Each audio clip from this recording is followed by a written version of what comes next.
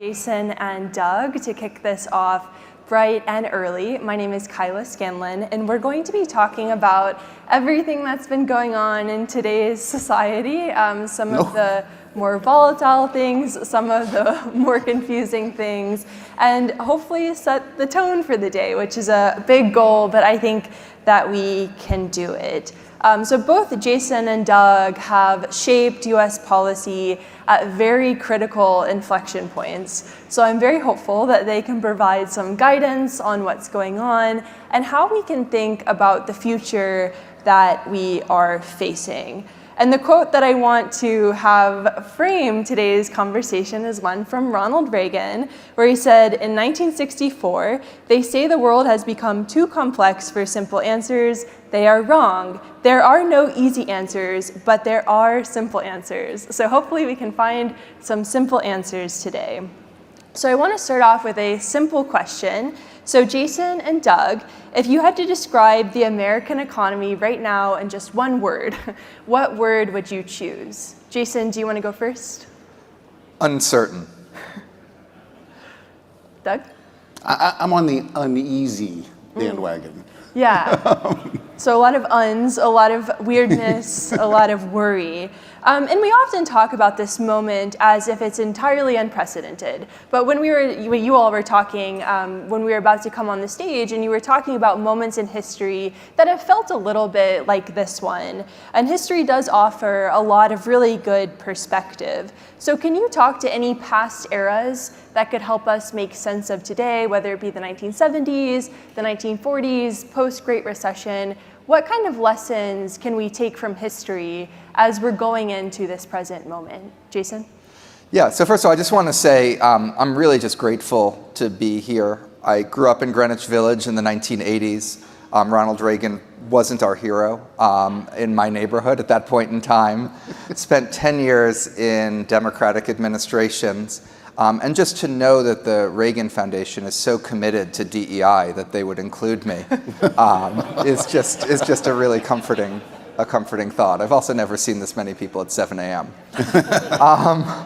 But to answer your question, Kyla, in terms of something like immigration, we're at a share of immigrants in our country that is the highest it's been for 120 years, when there was a lot of backlash to immigration. So in some sense, the populist era 120 years ago, which was not primarily about immigration, it was in part about actually the lack of inflation, because people were debtors, they owed money and they wanted more inflation, but it was about money, it was about inflation, it was about those sets of issues, about immigration.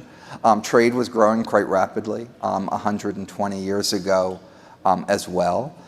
The difference is now the set of tools the federal government has are just much, much more extensive than they were 120 years ago. And the redefinition of the magnitude of those tools that can be wielded by the president without Congress is being contested, reshaped, and is still in our courts an open question right now. But we're dealing with issues of that magnitude and that type of realignment that we had back then. So I won't go that far back, but it does feel like to me the late 60s, early 70s, where the country sort of was uncertain about its future, didn't feel that it had a vision of how to go forward, very defensive international posture, both from a security point of view, but also economically. OPEC was out to get us. We didn't know what to do.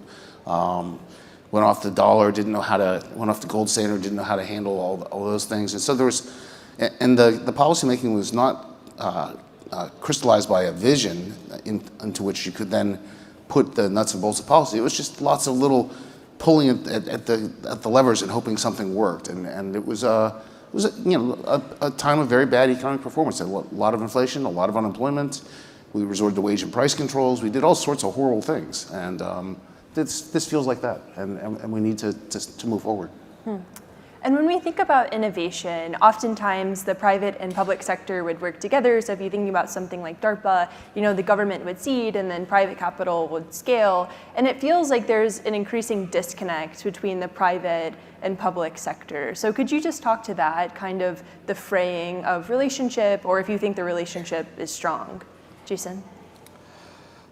I'm trying to think, Kyla, if I agree with the premise of your question. I mean, the Biden administration did rhetorically even more, but in substance quite a lot of industrial policy. And that very much was the government, for better or worse, getting very involved with the private sector, whether that was directing activities through grants, through tax credits, and the like. I think you could interpret tariffs, possibly charitably, as an attempt to do that as well. Certainly the sectoral tariffs are the government getting involved in sectors, whether that's the auto sector at some point coming forward, pharmaceuticals, semiconductors. Movies. And movies, the movie industry, all important for national security. And so, if anything, there's a thing called neoliberalism. I don't totally love the term, but it's evidently continuity from Reagan through Clinton, possibly as far as Obama. And that I think was a bit skeptical of the government being involved in industries. And I think there was that skepticism running through those presidencies. But for the last 8 or 9 years, I think that skepticism has been out the window. I think it's even more dramatic than that. I mean, we've talked about what's more dramatic than out the window? It's both the, I think, Democrats, your fault, and now it's all your fault, but we'll go on to that. No, but now the right wing of the Republican Party have lost any faith in the capacity of the private sector to deliver a good life to Americans, and there's this deep belief you must use the power of the state to obtain the objectives. Big use of it on the left under Obama, and now you're seeing it with the Trump administration, and that to me is one of the most disappointing things about this era, is that there's no belief in the private enterprise, the capacity to deliver economic growth, productivity growth, higher real wages. All good things must come from the government, and that's how the problems are framed. And because they're framed that way, we get bad answers. And how do you think we can reframe it, if that's necessary? I think once it doesn't work, people will be happy to reframe. I think we're in the middle of that, to be honest, but it hasn't played out entirely. You think so? Yeah. Yeah, what makes you think that we're in the middle of something like that? Because there's no coherence in either party, right? They haven't, this is not a vision so compelling with a proof of a concept that everyone's willing to sign on either side. So both parties are struggling to figure out who they are and what they believe in. I think that's characteristic of these transition points. Yeah. And there's, we were talking about this in the green room, sort of this balance between good politics, good policy, and good economics. And sometimes all three of those don't really align. And so it's sometimes difficult to... Really? Yeah. Sometimes difficult to convince the public of a certain type of policy that might be necessary. And so what do you all see as the sharpest tension between what policymakers are trying to do versus what they should be doing right now? I mean, trade is the place where there's probably the biggest disconnect between the set of things that economists know and understand related to concepts like comparative advantage, like trade deficits aren't a measure of a country being taken advantage of and aren't some type of loss or negative you want to get rid of, and a set of public perceptions around trade. Within trade, I think something that economists need to be better at, and I might even include myself in that, is distinguishing what is big and important and really matters from what are smaller symbolic things that help either address real issues or keep the public on side. So when I think of 10% tariffs on every country in the world, that is, to me, relatively big and consequential. Don't think it solves some public purpose, and in fact, I think it will result in higher prices that will not keep the public on side. When you think of China, first of all, there's a set of legitimate issues around national security where it's worth paying a price in order to accomplish your national security objective. I wouldn't fool ourselves into thinking that protecting ourselves from China will make us richer, it'll make us poorer, but it might make us safer. And that might be a trade that is worth it. But second of all, there's certain things that are symbolic and smaller and might actually matter and see people fighting for jobs. And so what the Biden administration did more Buy American than previous administrations had. I personally didn't like it. I personally was critical of it. Do I think if you did a cost-benefit test of the political benefits of it relative to the economic costs, it might have passed? It might well have passed, because I don't think the economic costs were that large. That being said, I like to whine even about small economic costs. I think that the big disconnect is the obsession of both the past two administrations on manufacturing, and the sort of fairy tale that is told about the demise of American manufacturing, as if somehow this was taken from us by evil foreigners, and so that's the thing we have to fix.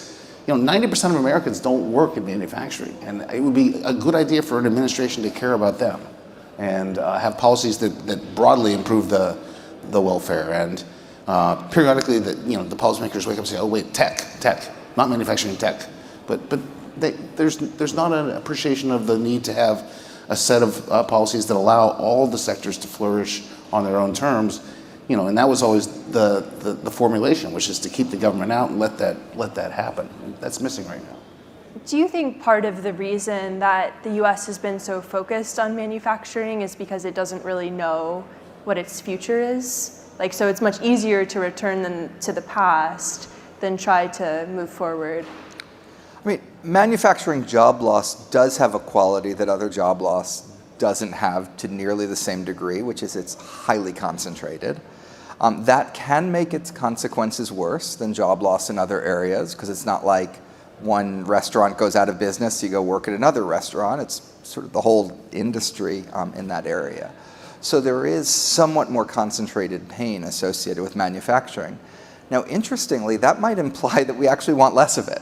That's not a great thing to employ lots of people in, because it's actually in some ways a quite risky industry for the consequences it has for people in the way that others aren't. I think part of the manufacturing thing is a fetishism. I mean, I once testified to Congress, and a member of Congress was basically trying to argue to me that you shouldn't count services as part of GDP because they didn't weigh anything.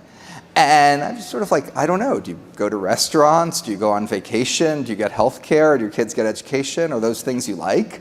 Maybe if they're things you like and are valuable, they should show up in GDP. And it was sort of no, I want the stuff that weighs stuff to be what is in GDP. So part of it is that. Part of it obviously is the political system that magnifies the power of certain states. And I think that'll be interesting for the Democrats. In some sense, they're thinking right now, we just gave tens of billions of dollars to various pension funds in 2021. Those unions didn't endorse us. Maybe we don't want to do payoffs for unions and try to go through the Rust Belt states. Instead, appeal to places like Arizona and Florida. And by the way, you don't appeal to them with manufacturing. So there might be some changes, there's some people rethinking all of that, but it's a combination of both reality and political mythology. I'll stick with that. He said everything perfectly. That's good to hear. So I grew up in Kentucky, and there is a lot of trouble in the middle of America. Now the Wall Street Journal had a great article talking about the college towns that are disappearing. And of course, it's a very important area for the government, for politics. So what do you think we can, what should middle America be focusing on as we think about potentially shifting away from manufacturing? How can we think about reviving the middle of the country? So first of all, I don't buy the premise that it's the middle of the country. If you actually look at the state-by-state data and group it into census regions and look at decline in manufacturing as a share of output, manufacturing as a share of employment, the middle of America didn't do worse than everyone else. That's just how it's been framed. So that's sort of point number one. I think grounding this in the facts would be a healthy step forward. Number two, the fundamental problem everywhere you find one of these areas that just cannot revive itself is education and skills, period. And the most distressing thing to me about where we are right now, the things we talk about on campaigns, the policies we worry about, is they do not address at all the absolute failure of the American K-12 education system and the fact that we are not equipping the next generation to compete in a competitive global economy. Period. It's just like we measure it, we put out the test scores, we've watched them stagnate for a decade at levels where a quarter to a third of 8th graders are seriously deficient in math and reading, and doesn't come up in any of the policy discussions. And then we have the pandemic and it gets worse, and we're still not doing anything. And we're not going to solve problems like that until we decide to equip our citizens with the ability to solve problems. A little bit more worried about some parts of the country than Doug is. I agree with your answer being part of it, and the rest of the answer I'm genuinely not sure. If you look at men between the age of 25 and 54, in the early 1960s, virtually all of them were in the labor force. Virtually all of them were employed. And it's fallen over time, and now it's more like 85% of them are employed. And if you look at that, it's just very, very concentrated. And it's very concentrated in a region that sort of roughly overlaps with Appalachia. And so there's a lot of places that really have been, and maybe it's not due to manufacturing, I'll look at those data, Doug. But there are areas that have genuinely been hollowed out, that have very serious employment problems. Now, what I do know is that people-based policies are great.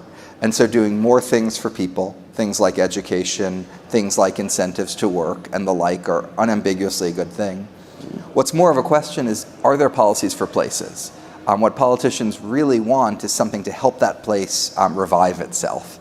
And economists have always been very skeptical of that. We think they don't work. We think to the degree they do anything, they benefit the landowners in that area, not the people in that area, that they end up getting distorted by the political system. I don't have a better answer, but I don't love not having an answer to the question. I also don't love the idea of mobility as the only answer, because mobility might hurt the place that people are leaving from. It might even hurt the place that people are showing up at, even if it helps the person doing the moving. So to me, that's an important open issue, is there something you can do at the level, of a place, not just at the level of people. Interesting. And it seems like one of the big issues that I think everybody has been sort of circling around is trust in institutions, and getting people to trust that institutions have their best interests at heart, or at least can help them. And so, as economists, how do you think that you can re-engage the public, considering this level of skepticism that they have towards policy and economists in general? You're asking two economists about faith and trust. Yeah. We need more coffee. I mean, I'm at Harvard University, and we're having a set of issues these days. You can be around people, and they can talk about, isn't it terrible? There's all these ignorant people out there, and they're listening to Joe Rogan, and they're ignoring vaccines, and they're taking horse medicine to solve their diseases, and et cetera, et cetera. And my response to that is, there's two parts to this problem. One part is there's a set of people who really are listening to the wrong people, really are falling for misinformation, and that's a problem.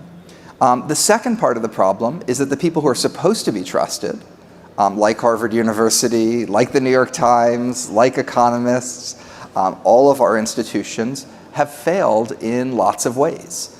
We have, done things, in the list that people have of things like the lab leak theory, the COVID masks, which at first didn't help prevent COVID unless you were a health worker. Then they were absolutely necessary. The way in which, like the Hunter Biden laptop, all these different things. But I have a list like that in economics too, where I think economists have had, a thumb on the scale for certain things. Have, on immigration, you'll read economists who say, like, immigration hasn't really gone up, And it's gone way, way up, whether that's a good thing or a bad thing, but just people can see some set of facts in front of them, and if you deny it. So anyway, I think part of the problem is that elites basically haven't been telling the truth to people to the best of their ability. Part of the problem is that people fall for all sorts of dumb stuff.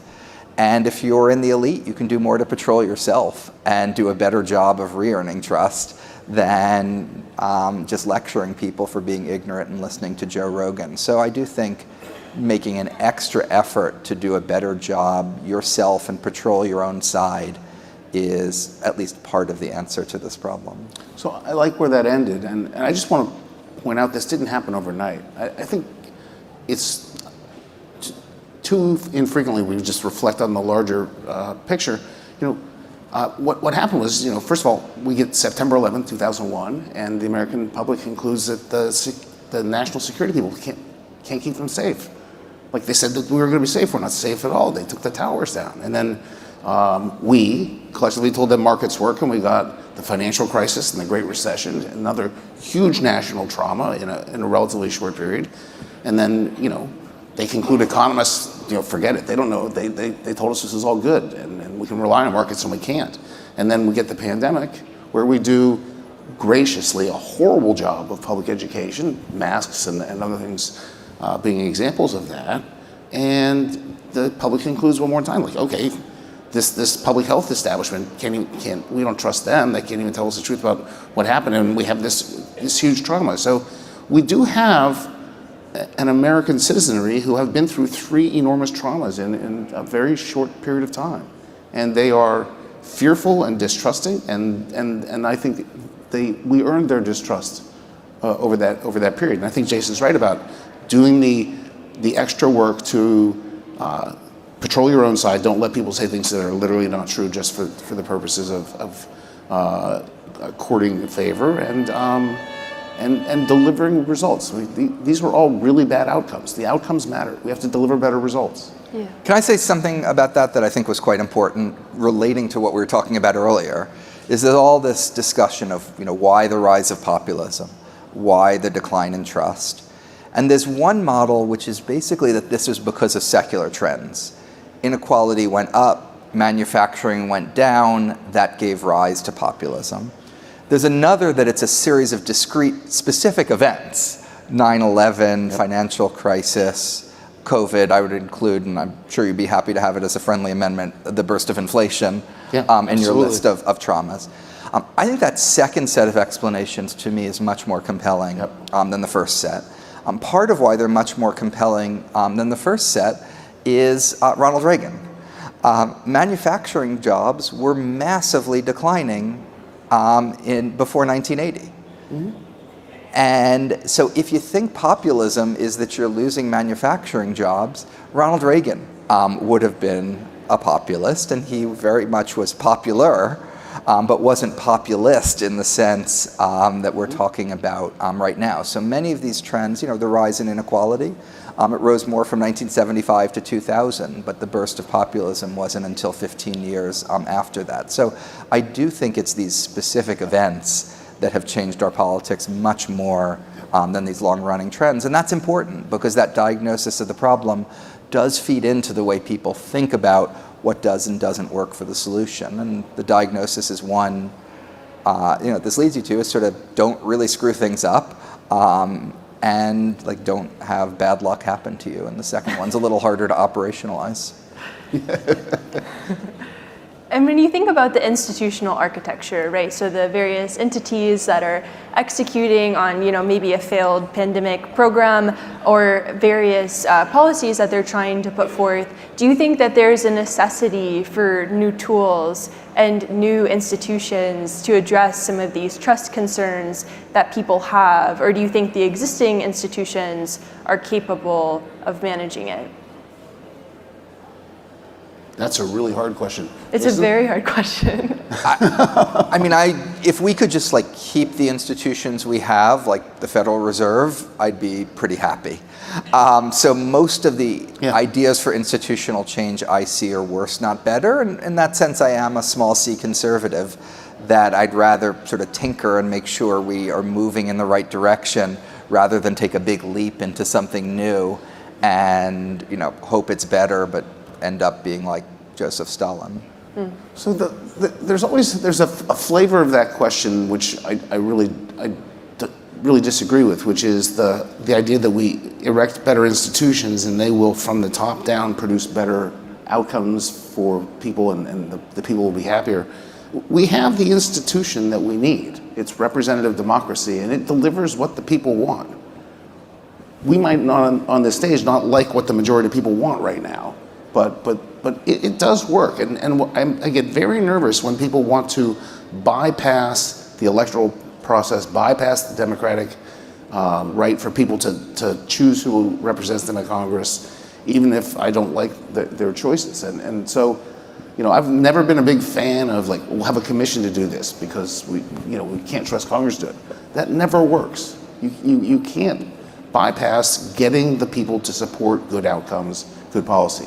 I have basically felt that I have dedicated my adult life to the notion that good policy should be good politics. And that's just really hard, and I've never accomplished anything. But you have to do that. You have to do it that way. I do think there's you can say the people, but then the question is who decides what the people think. And that's a big issue right now with independent agencies. For example, is it the president decides what the people think and tells the agencies what to do?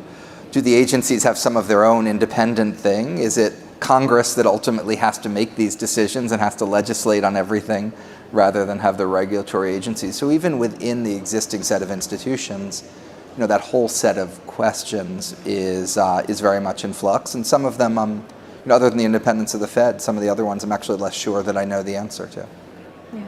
And this will be the final question for this panel, and it's another kind of hard one, but what do you think the most under-discussed risk is right now? So we have it feels like every time we open our phones, there's a new headline about something. So what do you think is one of the biggest risks that we're facing that we might not be considering very closely, or you don't think that we are? Well, the one I would have said we weren't paying attention to until very recently was the federal budget and the fiscal outlook, which I believe has been harming this country's ability to progress for 2 decades. In the 20th century, in 60 to 2000, whatever you might have thought of the year to year, on average, deficits were 2% of GDP, 2.2%. We ended the 20th century with a balanced budget. There was relatively tight fiscal policy and there was better trend economic growth. The 21st century, we've averaged over 5. The debt has only gone up relative to GDP. No one has cared. In the 20th century, when you had a big emergency, the debt went up, but then it went back down. We don't clean up in the 21st century, it just goes up. And we've had 1 percentage point, poor trend economic growth, and I don't think those are unrelated. And I think people were not appreciating on a year-to-year basis what we were giving up in the way of the capacity to raise the standard of living by just not doing our job at the federal level. So let me, for the record, say I agree with Doug, although if you're at a 9 out of 10, I might be at more of a 6 out of 10. And I think part of the problem is that it chips away at your growth year after year, as opposed to we're going to wake up and our lives are dramatically transformed because of it. And in part, that's why we have the rising debt that we have. Yeah. Because if it just chips away in some way, you don't end up noticing it. Yeah. It's not like it's an under-discussed or at a left field idea. But if China invaded Taiwan, the consequences of that would be high up on the pantheon of events of the last quarter century that we discussed before, in terms of the magnitude of economic dislocation, the magnitude of geopolitical dislocation, and fallout for decades to come. And so you don't wake up thinking about it every single day because it's not in the headlines every single day, but that looming in the background is just utterly terrifying to me. Okay, well, a great way to end the panel. Can we say that AI, though, is terrific and is going to save us from all these problems, maybe even the debt? That would be amazing. Well, thank you so much, everybody, and thank you so much, Jason and Doug, for everything that you've done and for sharing your time and your knowledge on stage today. It's been wonderful. Thank you.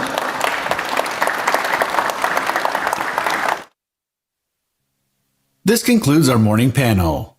Please proceed to the lower level of the Air Force One Pavilion for breakfast and our opening panel.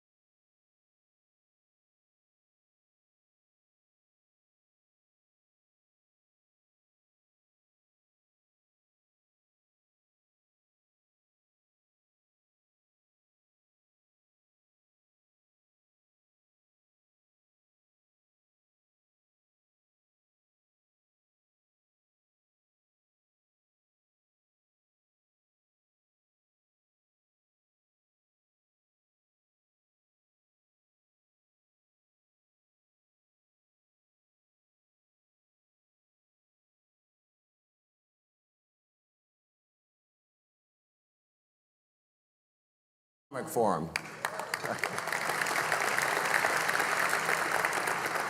We extend our special thanks to our sponsors and investors whose support and advice has made the National Economic Forum possible. And for those of you who have traveled to be with us, whether from across the country or across town, which actually with LA traffic, they both take about the same amount of time these days, welcome to you all. Some of you have joined us here for the Reagan National Defense Forum, which over the years has become America's premier bipartisan gathering devoted to an America of future of peace through strength.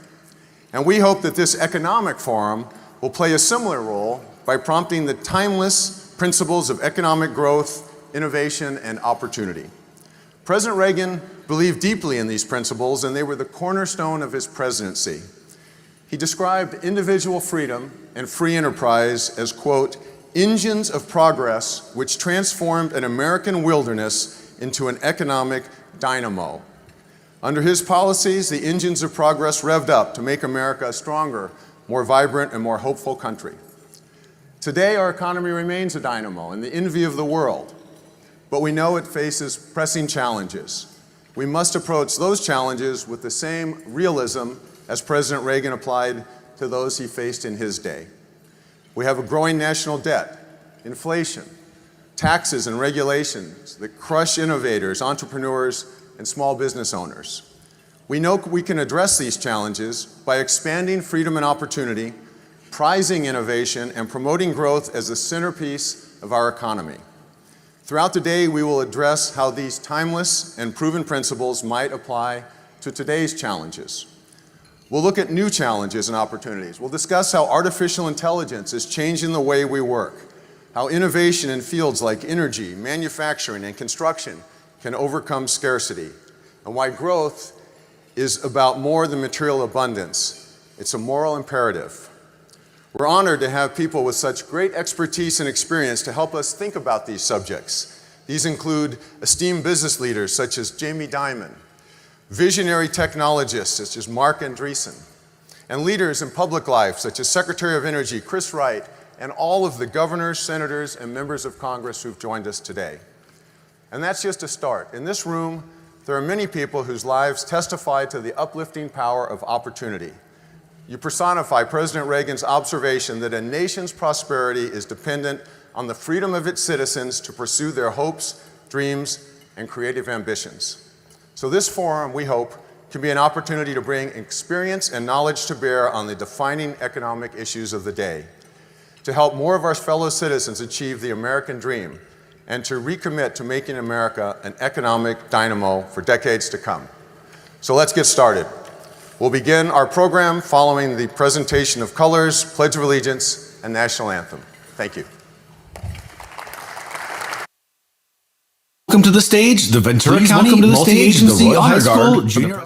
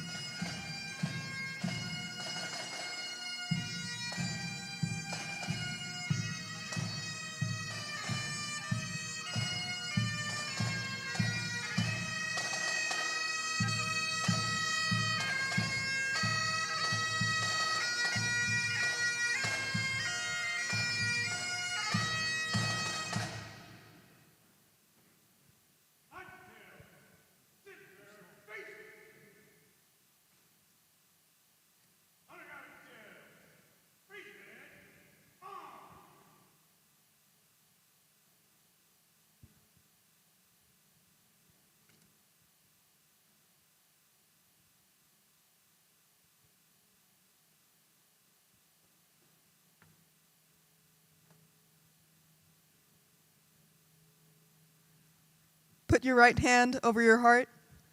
Ready, begin. I pledge allegiance to the flag of the United States of America and to the republic for which it stands, one nation, under God, indivisible, with liberty and justice for all. Thank you.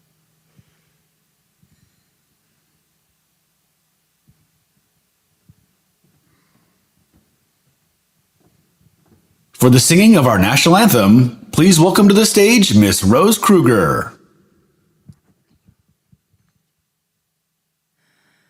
Oh, say, can you see by the dawn's early light what so proudly we hailed at the twilight's last gleaming, whose broad stripes and bright stars through the perilous fight o'er the ramparts we watched were so gallantly streaming, and the rocket's red glare, the bombs bursting in air, gave proof through the night that our flag was still there. Oh, say, does that star-spangled banner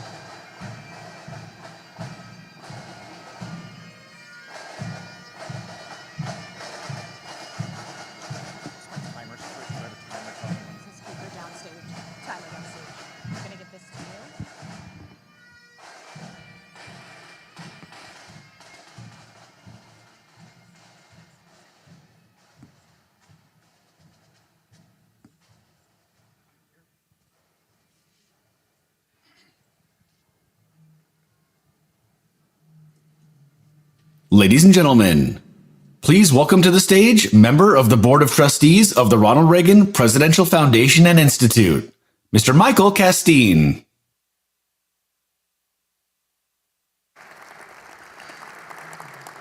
Thank you. Good morning. Nothing like some bagpipes to get your blood flowing. So my name is Michael Castine, and it was an honor for me to work in the Reagan White House and an honor to be serving as a trustee of the Ronald Reagan Presidential Foundation and Institute. What a convenient time to host an economic conference. Welcome to Death and Taxes. So we're diving straight into the deep end this morning with an important and timely discussion on entitlements, tax policy, demographics, and the long-term U.S. fiscal picture. The United States is on the hook for tens of trillions of dollars in unfunded liabilities. Deficits are enormous, the working age population is stagnating, and American families are having fewer children. Can we pay for it? If so, how? If not, how can we right the ship before it's too late? Fortunately, we have a stellar panel of leaders and practitioners to help us think through these questions this morning. Gary Cohen is the vice chairman and served as assistant to the president for economic policy, director of the National Economic Council, and was a president and chief operating officer at Goldman Sachs. Jerry Parsky, my fellow Reagan trustee and a former assistant secretary of the Treasury, founder of Aurora Capital, Princeton trustee, and former head of the California Regents. And with us is Jason Smith of Missouri, the chairman of the House Ways and Means Committee. As you know, he played a pivotal role in shaping and advancing the One Big Beautiful Bill Act. I think he is more proud to be a fourth-generation farm owner in Missouri. Moderating this conversation will be Neil Irwin, the chief economic correspondent of Axios. And so, ladies and gentlemen, without further ado, give these panelists a great big round of applause, and we'll kick it off in style.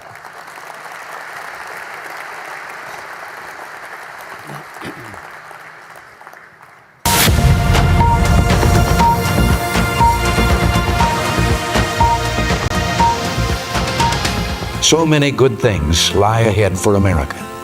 And yet, all our progress, all the good we've accomplished so far, and all our dreams for the future could be wrecked if we do not overcome our one giant obstacle. The simple truth is, no matter how hard you work, no matter how strong this economy grows, no matter how much more tax money comes to Washington, it won't amount to a hill of beans if government won't curb its endless appetite to spend.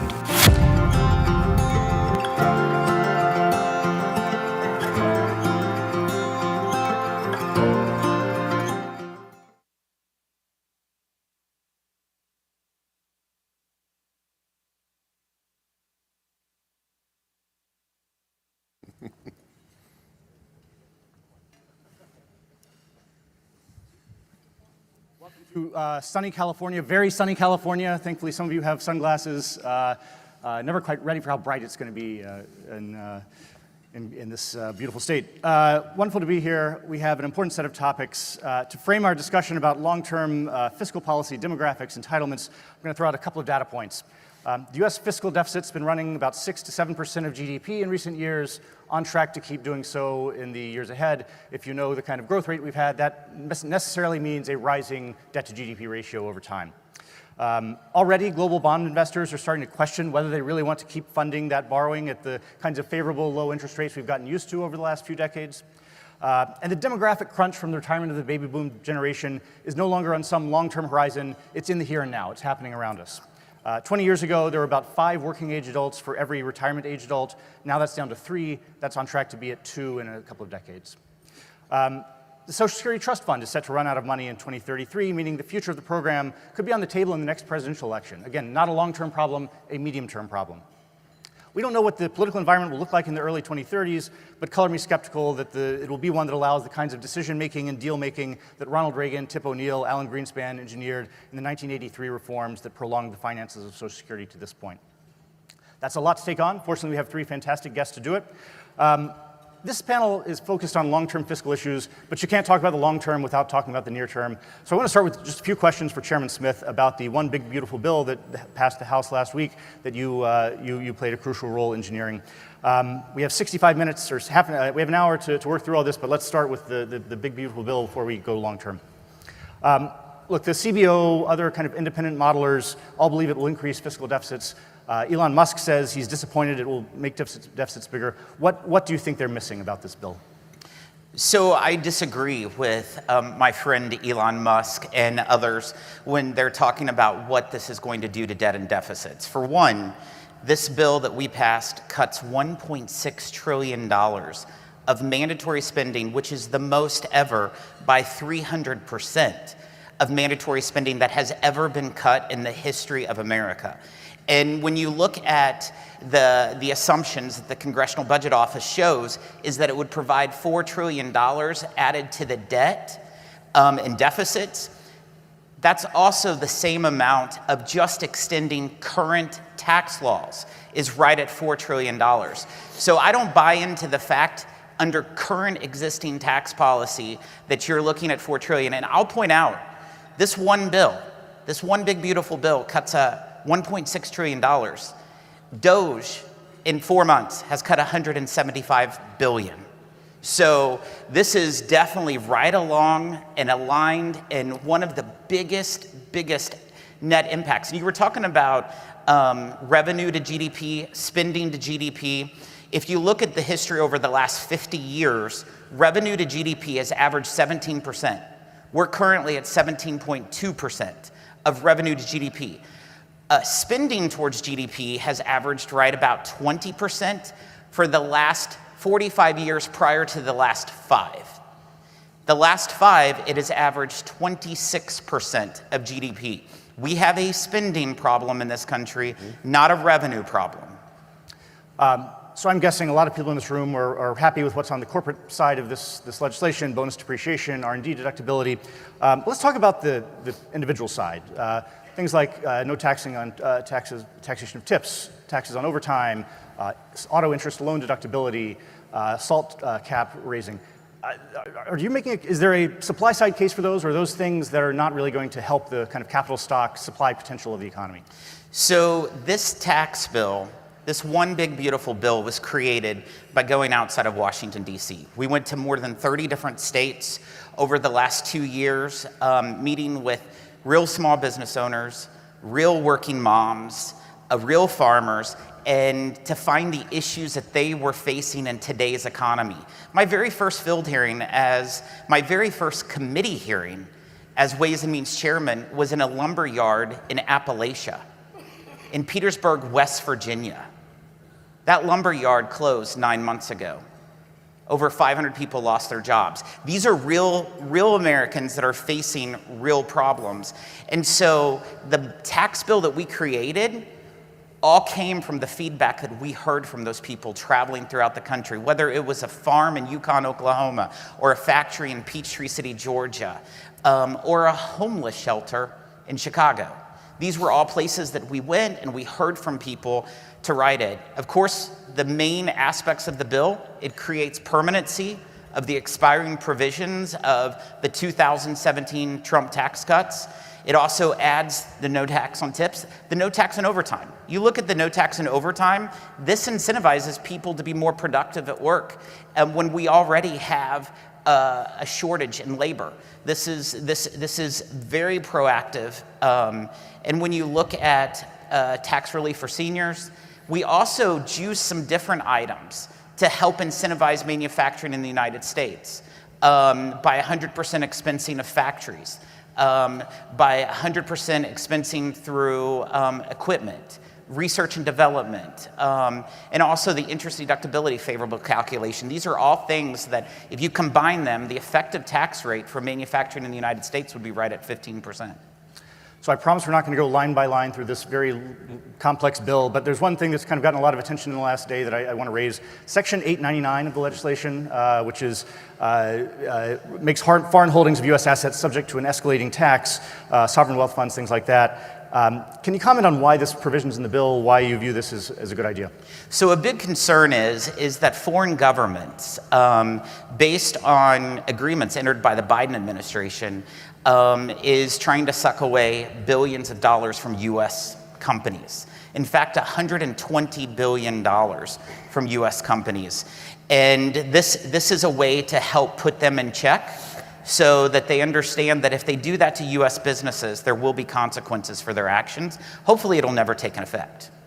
And the worry is that this will dissuade, this will disincentivize foreign companies, entities from investing in the U.S., possibly even treasury bonds. Is that a valid fear? Is that something we should be worried about? I think you have to look at everything, but it's a valid fear of $120 billion of U.S. profits from U.S. companies being illegally taken. For example, when you look at Pillar 2 with OECD, they don't even recognize R&D expensing in our tax code. We're the first country in 2017 that created a global minimum tax. They don't even accept our global minimum tax. That's completely unfair. So we're being punished for actually following what they're trying to do. The fact that the Biden administration agreed to this is beyond me. One last question for Chairman Smith, and we'll broaden the conversation. The legislation is moving to the Senate. What do you see as the path forward from here for actual passage? Are there any bright lines from the House that you would tell your Senate colleagues to not mess around with? So we've been working hand in glove with Chairman Crapo, Leader Thune, throughout this entire process. I think when you look from the tax perspective, 90 to 95% will stay about the same, and you'll see some minor changes over there. We have a delicate balance. We could only lose 3 seats in the House of Representatives to pass this bill. We passed it 215 to 214 and 1 present. That's as close as you possibly can get. The Senate can only lose 3 votes. They have a 53 majority, and so when I started in the House, I figured that we were losing 2 before we started. There was 2 people that you just couldn't get there. We lost those 2 people. The Senate, I think, is the same way. There's 2 senators that regardless of what you do, they will always vote no. And so you can only lose 1 in both chamber in order to pass it. So you have to thread a very delicate needle, and you got to use balance. Some of the sticking points within balance is the state and local tax deduction. We had to use balance there because we had to make sure that it was a good common ground with our friends in New York, New Jersey, and California. We have members in our conference that was pushing me to eliminate any deduction, not even $1 for state and local tax. And then you have others that was asking for unlimited. And so just creating that center ground, I would encourage my counterparts, don't be too drastic. Be very balanced, and I think they have to be balanced with the makeup of the Senate. So Gary Cohn, you were in the White House. You played a big role shaping the original TCJA that this extends. What do you like? What are you less enthusiastic about in the big, beautiful bill? So, look, what I like the most is we are extending the current tax law. I think the horrible outcome would be to have gone through this 8-year period where we simplified the tax code. We made ourselves much more competitive in the world. We lowered rates. We reached all the objectives that we set out to in 2017, and then have them all expire 8 years later. The volatility of that would just be unsubstantiated and would not make any sense on the personal side or on the corporate side. Although the corporate wouldn't change, there would be the trickle-down effect. So the fact that Chairman Smith and his committee understand the importance of predictability and continuity of what we put in 8 years ago, I think is very, very important. So overall, you like what's going on. I think the chairman also brought up a really, really important topic, and if you take nothing else away from here, I think this is the important takeaway. There was a lot of discussion in 2017 when we wrote the legislation, people talking about it being a giveaway to the rich. This is a tax break for the rich. And the chairman gave you the numbers. Our tax collections as a percentage of GDP actually went up with the new legislation. And that is the important piece. What's happened on the deficit side is our spending And this really, you could talk about COVID, and you could talk about the need for the federal government to get involved in COVID. And I think many of us in this room would say this is exactly when the federal government should get involved and should spend money, as when we're going through a pandemic or a national crisis. But once the crisis is over, the government has to remember what steady state run rate looked like prior to the crisis or prior to the pandemic. So the tax revenue side of what we did in 2017, and what Jason and the committee is doing, continues to make enormous amount of sense. The real issue is on the spending side, and I think that's where people have to understand what steady state run rate looks like going back to let's go to 2019. So is seeing this legislative process making you nostalgic for 2017, or are you glad that you're a long way from the West Wing right now? Both. I mean, both. What we did in 2017 was almost nothing short of extraordinary. We were told we couldn't get it done. We were told it was 32 years since, we're sitting here at the Reagan Library, so we were told it's 32 years since tax reform had been done. It's impossible to get done. It's very difficult to lower rates. It's very difficult to move the corporate taxes. It's very difficult to touch many of the,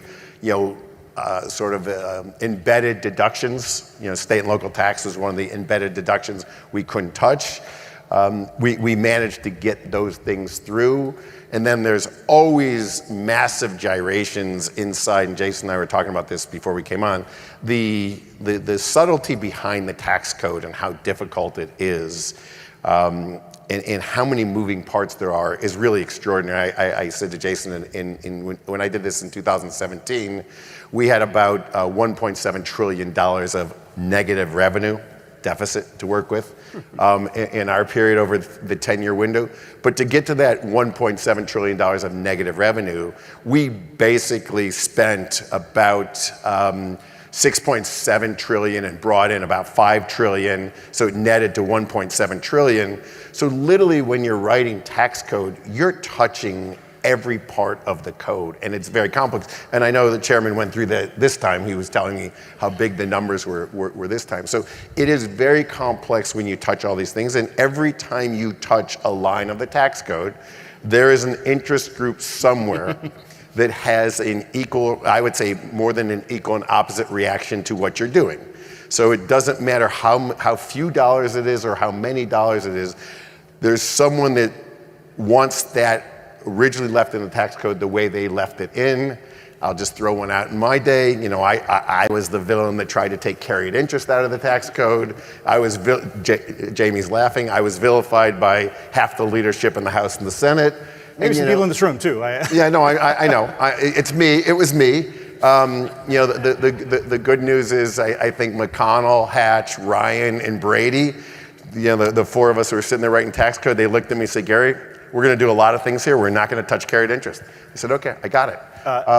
So there's things like that you just have to deal with. So as we go to Jerry Parsky, if you'd like to have a question, go into the app and click on this panel, and you can put in a question. I'll have it on the pad, and we'll layer those in as we proceed.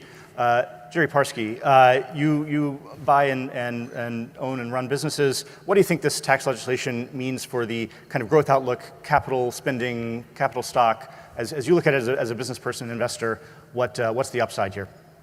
Well, I start with the proposition, having been in the government and now, as you say, look at from the corporate standpoint, and I look at President Reagan's directive. Bipartisanship is something that's critically important. Winning tax bills by one margin is not bipartisanship. We need that. I think we need a tax code that is simpler and that is more pro-growth oriented. Growth can address many of the issues. We can talk a little bit about what we've seen in California. California is a big part of the economy today and going forward. And we set up a commission to deal with the tax reform as well as public pension reform. We can talk a little bit about that. But from my standpoint, observing, I think this is a time we're edging toward crisis, and we got to be careful in that context on the economic side. Markets are very volatile. When you're overly dependent on the personal income tax, it's the most volatile form of tax. And businesses can't plan. Investors can't hesitate on whether they should buy or sell companies. So we have to step back. I'm not sure a big, beautiful bill that guarantees somebody will object to this or somebody will object to that will get us there, but it's better than doing nothing, as long as it's oriented around minimizing the reliance on the personal income tax. You need to broaden the base and be able to predict so you can budget carefully. I mentioned earlier that there are some signs that global investors, bond markets are a little jittery about U.S. assets. We've seen this pattern where in turbulent moments, the dollar falls, yields rise. How worried are you about the bond market and the ability to keep sustaining these deficits going forward, Jerry? Well, I for one, and I'd be interested in Gary's point of view too, I'm not as concerned about the bond market. In one sense, increased borrowing delivers interest payments to those that own the debt, and the people that own the debt are about 2/3 here, based here, 1/3 abroad. And so I'm less concerned about that than I am about this wide swings in volatility, which I think can cause real economic problems soon. Gary, is something changing in the capital markets we should be nervous about? Well, if you want an unpredictably wide swing in volatility, have a failed debt auction in the United States. So I think they're highly correlated to each other. You know, the interest rates market, or the risk-free interest rate market, as we like to believe it, U.S. Treasury market, drives a lot of underlying investment in the world, not just in the United States. And you know, the reality of it is we have the most robust debt market in the world until we don't. And the way the system's set up, it's set up with, I'm not going to go into the primary dealer system, the auction system. There's a lot of checks and balances in the way that we sell debt in the United States, but it's not a foolproof mechanism. You know, if there lacks interest from foreign investors and there lacks interest from U.S. investors, and people don't think it's an adequate risk-adjusted rate of return, rates will move out dramatically and dramatically quickly. And one or two auctions later, you can be in a completely different system. And then when the government gets to a point where it can't efficiently finance itself, we have a completely different position. And when we're there, it's almost too late to deal with it. Chairman Smith, how much does that set of worries kind of hang over you and your colleagues as you're writing these bills? It's one of the biggest conversations, especially with our debt and deficit hawks. When you look at the fiscal health of the nation, that's your number one criteria. Unfortunately, we've been at a deficit spend the majority of the last 70 years. I think 4 years, we weren't at a deficit spend, but other than that, every year has been a deficit spend. And so looking at the revenues coming in versus the expenditures, it's very crucial on the economic outlook of the viability of our nation. So there's this old Herbert Stein line that if something can't go on forever, it won't. The question is, this deficit trajectory the U.S. is on, what is the forcing event that makes it mean it won't go on forever? Does this come to a head, and can it be done without a crisis, Gary? So look, I agree. I don't think this goes on forever. And again, the chairman mentioned this in his opening line. We've got another major event coming up in, let's call it 2033. We're looking at the report on Social Security Trust Fund. Right. Social Security publishes numbers every year to how the fund's going to work and when they're going to run out of money. The one thing we know is they will run out of money. What does that mean? That means by law that they curtail, they drop payments back down to a level where they can make sustainable payments based on the money that's in the fund. It means automatic cuts to Social Security recipients. Yeah, and right now they're about, call them 20+% cuts. If you model it out, you see 20% cuts in Social Security coming 2032, 33, 34. It moves around. It moves around by lots of actuarial data. my strong view is, and I'm sure I'm probably right on this one, I don't think there's an elected official in the United States that's going to allow anyone's Social Security check to be cut. So I assume we will find a way to try and deficit finance our way out of Social Security. And we're not talking about something that's far away. So you take the normal operating deficit that we have today, the the amount that we're funding, the interest on that, now start adding on top of that the whole Social Security trust fund issue. And that's when I think you run into a potential real problem. It's almost unsustainable. Now, I don't want to go off on a tangent, but the Social Security trust fund thing could be solved. It's a really interesting 80-year actuarial algebraic equation. When you have 80 years of present value to work with, it's not that hard to solve. Unfortunately, we need to solve it today and avoid getting to that date. I think it points out that there have been commissions established.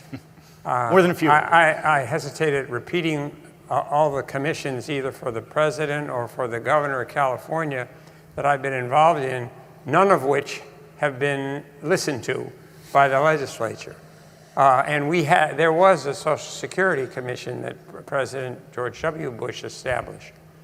Relatively straightforward recommendations relating to the retirement age, how you deal with the retirement age, how you accumulate the obligations that exist there. In terms of cost of living adjustments, no one would listen. Same thing happened. In addition to Social Security, California is going to bring to Washington, at least that's the prediction of some of us, the unfunded liabilities for public employees in California. The idea of unfunded liability, I'd never heard of such a thing until I got involved with the government. Unfunded liabilities. It's not in the budget. It's not brought forward. It's just a liability that's going to come due. And for public employees' benefits, we did an analysis, another commission, not listened to, but we did an analysis of the unfunded liability just for California. It was $118 billion in 2008. Now it's $290 billion.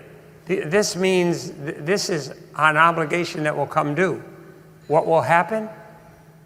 California is going to go to Washington and say, bail us out. A number of you in the audience probably remember, it ages me, but that's perfectly okay. New York City had a problem. 1975, came down to Washington. I was in the Treasury Department and said, we have a problem. You have to give us a guarantee or help us. George Schultz, who was a trustee here and a great friend of mine, said to President Ford, we shouldn't be doing this unless they get their house in order. Headline in the Daily News, President Ford to New York City, drop dead. That was the response we got. The same issue on public pension liability. It's going to be enormous. It and Social Security, the crisis will be coming. So Chairman Smith, how much awareness is there of this looming set of issues in Congress? Is there any appetite to start working, maybe not in a very public-facing way, but behind the scenes to work through possible solutions now? First off, it's extremely frustrating within Congress is that Congress tends to always kick the can down the road with all the issues. I just look back at this one big beautiful bill, for example. Since November, I have been pushing every moment that I breathe that we have to pass the permanency of the expiring provisions of the 2017 tax cuts, and we need to do it as soon. It took us to Memorial Day. And I had numerous colleagues that's like, oh, you can do it at the end of the year. The 27 million small businesses that don't know if their tax rate's going to be 43.4% or 25 to 28%.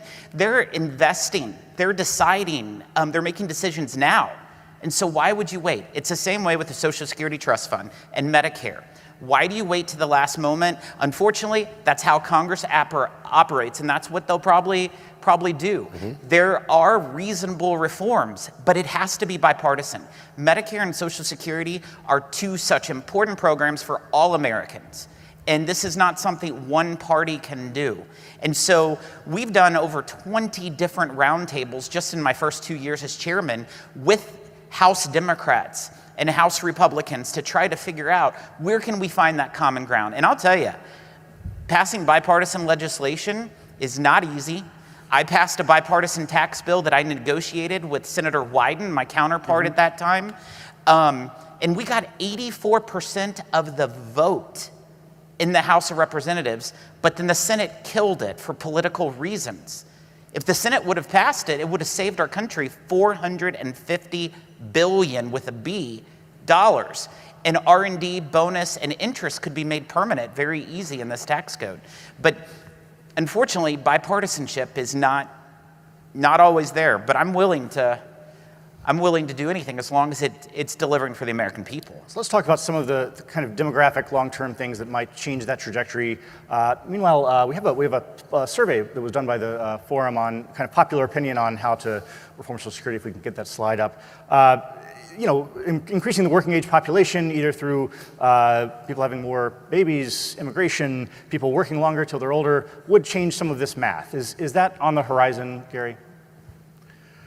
I mean, all these things are potentially on the horizon. I mean, they're all variables, right? The average work day, the average work week, family size, all of these things are definitely on the horizon. I'm trying to figure out what your chart says here. It says, views on preserving Social Security, raising taxes seems to win at the end of the day, seems to always be the path of least resistance. The issue we have here in this country on the tax issues, in everyone in this room is going to know what I'm going to say, we have an extraordinarily progressive tax system.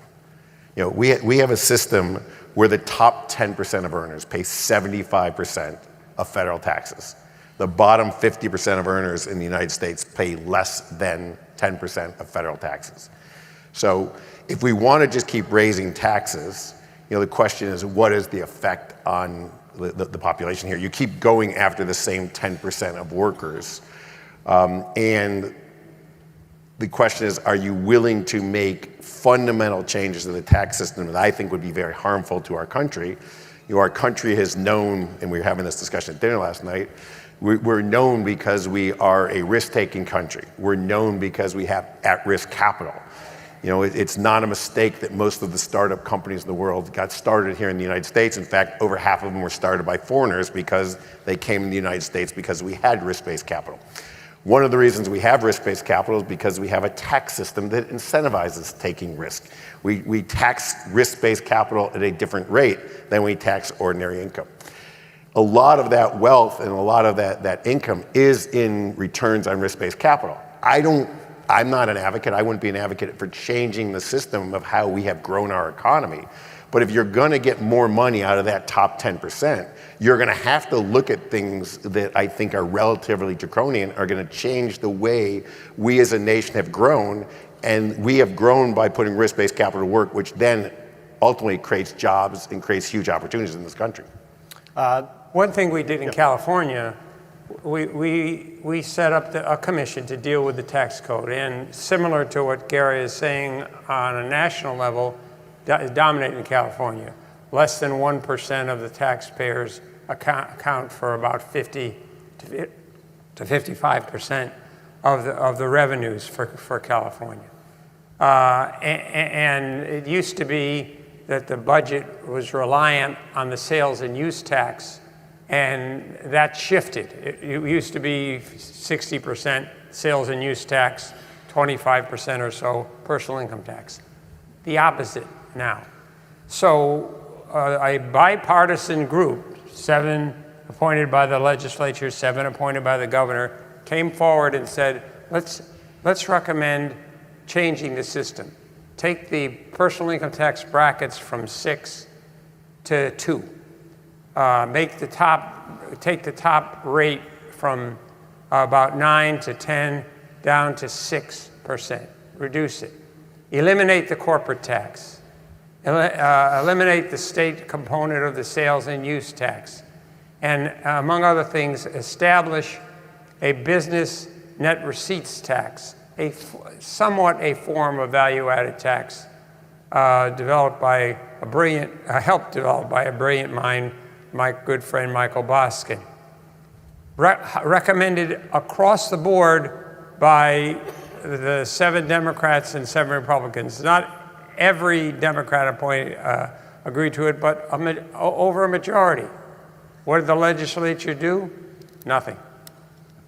I recommend that any commissions that were established to deal with economic policy require, in establishing those commissions, that a vote be taken by the legislature on each of the recommendations made. Don't let it be a staff-supported activity.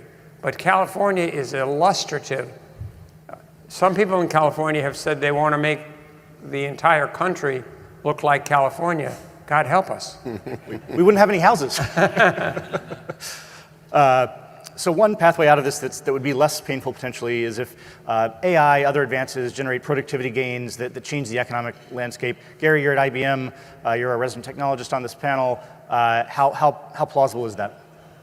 Look, AI is going to have a dramatic impact on the way we work, the way we run our businesses, the way we run our country. We're going to have, we are on the verge of having quote unquote digital workers today. So we are going to have machines that do a lot of the work that is being done by humans today. Now, the vast majority of that work, before anyone gets all excited, is work that has, high error rates, high turnover, high dissatisfaction. It's work that people don't like doing right now. So the digital workers will replace a lot of those people, and they will do the work very efficiently, very high job satisfaction and low turnover rate.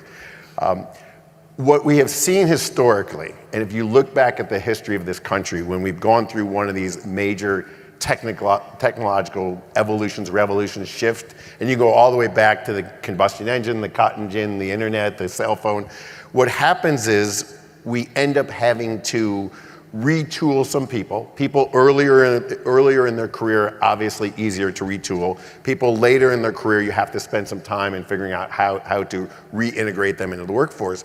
But what the history will tell us is as companies get more efficient, they just grow and they grow bigger. They grow substantially bigger. So the history of us bringing in disruptive technology into American businesses is that the companies get bigger, they get more efficient, they get more profitable, and in the end, they hire substantially more people. So, there is the situation where AI, at least right now, what it's best at is moving around words, numbers, coding, things like that, not, treating caring for an elderly person with dementia or clearing a bedpan. Is there a mismatch between the kinds of things that AI will solve for, make more efficient, make more productive, and the needs of a kind of aging society? Look, the AI evolution to robots, which is what you're sort of talking about, are we going to get into robotic? Are we going from digital workers, which are basically machines that can do work, to robotic workers that can do some of those, let's say, menial tasks or tasks that people don't want to do, low job satisfaction jobs? There will be a natural evolution that we will have robotic workers in some of these areas, which will create efficiencies. I don't believe, and maybe I'm wrong, I don't believe that you're going to go see a digital doctor anytime soon in your life. And in fact, if we're headed that way, this is one of the weird things that will come out of my mouth. That needs to be a regulated industry because the medical community is a regulated industry. I'm not a big regulator. Are you allowed to say that in the Reagan Library? But if the task is regulated today and it's being done by a machine, it should be a regulated task even in a digital world. So my view is, if we're going to go all the way down the edge of AI replacing, higher value added tasks, we're going to have to treat those tasks as they were done by human beings. And by the way, this AI revolution is leading to something that's even more interesting, which is all quantum computing, which we're less than 5 years away. When we get to quantum computing with AI, it's a whole nother leg up in technology. I saw, I don't know, Gary, you'd be closer than I am, but I saw a statistic that said by 2030, up to 30% of the hours worked could be automated. Could be. And if that is close, the tax system is something that will be looked at, but there are different ways to approach it. I, for one, wouldn't say that you could tax automation more. I don't think that's a good thing. Automation will improve productivity, profitability, growth. But there are other things. We could shift the payroll tax to some extent. You could fund your social programs out of automation. There are ways to look at it, but the tax system will be part of the discussion as automation takes over that kind of percentage. Sorry. I would just like to, just sitting here hearing this conversation, it just resonated with us being in the Reagan Library, a big quote of President Reagan when he viewed how the government viewed the economy. He said, if it's moving, tax it. If it continues to move, regulate it. And if it stops moving, subsidize it. And whenever you think about that, that's what we could do with innovation and AI, is if government gets too involved, they're going to destroy it. I agree. And we need to have a fair balance in anything. And that was what Reagan said decades ago. And I think it just really hits point right here. Yeah, look, on this whole issue of the tax code, like the tax code will evolve. But if we get more and more into a digital economy, it's not like all of our workers are disappearing. People are going to be buying a lot more hardware. They're going to be buying a lot more storage. They're going to be buying a lot more technology people. There are people that are going to be employed by this world. Sure. You can go back and how every one of you ran your businesses in 1990 when you had someone on your floor that printed memos, then put them in your mailbox to tell you to go to a meeting an hour from now. It sounds funny when you hear that, but we had that in my work life. Every floor of every office building had mail delivery service. Email comes and you no longer need someone to tell you where to go, but that person that was delivering that mail, they became a higher value added person. I think in this digital revolution, we are going to create just as many jobs and more jobs, and I think they're going to be higher paying jobs because the technical skill level you're going to need, whether it's your robots or whether it's your AI or whether it's quantum computing, the skill level is going to be higher, the pay level is going to be higher, and there's going to be plenty of income and corporate profits to tax. And there would be, I think, a big push for job retraining, and we can be committed to job retraining as part of a program.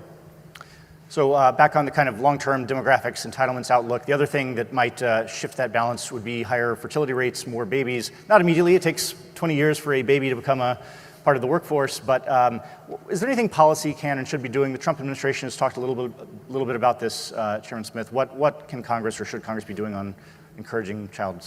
This is definitely a part of the conversation, but I would just revert back to a lot of those issues.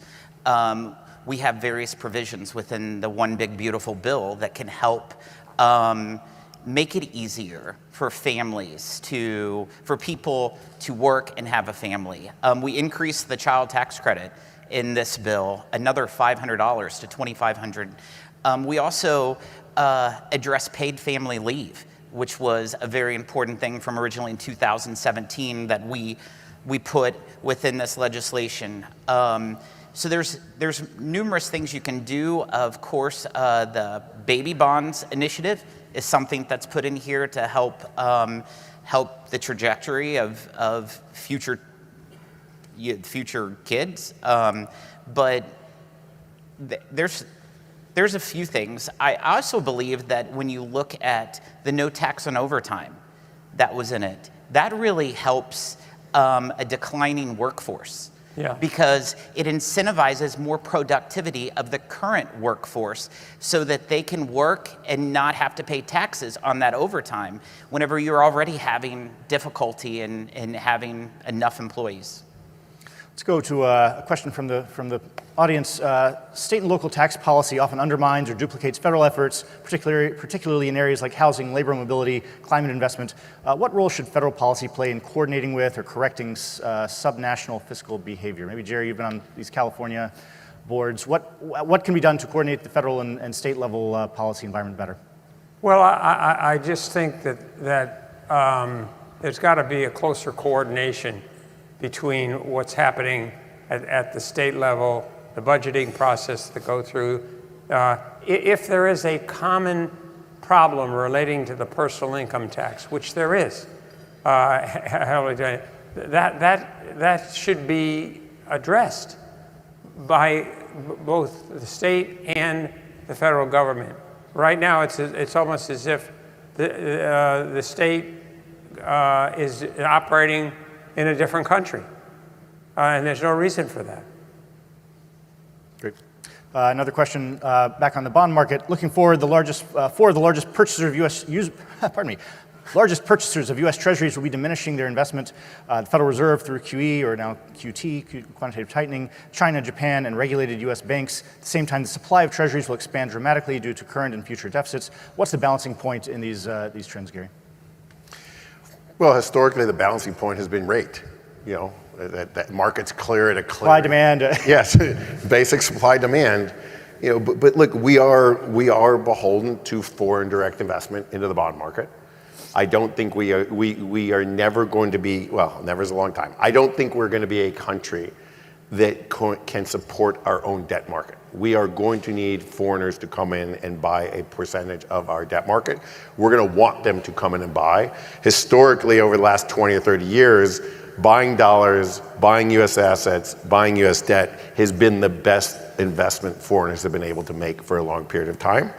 I don't think that's a bad place to be. We would want foreigners coming in and lending money to the U.S. government so we can continue to live our life. And I just think that's a reality that we're going to need foreign direct investment, both in our corporate world, but in our government spending as well. I think we have to be careful in that equation. I totally agree with what Gary just said, but I think we need to be careful on how trade policy fits in to this equation. And what are we doing in terms of undermining or potentially undermining, attracting foreigners, if you will, to do exactly what you are recommending? Chairman Smith, do you think of there being a tipping point on interest rates where the debt service cost gets so high that it requires kind of radical reform? Is that something on your radar? I think people should be very concerned. Before I was chairman of Ways and Means 2.5 years ago, I was the Republican leader of the House Budget Committee. So looking at debt deficits was my main focus. And I remember the interest expense that we paid just 3 years ago was right around $300 billion a year to service our debt. Now it's over $1.1 trillion to service our debt. So if members of Congress aren't focused on that expense whenever it's more than the defense budget, then they probably shouldn't be in Congress. I mean, is this a way in which we're lulled by the 2010s when interest rates were near zero for much of a decade and much higher debt burdens seemed plausible and manageable than they look like right now? Yeah. Is that right? All right, final questions on Social Security entitlements, demographics. What now? Does anything happen between now and 2032, 2033 when there's the risk of imminent cuts to Social Security benefits?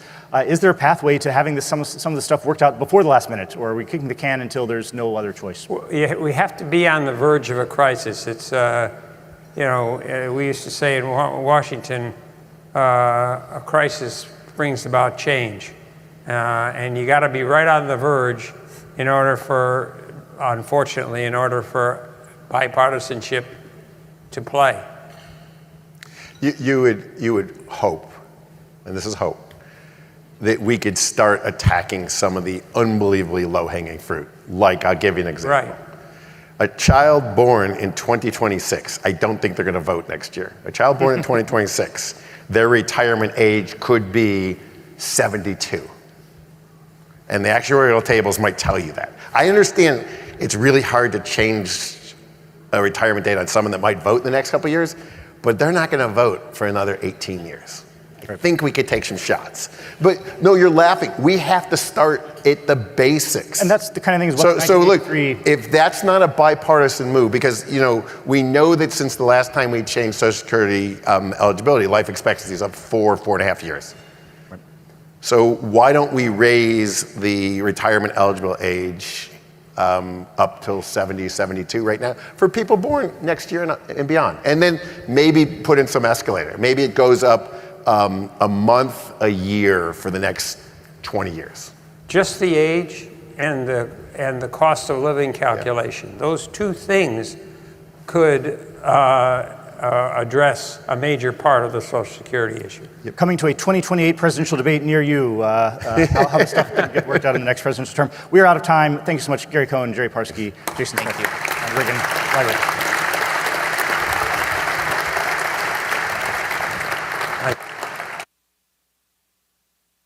Ladies and gentlemen, this concludes the panel. The Fireside Chat featuring Mr. Jamie Dimon will begin in 10 minutes in the Presidential Learning Center.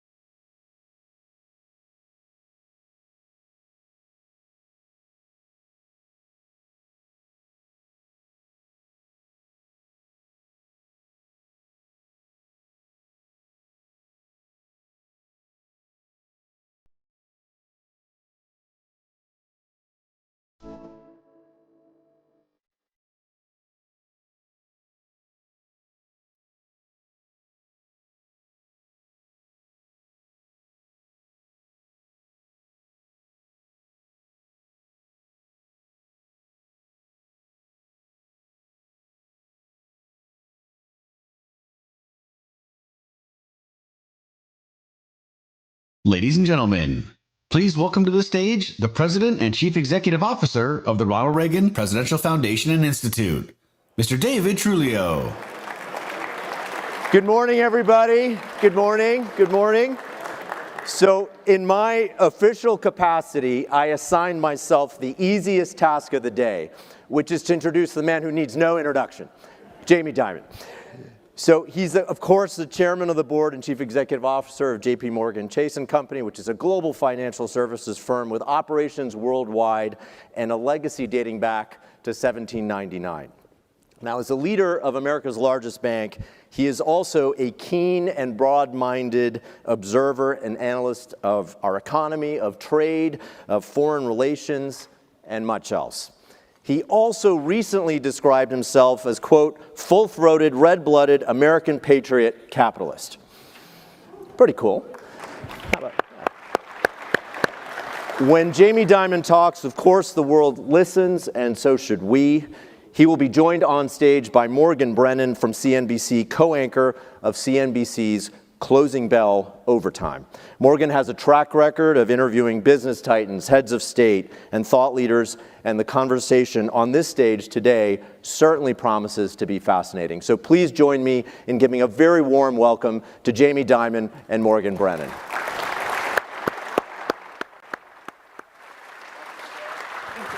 Thank you. Thank you. Folks, an unabashed capitalist. I mean, that's a perfect place to start this conversation, actually, especially here at the Reagan Museum. It's an honor and a privilege to be sitting down with you, Jamie. There's a lot to get to in this conversation. So I figured we'd start small, and then I would ask you just a really basic, straightforward question, and that is, what's your biggest worry right now? So first of all, thrilled to be here. I'm glad you're doing this. I hope we may join the defense forum you guys do every year too. And the way I look at it, the big picture is the tectonic plates are shifting. We got to get our heads wrapped around that. Those tectonic plates are the geopolitics with these terrible wars, terrible proxy terrorist activity around the world, North Korea, the potential proliferation of nuclear weapons over time, which is the greatest threat to mankind. And then you have the other tectonic shift is the global economy. So the global military umbrella of America, and then the global economy, of which trade is a part. The other parts are do people want to partner with you? Do you have your alliances? Do you have investment agreements? And all those various things, and they're changing. And then our debt, which you just heard a bunch of folks talk about eloquently, it's large, and it's not just us. We added $10 trillion in 5 years. We have, you had Reagan up there talking about deficits. The debt to GDP was 35%, and the deficit was 3.5%. Today, it's 100% debt to GDP net, and a deficit of almost 7%, highest peacetime ever. And when the CBO does their numbers, which I don't really trust, by the way, they should do the stress test. Like, what happens if we go into a recession? That 7% will be 10%. And so we have problems, and we got to deal with them. And then the biggest one, underlying both that, is the enemy within. I'm not as worried about China. China is a potential adversary. They're doing a lot of things well. They have a lot of problems. What I really worry about is us. Can we get our own act together, our own values, our own capability, our own management? What you heard today on stage was the amount of mismanagement is extraordinary. By state, by city, for pensions, and that stuff is going to kill us. And I always get asked this question, are we going to be the reserve currency? And no. If we are not the preeminent military and the preeminent economy in 40 years, we will not be the reserve currency. That's a fact. Just read history. Now I think we will be. Warren Buffett here would tell you we're enormously resilient. I agree with that. I think this time is different. This time we have to get our act together, and we have to do it very quickly. That was a big answer. There's a lot to dig into there. So the takeaway is geopolitics. I have a great quote right? for the first thing too. Someone said the government spends like a drunken sailor, and someone else said, no, a drunken sailor spends his own money. I forgot who said that one. So you're talking about a total realignment of the global order. We're talking about a restructuring and simultaneous reassertion of American hegemony in the middle of all this. Huge gamble afoot right now with some of the policies that are coming out and how they're taking shape. What does it take for it to pay off? Just a list of stuff. Okay, we have to acknowledge the grievances that have put us in this position to start with, and they're real. Okay, immigration. What the hell were we doing? The bottom 20% of our population, their wages didn't go up for 20 years. They're dying 7 years younger. When administrations, the Biden administration is giving all this money to EVs and cars and wasting a lot of money on green stuff, which isn't going to work, and all that. Do you think people in rural cities, do you think people in inner cities thought they were getting anything? Do you think that those people think that the American government is fair and competent and that this was in their best interest? Their schools don't work. They're not getting the skills they need, and you heard that just now. So we got to acknowledge these. And I also call it blue tape, because Republicans, you generally don't like red tape. You understand the devastation of it, but most Democrats, they love it. They want more of it, and they want to make it so confusing you can't even meet the rules, so you get punished and fined afterwards. And so. And then you have it in permitting, and I call the government the Leviathan that's too weak, can't get stuff done, and too strong. It imposes things on the American public that they're getting sick of, and they should be getting sick of it, and acknowledge that. celebrate our virtues: freedom of speech, freedom of religion, freedom of enterprise, equal opportunity, family, God, country. And you can acknowledge the flaws that we have, which are extraordinary, what we did to the black population for years. Don't denigrate the great things of this country, because those are two different things. If you have in any team, if you put a team on the field and the team's torn apart, they're going to lose. And that's kind of us right now. We're not a team anymore, and we don't collaborate, we don't talk that much to each other. Deal with our policies, and this is the enemy within. We've got to fix our permitting, our regulations, our immigration, our taxation, which I think they're on their way. We have to fix our inner city schools, our healthcare system. If we fix those things, we can grow 3% a year, and all these problems will disappear. But the most important is maintain those military alliances, spend whatever you got to spend to have the strongest military in the world, and I think I'm hoping the goal of the Trump administration is this: keep the Western military alliances together. If the world cannot rely on America's military umbrella, we may have paid too much, we have not done it. If the world can't rely on it, they are going to be looking for alternatives. There's only one other real alternative out there, or getting a nuclear weapon. And then maintain and expand and grow our economic alliance. We have tons of treaties, economic treaties. We do a terrible job in development finance, but expand that. The goal, beating up Europe, the goal should be help Europe get stronger. We know what their problems are. Keep them closer. Do the trade agreements and the investment agreements. They'll keep the Western world together. Those two things will keep the world safe and free for democracy. If we don't do those things, the world is not safe and free for democracy. And so that's what we have to do. And people know what they are. We've all written about it. We just have failed to actually do it.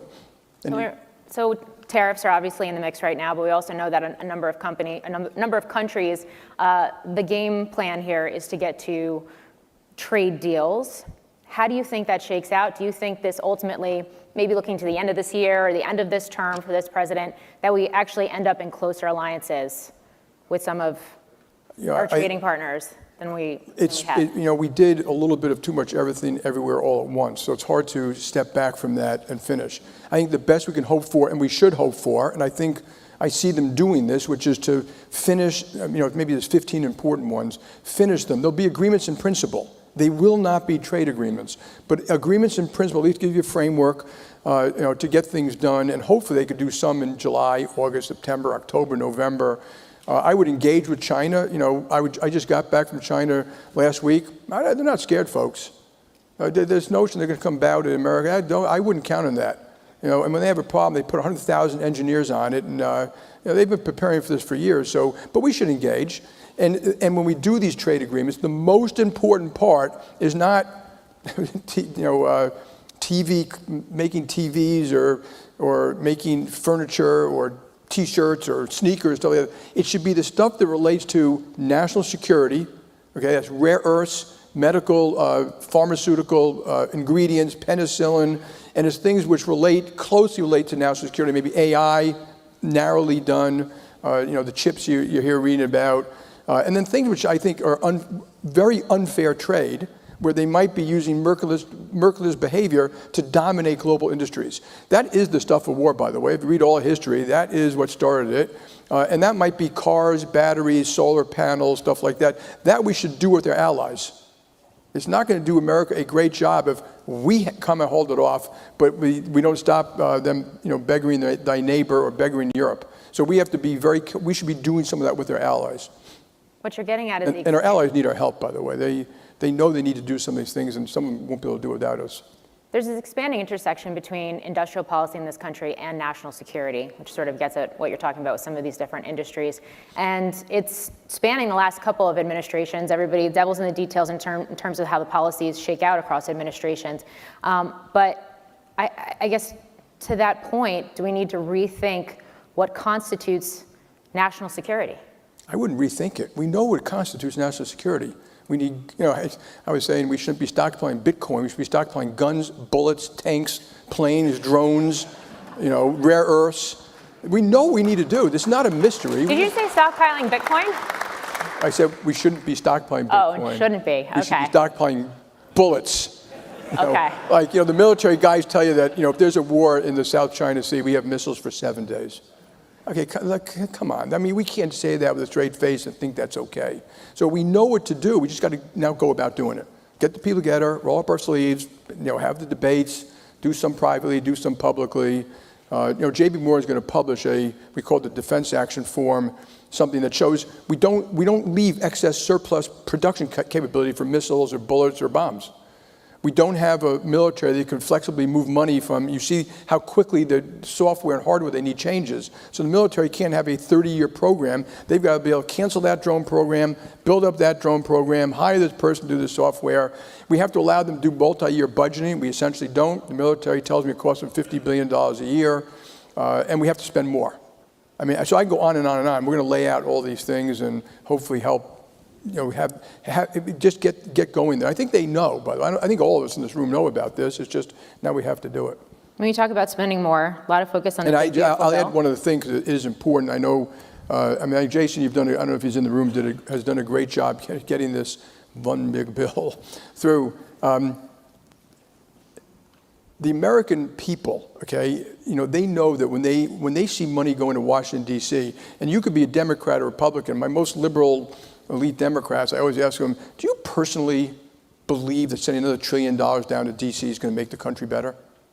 Do you think it's going to be used for good stuff, or is it just going to go to the interest groups? But my criticism, and they don't, by the way, almost no one believes that. My criticism is there are 13,000 lobbying groups in D.C. There's only like 10 or 12 bank ones, by the way. People think banks are big. We're not actually that big. Now you have private equity is bigger or stuff. And yes, we absolutely should be, I don't know if Gary's here, taxing carried interest and all that. And nor should we allow much SALT deductions, even though it costs me a lot of money. But those groups are so selfish. Cotton, corn, sugar. And when they go to D.C., they're fighting for interest groups, unions, teachers, and it's really damaging our country. So you need leadership like a Ronald Reagan type. They have to explain to the American public why you have to sacrifice your own personal interest. And if you do, by the way, and we can grow at 3%, you'll still be far better off. So to me, it's okay to sacrifice a little bit and to get all these groups. And all these groups, a lot of CEOs, they don't even know what their people are asking for in D.C. And their people are going to see people like Gary Cohn every day begging, for a little special thing here, a special thing here, why this should not be discontinued. The government should get rid of all that crap. The American business community doesn't need any special tax breaks at all. They should have rules of the road, good regulations, and let the world compete. And so there's a lot to do. We know what to do. It has been done before. It's just going to be hard. So how do you see, I guess, what is your takeaway then on this tax bill as it makes its way through Congress right now? Because on the one hand, looks like it increases the debt load. On the other hand, there are stimulative aspects to it as well. Yeah, so our debt to GDP is 100%. It's going to grow to about 115% over the next 10 years or something like that. Then it's a hockey stick. And the hockey stick is Medicare and Medicaid, maybe a little bit of Social Security. So we see that train coming down the tracks.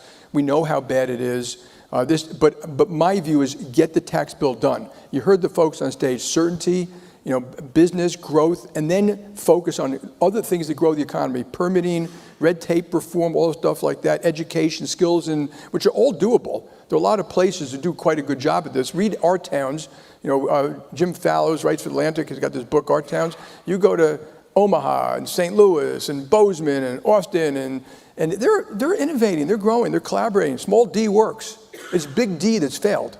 And I put California in the big D state, the big D category too, by the way. And so we know what things to do, and we just got to get people to do them, and it works locally. There are schools locally that do a great job training kids in cyber. A teller can make $45,000 or $50,000 a year with full medical, dental, Pilates, massages. We take care of our people, and then the jobs go up, and we have to stop denigrating jobs. Oh, and I don't know if Paul Ryan's in the room. I would double the earned income tax credit. I would take that individual who's making $14,000 a year, and they now get a tax credit if they have 2 children of $6,000. If they have no children, they get $600. I would give them $12,000, whether or not they have children.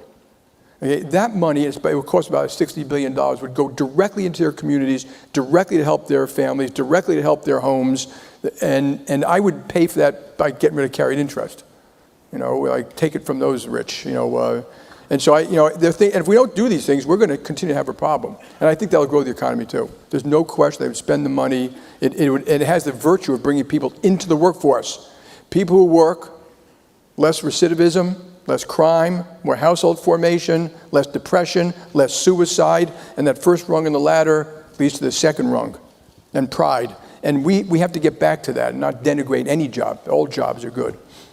I want to go back to this notion of Even cost. journalism.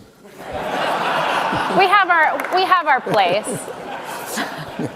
I want to go back to this idea, this notion of government efficiency and cost cutting and tackling spending by the government. Today's Elon Musk's last day working with the government. Is Doge and the efforts of Doge at risk here? In my, when they started that, should the government try to be more efficient? Well, of course they should. Should the people doing that follow the law? Well, of course they should. So people make Doge, not Doge. So, and then I think Ronald Reagan had an effort like Doge, and Bill Clinton actually did have a surplus and did cut a lot of stuff. Absolutely. But my view is, running a big company, if I set up a group at the top and then, I tell you, oh, be more efficient, that doesn't work particularly well. If I meet you each individually, I ask you who your CFO is, who your this is, who your that is, come back, report to me what you're doing, your head count, it's like, that'll work. And so, yeah, they should do it, but that's what the OMB supposedly is for. And so I would embed it in every department. Chris, thank you for being here. You have 40 departments? I mean, I don't even know. I would have every department that takes money from the American people should publish a short, understandable annual report at the end of the year. You gave me so much billions, I told you I was going to do, and here's what I did. Every one of them. And these programs never die, there's death taxes and the thing that never dies, which is a government program. So yeah, we need to be more efficient. And the government has to demonstrate its competency. If government doesn't demonstrate its competency, the underpinning of being a civil citizen doesn't work. They think we're stealing their money. Going back to the Reagan years, you think bond vigilantes are back? Yeah. These are very large numbers. You've seen it a little bit. You had the crack in the bond market in COVID a little bit. The government did the right stuff, then they massively overdid both spending and QE. We borrowed and spent $10 trillion from 2020 to today. Okay, and you heard the numbers before. We also bought $4 trillion of your securities, on top of the $4 trillion we bought in the first go-round. Those numbers are true globally, not quite as big as ours, but the QE of us was $8 trillion, the QE of the rest of the world was another $8 trillion or something like that. You're talking about huge sums of money. And we don't really know the full effect of that. And the bond dealers, which Gary mentioned, inventories are much smaller than they used to be, partially because of rules and regulations. And you are going to see a crack in the bond market, okay? It is going to happen. And I tell this to my regulators, some of who are in this room, I'm telling you it's going to happen, and you're going to panic. I'm not going to panic. We'll be fine. We'll probably make more money, and then some of my friends will tell me that we like crises because it's good for JP Morgan Chase. Not really. I tell people when Credit Suisse went bankrupt at the First Republic, it was terrible for the banking industry. I think we can make everything better, including that, by just changing and modifying certain rules and regulations, letting market makers intermediate more in the market. But to give you a number, like just JP Morgan alone buys and sells $3 trillion a day. And we move $10 trillion a day of money. And we're probably a tenth. So the money moving around the world is $100 trillion a day. The money moving around in the investments, this is stocks, bonds, corporates, governments, derivatives, credit, you name it, FX, sovereign debt around the world, 30 trillion. The people who set those long-term rates are those people, including you in the room. It's not the Federal Reserve. They can try to manipulate the long-term rate. They can do what's it called? They do the twist or whatever. It doesn't work for that long. So if you look at economic history, bad things happen. When those tectonic plates shift, it's very hard to see in real time. It is shifting, and this is one of them. I just don't know if it's going to be a crisis in 6 months or 6 years. And I'm hoping that we change both the trajectory of the debt and the ability of market makers to make markets. And also remember, there are a lot of people, going down to Washington who actually like bad markets. And the problem with the bad markets isn't that it's bad for the big banks who make markets. It's bad for the people who raise money, small businesses, asset-backed securities, middle market companies, corporations, the United States government. And that volatility scares people. And then also it happened, markets closed. And you saw that happen multiple times in the last 12 years where you couldn't sell a high yield bond. If you're going to sell a lot of treasuries, you could have had a little bit of issue. So yeah, it's coming. It's just part of all the stuff we talked about. And unfortunately, it may be that we need that to wake us up. It's an unfortunate thing. So. We do have some Fed officials in the room, so I do want to touch on the Federal Reserve here, because the message has seemed to be, we're going to be patient, we're not going to let politics sway our decision and policy, and we can afford to be patient here, given all of the uncertainty with tariffs and the fact that the economy, while slowing, does still seem to be holding up somewhat. That seemed to be the message yesterday, too, coming from the Federal Reserve with the release we got on the heels of Fed Chair Powell meeting with President Trump. Is the Fed right to give time here? Yes. The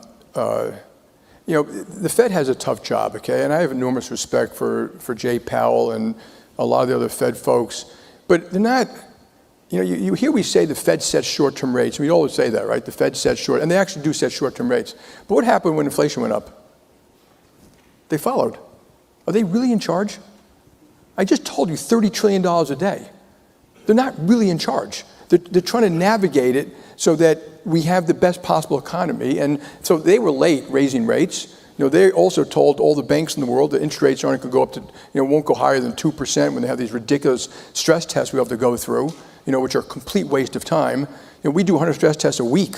You think I care about that one? And I knew that rates weren't going to stay at 2%. So we were quite prepared for rates going to 5%. Then they caught up. And now they have to wait and see, because it's hard to tell what the effect of, is the economy slowing? I don't know. Is it soft landing? I don't know. The other thing I should have mentioned about, as we enter this environment, asset prices are still high. That would be very different if asset prices were still low. Has that surprised you? A little bit, yeah. But I mentioned how much money's been thrown out there. So, when you do that kind of giving money to the American citizens through QE or Fiscal, money is like water filling every crack. Some of you bought stuff, some of you saved stuff, some of you went into venture capital, some of you went private credit, some of you bought a Rolls Royce, but it fills the cracks, but it definitely lifts up asset prices. And so, there'll be a reversal of that at one point. Asset prices come down, that may cause some stress and strain for people. So they're right to wait now. We have, I think inflation may be going up. I don't know. I think there's a lot of stuff in the future, which is inflationary. So if you're the Fed, you can't just say, well, what happened today to consumer prices? Which, by the way, if you dig into consumer prices, you would throw out the calculation. It's a lot of mud in there, okay? So it's kind of consistent, month by month by month. But year over year, 3 years from now, what the adjustments they make, I'm not blaming them. It's hard to really tell. And when you look at certain things like gas and milk and eggs and things like that. So, but the future. What I see is inflationary, which is huge fiscal deficits around the world. The whole world is remilitarizing. Infrastructure and green economy. We're going to waste a lot of money in the green economy, and we should do some of it, but it's going to cost a lot of money. Demographics may be inflationary. I don't see the deflationary stuff. Yes, AI may be that, but not next year. I mean, people are spending a lot of money in AI. And you see the projections of data center spending and stuff. You're talking about hundreds of billions of dollars. And we have 600 AI use cases, and it's very efficient, very effective. But it's not going to be and technology is always deflationary. It's kind of like a cosmological constant. And this one may be faster than we've ever experienced. That I think is possibly true. You touched on permitting, the idea of deregulation, or at least cutting red tape. Can that help to offset that? Can Totally. That be deflation? Deregulation, permitting. Getting rid of the cobwebs, the barnacles in the boat, absolutely. Permitting, we can't get a gas pipeline from Appalachia into New York. We can't get a hydroelectric wire from Canada into Massachusetts. We can't build the grids we need. We can't, it is extraordinary. There's a mountain pass, which I know you're aware of it. I think it's called Mountain Pass Company. It's a railroad company. They've been waiting for 10 years to get permits. They can make rare earths, and they can make magnets in size today. They need a little bit of subsidy to do it, because the Chinese will come in and just undercut. So if you're buying it, and you're going to say, well, I can't buy it from you because it's twice what it is over here. So we do have to have a little something to make up for that. But absolutely, dereg, pro-growth attitude, getting skills right, getting permitting right, not wasting money on fake things, all would accelerate growth. I think we could be growing at 3% a year. That's the other thing I would say. We should aspire to grow. You know, and you hear that, which I think is a very positive thing out of the administration today. We want to grow, and that if you had 3% growth, and you did all your CBO numbers, that's a dramatic difference in how much you collect in normal tax about raising them, and how people feel and their incomes are going up pretty dramatically. We do have the SEC commissioner sitting in the room. What are you seeing in terms of the IPO pipeline and what it takes to go public? Are public markets broken? Because I've spoken to some investors who would make the argument that yes, they are. You know, this is a great frustration of mine, and we've gone from, in 1996 we had 8,000 public companies, we now have 4,000. And I'm talking about operating companies, and that's apples to apples. There are a lot more of these REITs and investment companies. I'm talking about companies that make stuff, sell stuff, buy stuff, et cetera. And private equity, I'm not against private equity, it's gone from owning 1,000 to 25,000. And private credit has grown like this, and the mortgage business has left the banking business pretty much. All of that was all done, and this really without any forethought on the part of our regulators. Like zero. None, nada. Not one conversation about the effect of requirements of the capital, liquidity, or CCAR, what it's going to do in these markets.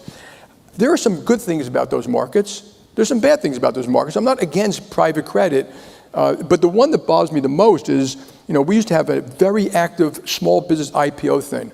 But if you're a small business, and you know, I'm talking about, you know, you make 100 million in profits and you might be worth, you know, $1.5 billion or something, the cost of registering, the litigation, the disclosure requirements, the cookie cutter board, instead of having a board of 5 with people you really like, who've been with you your whole life, you know, the registration requirements, the compensation requirements, the press, you know, loves to beat up companies.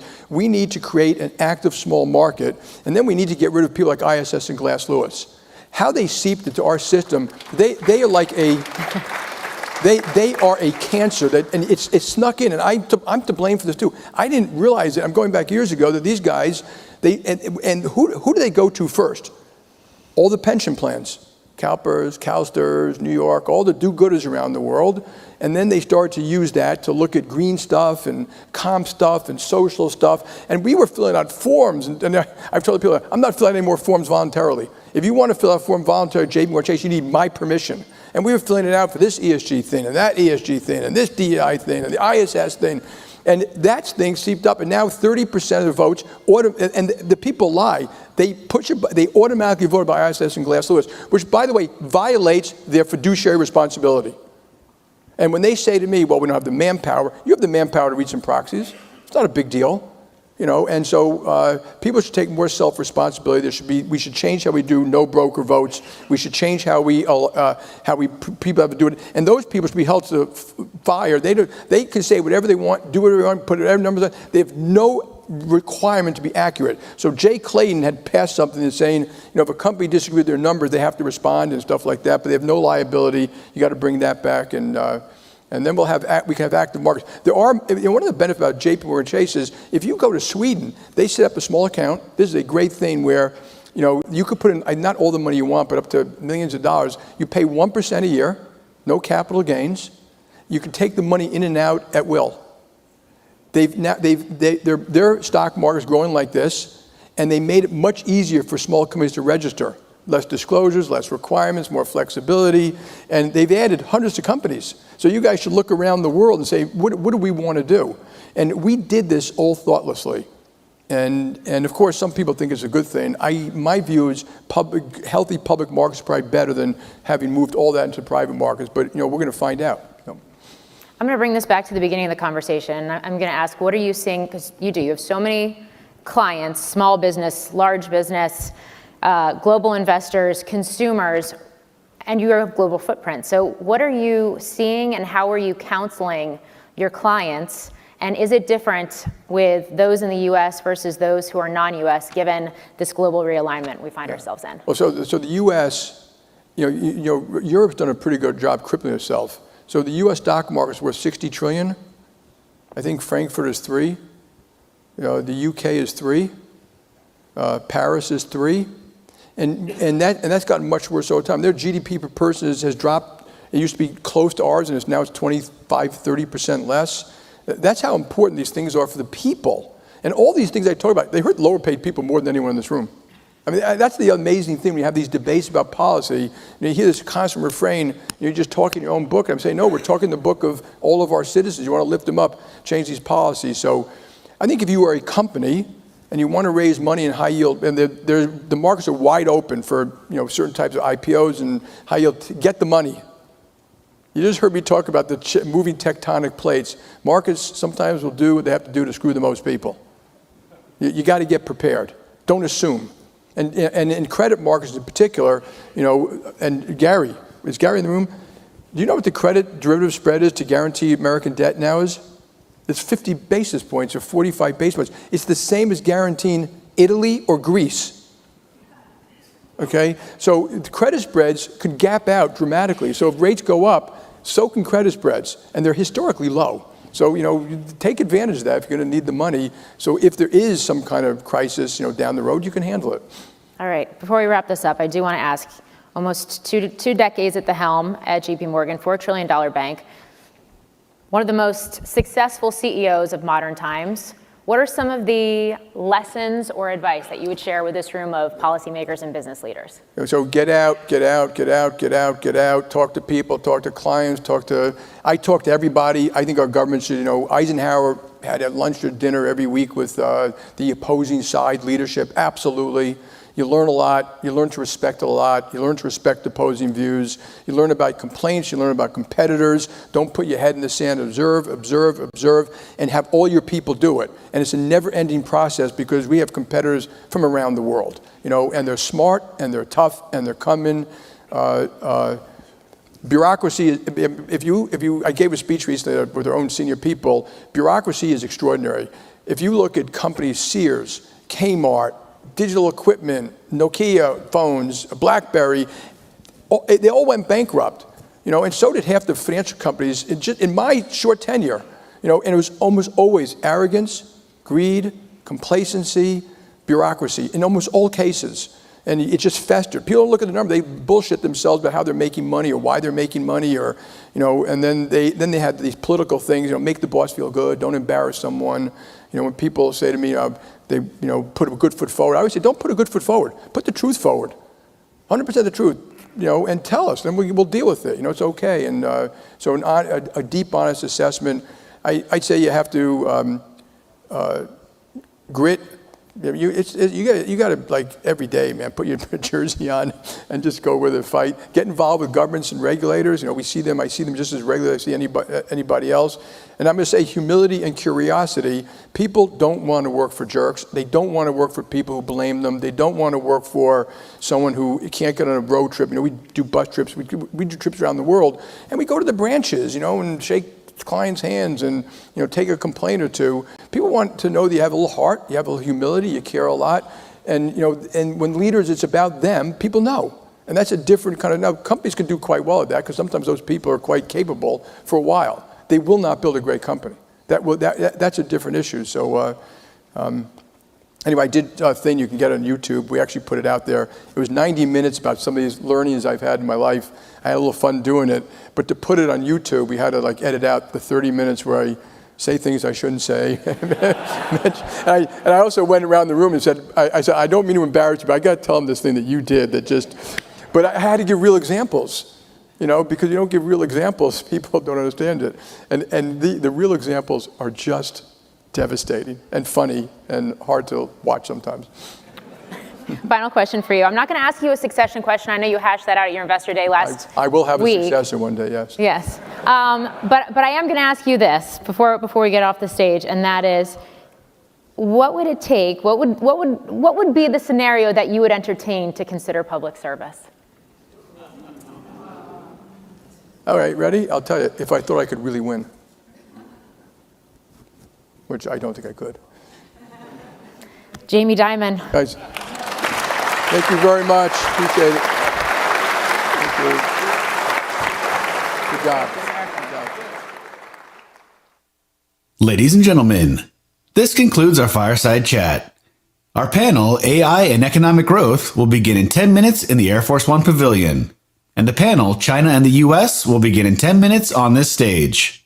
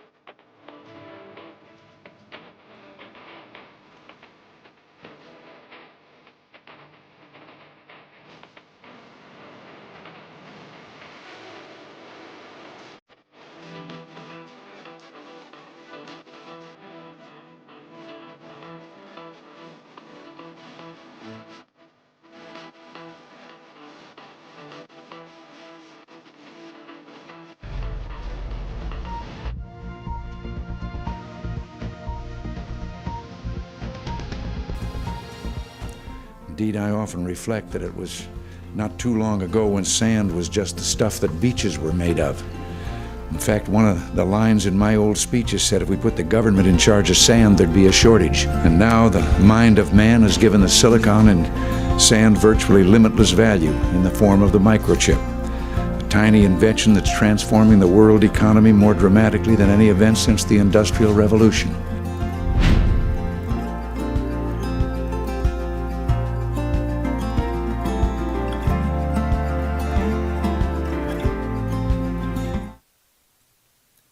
Ladies and gentlemen, welcome to AI and Economic Growth, separating the truth from the hype. Please welcome Mr. Will Knight of Wired and our distinguished panelists. Hey. Thank you very much. All right, so you heard about death and taxes this morning. We're going to hopefully cheer you up by talking about what comes before that, which is ideally some huge economic growth as well as some challenges. But I want to start off by asking if I could see a show of hands who hasn't tried ChatGPT or a similar AI tool, or someone really, okay. Impressive, all right. There's one person. So, I mean, ever since, I know hopefully nobody on stage, but ever since November 2022, we've been in this extraordinary moment. I've covered AI for a very long time, and it's very clear that this is a transformative, remarkable technology. It's been adopted faster than anything in history. And yet, we're also seeing a lot of uncertainty about it. We see predictions for the economic impact of generative AI ranging from a few percent per year to up to 30% over the next 10 years. And there's a great deal of uncertainty from lots of people, from the general public. So I want to kick things off by getting into some of that uncertainty. So Catherine, if you could maybe start off by helping us understand why do you think people are so uncertain about how this is going to impact the economy? Oh, well, I think it makes perfect sense why there's so much uncertainty. I think it's probably one of the greatest technological shifts of our time, certainly of my lifetime. But I think we're going to look back and say that it's bigger than the internet. And I think that's okay. There's going to be lots of changes. There's going to be lots of changes in job creation and how we interface as humans with the rest of the world. The human-to-machine sort of relationship, I think, is fundamentally going to shift. So I think it's fine that there's uncertainty. But I'm actually very excited about it. So I work in the physical world. The companies that I invest in, we call it American Dynamism, are companies that support the national interests. But often they're building in the physical world. And in my belief on what I think is going to happen, where AI is going to have the greatest impact, is I actually think it's going to have the greatest impact in the physical world. And I think that's a little bit contrarian, but if you're paying attention to what's happening in venture capital right now, I'd say there's two really, really hot sectors that have blown up in venture capital, especially at the early stage. One is everything related to AI, both on the infrastructure side and on the application layer, but then also everything that's happening in the physical world. And my view actually comes from a founder I talked to 2 days ago, where I asked him, he's building in a construction space, an AI-enabled construction company, and I said, are you hiring software engineers? And he said, actually, no. I don't think I'm going to have to hire a single software engineer for a very long time, but I need chemists, I need chemical engineers, I need physicists, I need mechies, I need everything else. And if you look at what happened with stagnation since the 70s, you saw everyone sort of leave those fields and go to the digital world. We have had so much digital innovation over the last 50 years. That's been the entire story of the 21st century in terms of technology, economic growth. And I think what's going to happen is a lot of the talent that oversaturated into that computer science degree, into that becoming a programmer, is now realizing that the real opportunity is leveraging AI in the physical world, and that working on hardware is actually where the opportunity is, rather than competing with these, I would say vastly improving AI that's taking over a lot of the keyboard jobs. And so I think if we look 25 years in the future, at the next quarter of the century, we're going to see just an explosion of building that looks a lot more like the 19th century, and that the physical world will be fundamentally transformed. And that a lot of innovation will have moved away from the digital world, at least human innovation, right? But humans working with AI to improve the physical world. And so I think that's why you're seeing so much enthusiasm for these American Dynamism companies. That's fascinating. I mean, yeah, we'll get into coding and AI in a little bit. Even the person who hasn't used ChatGPT, you may not realize it, but you're now a proficient software like vibe coder. You can code some stuff. You should try it. Yes. But perhaps, Secretary Chow, if you could talk about, this obviously this technology is moving so quickly, and there is a great deal of uncertainty about what the impact is going to be like on productivity as well as jobs. How does that complicate the picture from the government standpoint? Well, as being the former Secretary of Transportation and Secretary of Labor, I have seen how technology can really empower the workforce, but it can also be a tremendous disruptor. What you are seeing now, and not putting any political spin on anything, is that the government is pretty much the last place where disruption has not occurred, and it is now occurring. But what we're seeing also is all these changes will take time, because supposedly $7 trillion in increased GDP is to be added, and yet productivity gains have only been about 1.2% for the last 10 years. I want to be optimistic about this new world that we are entering in. And as Catherine mentioned, it is not just an upgrade of IT, it is a whole transformation of the way we move, work, and live. And the imperative is, how do we equip, how do we prepare our people, our citizens, our residents, our workforce to be able to adapt to these changes? What we're seeing is that, majority, 88% of CEOs say that they're working on AI already. And yet only 38% of workers feel as if they are ready to deal with all of this new technology. And there will be winners and losers. We will see a change in the way we work. And those who will probably have greater duration are those that occupations which show innovation, strategic vision. The C-suite, for example, leading in an era of uncertainty, and also creativity. If you're a fashion artist or a creative artist, or something that requires creativity, technology can lead, but it won't spark influencers, let's say. And then we're going to see those who are in the traditional type of analysis, kind of rote interpretation, translation. I think that's going to be taken over. So how do we help our workforce adapt to these sometimes very scary changes? And we want to do so in a way that doesn't impair new innovation and the trends toward innovation. So I always say the government's role is to engage responsibly with emerging technologies to address legitimate public concerns about safety, security, and privacy without hampering innovation. And one last point, going on to innovation, let's take a look at AVs, autonomous vehicles. When I was Secretary of Transportation, I made a small change in the guidelines and regulations as to what defined a driver. All you had to say, and all we did was to say, the definition of a driver can include not only a human being, but an automated driving system. Now that in itself took 6 months, okay? Because you have to go out for comment and period and, and remarks, and then you have to rewrite the whole thing. But with that small change, that actually tremendously spurred the development of the autonomous vehicles.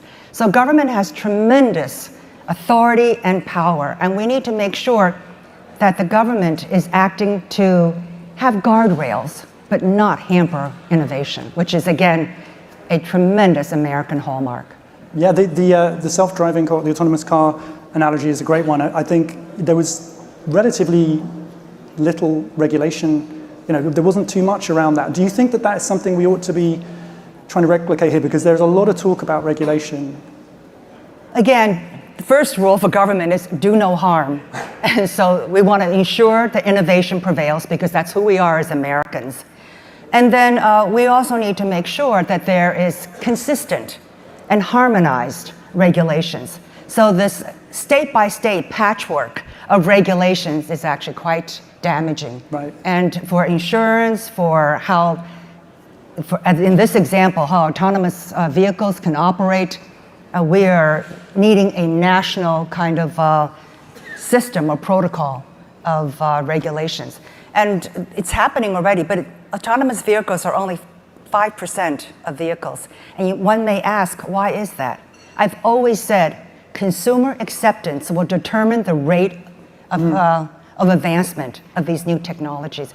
If those of you that are so smart in this field, pushing all this, involved in developing all these new innovations, if you do not communicate with the rest of the country and explain your enthusiasm and your concern about safety, security, and privacy, that will be a factor in why there's not greater consumer acceptance and greater distribution of this technology in our economy. Okay, great. Well, so I want to go back to the idea of this wave coming, and I'm not to pour cold water on it too much, but if you look at the economic data, there's not much job displacement currently, and also there's an S&P report that came out saying that 47% of companies were abandoning their generative AI projects. So I want to turn to Elad, because I think you work and have worked within tech companies for a long time. What do you see that's showing you that this is a profound technology that will affect things? Yeah, it's a great question, because I think that if you look at the standard hype cycle, everybody gets incredibly excited about technology. They say enormous change is coming. They say all these jobs will get displaced. And then it's kind of a bit of a yawn for a couple years as mainly startups grow off of the technology. Although I think in this case, there's lots of examples of very large existing companies actually adopting technology at scale and already using it. And we can talk about that in a minute. But I think ultimately it takes many years for an enterprise or for a big organization, a government, et cetera, to adopt it. And mobile is a good example. You look at the very first mobile application for Bank of America, and I think that came out in 2009, 2010, and it was a very bad interface. It would break half the time. You couldn't really do much on it. You had trouble logging in.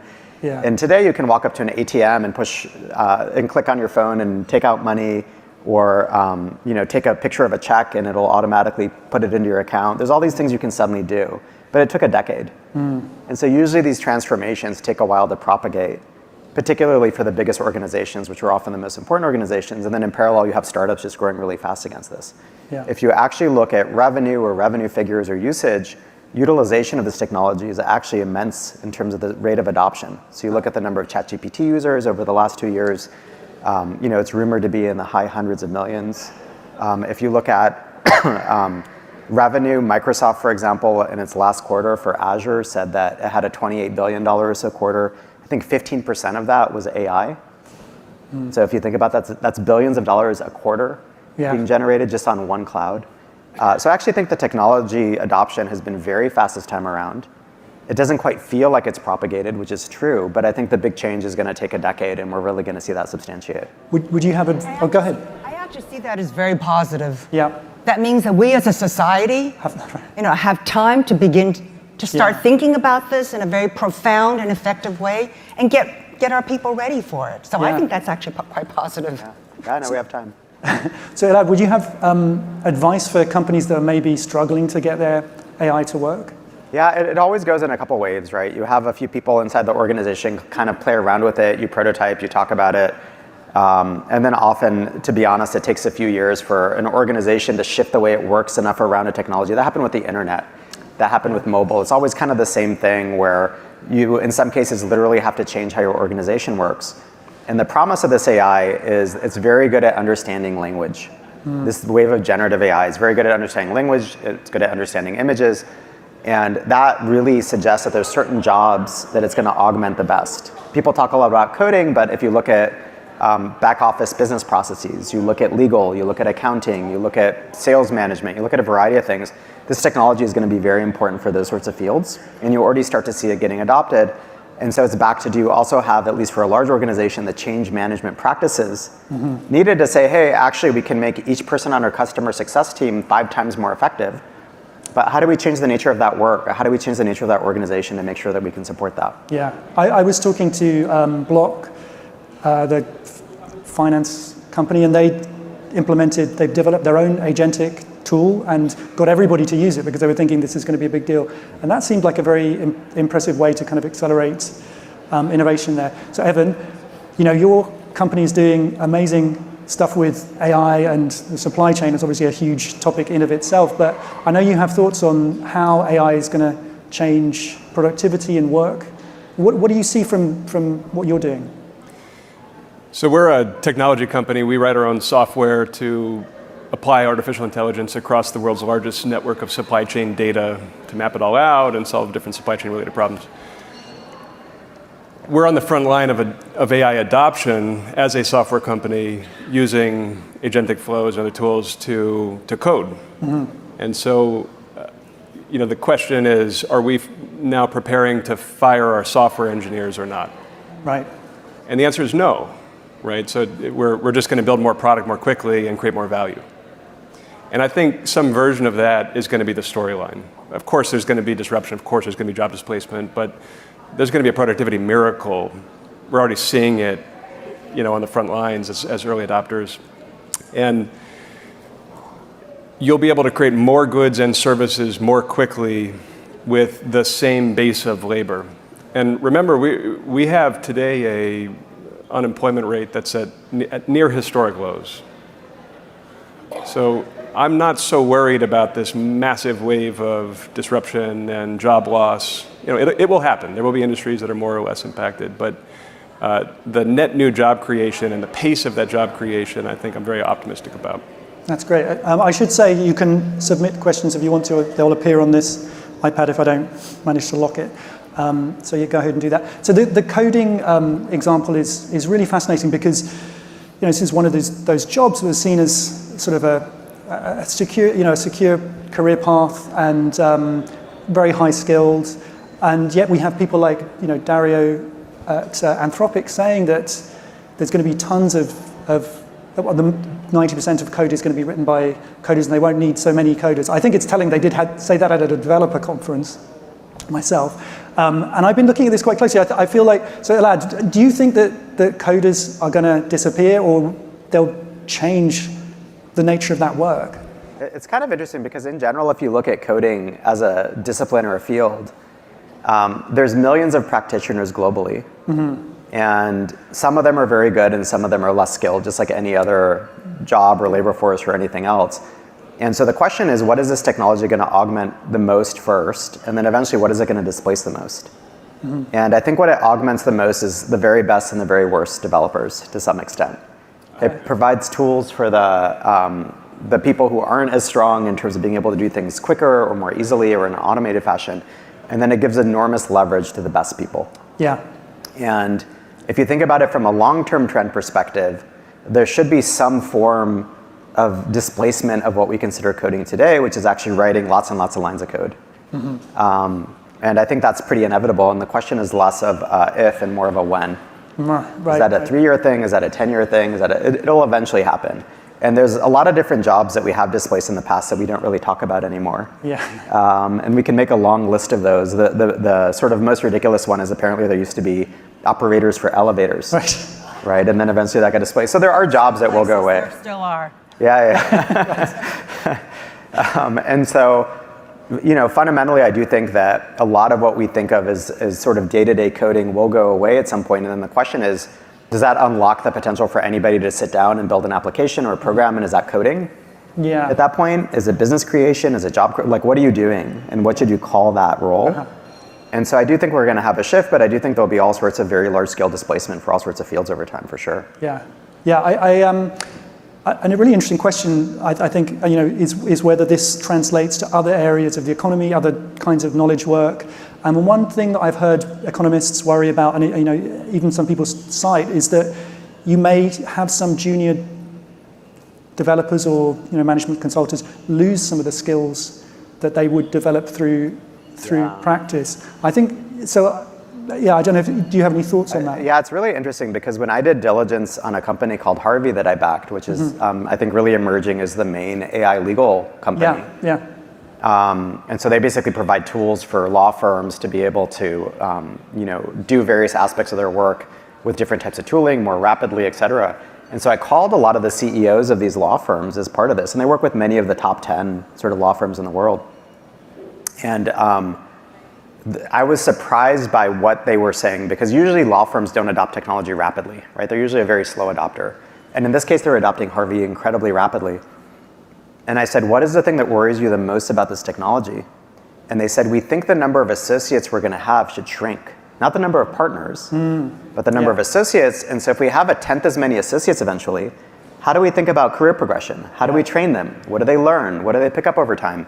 And so it's a shift in terms of how you actually think about your human capital that persists, and how do you train it, and how do you get it to the next level if the day-to-day job they normally would have done goes away? What does that mean? I actually think that's the most interesting point on this, because we're talking a lot about coders and programmers, and what's interesting about that profession is a lot of those people don't go to college, they don't take out $200,000 of debt to get their job at Google. A lot of them are just very good at coding. But legal is actually, I think, the best example of this, where, as you said, if you only need 1/10 of the associates, but the universities aren't shrinking their class sizes to 1/10. You have a lot of people in America who were told that law is a profession where if you work very hard, you spend $200,000 to get your degree, you're going to have a job waiting for you at the end of that. And if those jobs aren't there, that actually is something where the credentialed class will rebel. And you do see AI affecting, I think we talk about it in terms of high skill work or low skill work, but I actually think it has a lot more to do with credential and the investment that people put into that credential, expecting that there will be a job and that there will be steadiness on the other end of that. And I think that the people who are going to do the best and the jobs that are going to be created out of AI are actually ones that fluctuate in chaos. Like entrepreneurship is going to flourish because of AI. It is like AI is just going to help anyone who wants to become a small business owner or an entrepreneur in this country thrive, because the cost of the things that you need and the friction to start a business is going to zero. But if you're someone who wanted to go to law school, who has that debt and says, okay, I want to become a lawyer and I just want to go work at my local law firm, that job isn't there. And I do think that would be a mindset shift for the last 30, 40 years of how we think about what a high skill job is and a credential job is coming out of the university system. My belief is that AI is going to disrupt the university system more than anything, because the way that we have translated education credentials is not going to be relevant in an AI ecosystem and an AI enabled world. I think that's a great point. I was just going to bring up education, because I think you can see this the enormous freak out and enormous impact. There's been stories about people not handing their homework in because ChatGPT was down, and so on. But I actually think those students are probably the ones who are experimenting and figuring out how to use this technology much better than anybody else. And I don't know if you all know this, but the FAA at one point had to require pilots to fly manually, because they become so good at relying on autopilot that when something went wrong, they weren't able to cope. And so I wonder, Secretary Chow, we were talking a little bit before about when you were just talking about the impact this is likely to have. What do you think? How should we think about this in education? I think Catherine makes an excellent point. It's not only in legal, investment banking, all these analysis, all these analysts in the government. There's so many policy analysts in the government. So we have to take a look. I mean, you've mentioned that there will be job displacement. So what is the societal responsibility? What is the government's responsibility? As of now, the US government has about 34 different agencies that administer training programs, spending well over $28 billion. And I don't have the most recent numbers, but these were the ones that I have. And how are we going to deal with training and retraining, reskilling a whole swath of the population that will be reflective, actually, of educational levels as well? And how do we, as a society, address those who will be left behind? Because there will be those who are left behind, and that's a hard fact. Not only how do we transition them, but how do we manage those and respond to the needs of those who will be there for a quite long time. So I think that's a large societal issue and societal responsibility that we have, the government is going to have to deal with, because the government is a reflection of all of you and of our citizens and residents. And as this uncertainty mushrooms, if it does, and as there's greater dislocation with a populist movement that is now so prevalent in our country and worldwide, these will have major significant societal impacts, government policies impact as well. So it's a lot to think about, which is why it's good that we have the time. I don't know if we can bring up the slide that we have down here, but there's so there's a survey that the Reagan Institute just did, where they were looking at many things related to this event, but this is attitudes towards artificial intelligence. And I think, given how incredible this technology is, and given how the projections for economic growth are so huge, there is, quite clearly you can see from this huge trepidation from people. But I want to ask if folks have an idea of where this comes from. Is this just about jobs? Evan, what do you think? Is it purely jobs, or has the discussion around AI become kind of negative by default? I was invited to give testimony for the Senate.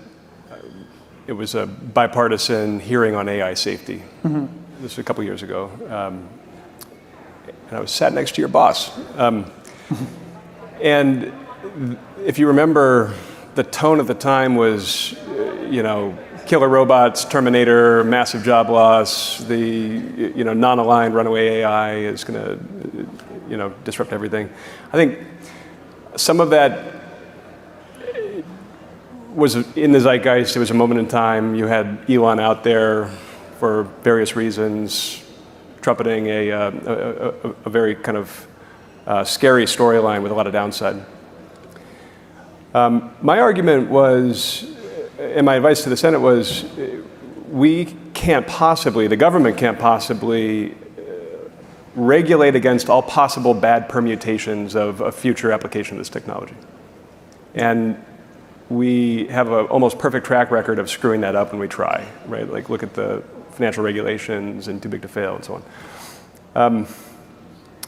So rather, at this moment, you have the macro frame is you have what I really, truly, in my bones believe, a great power competition where, it's playing out in the supply chain, which is where I spend my time. It's also playing out in the artificial intelligence race.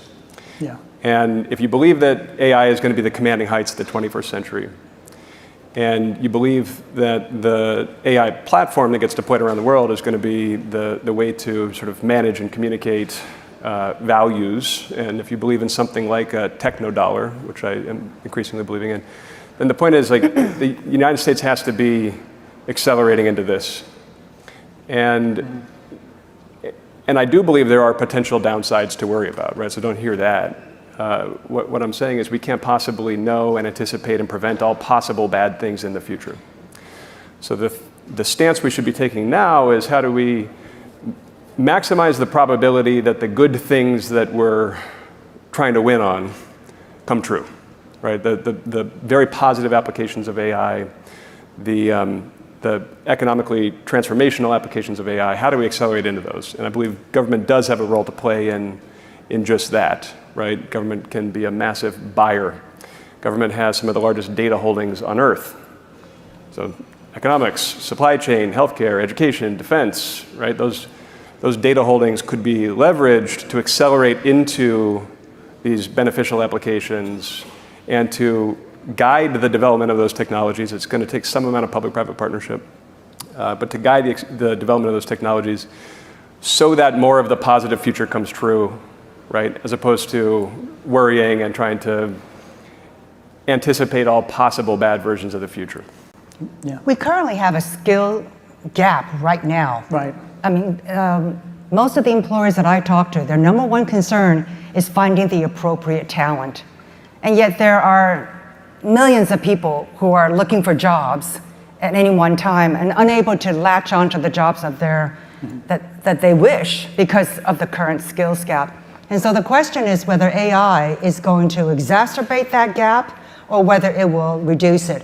But at the very minimum, I think there needs, and I don't want to get too much in the weeds, although if you're interested, I'm more than glad to, with the training programs that the government has, and should be done in conjunction with the private sector. I mean, private companies should be thinking about how do they educate their own workforce, existing workforce, and how do they adapt? Because the cost of hiring a new worker, reskilling, it's actually quite expensive. The transitional cost is very high. So you might as well just try to train the workers that you have. And with the government, they should be entering into public-private partnerships where they're actually training for real jobs that exist. Right now, government training programs are 2 years in duration. Well, nobody can take 2 years out of the workforce.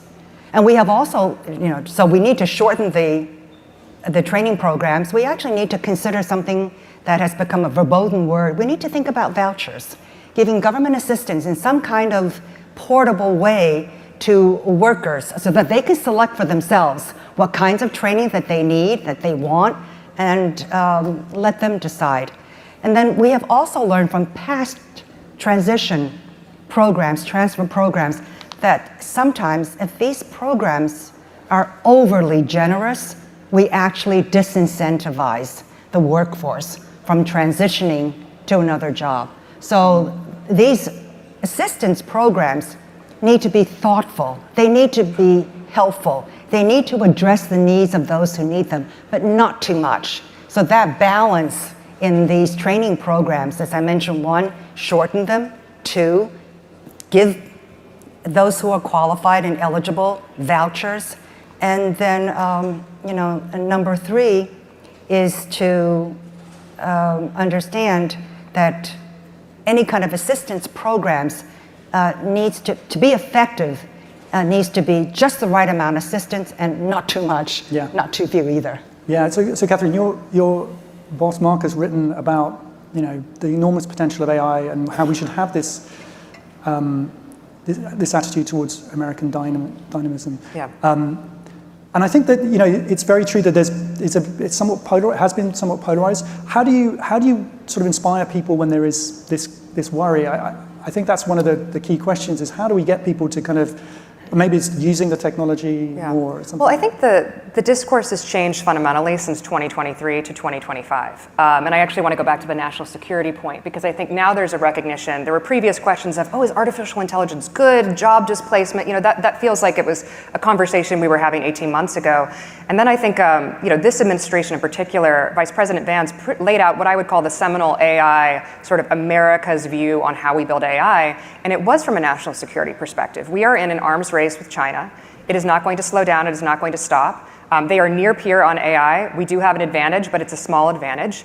And we have to think about three things when we're developing AI policy. The first is we want to make America the best. We want AI dominance, American AI dominance, but we want that dominance globally. So we want to build products in America, and we want to share it with all of our allies. Two, we have to build the underlying supply chain for all of the products needed. So that's energy, that's all of the component products. We need to be building the physical things that power AI, and we have to be the leader of the world in that as well, which is a different, again, that's the physical world. That's different than just the applications that sit on top of the AI, which we've been talking about a lot. But the third thing he said, and I think this is incredibly important, and this will be probably dominating the political conversation for the next 20 years, is that labor has to have a seat at the table when these decisions are being made. And I think if you remember those three things, and I think it goes back to Alad's point that we have time, this is not something where you're going to see massive job loss tomorrow, but that you need to have the human conversation of how do we protect those who are left behind, how do we think about that and retrain them and do the things in the right way, but also recognizing that we don't have a choice. This is not we can just stop the clock, we can do the 6 months pause. That was 2 years ago when we were sort of living in fairyland. Like now we actually realize that we have a near-peer adversary and we don't want Chinese AI dominating the globe. And so I think the national security point on this has been put at the forefront. And I understand that it seems like 50% of people are concerned, and the other 50% of people on the chart are either optimistic or have no kind of no views on it, which I always think it's interesting. I want to talk to people who have no views on it because I think they're probably most representative of most Americans. Most Americans don't think about technology, they use it and they like it. And I actually think the consumer will have a much, much bigger voice in where AI goes than any of the conversations that we're having here today.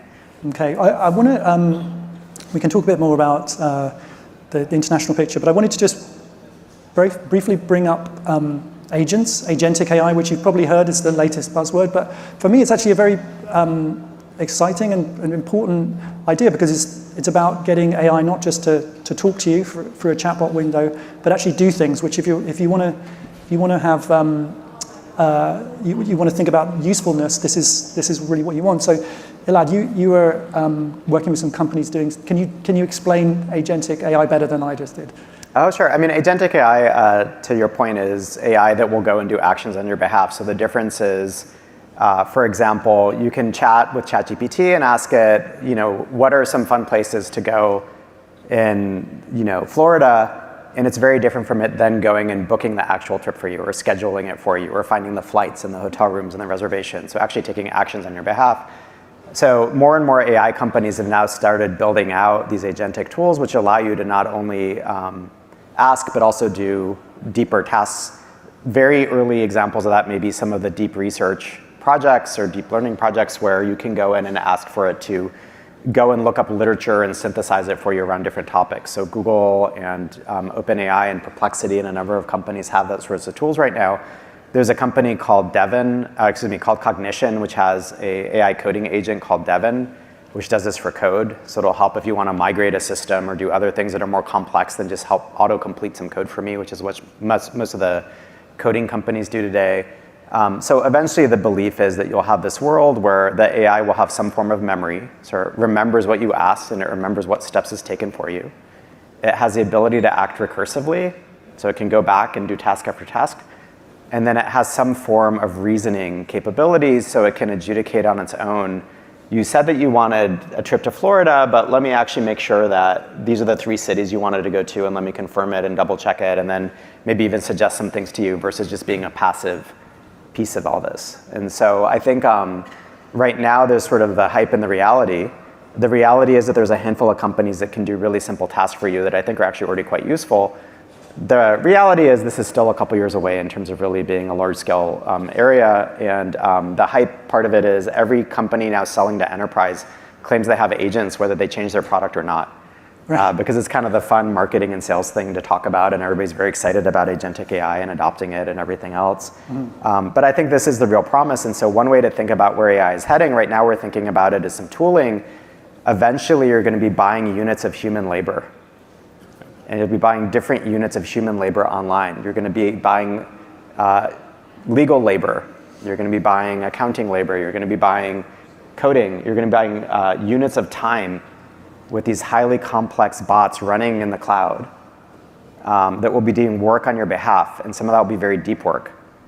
And so if you think about what you have right now in ChatGPT or Perplexity or some of these other tools, you basically have an intern. It's very eager. It's trying to get things done. It kind of screws things up and you have to correct it, right? You're like, don't do that again, please. And if you curse at it, it says, please don't curse at me, right? And then what we're moving towards is eventually it's going to be like a very good new grad, and then it's going to be like somebody with a couple years experience, and it's going to get better and better with these capabilities, and eventually you're like, I'm going to trust you to go book this thing or do this work on my behalf. But I think the big transition mentally that at least I've gone through over the last year or two about thinking about this stuff is it's not just about tooling, it's about units of labor that we're eventually going to be buying for different forms of labor. And that's really the big, I think, revolution that's happening here. Can I add to that just quickly? Because I do think this is why it's possible we will have a small business renaissance. Because when you look at companies like Shopify and Stripe, which I'd say are sort of the first companies in this iteration of how do you open up the internet and all of the world to small business owners that live on Main Street, it's like they opened up the tooling for payments. They opened up the marketplace. But labor is the big unlock when you think of, okay, if you're a small business owner, how do you buy units of labor? And so when all of that cost goes close to zero, the friction to start a new business is incredibly low. And so I think we're just going to see the small business, like a real Main Street small business, not venture back, but small business renaissance, where people are building because it's very easy to build. And so we're going to see a lot of labor actually move to entrepreneurship. So you'll see the labor class go to the owner class. And I think that's something that we haven't seen in really human history. Evan, I beg your pardon. So just building on the agent point, so we've got an agentic system in our platform for managing cross-border trade. And obviously in this environment, that's a helpful thing to have. The reason I want to build on your point and then highlight an interesting dynamic. So, if you're moving goods across a border, you have to figure out the customs classifications and then the duties and permits that come off of that. And then of course the tariffs, right? And so over the last few months, you have this incredible shock to the system, all this new complexity, and so business as usual is just kind of broken. And the humans with that job in the logistics business or in the enterprise business who move these goods, they're called customs brokers. They're licensed professionals that read the trade law and they make these determinations and they figure out what things are classified and how. So we have a system where we manage the product master data, looks at the whole supply chain, and it goes through all that reasoning of how things should be classified and which tariffs apply under what valuation rules, and it's going over hundreds of pages of underlying text and so on and so forth. Now, the reason I bring it up is two points. It's turning the customs brokers who are still in the loop, right? They are our customers, right? We work with some of the biggest retailers, the biggest logistics companies in the world. It's turning them into managers and not knowledge workers. Yeah. And I think that's going to be a trend. I think the other thing that this surfaces is the law says that a licensed customs broker must be the final sign-off on one of these determinations.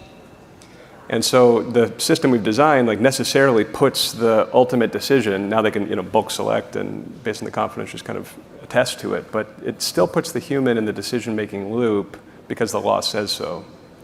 But all that work, with few exceptions, where it's asking questions of a human here or there, all that work is just happening under the hood. So the product experiences we're building around agents are increasingly putting the user in the role of manager of knowledge work and not the doer of the knowledge work. Interesting. Secretary, you wanted to?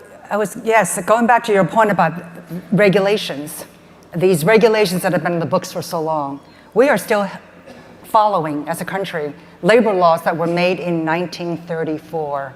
And talk about overtime and definitions as to who gets overtime. There's actually rules about key punch operators, that they are exempt workers. Oh, that's interesting. So that what happens is that the regulations are not aligned.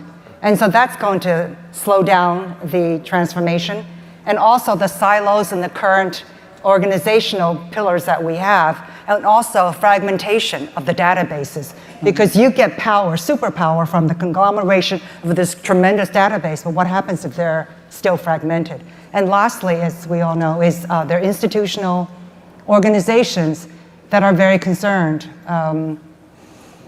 about protecting their workers from certain infringements. So we have to bring them along as well, and that's why it's going to take time. And that's why whatever we do, number one, we'll have time. Number two, we have to do it carefully, because there's so much we don't know, and that's just what I'm concerned about, is that we act too quickly and we don't know what we don't know, and then implement regulations or whatever that actually harm the development. So I'm going to turn to some of the questions here. We've got some great questions, and this is referring back to, you were talking, Catherine, about the idea of doing more around physical work. And so this question is, if we automate thinking jobs, thinking and doing jobs, are we prepared for the backlash? I mean, I don't think we can not try and apply technologies like AI to things like manufacturing, though, right? Oh no, and I think when we talk about automation, I think sometimes people think that humans are going to be completely removed from the calculus. And I think one of the companies that I work very closely with, Hadrian, is a perfect example of bringing automation into a machine shop to build critical aerospace and defense parts. You'll hear from Chris today, but it's a good example of it's actually a workforce development to have AI enabling a human. So it used to be that you'd have to study as an apprentice under a skilled machinist for 3 years to be able to machine an aerospace part that goes on a starship. Now you can do it for 30 days. And Chris has many examples of people he's brought in from Chipotle or former school bus drivers who've learned how to machine a part in 30 to 60 days because the artificial intelligence and the software they've built is so critical to how the factory runs. And so I think we're going to see more and more of that. When we talk about complete automation or bringing automation into these industries, the human's always going to be incredibly necessary. These are very complex, and I think in some ways, founders who are building hardware businesses recognize just how important the humans are, but they're being superpowered by these AI products that can help them build. And so I think that's a perfect example of what we're just going to see more of in the physical world. Well, you talk about backlash, and from a general workforce point of view, high level, overall, I think the workforce is going to change. There'll be new jobs created, but it won't be the same person. So the individual impact, the same person who changes from one to the other. You made a great example about pointing out to the truck drivers, but there will be those on an individualized basis who will lose and who will gain. And I think that's where the backlash is going to come, because we are a representative democracy. The second thing I wanted to mention, we talked about national security. That's actually fraught with a lot of challenges, because national policies according to national security will follow one path.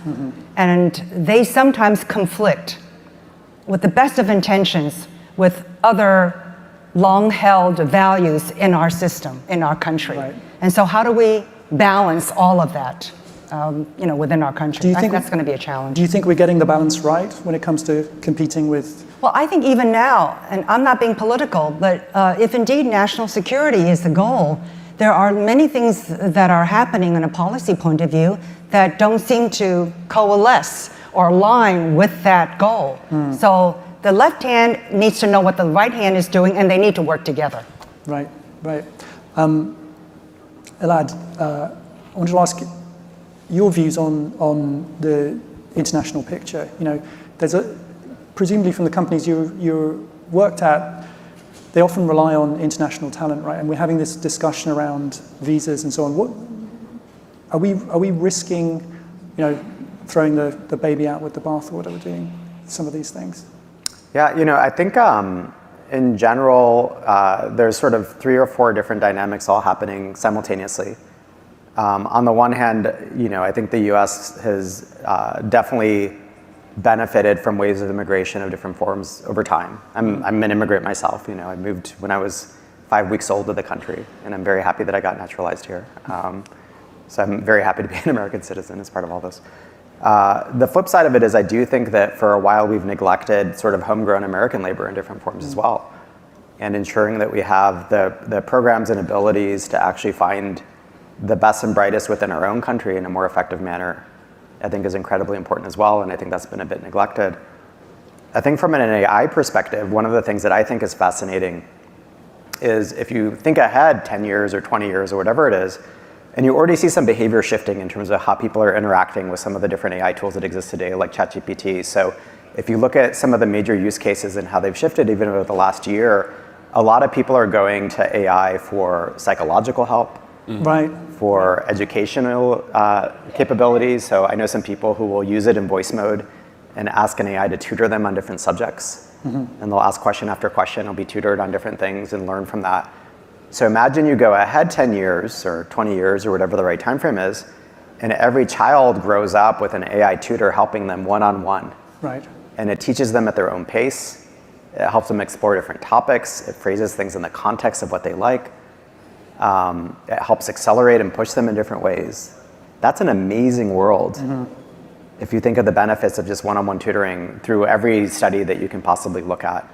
And so one of the things I'm very excited about is this lift of human capabilities through this new technology and this lift in terms of global education access. And so I think that's one of the most important things that's under-discussed relative to this coming impact of AI. Yeah, we're sort of low on time. That's a really good note to come back to because we've naturally gone to the importance of education and how we empower our workforce. And I think there is a role that AI can certainly play there. I want to finish though by asking one of the topics in Silicon Valley right now is AGI. Is the idea of AI that can do everything. How do we factor that? How do we even think about that? Does anybody? I disagree with it. I think people are important, and I hope that we have a future generation of people, young people, who actually like to talk to one another. Yeah. Maybe they'll talk to I think AI it's as well. revealing. I think it's revealing that AI has a capability of being your individual psychiatrist. Yeah. Is that good or bad? I don't know. We should probably find out. We'll find out. The one thing I would add on this topic really quickly is if you look at gaming as an example, because one of the earliest applications of AI was to games. And so in the 90s, I think Deep Blue from IBM beat the world champion at chess. Yeah. And people said, oh, it's just chess. Go is a much more complicated game. AI will never beat people at Go. A few years later, AI beats the world's best Go masters, who now study AI games to learn from it. And they say, well, it's Go. It'll never beat people at poker because poker, there's bluffing, there's betting, there's different behaviors, et cetera. And then this team that Norm Brown led beat people at poker. It beat all the world's best poker players. And they said, well, there are these games called diplomacy, where you're manipulating people, and AI will never beat anybody at diplomacy. That's the final bar. And a few years ago, diplomacy was solved. And so very consistently, we've said, at least in gaming, that AI will never get better at us than X, and it's consistently been better at us than X. And so I do think as we think through every single field, the question is, what are the fields that aren't going to be addressable in the same manner. And it's a matter of time again, right? It's not necessarily a if statement, it's a when statement. And so that's the thing I kind of wonder is like, okay, what's the time frames on some of these things? And then related to that, I have 2 small kids. I always think, well, what should I tell them to go study? Like what's durable in the face of this massive technology change? And I think it's a really interesting question. Do you have an idea of what to study? I have a kid as well. I'd love to know. I would open it up to the rest of the panel. Well, actually, in the interest of time, I think we're going to have to wrap up. But maybe we'll be back in a couple of years with an AI on stage to ask we can ask some questions then. So I really enjoyed that. Thank you, everybody. Please give them a round of applause. Thank you so much. Well, you've got 2 great people coming up. You've got Chairman Bill Cassidy coming up next, and of course, Secretary Wright. So you're in for a big treat. Thank you. Absolutely. Ladies and gentlemen, this concludes our panel. Powering Tomorrow will begin in 10 minutes on this stage, and Economic Freedom and Financial Innovation will begin in 10 minutes in the Presidential Learning Center.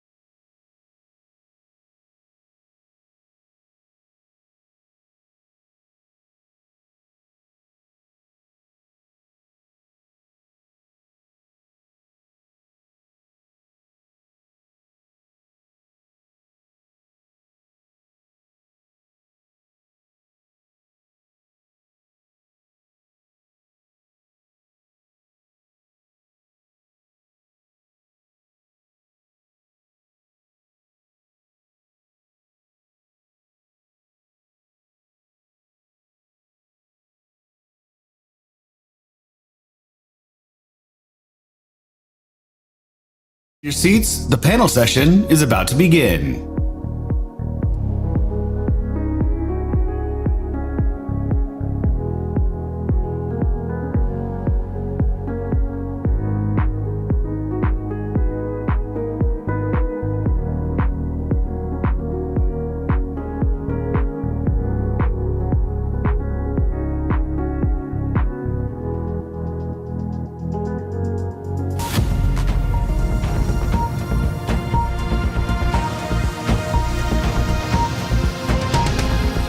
We must strengthen the boat of free markets and fair trade so it can lead the world to economic recovery and greater political stability. We seek to plug the holes in the boat of free markets and free trade and get it moving again in the direction of prosperity. And no one should mistake our determination to use our full power and influence to prevent others from destroying the boat and sinking us all.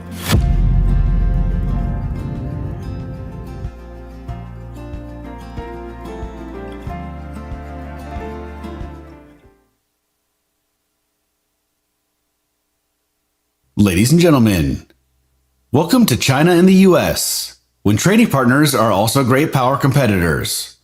Please welcome to the stage Ms. Anna Swanson of the New York Times and our distinguished panelists.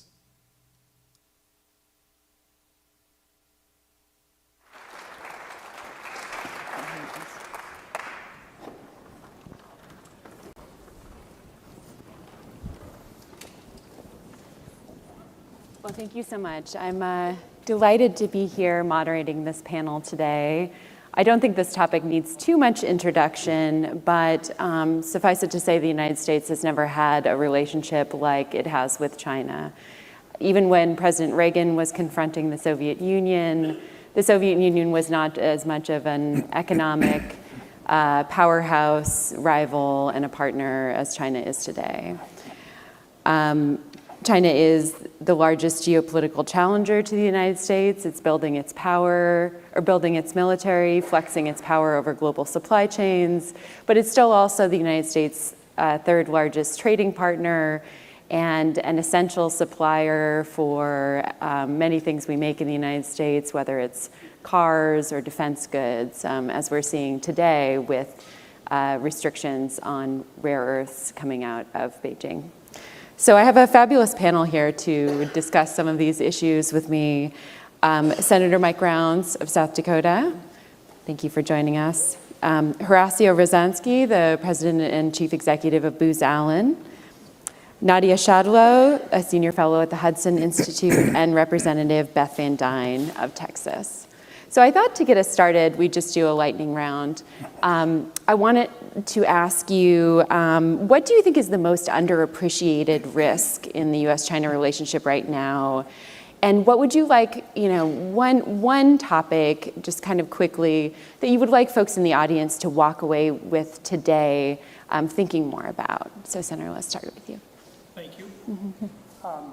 Let's put it in perspective. You're correct, third largest trading partner. Rare earth minerals, well over 98% of our imports of rare earth minerals come from China. We do right at about $570 billion in trade per year with them, and yet trade delegate tells us that right now they steal about $600 billion in value with regard to intellectual properties on an annual basis. That makes for some very interesting interactions that we have to be aware of. I think if there was one thing that I would want the whole crew to walk away with is, number one, it's not our job to divest or to disassociate with China, but rather to de-risk our relationship with China. We can just go down. Okay, I'll go next. If you, building on the Senator's comments, if you build this very simple framework that has cooperation, competition, conflict, and ultimately combat, we are operating with China across the first three dimensions already in different areas. And we can talk about how each dimension plays with each other. I think there's not enough cooperation right now, and frankly, there's too much conflict. But at the end of the day, in my mind, because technology is the driving force in this century, the key to winning this and positioning ourselves in a way to be dominant is going to be speed. It's going to continue to be speed. Well, I think there's actually a division among both the policy community and the business community about thinking about China as a long-term systemic ideological threat, or China as a power that sort of is a regional problem and it's focused on, sort of its region. And I think if you actually, depending on where you fall on that, and I think actually the administration is perhaps even divided on that question, you'll end up with a different set of policies. So I'm in the former camp, long-term systemic ideological threat, sort of in the same way that back in the early days, 1970s, Nixon saw the Soviet Union in a very ideological way versus kind of a manageable power. So I think we end up with different policies. I think we need to look at it in terms of the influence that China has on the rest of the world and where they've been and how we have acted, basically given them the vacuum to work in. By not having trade agreements, by looking at how much money that they've invested in the infrastructure of, look at countries in Africa, countries in Latin America, and now starting in countries in the Middle East. And that influence that they're going to have, basically I was in Cambodia, I was with the Prime Minister of Cambodia, and I said, you have to understand, you're basically giving the future of your country away. And he said, look, we're starving. We would love to be able to eat a Big Mac, but we've got China who's handing us a bowl of rice. Come to the table. And I think we've got a lot of opportunities to be able to do that in the future, and I'm anxious to start. Mm-hmm. Great. And I'll just open this up to all of you. Do you think that we need more decoupling with China, or do you think that there are some areas where being connected actually provides a stabilizing force? Mike, you mentioned de-risking. Horacio, you talked about cooperation versus conflict. Just kind of opening it up to all. Yeah, look, you don't decouple. You can't decouple. We're interconnected, but you have to, number one, work towards a fair trade agreement. And then the other piece of this is you have to recognize that they are a strategic challenger for us on the military side. They are a near-peer competitor, and they have an advantage over us in one particular way. They are unified in terms of when Xi Jinping wants to move, it's not just the government that moves, but the entire rest of their economic activity is required to move the way that he wants them to move. We don't have that here. And so for us, we have to recognize that challenge. Now, I'm not suggesting we go the direction that they go, but we have to recognize their ability to move very, very quickly. There are some downsides to that as well, but we have to recognize that as we talk about our opportunities for development and our opportunities for staying ahead in terms of technologies and literally the intellectual properties that we have. What I would say is we've got to do a better job of protecting the intellectual properties that we've got, the most advanced types of technologies that we have. Everything we can do to slow down their connection with that, protecting against that infiltration or defiltration of really good information that right now they're stealing from us on a regular basis. And they don't have a problem with doing so because, as their ambassador shared with me several years ago, you have to understand, in our culture, we don't understand how someone can own an idea. Well, patents and copyrights are the ideas, and if they don't understand how somebody can own it, they're more than willing to simply take it because under their approach, nothing's wrong with that. And they're very, very good at infiltrating and taking that information and utilizing it. I might have a slightly different frame. I think we do need to decouple in key strategic areas. I think we need to start considering what's happening today with rare earths, with magnets, with EVs, with chips. So at least we need to strive toward decoupling. The issue, Beth's point, is implementation going to be successful? But we should be putting into place policies now that we failed to put into place for 40 years. Because a little aside that I like to mention is that the mineral vulnerability problem that we've had is not a 10-year problem, not a 20-year problem, not a 30-year problem. It's a 40-year issue. In 1980, the Congress started to actually identify our vulnerability on critical minerals. So it really gives you a sense of inaction and the problems we've had and actually changing. So I think we do probably need to decouple in certain areas. Might not be successful, but.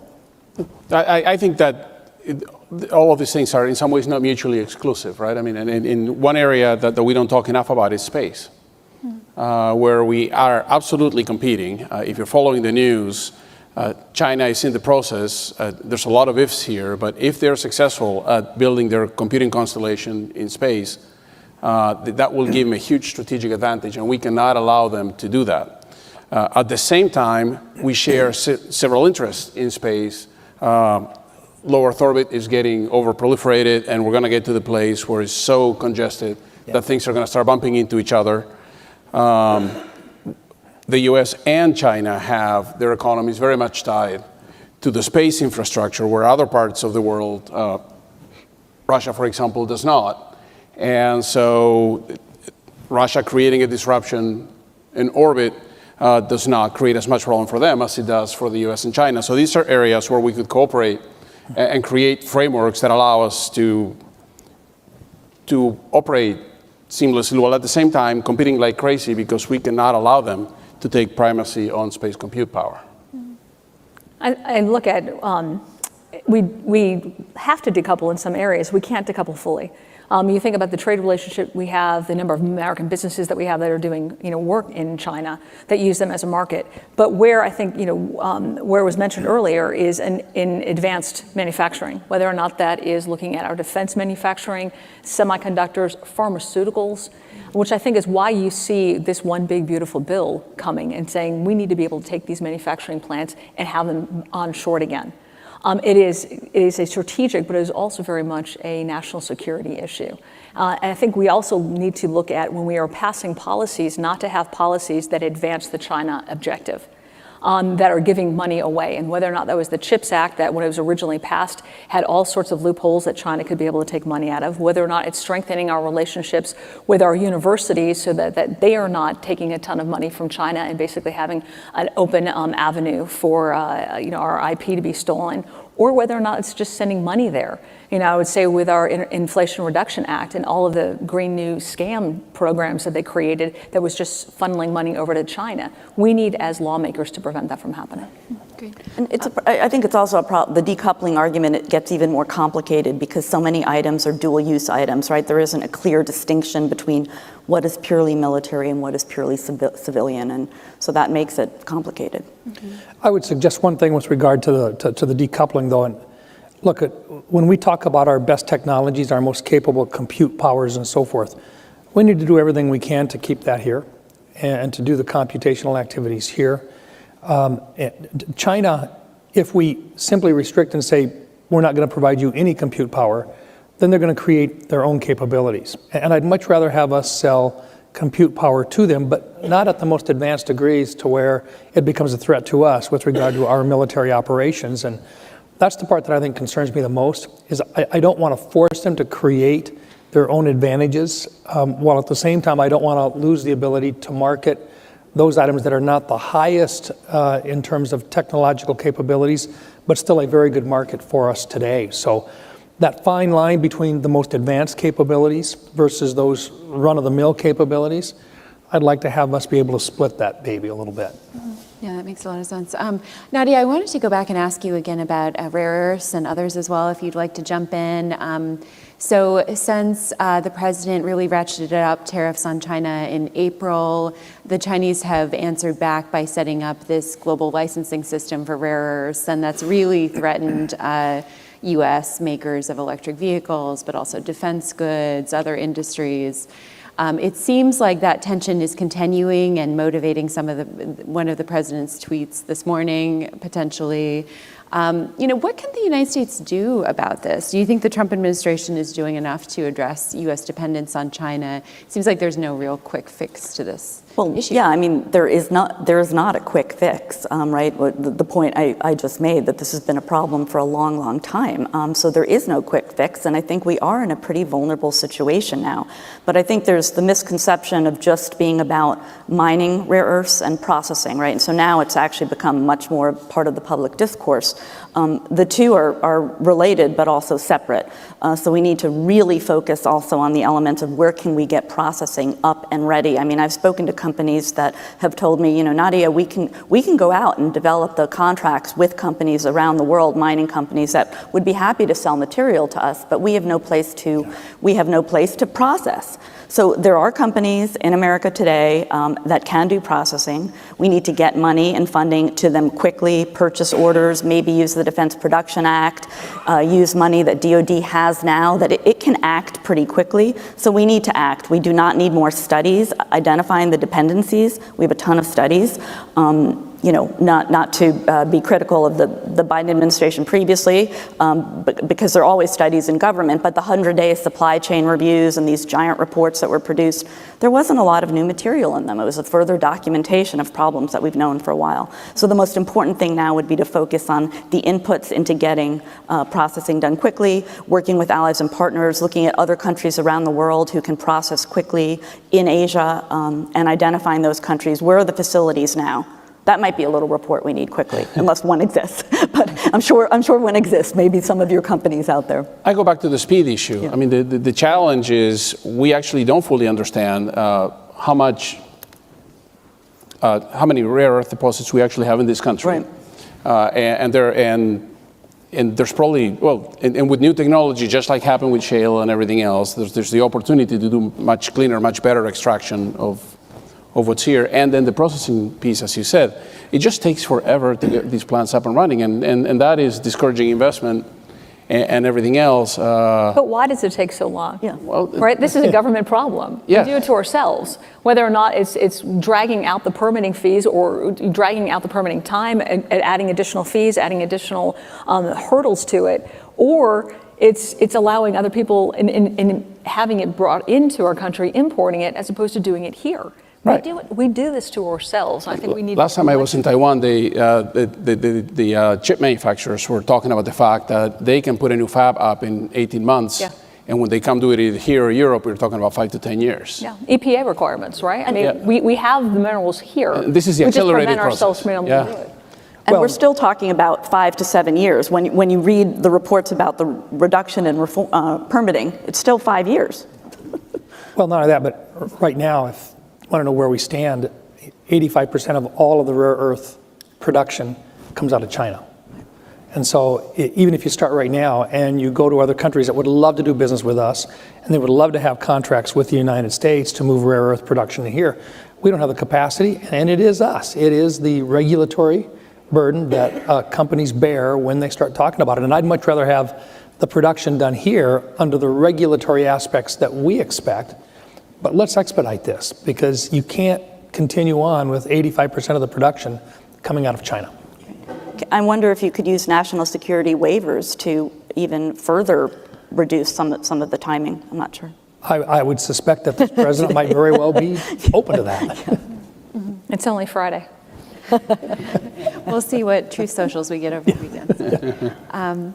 Horacio, I wanted to switch gears a little bit and open the conversation up about AI. So how far would you say the United States is actually ahead of China when it comes to AI, if you agree with that? And how do you see this race evolving? And maybe we could talk a little bit more about what role, just broadly, technological supremacy plays in this great power competition. Yeah, I mean, I think the challenge with saying who's ahead and who's behind and all of that is what's the metric? I think that the broadly understood creation of new technology and the exquisite models that have much higher performance, the US is clearly still ahead. Now, as we began to limit the access to those technologies in China, that we, in some ways, forced them into a different track where they're working on lower output models, but that operate at much lower compute requirements. This was the DeepSeek moment, but since then, Baidu and Alibaba have both released models that, again, operate on much lower footprints. They're now multimodal.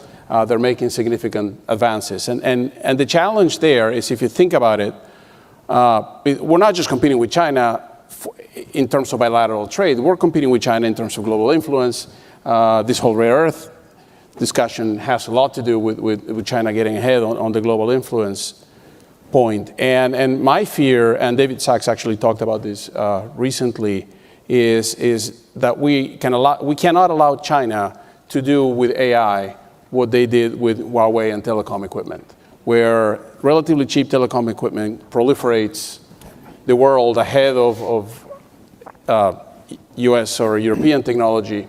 And then you wake up one day with all of these vulnerabilities, allowing that to happen in AI, where countries in the southern hemisphere that don't have access to infrastructure, don't have access to clean energy, clean electricity, they don't have the ability to leverage what we're doing, are actually going to revert to those technologies and give China a huge amount of influence over their infrastructure, over their communications, and even over their public opinion. I think adoption is very important in terms of metrics. So that's what worries me, is China's ability to adopt at scale much more quickly than the US. So it's adopting the AI capabilities into our military in all the places we need. It's adopting AI into our manufacturing, infrastructure. So the competition is there now with robotics and advanced manufacturing. And you see it across the board, maybe because China can be quite directive, as the senator, pointed out. So it's adoption and scale combined with AI that worries me. From a defense position, obviously, we need to make sure that we are staying on top of it. I think when we look at the U.S., we are known for innovation. We are known being an entrepreneurial, community and environment, and that's because we have a capitalistic system. What we've seen in the last few years is a lot of these universities are graduating students that are fighting back on that. I think we have to continue recognizing the fact that when we look at innovation, when we look at where things are being created, it's not in China. China copies everybody, they steal our IP. But we need to make sure that we are graduating students and that we are passing legislation that is not stifling the ability for AI to be able to be implemented and be successful. But we are having some guardrails, but we're also encouraging it. And I think, again, you look at the bills that we pass, it has to be encouraging and not stifling. I talked to a lady last evening for a little bit, and she told me, she says, I don't like AI. I said, it's here. It's not going away. It's going to be a part of our life.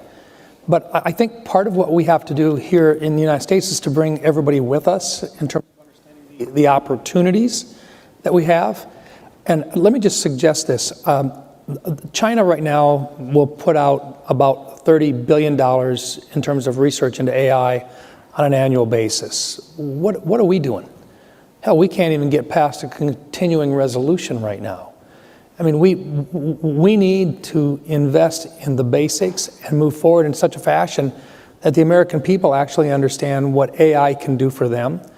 And let me just suggest this. I think that's healthcare. And I think that would impact every single family in the United States. Can you imagine what happens when you agentize AI, a system designed literally to improve and to speed up the discovery of new cures and protocols for treating the dread diseases that we have that costs the American taxpayer a huge amount of money to address, but also the quality of life that goes down because we haven't fixed it yet. What happens if, using AI, we speed up the process to actually find out how we can cure or delay the onset of diabetes? What about Alzheimer's? What about Parkinson's? These are all within our reach if we can convince the American people to put some direct investment in, to incentivize the private sector to put additional resources in, but then to create the databases, the accurate databases, so that we can literally train these systems as quickly as possible. Can you imagine what happens? Can you imagine what happens when you start curing cancer? And we're not talking decades away. We're talking months and years away. One individual told me that based upon the technology we have today, what used to take a laboratory 200 years to go through and determine an answer, using our existing technology now, we can do it in milliseconds. Think of what the options are for finding those cures. I think once the American people see the quality of life that can be improved on, that's when they buy into AI and see the benefits of it. And that's when we'll really see the push across the country to develop AI at a rate that you've never seen before by the private sector as well. That's what's going to keep us ahead of China. To build on your healthcare point, it's discovery, but it's also delivery. I mean, if you look at the amount of time that we have a huge nursing shortage in this country, and it's not getting any better. The demand is far outpacing the supply. It's systemic. We're not going to fix it. But for the fact that if you look at, I chair the board of a children's hospital, and so if you look at what nurses do, obviously the bedside care of a child, I don't think any of us are going to be comfortable giving that to a robot anytime soon. Hopefully never in my lifetime. But at the same time, there's so much of the nurse's time, 20, 30, 40%, that is really administrative. Every time they need to administer a medication to a child, there's 20 minutes of paperwork. All of that can go away. And all of a sudden, we can make a nurse 20, 30, 50% more effective at doing the part of the job that's what got him into nursing in the first place, because nobody became a nurse to track down pills. And so I think the opportunities to really revitalize the economy and to solve some of these perennial blocks are there. And again, if we get there first, much like we did with the internet, much like we did with the highway system, then we get to dictate how the rest of the world operates by the fact that they're going to be adopting our models and our practices. If we get there second, then we're going to be adopting everybody else's stuff. When it comes to setting the standards for the rest of the world, I just wanted to follow up on something you said, Mike. You said you were implying that it's a good thing for the rest of the world to use U.S. systems, to follow the U.S. example. Do you think that export controls have backfired at all in terms of kind of cutting that off? No, look, I think we've done the best we could, but I think we've learned. And I think part of it is China's very good at cheating, and they will go to other countries where we think that the product is being delivered someplace. We can go in and check and make sure that the systems are set up. But as soon as our inspectors are gone, that stuff is out and it's on its way back to someplace in China. And so, look, the bottom line is you've got to find a way to keep the compute power here as much as possible, and to be developing it at a rapid scale. They're going to get a hold of it at some stage of the game. We just have to delay the capabilities of them getting a hold of the highest and best use chips as long as possible. Our system is not perfect, but until such time as we find a better way to retain that here while at the same time still encouraging the rest of the country to use our products, the better off we're going to be. So that there is a risk involved in it. But a bigger risk is not providing that assistance to the rest of the world and having them go to China for whatever they have. Because the rest of the world is recognizing how critical AI is in the development of their countries as well. The one other thing that I'm just going to, we talk about AI like it's one general item here. It's not. It's a whole bunch of things. Earlier today, you had a little bit of a discussion on this, but if we don't get ahead of the energy shortage that we're going to have, the energy shortage here is going to be huge. Right now, we do about 1,300 gigawatts in the gigawatts in the United States today. A half a gigawatt for every one of these new larger centers is about all we're going to be able to have. That's what we're going to take.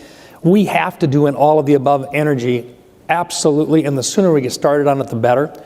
And I don't know that we're on that path yet, and we've got to get on that path as quickly as possible, or we will not be the place where these large data centers are going to be placed. And that comes to some of the regulatory issues we spoke about, right? And to fit Beth's category of problems that we make for ourselves, getting smaller nuclear reactors online, making sure that we're staying ahead in the fusion race, which is a real one. Look at what China's putting into fusion. It's pretty remarkable. There's supply chain implications of that as well. So, we can learn the lessons over the past decade or 2 decades and apply them right now. I think that's what we're doing. With the policies that were coming out of this one big beautiful bill, that's the focus, is to make sure that we are unleashing American energy and using it above, all of the above solutions. On nuclear, I got to give credit to our state. Governor Abbott has done phenomenal in incentivizing the proliferation of nuclear. Because we are one of those states that people are coming to, whether or not it's bit mining or looking at other high energy use industries. We have to have that. We are a growing state, but there's certain things we don't see energy needs decreasing at all. And as much as people love the idea of electric vehicles, they do not get plugged into trees. Where you have to have an ability to be able to get more power, and I think nuclear is a great solution for the future. And you also have to give credit to President Trump. Look at all of the executive orders that he just signed. Recognizing the fact that our own government is standing in the way of these permits being given and of this technology being advanced. So it is a complicated set of issues that I think being ignorant on in Congress is one of those driving factors. We have to have more, I think, Congress members and senators who understand that some of the connotations that they may have associated with it 50 years ago no longer exist, that the fifth generation, these cells are working, and we just need to allow the private sector to be able to explore it. And Beth, I wanted to stay with you and ask you a bit about tariffs and industrial policy. So the president has criticized the CHIPS Act, saying that all you really need is tariffs, that it was a waste of money. I wonder, do you think that the United States can compete with China using tariffs alone? Is there a need for industrial policy as well? There was a lot of issues with the CHIPS Act. I mean, first of all, when you put in all the requirements that they had on DEI hires, that actually the monies that should have been given away already on the CHIPS haven't happened because of the strict requirements that they put on, nonsensical, had nothing to do with the actual goal of that act. Tariffs, I think, are one part. You can't look at tariffs in a vacuum. It is part of an overall strategy. I compare it to a Rubik's Cube. I mean, you're twisting and you're turning. We have allowed China, ever since we entered into a free trade agreement with them, to take our lunch. The idea was that China was supposed to somehow become more Western. That never happened.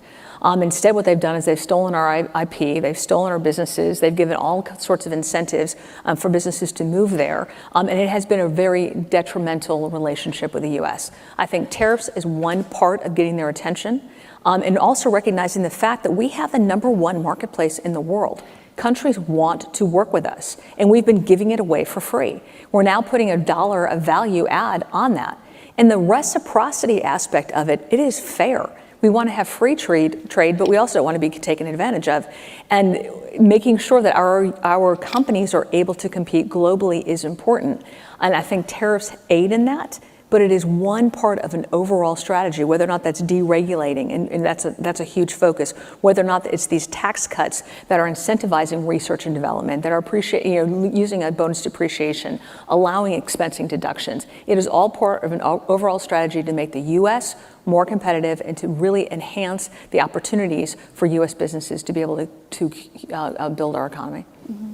Yeah. I'll open that up to others too. Do you think the U.S. needs industrial policy as well to compete with China? Yeah, I think a different way of posing the question is, to what degree does the United States need to reboot and rebuild its manufacturing sector, and in what areas? Mm-hmm. And if you answer that question, yes, we need to. Not everyone does, actually, right? I think a lot of people, actually at this conference, there is a divide about that debate. Larry Summers has done interviews where he's been pretty open about saying, I don't know that we really need to do this, that our strengths are in other areas. I think the alternative view, I think we need to build things in this country that are strategically important for the United States. And I agree completely with Beth that tariffs are a tool. And they're a tool that have been used over time, by our European allies, for instance. 2 years ago, the EU put, anywhere from 17% to sort of 37% tariffs on Chinese EVs. Okay, so the EU is using tariffs all the time in different ways. We use it as one tool. It's not the only tool, but I think it helps us in the context of how do we rebuild key parts of our manufacturing base. Mm-hmm. Go ahead.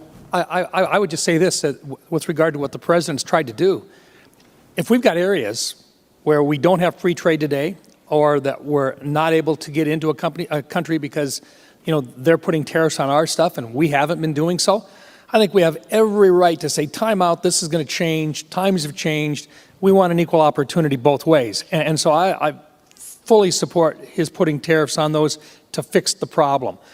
I think, and he's not the first president to do it. Ronald Reagan in 1985 went to Japan. I've seen his quotes on this where he basically says, look, I don't like tariffs, but you know what? When some other country is not treating us fairly, I'm going to put a tariff on them, and I'm going to make darn sure that we get this thing turned around as quickly as possible. And then he says, and by the way, we're going to take care of this next week when they come in to meet. And his point is you're going to have a tariff, but long term, the best thing for our producers is fair and free trade, not necessarily relying on the need for a tariff long term. So I have no problem with the president coming out and saying, look at all these bad trade deals we've got. Let's get this thing down to equalizing it. We don't have to subsidize other countries by allowing them to put a tariff on our products. So I have no problem at all with the way that he's approached suggesting that tariffs are going to be a key part in allowing us free trade in the future. And another way of asking the question might also be, how do you compete with a country like China that uses overcapacity and overcapacity is part of its strategy, right? It subsidizes its industries to such a degree that it makes the playing field is not level. So I think the flip side is, what is the operational plan for doing that? How do you structure something competitive with that? And can you get there without tariffs? Not sure you can. Mm-hmm. Yeah, the other piece on this, though, is okay, let's take China for just example, since that's the part we're talking about here. China will walk in and they'll decide, you know what, we want to take over a particular part of the industry, whether it's aluminum, whether it's steel, or whatever it is, and they will literally subsidize with federal assistance their program until such time as they've run our guys out of business. And once that happens, now we don't have it, now they control the market. That's not fair. And so in those particular areas, yeah, do we have to get involved and protect our producers? Absolutely. But at some stage of the game, we've got to have fair and free trade again. We've got to go back to that point of being in a position to win that battle, take away this, or make it clear that we're not going to allow those subsidies to come in a fair market and allow them to take out our producers. And that's what's happened in the past. I think President Trump has pointed that out. And I think it's time that we do something about it, and this is his approach to doing so. I think we also need to figure out how China has looked at going through loopholes, right? Where they are being tariffed on one thing, let's just use steel, and instead of them actually selling it directly and paying the tariffs, what they'll do is they'll go through another country. They take off the Made in China tag and add Made in Mexico tags to be able to avoid it. I've got a bill level the playing field. It's a bipartisan bill, basically saying that we're going to go after China and make sure that that's not happening. And we're going to make sure that we're looking at the countries and have avenues of being able to protect our U.S. suppliers. And I think when we're talking about the advanced manufacturing, that's going to be even more important going forward in the future. China is interesting because it, produces a lot of strategic goods, critical minerals, electric vehicle batteries, et cetera. But it also makes just a lot of, like baby strollers, T-shirts. Do you think we should have tariffs across the board on all of those things? Should we be tariffing strollers as well as critical minerals? You're asking me? Sure. I think, look, there are items that are going to be made cheaper in other places, and whether or not that is Laos, Thailand, Cambodia, there's other places that can produce those at a much cheaper rate. Looking at textiles. But I think this administration, I know President Trump, I know Secretary Bessent, we met with Jameson Greer, in front of Ways and Means. They've been very clear. This is a strategic tariff fight. We are not looking at T-shirts. We're not looking at strollers. We are looking at advanced manufacturing that has to do with our national security. And I think they are dealing with each country in an individual capacity, but they're also looking at the overall strategy of saying we have allowed China to take over way too much of these properties and hurt our country. And so this is a mix. Yeah, we want to have fair trade. We want to have free trade, but we also don't want to be taken advantage of. Mm-hmm. Mm-hmm. Great. And we had an interesting audience question submitted here.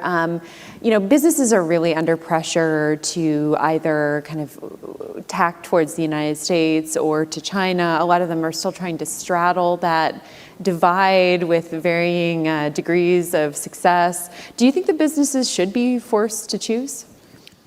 Let me just suggest this. I think businesses will choose, and I think they'll choose us once they realize that if they're going to choose China, then they're going to live under those standards.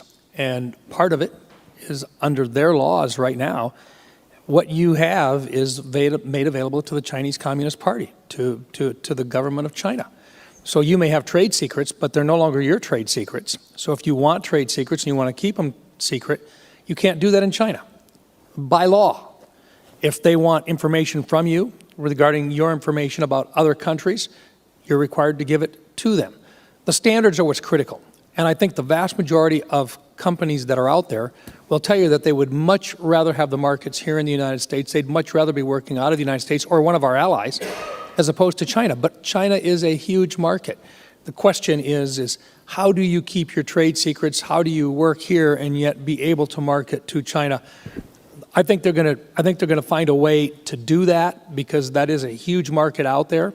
And I want U.S. companies to be able to trade in China. I want them to be able to do that, but not at the risk of losing patents and copyrights, intellectual properties, or, for that matter, being a strategic partner that ends up hurting the United States with regard of our defensive capabilities national defense. Yeah, to build on Senator Ron's point, I don't think that this is a question each business has to answer based on the business that they're in and how they operate. If you look at us as Booz Allen, 75% of our portfolio is national security.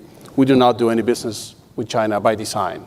We don't ever want to be in a position where we have to balance the equities of our nation with the equities of a global competitor and adversary. Other businesses that need scale to operate and to succeed need to take a different view about operating across all the largest markets as a competitive requirement for them. And I think we're in a global geopolitical moment where whether we like it or not, whether this is, I think each side will blame the other side, but you see the formation of these two trading blocs beginning to happen, and it's problematic and troubling and hopefully reversible. But the reality is, to the extent that that happens, companies are going to be increasingly more forced to choose, and a lot of the data localization laws and a lot of the manufacturing localization laws that China is being at the leading edge of are going to force those choices much more than the United States. Mm-hmm. Yeah, I agree in that it's China actually often forcing the choice because it's coercive practices that they're using against American or non-Chinese businesses. And so it is your choice, but recognize where that forcing function is coming from. And historically, China's also flipped on market access too, depending on sectors, right? Companies have gone in hoping for market access, but then losing that access over time. Mm-hmm. The administration right now is also pushing to revoke Chinese student visas. Curious if any of you have concerns about whether this could end up undermining U.S. technology and scientific research or the position of universities. You look at Harvard and the fact that 27% of their student body, is here on student visas, and the universities have done this to themselves. They're dependent because their tuition is so high. They're now dependent on foreign students to be able to make up for the tuition of U.S. students who can't afford it. And they are absolutely hotbeds of intellectual property that is being stolen. That's not even a question. The question is, why are we not having more American students that can fill these jobs? So we had a great discussion last night at dinner, and we were saying that we need to start looking at what the United States is focusing on and finding value. And at these universities, what are the majors that they're taking? And why are we paying the same amount in Pell Grants and in federal loans for a gender studies major as for an electrical engineering major? They obviously have different values. We have a business environment that they need this marketable skill, and yet we are giving this much money for this marketable skill. We have students who are graduating after being there 4 or 5 years, 6 years sometimes, where the U.S. is paying them, these universities, for tuition, and they're not getting their value. We are graduating students, and that cannot get jobs, cannot pay back their loans, and it's forcing us to open up our borders to have people come in because they're getting better educations elsewhere, or in our own society, so in our own country, and then leaving. We need to, I think, focus on what these universities are teaching and where we are actually giving federal dollars, whether or not that is allowing tax-exempt status, whether that it's looking at their endowments and where they're getting dollars, or really valuating the value of the majors. And I would just say it's also the secondary education system in this country, right, which has been a huge failure in terms of reading and math outcomes. And so it even starts below that. Yeah. And like the critical minerals problem, we've been talking about that for 40 years and not solving for it. Mm-hmm. I've got to just look at, I think we've got to take this country by country, talking from a strategic point with regard to the defense of our country. When we train Chinese students today, we're training probably some of our adversaries' key technical individuals with regard to their military capabilities. So I think Secretary Rubio made the right choice in saying, time out, we're going to hold back on allowing these students coming in from China specifically. We can always revisit it, but I think the message has got to be sent that if we're going to be strategic adversaries, if they're going to be our near-peer competitor, particularly when it comes to areas that are really high on the technological advancements on energy, on space development, on cyber development, and so forth, these are areas in which we are competing with China every single day at the top levels. And we can't simply allow their students to come in here to gain that and then to be either forced to come back through coercion or coming in with the intent of getting as much information and taking it back to their country as possible. So I think we have to look out for ourselves in this particular case, and we've got to be very, very careful that we do not basically train our adversaries in some of the most technically advanced areas in the world today. I would say that this topic hits close to home. I'm probably the only one in this panel that actually came to this country on a student visa. And I've been here now for 40 plus years, and I think I'm a good contributing member of society. And so I think this is one of those topics. And there's a large number of people that have come to this country either to go to school or to start a business, and who've been, especially in the tech sector, part of the engine that have put the U.S. in this supremacy position. And I think this is something we want to preserve. And at the same time, as Mike points out, in certain fields, in certain areas, at certain levels, because getting an undergraduate in computer science here is not the same thing as getting a PhD where you're doing your dissertation on quantum. We need to be very thoughtful about, especially with people that are geopolitical adversaries, how we're going, whether we're going to allow them access to that training, how we're going to get all of that done. I think this is one of those areas that very much calls for a scalpel and a very targeted approach, but a very targeted approach is also needed. Great. And I do want to ask about what role the rest of the world should play. So maybe Mike, sticking with you, how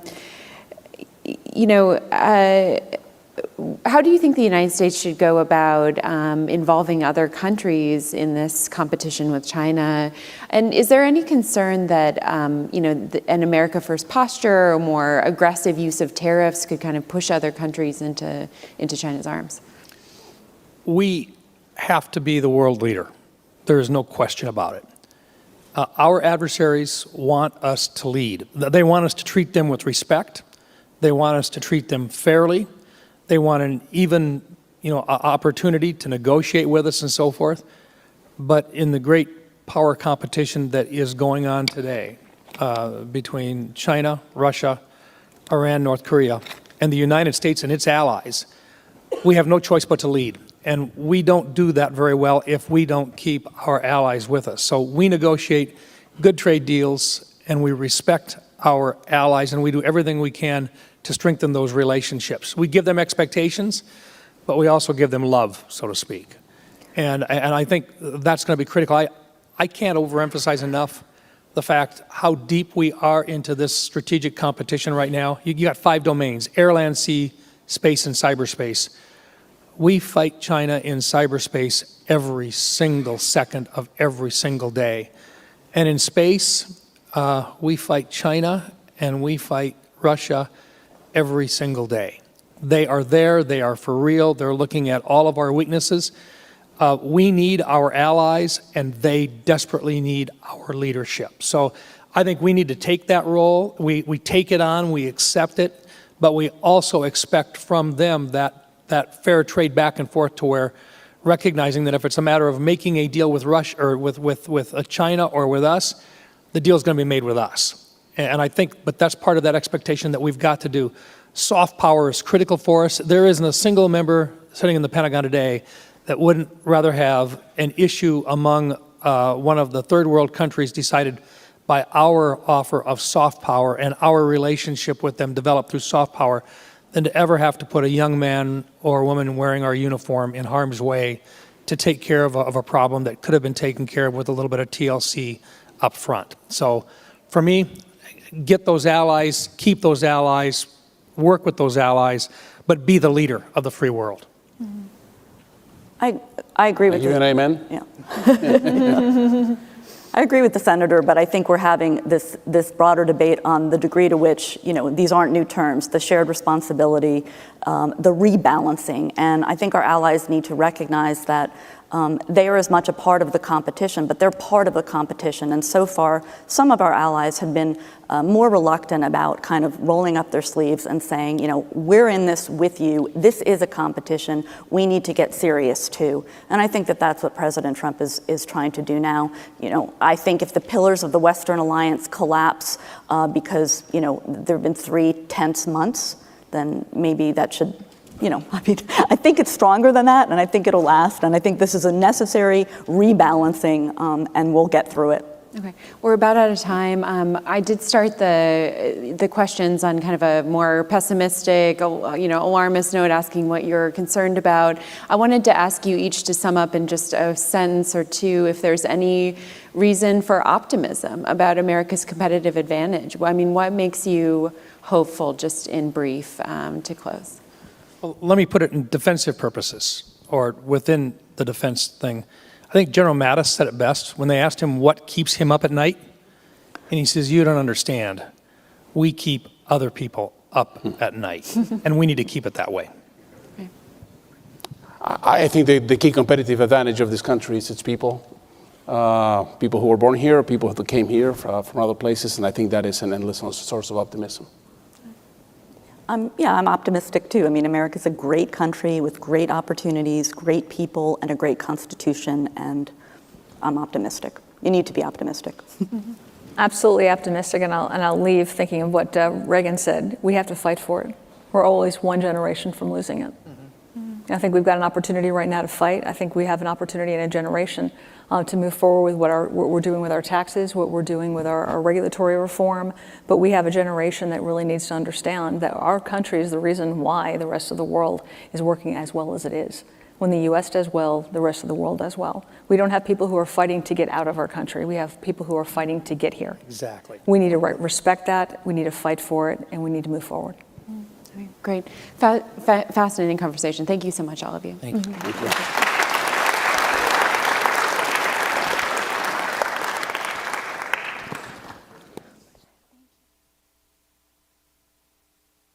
Ladies and gentlemen, this concludes our panel. The Economic Freedom and Financial Innovation panel will begin in 10 minutes on this stage, and the Powering Tomorrow panel will begin in 10 minutes in the Air Force One Pavilion.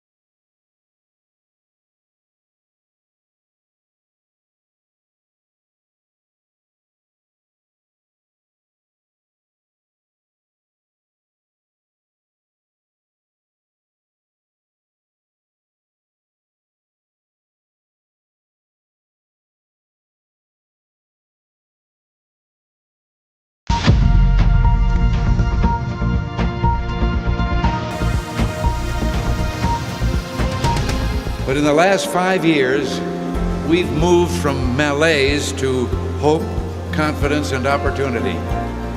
We knew that malaise for what it really was.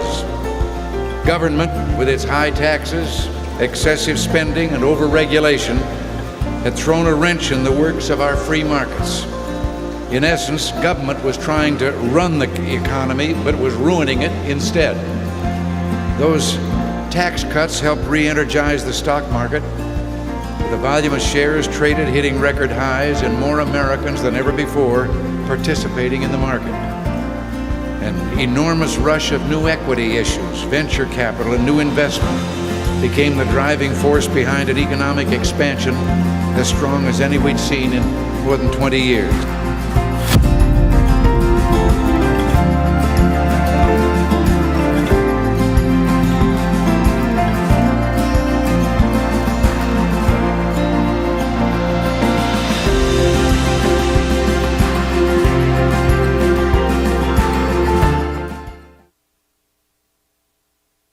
Ladies and gentlemen, welcome to our panel, Economic Freedom and Financial Innovation, America's Competitive Edge in a Changing World of Trade, Tariffs, and Technology. Please welcome to the stage Mr. Greg Ip of the Wall Street Journal and our distinguished panelists.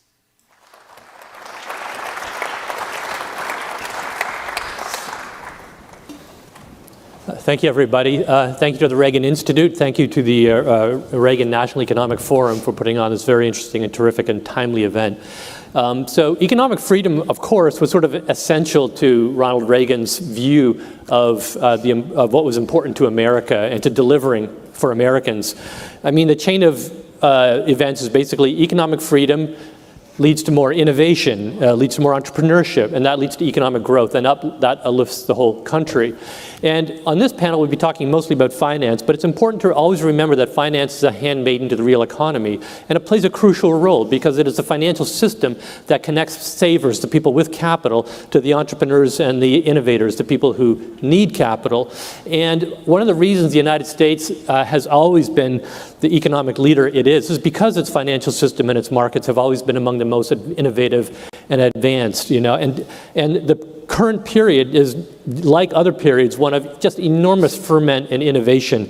The big one, of course, digital currency and crypto, but also artificial intelligence applications, venture capital, private equity.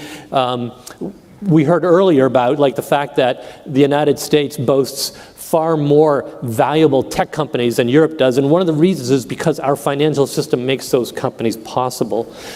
Here to talk about what the next steps are in those things and the challenges we need to confront in making sure that innovative edge remains. We have a great panel today.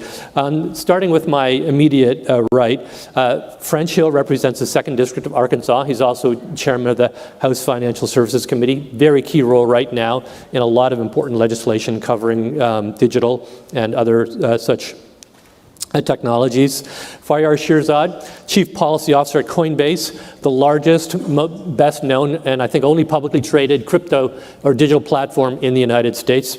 Before that, he was with Goldman Sachs. My far right, Kevin Warsh, somebody I've known for many years. He's a scholar at the Hoover Institution. He teaches at Stanford. He's a partner of one of the most legendary hedge fund managers, Stan Druckenmiller. And from 2006 to 2011, he was governor of the Federal Reserve at one of the most tumultuous times of the economy. So a really great panel to talk today. Faryar, I'm going to start with you because I think the first question I want to ask about crypto is the kind of question I think a lot of ordinary Americans ask. I've heard about this thing now for 17, 18 years, but it hasn't changed my life yet. Where are the, a lot of people are trading it. I keep talking about it, but when I go to buy stuff, I'm still not using it, right? I mean, in fact, a survey from the Fed just came out last week. Only 2% of American households used it for any kind of payment last year, and that's actually not that different from 3 or 4 years before that. So I think the question on a lot of folks' mind, on my mind, is why no transformative applications yet, the way, say, ChatGPT has come along? What are we waiting for? When will that happen? Tell me what amazing products digital and crypto will make possible 10 years from now. It's a really, really good question. So the technology is only about, let's say, 13 years old, and it came about in a technological breakthrough to solve something that the internet did not solve. What the internet did is it democratized the ability of people to move data back and forth on a peer-to-peer basis using a decentralized, loosely governed protocol that intermediated the ability of people to move data. What the internet did not allow people to do was to move a unique digital token, a thing of value, so that you could execute financial transactions using the same seamless technology of the internet. Crypto is the breakthrough that allows you to do that, and so the potential for it is enormous for payments, as you're saying. I think there's 2 reasons why the adoption has not been at a scale that a lot of us expect to happen. One is there's 3 things that you have to have a scaled payment solution on the blockchain. One is You have to have security, you have to have scalability, and you have to have speed. That trilemma of crypto transactions has only really been solved over the last couple of years.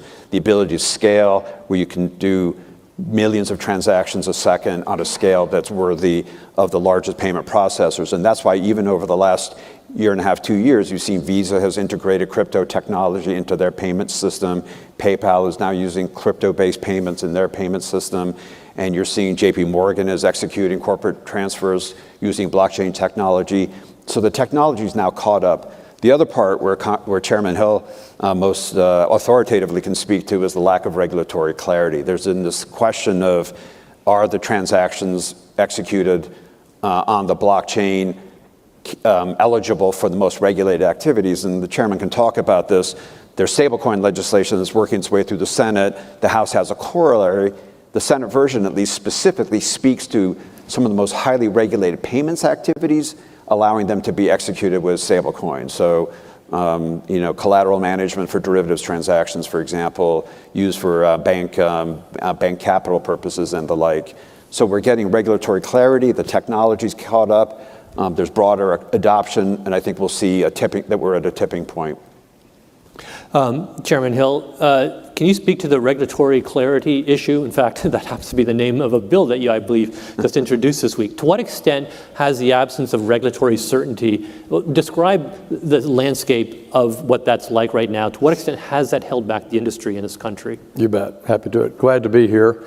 I started my political career when President Reagan was in his first term and worked on the Senate Banking Committee for John Tower from Texas. And so President Reagan's always been a tremendous influence on my life, and it's a pleasure to be here at the library. Well, first, let me comment on the adoption issue for a minute, because I think that's an important one. John Boehner famously said the House moves very slowly until it doesn't, and I see Speaker Ryan back there, so he knows about that. But that's also true in that tipping point in technology. I mean, people have worked on this concept for a long time, and just because you see ChatGPT in 1 month outstrip the rate of growth of all cell phone users doesn't mean that people haven't been attempting to pioneer that technology for decades. It just hits that point, and that's why I think your suggestion that we're now reaching that point of economy of scale, that tipping point of the technology where it can show both business and consumer applications. So let me address the regulatory front. To have a new payment rail on a blockchain, and you have to think about a blockchain as simply an operating system. Boskin and I learned how to program in Fortran, so that was an operating system back on a college campus 40 years ago. But we went to DOS, we went to Microsoft, we went to Macintosh, these are operating systems, and people wrote applications for them to solve solutions, right? Lower cost, faster, more accurate. A blockchain operating system it's an operating system. And what he's describing is people are now writing applications on them that increase the speed, increase the accuracy, increase the ability to reach different niche solutions, whether it's a consumer household solution or a commercial solution. And we're seeing that now, and you named some great examples.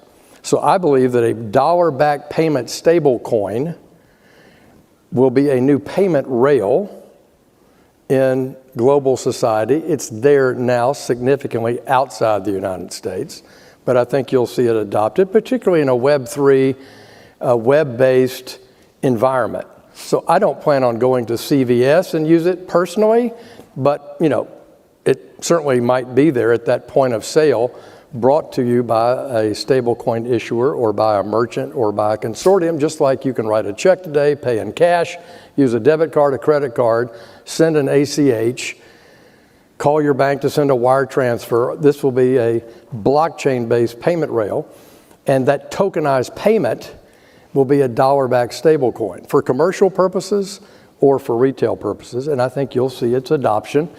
Why do we not have it? We don't have a law to permit it. New York authorizes the creation of a stable coin, but it's not adopted across the ecosystem.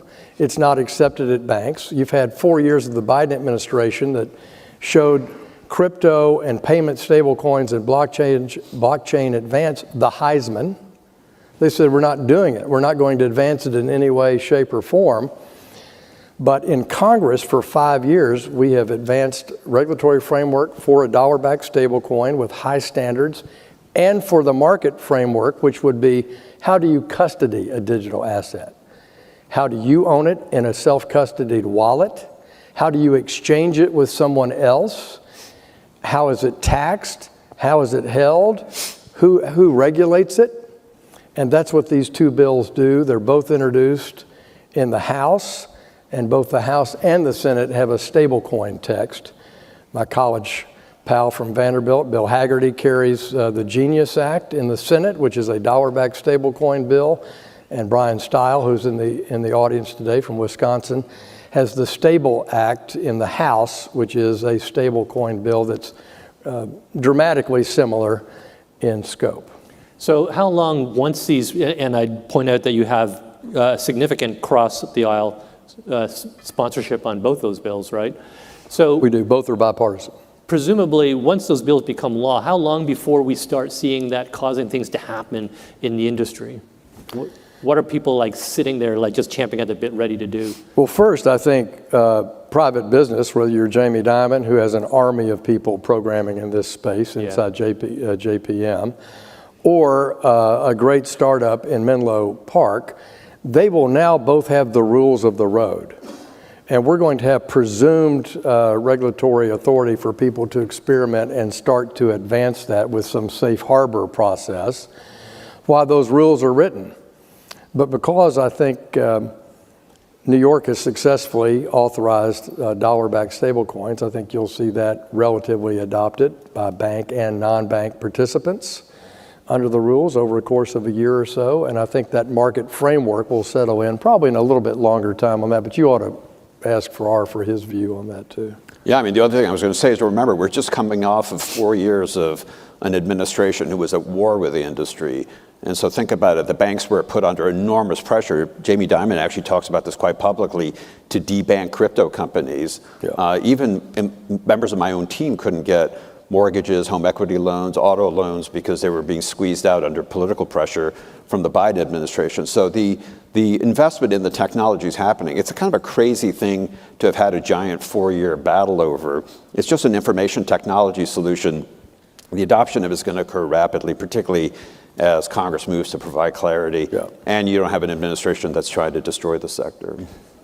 Kevin, I want to turn to you. There has been a lot of talk over the years that, well, you know, why should we not have a digital dollar, right? Should the central bank issue a digital currency to circulate alongside the dollars that we hold in our wallets? And people have advanced a variety of arguments why this would be democratizing and so on. Other countries, China most notably, have done that. What's your view? Should the Federal Reserve get into the game of issuing a digital dollar? And if not, what is the Fed's appropriate role in this space? So in a word, no.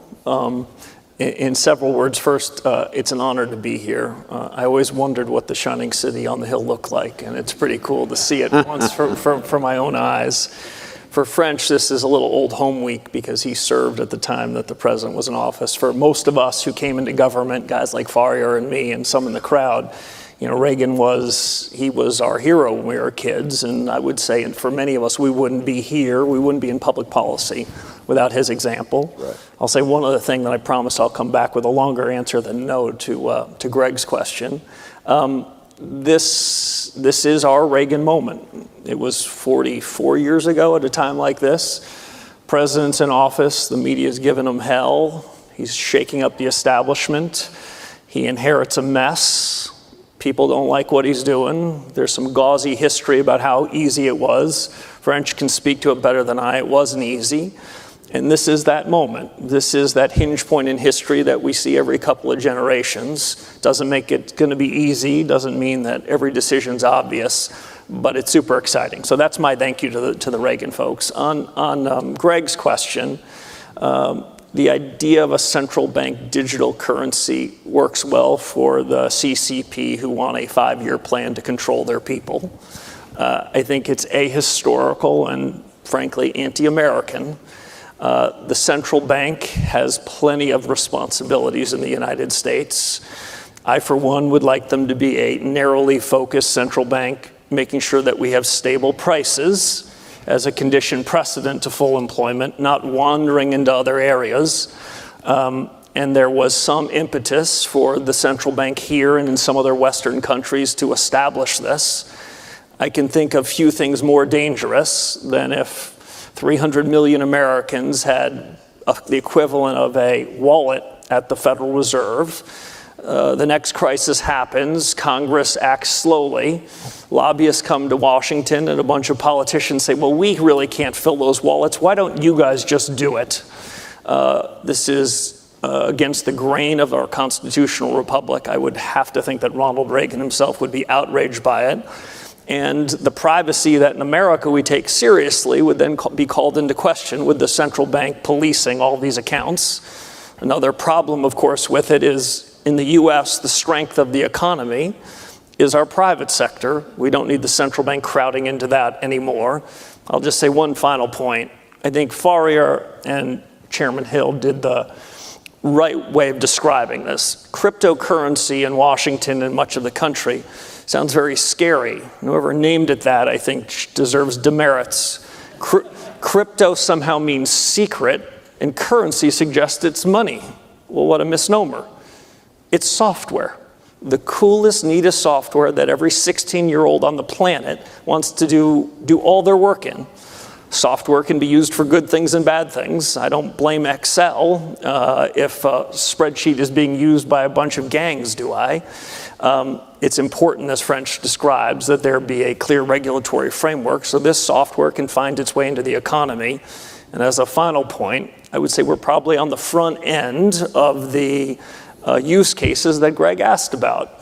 In the future, probably not that far from now, a year and a half from now, we're all going to have these devices in our pockets like we do, but they're going to be our agents, and they're going to go off and check in on our flights and see what the traffic's like and make sure the Uber's here to get us without a single instruction by us. The only thing it doesn't right now have the capacity to do is actually verify that I am that person, that agent is my agent. Well, that use case is being made possible by the people sitting next to me. This technology was pioneered in the United States, like AI, like much of the productivity boom that allowed the 80s and 90s to be there. I think we're on the cusp of another productivity boom, as long as our government doesn't do harm to it, and so long as the central bank doesn't say, well, enough of this private sector, we'll do it for you. You've written that while the Fed should not be issuing a consumer currency, it has a role to play in perhaps the issuance or management of a wholesale digital currency. Can you elaborate on that? How is that different? Yeah, so it's radically different. The banks do their business with the central bank. Households and businesses do their business with the U.S. commercial banking system and a bunch of what we call unregulated financial institutions. That's the two-tier system that is, I'd say, fits the American Republic exceptionally well. But the Fed does have a lot of plumbing that we do in making sure that the conduct of monetary policy, those pipes work, that the infrastructure in the treasury markets work, and that's what I think of as wholesale rails. Well, those wholesale rails that our government has been using were created in the last century, are not done instantaneously. Payments still take days, often weeks. They're not verifiable. They're subject to massive breakdowns. They're not secured, and we can't be perfectly certain exactly whether the counterparty is who we think it is. Well, that's where the new software comes in. I do think there's an important role for the Federal Reserve to help architect, outline what the new architecture should look like, and to allow the private sector to build a wholesale new infrastructure using the coolest new software. And it's not just for little gains of efficiency. If you believe what I believe, and I suspect my colleagues up here believe, which is we want the dollar to continue to be the world's reserve currency, I believe our economy will be worthy of that over the course of the next decade and two.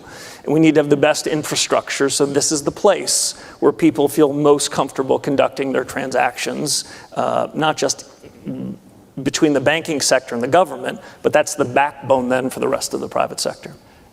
I want to actually, I don't know if this is where you were going to go, Chairman Hill, but I actually want to bring the discussion of regulation back to the consumer, right? Because it's kind of like the cycles of history. The innovation races ahead, and there invariably are abuses and sad stories of people whose lives were damaged because the technology, because it went further than it should have. I mean, you could talk about subprime lending, for example, which was supposed to democratize mortgages, but it ended up causing a lot of harm. You could go back to like online stock trading and whatever.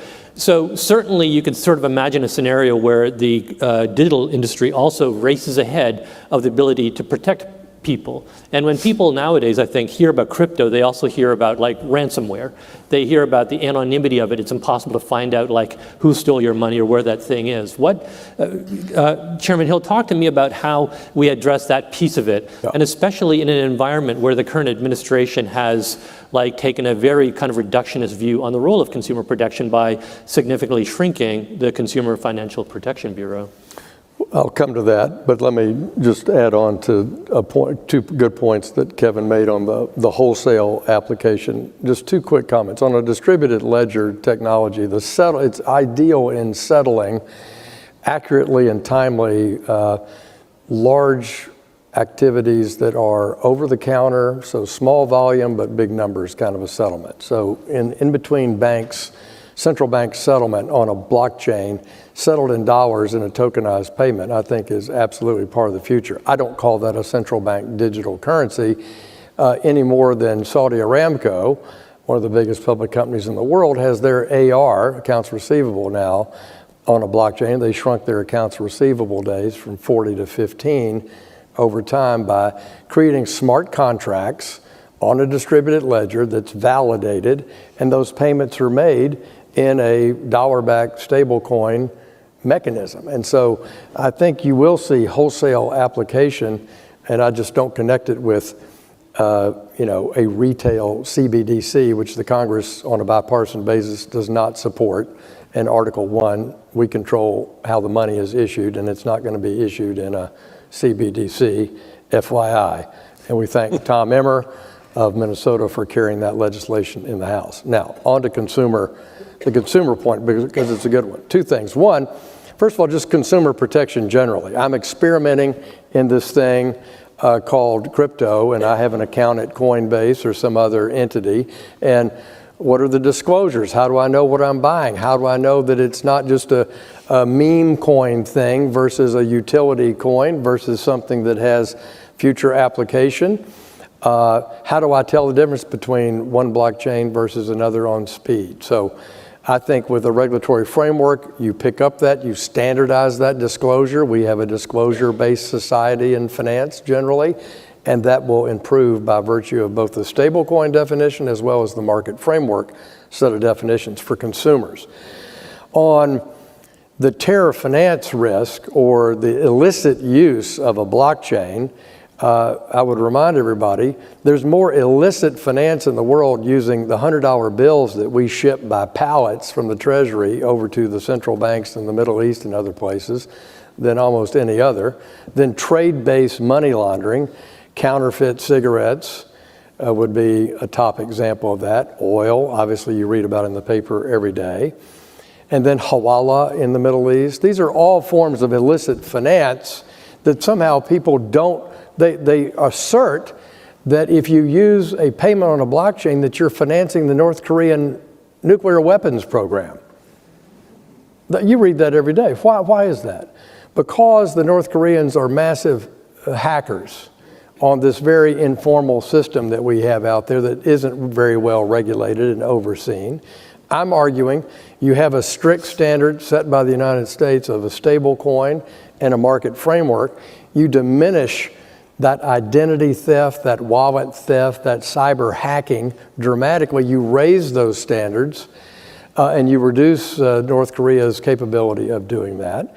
And then we have Anti-Money Laundering and Bank Secrecy Act laws that we're supposed to obey as individuals, as business owners, and they'll apply to people out on the blockchain as well. You mentioned the CFPB. it's not about reducing consumer protection. The Trump administration is not for reducing consumer protection. The Trump administration, like I hope all administrations, is for robust consumer protection of Americans. This is about having the CFPB, the Consumer Financial Protection Bureau, stay in its lane, its statutory lane, stay focused on what it was created for, not be duplicitous, not be redundant to all the bank regulations that we already have.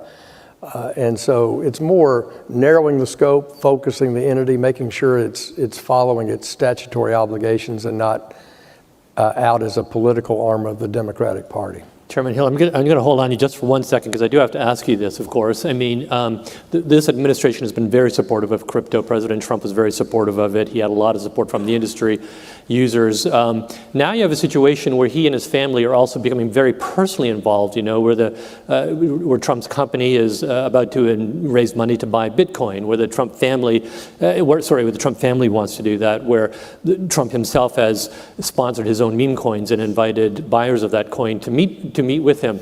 This obviously raises a lot of questions. People on the other side of the aisle have complained about this on your own committee. Does the president and his family's level of personal interest and investment in this, in crypto, create a problem, either a perception problem or a political support problem? Well, look, we've worked for 5 years in the House, particularly, to have strong bipartisan support for stable coins and a market framework. And in 2023, we got 71 Democrats to vote with the House Republicans to advance the market framework bill, the predecessor to what we introduced yesterday. So our members in the House and Senate have done their homework on both these issues. They're pro-innovation. They want to bring these jobs back to the U.S., the investment back to the U.S., We want the U.S. to lead in this aspect of fintech, financial technology, and I think we have a bipartisan consensus on that. With that said, and it's absolutely fact, and I've witnessed it, as has Brian Stile, my subcommittee chair on digital assets, for sure, in the House. The Trump family engagement in the meme coin world, has made this work more complicated because it has distracted, I think, our members, both Republican and Democrat, from what we need to do. And if you're concerned about meme coins and whether they have no value or what the purpose of them is in society is, then you need to help me pass a stablecoin bill and a market framework bill that will lay out these rules of the road quite clearly as to how digital assets work in our economy and how they will have utility and the ones that won't. And just like in our public markets today, I don't recommend that you buy a junior gold mining over-the-counter stock that is thinly traded, that's traded on an exchange outside the U.S. with companies that don't report quarterly and have weak, information. Weak disclosure, right? That'd be a risky, maybe it's under $5 a share, maybe it's a penny stock, but it is out there and you may buy it, right? In a highly regulated market.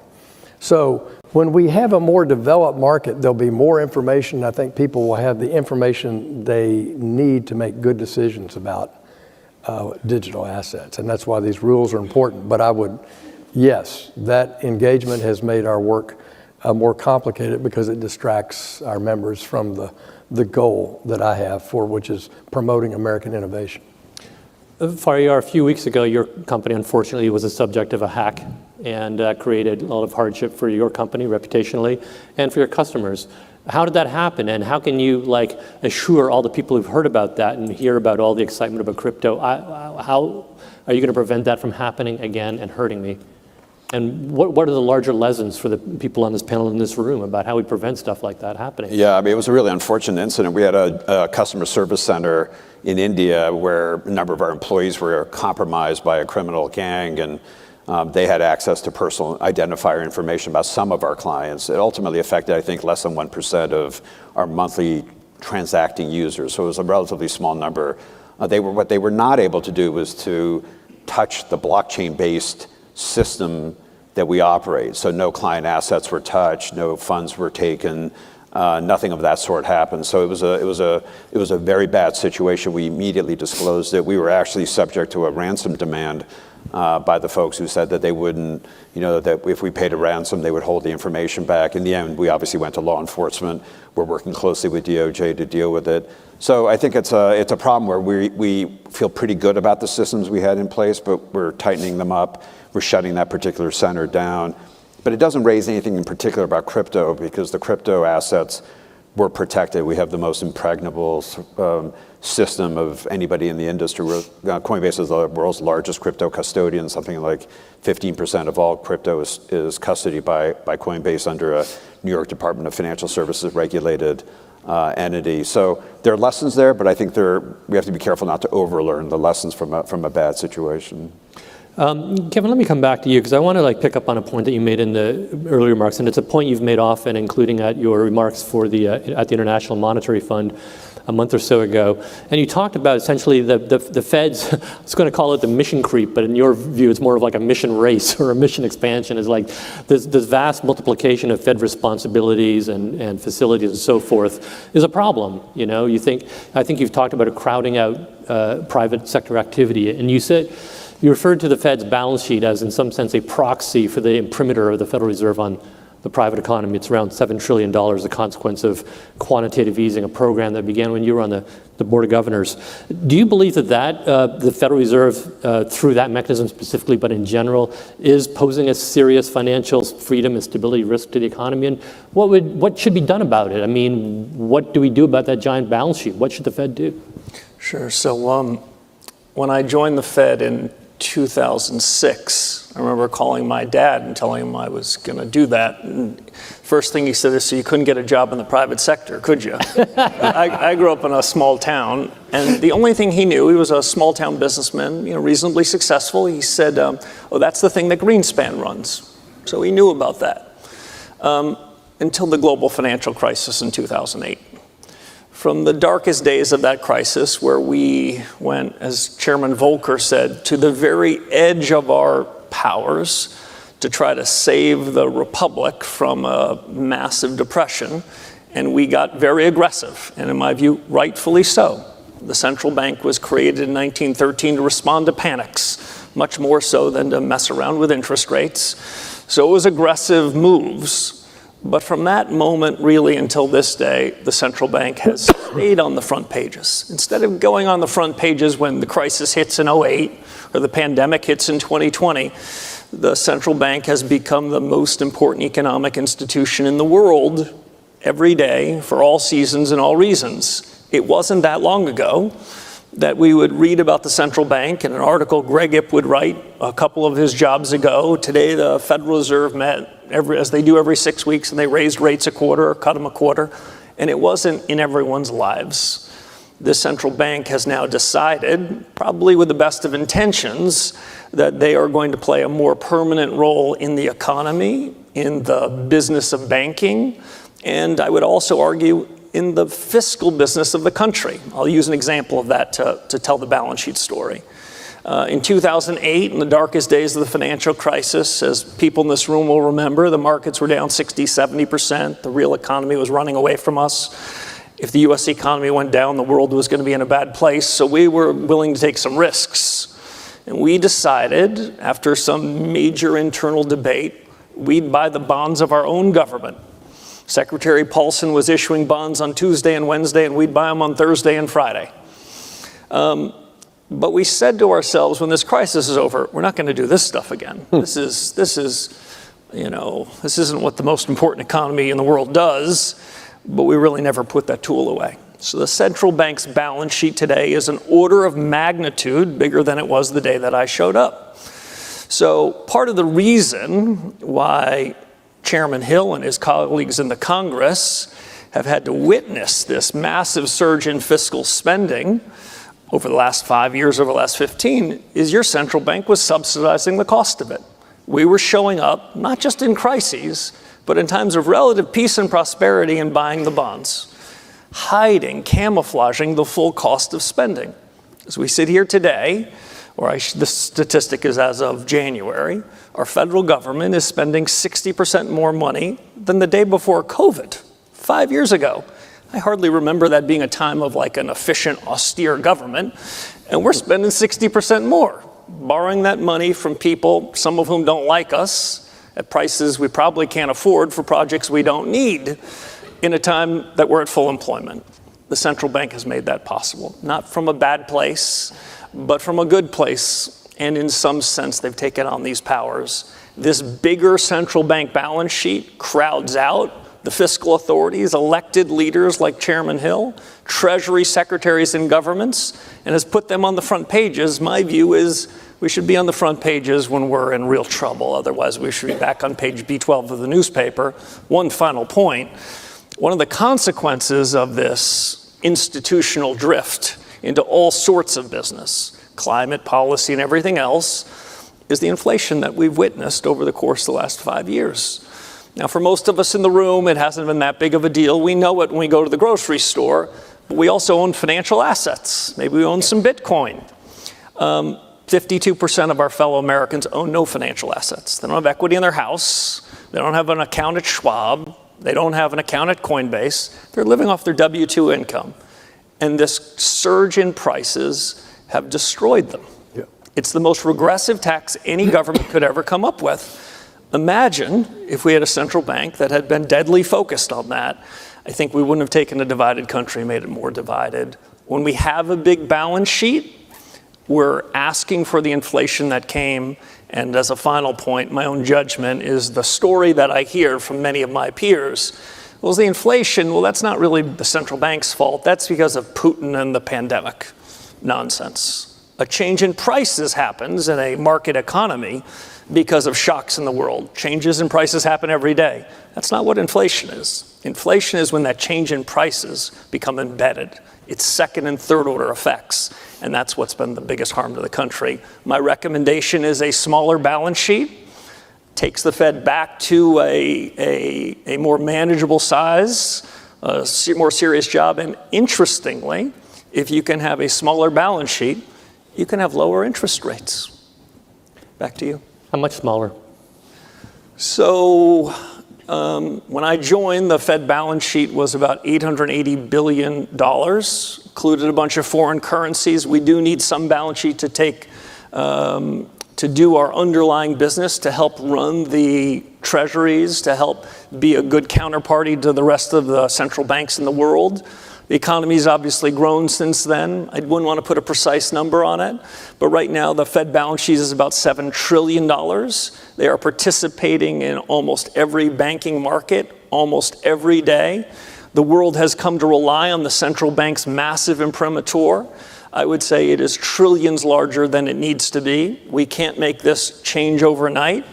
But if markets knew that our objective was to get to a balance sheet that was as riskless as possible and as small as possible, and we would get there in due time and with a strategy, I think markets and market participants could well adjust to it. The central bank could then be a powerful central bank, but a more limited one, and I would argue wouldn't find its way in harm's way politically or economically. I have to ask you this, I will come to you because this is important too for the work you're doing, but you brought up politically at the end. How important is it that the Fed be independent in monetary policy?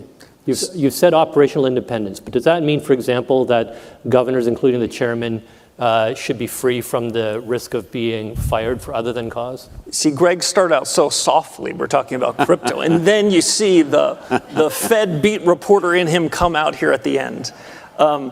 I believe in the operational independence and the conduct of monetary policy as a political economy matter. I think the economy is better off if the world perceives, markets perceive, members of Congress perceive. You got central banks that are calling it the best they see it. Being a central banker is not a prize for the perfect. These are hard jobs, lots of uncertainty. The data is a mess. But the world's better off if they think they're doing their level best to call balls and strikes. But the operational conduct of monetary policy doesn't mean that the Fed shouldn't be criticized. Central bankers should not be pampered princes. If Chairman Hill and his colleagues think that we're doing a terrible job at the central bank, they should be able to call it out. Same thing with the president. As a matter of fact, I'd rather the president call out his consternation with the central bank to the world than do what used to happen in generations past. I don't mean to be invoking President Reagan again, but being summoned to the Oval Office for a little quiet to-do about what you're doing and right. Central banks were created so that politicians would have someone to blame for this. None of this is new. I read breathlessly in the newspapers how mean these politicians are to the central bank. Well, grow up, be tough. And here's the most important thing. What's the secret to central bank independence?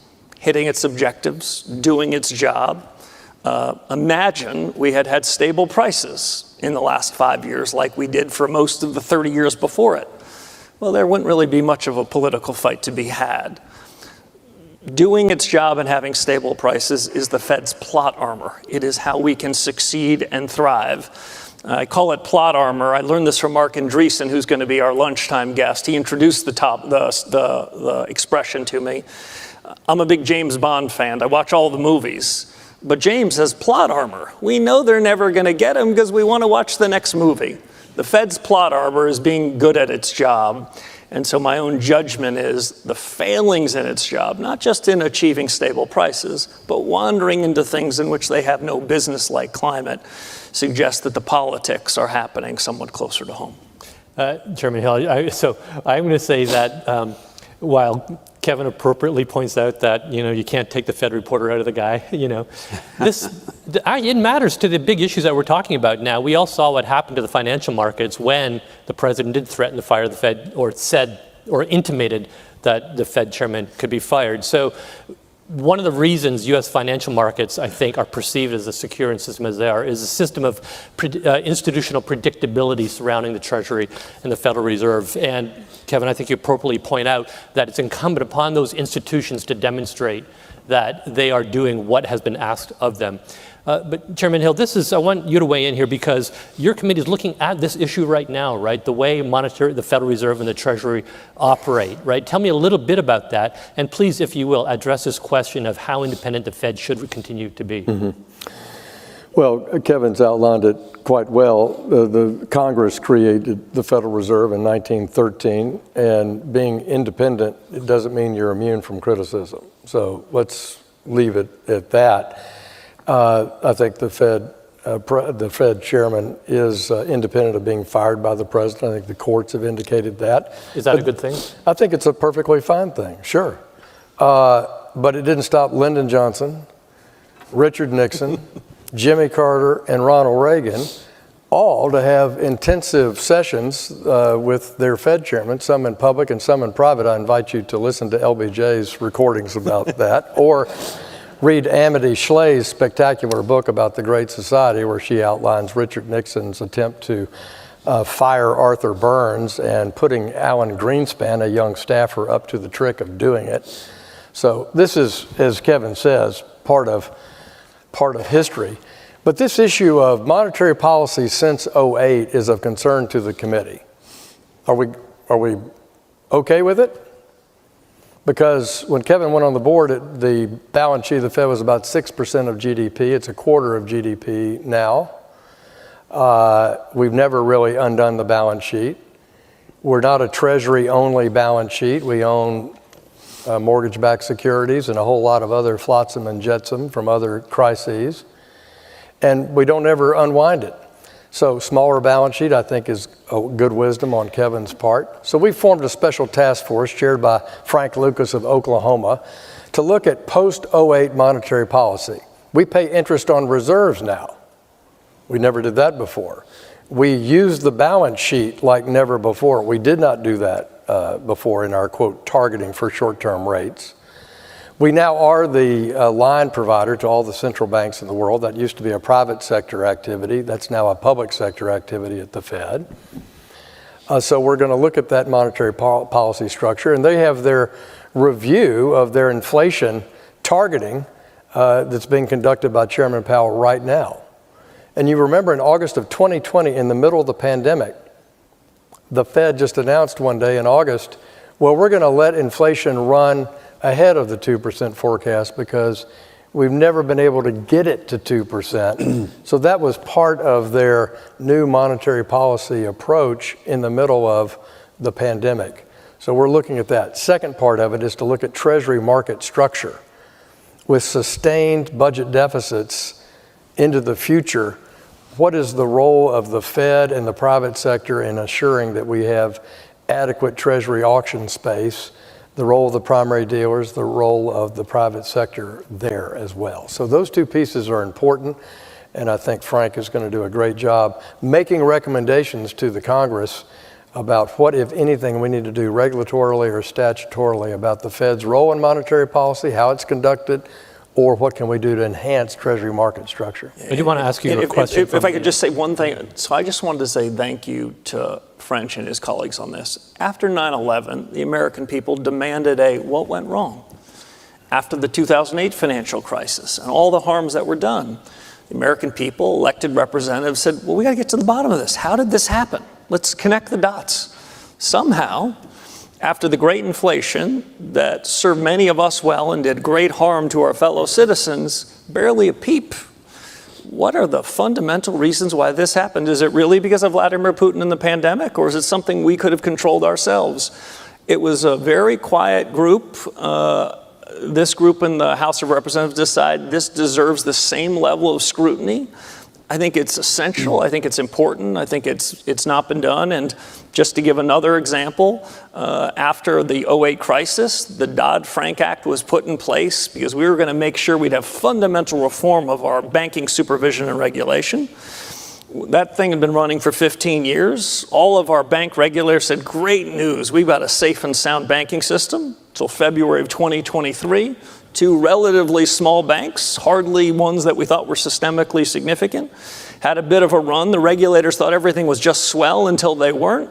And we've never asked the question about, well, maybe all that Dodd-Frank legislation didn't work. Maybe our banking system is not safer and sounder. Maybe we've created less competition. And I think we got to get to the bottom of it. The more honest we are about what we're doing right and wrong, the more we can fix it. And if we don't fix these things, the 21st century will not be ours. It will be some adversary of ours on the other side of the world. I have a question actually here from the audience. I want to put it to you. Is the dual mandate past its sell-by date? The dual mandate refers to the Fed's mandate to deliver full employment and stable prices. So don't forget the Treasury Secretary was a member of the Fed board until right after World War II. And the Fed certainly monetized the debt during World War II. And so President Truman is the one who separated and triggered what we think of now for the last 80 years of more Fed independence. But here comes Hubert Humphrey, who in 1946 said, we need central planning in America. We want to set goals on employment, goals on inflation. We want to do central planning, just like those guys across the ocean do. Great idea. He worked 30 years to do this. And in 1976 or 7, I can't remember where, he died. And Muriel Humphrey takes his place in the Senate. And in empathy, they passed the Humphrey-Hawkins Act. And leading to this concept of we have a dual mandate of full employment and price stability. But I agree with former board member Kevin in that we need price stability should be the sole mandate of the Fed. Why? Because all those other factors about full employment, you want low unemployment, you want low inflation, that's the fiscal sector, that's the legislative branch and the executive branch influence. And our states influence that far more than controlling prices. So I'm a doubter on the dual mandate. I have a bill I've introduced for 2 Congresses with Byron Donalds from Florida in this Congress to have the sole mandate is price stability. So I only have 3 minutes left, but I have so much more I want to talk about. But I want to actually fold this question into a question to you, Kevin.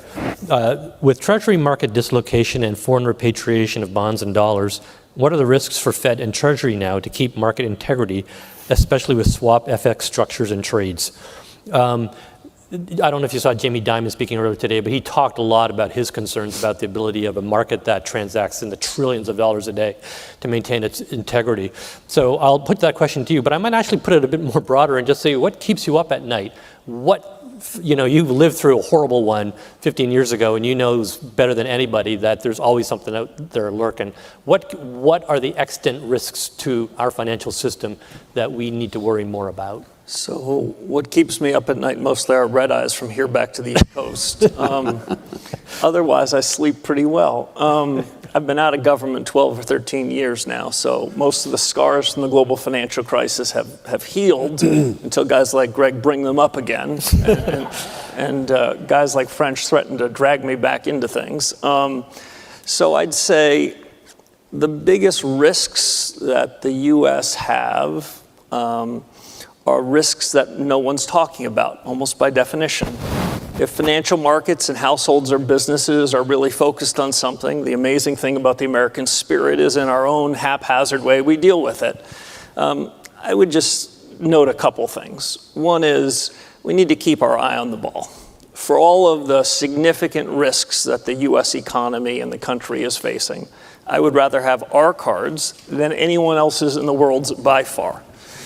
George Shultz, who was my mentor at Stanford a million years ago and served under President Reagan, I remember working with him on a little project about something, and he interrupted me. He was a dear colleague of Mike Boskins, who was a friend and mentor and another Hoover fellow. And what George would say is the broad conduct of government policy doesn't have to be perfect. In fact, even in the heyday of the Reagan era, it never was. Government policy just can't be too destructive. And if we can achieve that, the U.S. economy will be in great shape. The problem over the course of the last several years is government policy has been too destructive. Too destructive to banks, too destructive to individual liberty in the post-COVID era, too destructive of technology and innovation. If over the course of the next few years we can just try to arrest most of that destruction, what we used to describe in economics as the micro foundations of macroeconomics. This has nothing to do with the brilliant conduct of monetary policy or fiscal policy. The micro foundations are what matter. And what is that a fancy word for? The culture of this country. The willingness to work hard, take a risk, have it fail, and try again. Everybody, no matter where you're from, there's no stigma associated with your station. You try to make it, and other people don't say, well, you're too big for your britches. This is not an American birthright, but it's why the U.S. economy has chronically outperformed from 1946 until this very day. But if we do harm to those micro foundations, we decide we just want to try to hold on to what we've got. We let some of the things that are most important, like stable prices, eat at the conscience and the integrity of an opportunity society. Well, we're going to be no better off than a lot of these countries with whom we're trading with. That's why this moment is such an important moment. That's why getting policy right at this inflection point, like we haven't seen in 44 years, is huge. And if we do that, the 21st century will be our century. I'm not so worried about the other guys on the other side of the ocean. They're not doing a lot to motivate their technology sector. They are not freeing their people to create and innovate. A lot of them want to come to the US where they can do their best work. If we can focus on what we do best and try to copy someone else's 5-year plan, we're going to be just fine. So while this might seem like a scary moment for a lot of us hanging around government and the private sector, this is the best opportunity we've had, and I have a parochial American view. If the U.S. does well and can get through this inflection point as well as President Reagan did 44 years ago, our allies are going to love us like never before, and our adversaries will be scared of us. The essential thing is that we grow during this period, and if we do, that'll take care of a lot of the problems that are subjecting us and causing us to think that this is a period of malaise.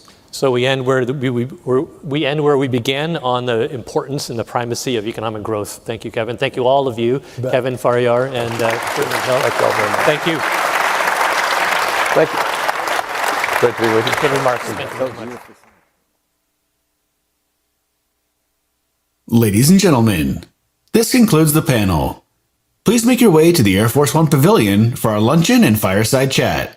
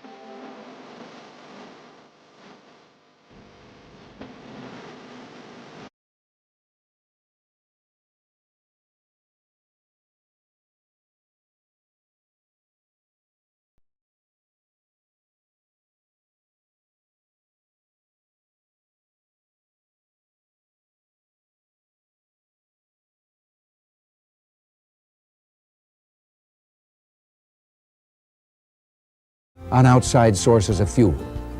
The answer, obvious to anyone except those in the administration, it seems, is more domestic production of oil and gas. We must also have wider use of nuclear power, within strict safety rules, of course. There must be more spending by the energy industries on research and development of substitutes for fossil fuels. In years to come, solar energy may provide much of the answer, but for the next 2 or 3 decades, we must do such things as master the chemistry of coal. Putting the market system to work for these objectives is an essential first step for their achievement. Additional multi-billion-dollar federal bureaus and programs are not the answer.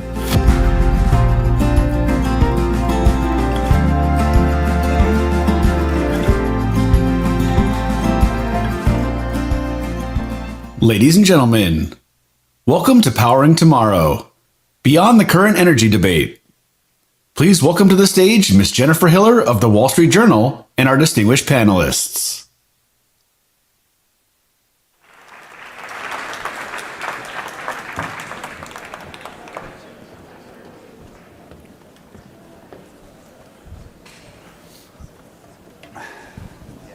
Hi, everybody. Thanks so much for joining us today for what I think is going to be a really interesting discussion about energy. It's called Powering Tomorrow, Beyond the Current Energy Debate.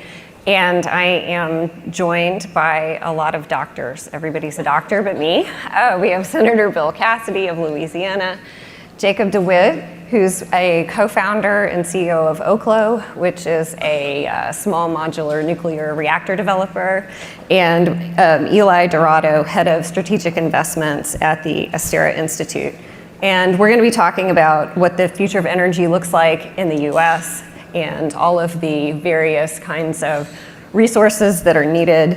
There's a lot of talk about increasing demand for the electric grid and just how we're going to be able to meet that with things like AI and lots of data centers coming our way. And we are also going to have time for questions from the audience. So if you guys want to submit questions through the app, that would be great. And we will dive right in. I would love to just ask everybody kind of to set the table and tell us what you think needs to be built. So I think we need to take the perspective of not of the abstract, what should be built, but how do we create an abundance for the American people? If all we are doing is saying, oh, you know, we have a lot of natural gas, let's develop natural gas, we've got geothermal, we've got nuclear. No, the focal point should be, what do we do for the American people? How do we leverage it to lower their cost and create jobs of the sort that give them a life of dignity? Now, I come from Louisiana, the Gulf Coast. There are people who do not have a college education making over 6 figures, creating a better life for their children and grandchildren because of energy jobs. And we can do that in tandem and indeed leveraging our regulatory environment in a way which gives us additional advantage of other countries. So I won't go, obviously I've got a lot there. I'll pause for a second, maybe come back to it. We should be thinking about the people who are not in this room. And if we do that, we win, they win. I guess I'd build on that and say, yeah, that's a good message. And I think one of the key things on that, right, is you build lots of infrastructure that enables massive growth for energy supplies is a huge opportunity space we see going forward. That I think we have this combination of factors today that are actually driving that in a manner that's going to be very accelerative. That's a lot of words to say. With the demand that's moving with AI, the ability that they have to deploy a lot of capital to pull infrastructure along and actually build power generation assets, and the urgency with which we need to do so, lets us actually start building into that and solving for that problem. I think there's sometimes a tendency to think, oh, well, okay, if AI is pulling this all along, they can pay a lot of money for early movements. Does that keep prices high? Does that sort of invite that dynamic?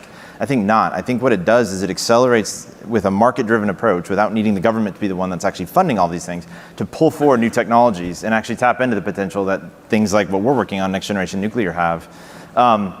Get through those initial plants, get through that initial part of the cost curve, and then realize the raw fundamental potential that these energy sources have. It's hard to overstate the incredible sort of precipice we're on with respect to unlocking, I would call it a limitless energy future, by just sort of building off of what we've already done from a technological development perspective in the United States, which is unlocking the true potential of the atom, right? I used this analogy last week, but if this was uranium metal, which it's not, but this golf ball would have enough energy content to power your entire life's energy needs. There's enough energy on the available resources of heavy metals we have on this planet with proven technologies, with advanced reactors and recycling to power the entire planetary energy budget for 5 to 7 billion years. Like, that is energy abundance that is hard to fathom. And so I think we're entering a world where we're actually going to start deploying into that. But that sets the stage for not just doing things that are today, but things that stretch for millennia, right? Like, we are setting the stage for that. So it's a pretty exciting time, because that's really how we should be thinking about these decisions and these dynamics to create and unleash that. Because then you create not just the opportunities that are great for people today, but frankly, for millennia, for the rest of the planet's time. It's pretty cool. Well, it's great to go last, because I agree with my fellow panelists, so I can just add on to what they're saying. I think, we need to think much bigger. We need to be thinking about how do we 10x the current energy system instead of, incrementally just, filling in, replacing dirty sources or, working on energy efficiency. We need to 10x or more our energy system. The United States has an embarrassment of riches of energy resources and technology, right? We invented nuclear power. Right? We invented solar panels. We invented the lithium-ion battery. We invented fracking, right? We are today like the world's top fossil fuel producer and exporter. We've ceded a lot of the manufacturing stuff to China. China's building a lot more solar, a lot more batteries, a lot more nuclear than we are. And my base perspective is that I agree with like what Jamie Dimon said on the Fireside Chat earlier today, which is that we're getting in our own way. And in a lot of ways, like, the call is coming from inside the house, and obstacles like permitting, siting, connecting to the grid, all the lengthy capacity studies, like those are the big bottlenecks in energy right now. It's not, like we have so much to exploit if we can get out of our own way. So I wanted to ask you guys as well about some of the technologies that you think are ready to go right now, and just sort of what could deploy at scale. I think people from outside of the industry always seem to have a view that it's easy to build this kind of stuff, and I know it's very hard to build big projects in the real world, but I guess of the technologies, I know Jake's favorite, but of the technologies that are out there, what do you guys think are sort of ready for prime time that could scale up? You want to start that way and work this way? Okay, sure. So solar panels are already like incredibly cheap, like 20 cents a watt. It's just ridiculous. They're practically free. Like, that's not the main cost in building a utility scale solar plant. It's not the panels anymore, right? So it's all the other costs. You need to change the way you build a solar farm if you want to adjust to the new paradigm, right? So you just, if I'm building a solar farm today, I want just like flat panels on the ground, no trackers, no other hardware, nothing fancy. Batteries are, solar panels and batteries have come down like 97% in cost in the last 3 decades. It's just astonishing, and that's not slowing down. So I would say if you want something that's absolutely ready to go, like, that's it. Nuclear, I don't, I love the new advanced reactors, but like, it works. Nuclear has worked. We built a nuclear power plant in the 1940s. We built it in 15 days and turned it on the next day. So we can build nuclear. Recent plants have been built for 15 times the cost of what they were built in the early 70s. So it's the technology is ready. It's other obstacles. Yeah, I mean, I would say like energy, I think, from sort of a scalability perspective, I think nuclear has the most raw potential because of how significant it can be. But obviously, like, it's all of the above that we're going to be having a huge amount of growth around, which is really important and exciting. I think on the nuclear side, per what Eli's talking about, something that's, I think, vastly underappreciated is nuclear fission requires the fewest materials per megawatt hour of any energy source. In other words, if you think about what I think of as what's the biggest limiting metric from scalability and cost, or I should say the most identifying metric is the amount of materials, so the amount of kilograms of steel, copper, concrete, fuel, et cetera, per megawatt hour of energy generated over its life cycle. Nuclear fission by far requires the least. That's awesome. That means it needs the fewest resources. It means we should be able to build it the fastest because we have the least stuff to put together, and it means it should cost the least. And we have trapped ourselves into these paradigms that if we can actually start, which we're starting to do, thanks to a lot of work you've been doing actually, but shattering those paradigms about what it looks like to actually move to permit on a reasonable first principle basis and build and let the industry actually start letting innovation thrive to unlock that. I think the idea that people say, well, nuclear is going to take a long time, it is not physically so. It doesn't have to be that way from a physics perspective. If we can actually unleash innovation and let that run, I think it can scale incredibly and realize some of the same things that you've seen in solar, and it should actually be even more sizable gains because, again, nuclear is on 24/7. And like being a California resident, we need that baseload power supply because the system level costs of what's happened on renewables have made it so that my cheapest time of paying my electric bills are like 42 cents a kilowatt hour. That's insane. And my highest are like 65 cents a kilowatt hour, and those numbers are only going to go up. So that's third world country levels, yeah. Yeah, exactly. So I'm going to take a different tack than they, because they look more long range, and I'm going to work on the here and now. Meta is building a $10 billion project in Northeast Louisiana, and the amount, I think it's 800 megawatts that they're going to consume. And people are talking about more of these data centers in my state. We've got to address that like now. Now, I agree that you can build nuclear, but the political, the permitting, the technological fight to do so, bring it on. But it ain't going to happen tomorrow. We've got to be able to stand up a lot real quickly, and it has to be baseload. That right now is natural gas. And it gives you an ecosystem which, again, supports those families. Because I go back to the people who are doing natural gas, working in the field, are making really good money. Don't have a college education, but they're good people, and they are supplying for their family. And they can put baseload up relatively quickly, which meets the demand of society now. And we know how to permit it, and we know how to do it. And natural gas, by the way, because of natural gas, the United States, see if I get this right, and I got Chris right on the first row, so I know I'm going to, totally screw this up. But our greenhouse gas emissions in the United States are lower than they were, I think, in 1990, 1998. Is it 98 or 90, Chris? 1950s on a per capita basis. On a per capita basis, but in absolute amounts, it's lower than I think in 1990. Yes. And so that's an absolute amount despite a much bigger population, a much bigger economy, and more natural gas and oil being produced. So I agree that in the longer term, we need to look at nuclear, geothermal, passing out a little bit more in solar. The here and now, we need to blow it out for natural gas, which can meet our environmental concerns, economic development, and the power needs that are here and now.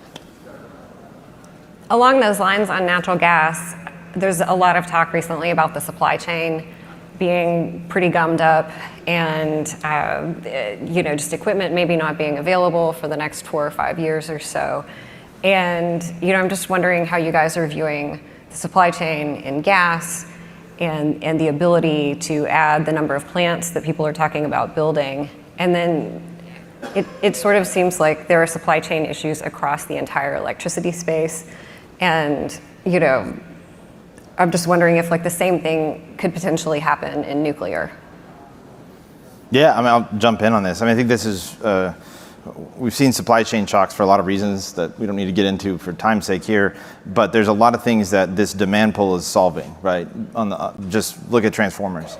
That's an area where it was a massive choke point a year ago. It's becoming clear that it's going to be less choked, especially with new entrants coming in, and less choked with other things happening. There's a lot more room there, and the demand is going to far outpace this, but that's a great problem to have. And yeah, there are going to be challenges. And we see this on the gas turbine side. We've specifically seen, I agree with the senator's comments on this. This is why we've partnered with some folks on the gas side to bring in a gas solution today to bridge us into nuclear, where then the gas can support that growth and then transition into a very powerful peaking and support role. Pretty cool way to make that work. But we see that there's supply chain challenges on the gas turbine side for sure. Mm-hmm. And we're seeing on the nuclear side a little less challenges on the turbine. But if we start building at these levels, there are ways that you can make there are design flexibility points on the nuclear side that can make that problem either harder or less hard. I think for some of the smaller reactors, doing some things that are operating at temperatures similar to where fossil fire generation is, that's actually accretive to both sides, so that's going to be helpful to avoid some of the same choke points. We also see some of the manufacturers here have some trepidation. They see the need now, but they don't know the long-term growth. They're worried about what are we going to do on an energy policy side, because we've done things. I mean, look, just a year ago, right, the EPA was introducing some insane views about natural gas requirements down the road, which was throttling some uncertainty on the manufacturing there. If we can make it clear this is going to be an abundance-minded view and policy in the long run, you're going to see that kind of open up more, and I think accelerate some of the investments to build more turbines. But on the nuclear side specifically, we definitely have a fuel constraint. And this is like one of those weird things where we did the right things from a geopolitical perspective, but the wrong things from a domestic perspective in the 90s, where we helped the Soviet Union destroy a bunch of excess weapons material. But in so doing, we let our entire nuclear fuel supply chain atrophy and collapse. We had more capability and production capacity in the United States for nuclear fuel than the rest of the world combined in the 1980s, right? So under President Reagan's administration, we led the world more than them all combined, and now we don't have anything. So that's going to be something that I think the market again pulls that to spin up, and this is where we see creative things happening, where that urgency is something that can be solved with private capital flowing through the ecosystem and spinning up and new entrants coming in. So I'm optimistic that some of those supply chain things, they're very real. But there are going to be ways in which the more we can sort of open up and loosen sort of some of the permitting bottlenecks and show a pathway and perhaps leverage some of the resources the government uniquely has on the nuclear side, a lot of excess fuel they're not using that we could use, that can open the door for acceleration in a good way. I'll say just very briefly, what was just brought up, somewhat shows, when I speak to my people who are building like power lines, a group out of Alexandria or Pineville, Louisiana, doing a lot of work on this. A lot of their transformers will come out of China. So I think the administration has to be very careful on this, because China is a frenemy. We don't want a hot war with China. There is an economic dependency right now with China that goes both ways. And if we attempt to abrupt that, then that will starve my person in Crest Industry in Pineville, Louisiana, building transformers in Upper New York. So I think we have to be very careful on this policy to make sure that we just don't. Yeah, I mean, I'll echo, again, everything that's been said. I talked to some data center people and at the big AI labs, and they want to go fast. They want multiple gigawatts in the next 3 years, and even if they're willing to do natural gas, like the turbines aren't there on that time. If you do a new order for a turbine, like we said, it's like 5 years. The transformers issue is very real. Even the raw material for making transformers is electrical steel, which is like steel with like a particular silicon content, grain structure, et cetera. And we don't make it. We don't make it in this country. So it's a huge bottleneck. Yeah, where's it mostly made? I don't know. That's a good question. And probably China globally, but we can get it. I think there's a Canadian plant or something like that, but I don't think that has the volume that. So it's aspirational to do that, but right now it's not practical. It's not. Correct. Right. I think we're going to need so many different kinds of grid upgrades. So if you think about electric vehicles, right, we're taking the entire energy load of the gasoline stack, right? And you're putting that through wires, right? And you're distributing it to everybody's home so they can charge their electric vehicle. That's going to require distribution upgrades on the grid, right? And that's like a whole additional kind of upgrade that I think most people aren't thinking about. So there's going to be serious bottlenecks. Which is a lot of opportunities, but you're right. Like if we make it so that we can't get those things done first, to scale that capacity to manufacture these things here, we're never going to do it, right? If we shoot ourselves in the foot now, you won't be able to run to actually build these things back in the US, which would be, I think, what we want to do. Well, I wanted to ask the senator about the big, beautiful bill that's coming his way. And there's a lot of energy credits that are at stake. There's, wind, solar, battery, nuclear, other credits, geothermal, that the Senate's going to have a debate about next. And I'd love to just hear your view on what you think should survive that process. Well, of course, ask me in 2 weeks, right? We just got it, and staff is busily looking over it. But let's just speak about government role and business credits in general. First, clearly government has a role. That's been a little bit of a subtext throughout here, but the government initially helped fund George Mitchell's research into fracking. And then at some point, boom, fracking took off. I make the joke, I'm a gastroenterologist. Everything I knew about methane was quite different than what I know about methane now. Maybe you get the joke. The point being, though, is that at some point there is government support, as Jacob suggested, to get people over the initial cost curve. Now, you can argue, and clearly, the IRA was incredibly excessive on that. But that said, there's people who've invested hundreds of millions of dollars into engineering, site acquisition, permitting to do certain projects. To pull those credits just like that, by golly, Republicans are the business party. And so my bias is to say, if you've made a significant commitment, and I think it's either 5 or 10% of total capital cost towards a project, then the federal government will honor that credit. But if it's just your idea in your head, boom, that's gone. Okay, the way the IRA was originally written was really an open-ended commitment. It was just not going to ever be good for the federal taxpayer. So I think the way we will evolve is to shut that off, but to say, if you've made a significant commitment in certain areas, that you will have access to that credit for some period of time. I think one thing I'd build on that with is this is one of the powerful things about these tools in the right way, which we need to have the right thresholds on. I think one thing that was challenging is we had tax credits in place for wind and solar that significantly biased the playing field asymmetrically and sort of not in a way that was, I think, even-handed for the market. And that has distorted things and is part of the contributing factor, I would argue, for why my electric rates are so high in California. If we can then catch that up a little bit by keeping some of the good things that help a market-driven approach that the tax credits allow for, which is you're having to go through the diligence with your own development, with customers, with investors to actually move a project forward, like the senator's saying, that's a helpful catalyst to get some of those initial projects and reduce your cost of capital. And it's much better than the things before, which was picking specific technologies where the government would cost share and fund it. That is horrible because that leads to optimizing to a grant maker, not to a customer. Right. So let the customers pull these things along, which is what's happening, but we can't keep it forever. And I do think it's very important to recognize that we gave a massive head start to renewables at the penalty of other technologies that are important for managing electric prices and electric reliability. We need to honor that, I think. It's pretty important. But we don't need it forever. In fact, I think it creates some significant misincentives. We just needed to sort of catalyze that investment that's coming that people are excited about to supercharge more capital flowing in so that it flies on its own. There's more capital on the nuclear side, for example. We're in a different paradigm here specifically. You know, up until a couple of years ago, the industry was so fixated on more government money, more. I'm speculative, but I imagine, Senator, when you met with companies, they'd talk about the importance of the federal government investing. I never agreed with that because that's part of what led to nuclear stagnation. There's a lot we could talk about there. But what's very important is creating the right environment so that now we have private inflows into the nuclear space that we've never seen before. It's awesome. What I mean by private is both public equities, private equities. It is taking off on its own. If you can supercharge that a little bit with these kind of mechanisms, it is going to hit its cruising altitude really, really quickly, or maybe I should use the term escape velocity, and it's going to fly on its own. We're going to let the market actually see where that moves to. You've talked before about how the nuclear industry never got to go through a period of creative destruction, I think. And I guess, what does that mean? What does that look like in nuclear power? I mean, it sounds kind of scary. Yeah, I mean, it is actually having the ability and the thought process to bring better ways of doing things to the market and out-competing what's there today and what's been there before.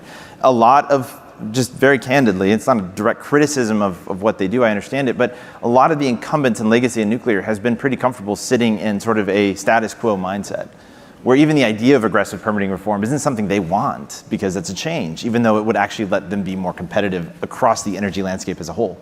Nuclear is a little less than 20% of energy. When I think of first principles, it should be 80% if the industry can thrive into it. So let the competitive dynamics emerge where we can bring in more creative, more cost competitive ways of actually delivering this huge economic potential that nuclear power has, and not let regulatory capture, not let government grant making and capital allocation from sort of the federal level capture that market and preserve the incumbents. Jacob, you're spending 65 cents per kilowatt hour in California. Yes. Nuclear right now is more expensive than gas. Yes. And by the way, I keep going back to that family struggling to make ends meet. And they're struggling a lot more in California than they are in Louisiana, where our energy costs are lower. Yes. So tell me, can you bring the cost of nuclear down competitive with the cost of gas per kilowatt hour? I'm very confident you can be significantly cheaper than gas. Just because the physics cheaper than on our gas. Side. Yes, sir. Even with the regulatory regime, which literally has paramilitary forces protecting the base? Well, that's where we need to modernize the permitting and reflect the actual risk. The regulatory environment keeps nuclear costs artificially higher than they should be. But I think if you want to unlock the cheapest source of energy, to me, it gets to the nucleus. A strong nuclear force is 50 million times more powerful than the electric force, right? That's a bad way of saying it, the electric force. But when you move electrons around in molecules, you get a couple electron volts out. Yes. When you split atoms, you get millions of electron volts out. So, but it's not, I don't look at this as an either or. I think gas is critically important. We are heavily partnering with gas folks to build stuff today. And actually, I think there's a lot that these things work complementary together, because nuclear doesn't make sense in the same ways to be quite as flexible as I think gas does in a lot of these places. So I think the future is going to be heavily mixed around nuclear being cost superior is where it gets to, but it's going to take us time. And gas plays a really important role to help us get there. And guess what? To get nuclear to that competitiveness, gas is going to help us get there. So right, drive it. But it will. I fundamentally believe nuclear can be the cheapest source of energy that lowers the cost of electricity for everybody. Everybody. Well, we have the new executive orders last week from President Trump all around nuclear, and I'm just wondering how you guys view how that might speed the process. I think it's going to be critical for just accelerating the pace of actually getting a few new types of reactors out, built, iterating on them. We have a national nuclear lab, Idaho National Labs, and they are supposed to be our reactor laboratory. They're supposed to develop new reactors. They have not built and turned on a new reactor since 1967. And so we don't have a system to rapidly iterate and try new things and improve. And that is what is going to drive the innovation. And so I think the executive orders are extremely positive because they create many paths to being able to deploy new reactors for the first time through multiple DoD paths, through a DOE path that is more flexible and better, and through a mandated NRC reform. So I think that it's, I have not been as bullish about nuclear as I am ever in my life as I am right now. Like, this is a good time for nuclear. There's going to be a lot that is going to happen. Yeah, I mean, the same thing. I grew up in New Mexico. I grew up around nuclear. I fell in love with it. I've always been incredibly optimistic about its future. So for me to say the same thing that Eli said, actually, I think carries a lot for me personally, was being, what those represent to actually accelerate and bring to bear sort of an all tools in our toolbox approach to accelerate nuclear deployment is massively important. It was very humbling to be able to be actually sitting in front or standing in front of the portrait of President Reagan in the Oval Office a week ago today when the president was signing those. But I think what that's going to do is hard to overstate in terms of changing the things that have artificially constrained the ability to iterate, develop, and pioneer, and actually run through this cost potential that nuclear has.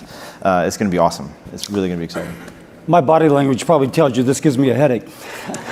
Why do I say that? I agree with everything they said. But we're going to have a different president in 3.5 years.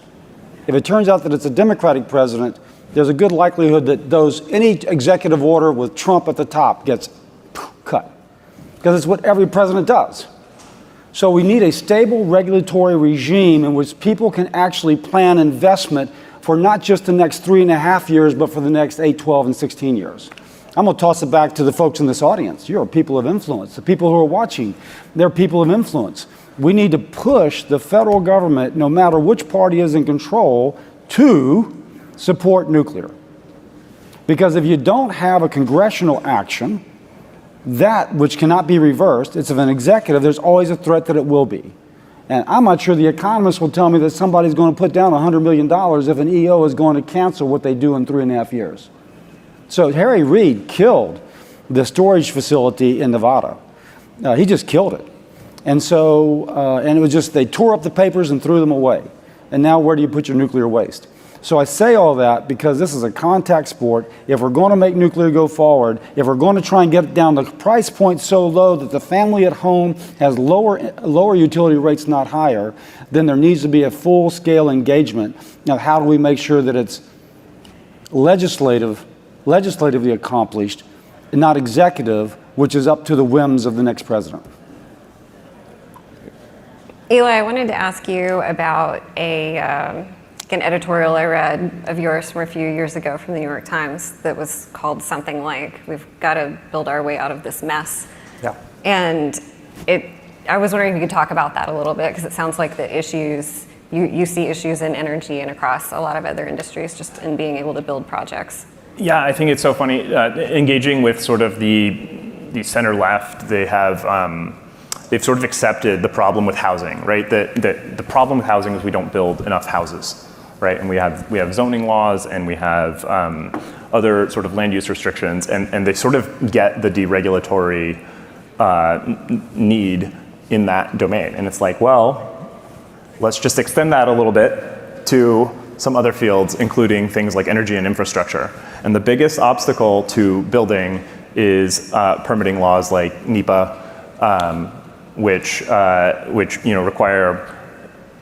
required lengthy environmental reviews that can then be subject to challenge in court and so on. And they slow government actions down. They slow permitting for private projects down, and it's been an immense barrier. I mean, we've had some action from the Trump administration on this. Actually, like pretty much the most that you could do through executive action, they have done. So kudos. We had a Supreme Court rule this week that NEPA doesn't require some of the crazy things that agencies had felt that they were required to do before. And so I think this is, and then the Big Beautiful Bill has some very creative permitting reform language. We'll see if it passes the Senate parliamentarian, but it's designed to be a budgetary, permitting reform with some budgetary implications baked in. So, and if that works, that could maybe provide an escape valve as well. So I think that is one of the most fundamental barriers is our sort of procedural stance on how we permit things, and it needs to be more, focus on the substance. Obviously, we would need a clean and robust environment, but it can't be, years of study and litigation before we move forward. As a politician, I'm going to say that whatever we come up with that is going to allow permitting reform to go forward has to meet the needs of at least 60 senators, at least 7 of whom are going to be Democrats. And so how do we do that? So Eli mentioned how the left has come to acknowledge that regulatory reform is required in the area of housing. Housing is a big issue. Homelessness is a big issue. You kind of figure out how to land there. Ronald Reagan famously said, you give me 80%, I'll give you 20%. Really, what's implicit in that, 60% is common. Reagan got his 20 and he's willing to give away the remaining 20. I would say in terms of environmental policy, because that's really what the center's on. If we're going to get a robust grid with lots of permitting, it's going to be that the left and the right agrees on how to accomplish that. I've been promoting something we call the foreign pollution fee, which is that we say that the United States produces its goods at a lower carbon intensity than almost any nation around the world, particularly China. China's growth in greenhouse gas emissions since 1990 has been greater than the decrease in the US plus the EU put together. The left is concerned about that, the right should be. Reagan and HW both used free market concepts to push regulatory reform to address these issues in a way in which Democrats could accept as well. So in our foreign pollution fee, we say there's going to be a fee on any carbon-intensive good coming to the US roughly commensurate with the avoided cost of not complying with international norms of pollution control. That puts a little bit of a fee on their good, making it less likely that a manufacturer will move to China to produce there, taking jobs with them. Why is that in good? One, it attracts Democrats. They like the fact that it lowers greenhouse gas emissions. Lindsey Graham likes it. He's my co-sponsor on my bill. Lindsey Graham likes it because, by the way, it is going to cost China more and they'll have less money to militarize. It's kind of a stick it to China if you look at it from Lindsey's perspective. Economic hawks like it because it's going to cause a reshoring of industry. My families like it because it's going to be more jobs for them.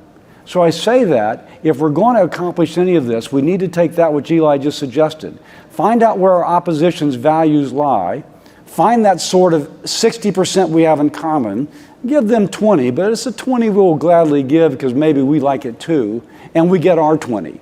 And that's the only way our policy is going to move forward, as opposed to being a debating society. So is this a tariff?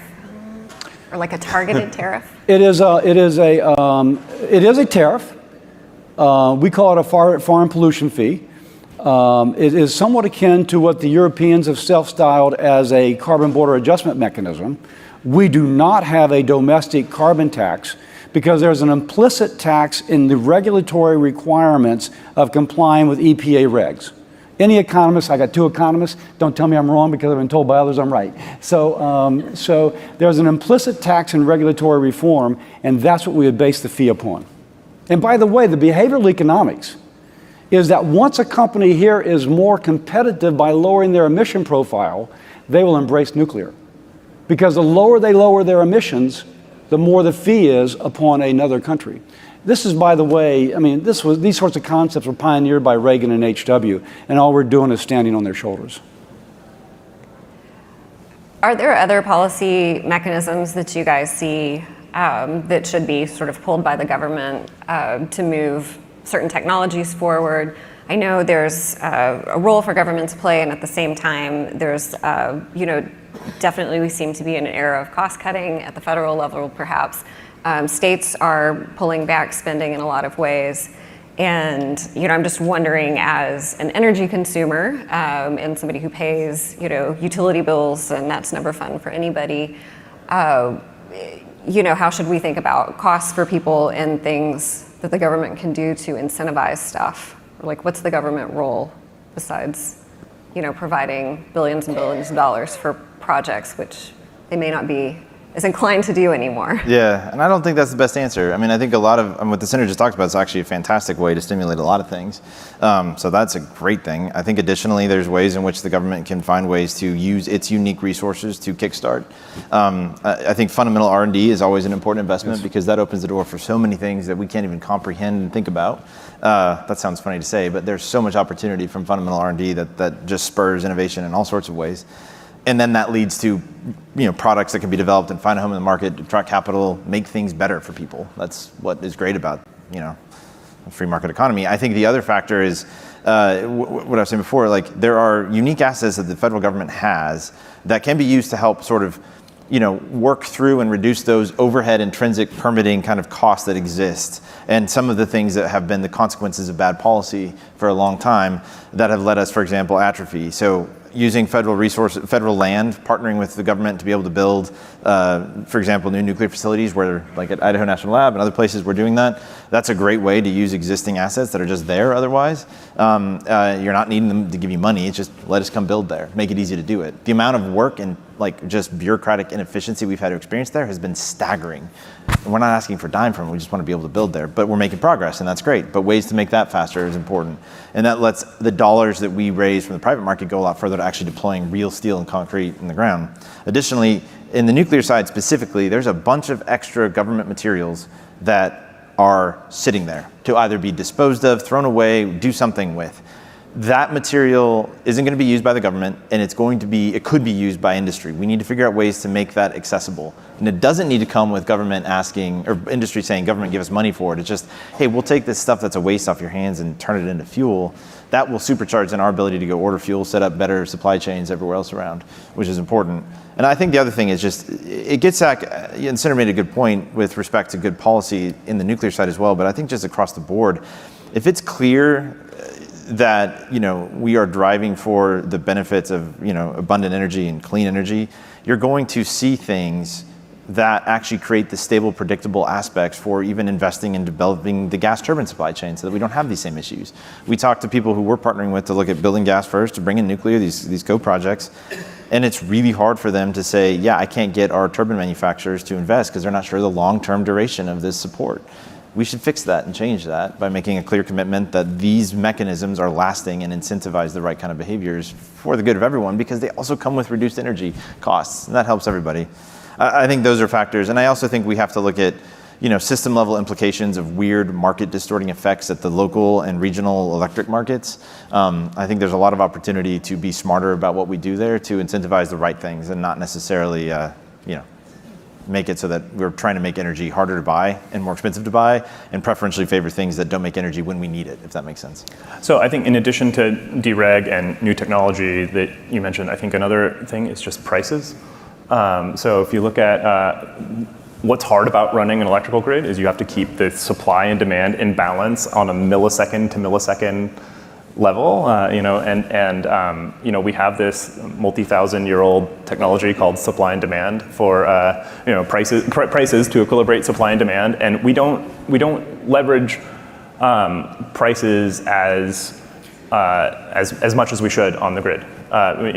Consumers, like if you just have a flat rate at home, that maybe decreases your cognitive load a tiny bit, but like you're not incentivized to economize on energy when the cost on the grid is high, and I think that's very damaging. And then it decreases investments that might organically be made in things like batteries that help stabilize the grid. So I would say take a hard look at let's dial up the reliance on prices a bit more, and I think you would see a much stabler and cheaper grid to operate.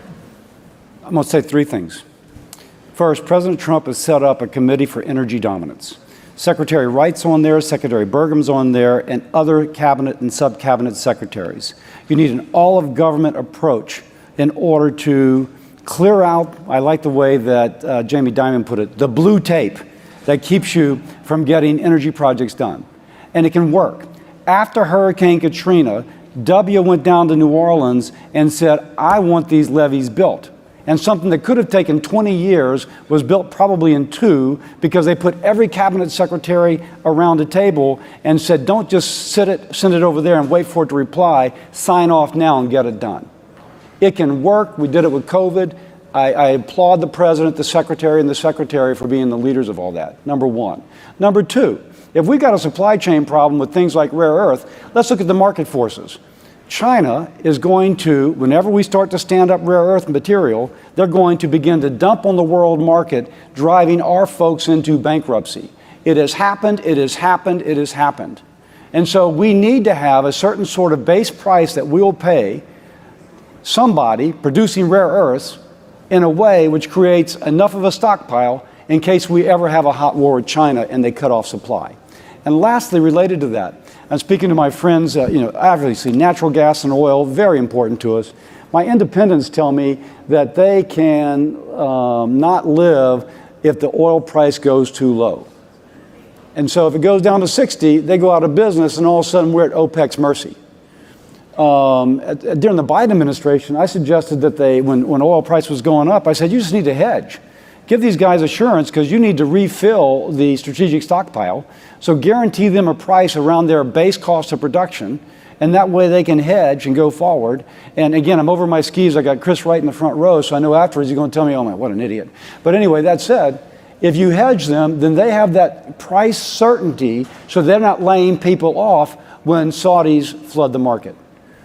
So I do think, similar to rare earth, we need to give a price point for our independence. We can refill our strategic petroleum reserve and give them the certainty to keep people employed and to keep on going.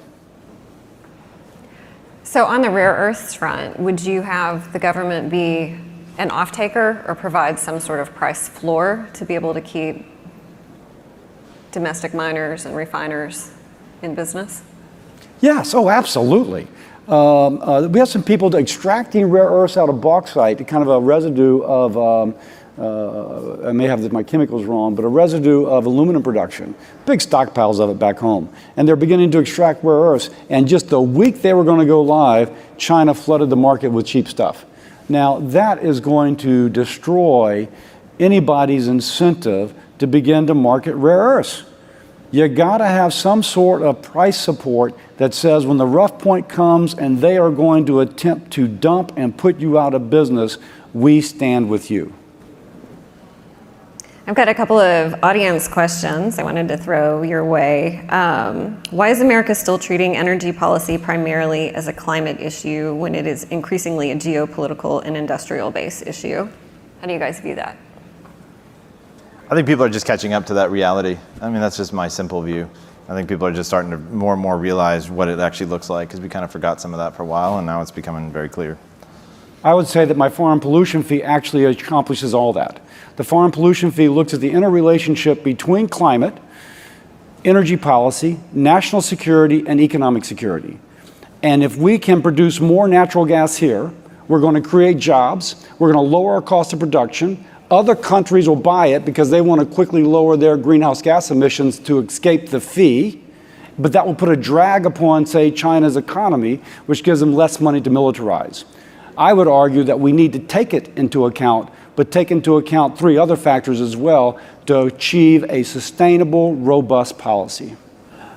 I think that actually, if you're in favor of energy abundance, you should be somewhat in favor of the climate framing, because this is how we get the center left on board with abundance, right? And so Senator Cassidy was talking earlier about how we need a broad coalition in favor of things if they're going to stick, right? And if you want to get the left of center on board with the idea of like we're going to 10x the energy supply, you need to say it's going to be clean, it's going to be nuclear, solar, geothermal, these clean sources. Yes, natural gas certainly has a role, but being able to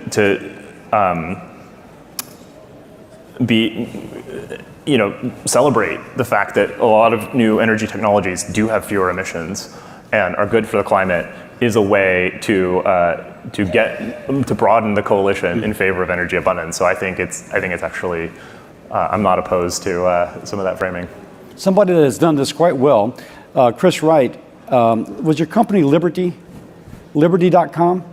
Liberty Energy. LibertyEnergy.com wrote a white paper, and I'm told he actually wrote it, not ChatGPT or anyone else. And he talks about that balance of climate, but with energy self-sufficiency. And he does it really well, and it captures that balance. So I hope I don't misrepresent it, but when I read it, I was very impressed. I think this is one of those things where some of the pull, especially on like the AI piece and other things that are driving a huge demand uptick, like you're going to see that be a market driver to deploy a lot of these better technologies that can open the door for energy superabundance and help us drive through some of these things. Like I talked about it earlier, but like known heavy metal reserves on this planet with nuclear technology can power its entire energy needs for 5 to 7 billion years. Like it feels pretty good about it, and that's very clean, right? So you can get the left pretty excited about that because that's effectively a terminal energy climate solution right there that we pioneered in this country, by the way. I wanted to ask you, I guess along those lines, you've been talking with data center developers for a long time. With who? Data center developers, well, all of you. And I'm wondering how that conversation has changed in the last few years. I know, Jacob, you guys a few years ago were talking about a smaller reactor than what you're looking at now. And I'm just curious, like how quickly you've seen the electricity load growth discussion switch. Yeah, I mean, Eli said it, the senator talked about it. I mean, it's more and it's sooner and it's even more. And every time you talk to him, it's even more. And that's driven, part of our framing of increasing the size was to match what that demand was looking like from the customer side. But they're just chasing everything. I think they're starting to realize they're exhausting the existing potential stranded assets that are out there. There's still going to be some work around those that can get us some energy for them in the next few years. And then it's about developing new generation. When I say next few years, I mean the next year or so. And then after that, there's going to be this wild dynamic about accelerating new generation deployment, which is where I think all of these things create a really exciting kind of crucible to sort of unlock all these different pieces to try to accelerate that. But the simple answer is, or the simple thing we keep seeing is that demand has continued to grow. Companies are talking about multiple gigawatts of need for their use cases over the next 5 years, even more than that over the next 10 and 15 years. I think we're in a race to hitting certain AI milestones like artificial general intelligence, things like that.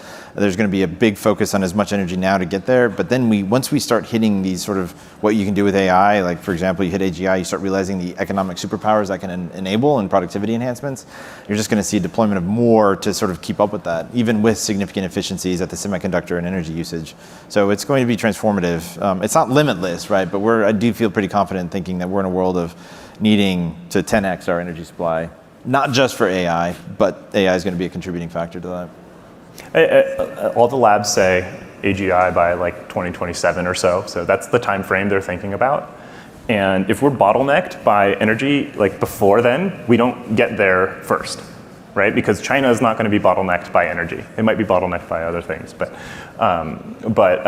that's not going to be their bottleneck. So I think it's really important to think about, like, on that timeline, how do we supply energy to this industry? And it's going to be, and they're looking at wild ideas, like so solar and battery powered data centers that operate entirely on direct current, because computers are natively DC devices. So you could eliminate the inverter and just operate directly off of that. Those are some ideas that are kicking around, and it's really interesting. We've got another audience question. There's a consensus in the room about the need for energy abundance. However, around the US and the world, there's still a very prevalent belief that we should aspire to consume less energy. How much of an obstacle to what you aspire to achieve is this belief, and how can we overcome it? It is empiric that economic growth rises almost proportionally with energy usage.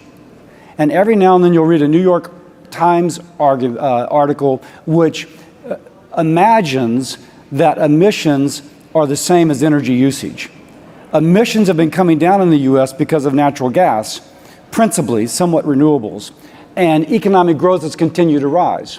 If you look in Europe, where they've tried to tamp down energy usage, they've tamped down GDP growth.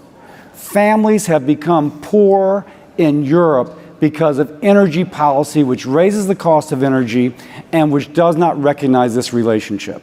If we're going to take care of that family back home, looking for a better life, we need cheap, abundant energy for the power coming out of the power plants, cheap, abundant energy, recognizing that tight R-square statistical relationship between energy use and economic growth. Yeah, I completely agree. I would add, our ancestors built stuff out of sticks and mud, which are materials that are very low performance and very low embodied energy, and we build things out of steel and concrete, which are higher performance materials and like much more embodied energy as like sort of a fraction of their value. A future that looks like the future is continuing in that direction, where we're building things out of titanium and silicon carbide and like advanced materials that are even more energy, have even more higher energy fractions. So we have to, I think, have a sort of more concrete vision about the future that we want to build, and I think that would be inspiring to people, but I don't think people in general on the energy abundance side have articulated that, and we don't have that vision. We haven't presented that vision yet, and so I think that people haven't seen the possibilities there. I mean, there's a lot of people who would argue that you have to become more efficient in your energy use, or you have to use things like demand response or whatever, just practical and in the short term, since it takes a while to build new resources to bring those online. I don't know, what do you guys think about that? Por supuesto. Of course. Conservatives conserve. So conserve as much money, as much energy as you possibly can. Why would you waste a valuable input? So I strongly agree that we should have a heavy emphasis upon conservation. But the interesting thing about conservation is that as you lower the cost of ownership, you typically drive increased demand. Jevons paradox, yes. Yeah, go ahead. Yes. No, it's Jevons paradox. As we got more efficient at washing machines. It was originally like coal and steam engines and whatever. As they got more efficient, we used more of them, right? And so that is exactly right. As the price comes down, you want to use more. But the price should come down. The price should come down, yeah. And then we want to substitute energy for other inputs, right? Once energy is the cheap input, we want to use more of it so that we can conserve on other margins. And that's where the value of abundant energy will really lie. Well, thank you guys so much. We are about at time and really appreciate this. It was a great conversation. Thank you, Jennifer. Good job. Ladies and gentlemen, this concludes the panel. Please make your way downstairs for lunch. You'll find your table assignment in the Reagan National Economic Forum app.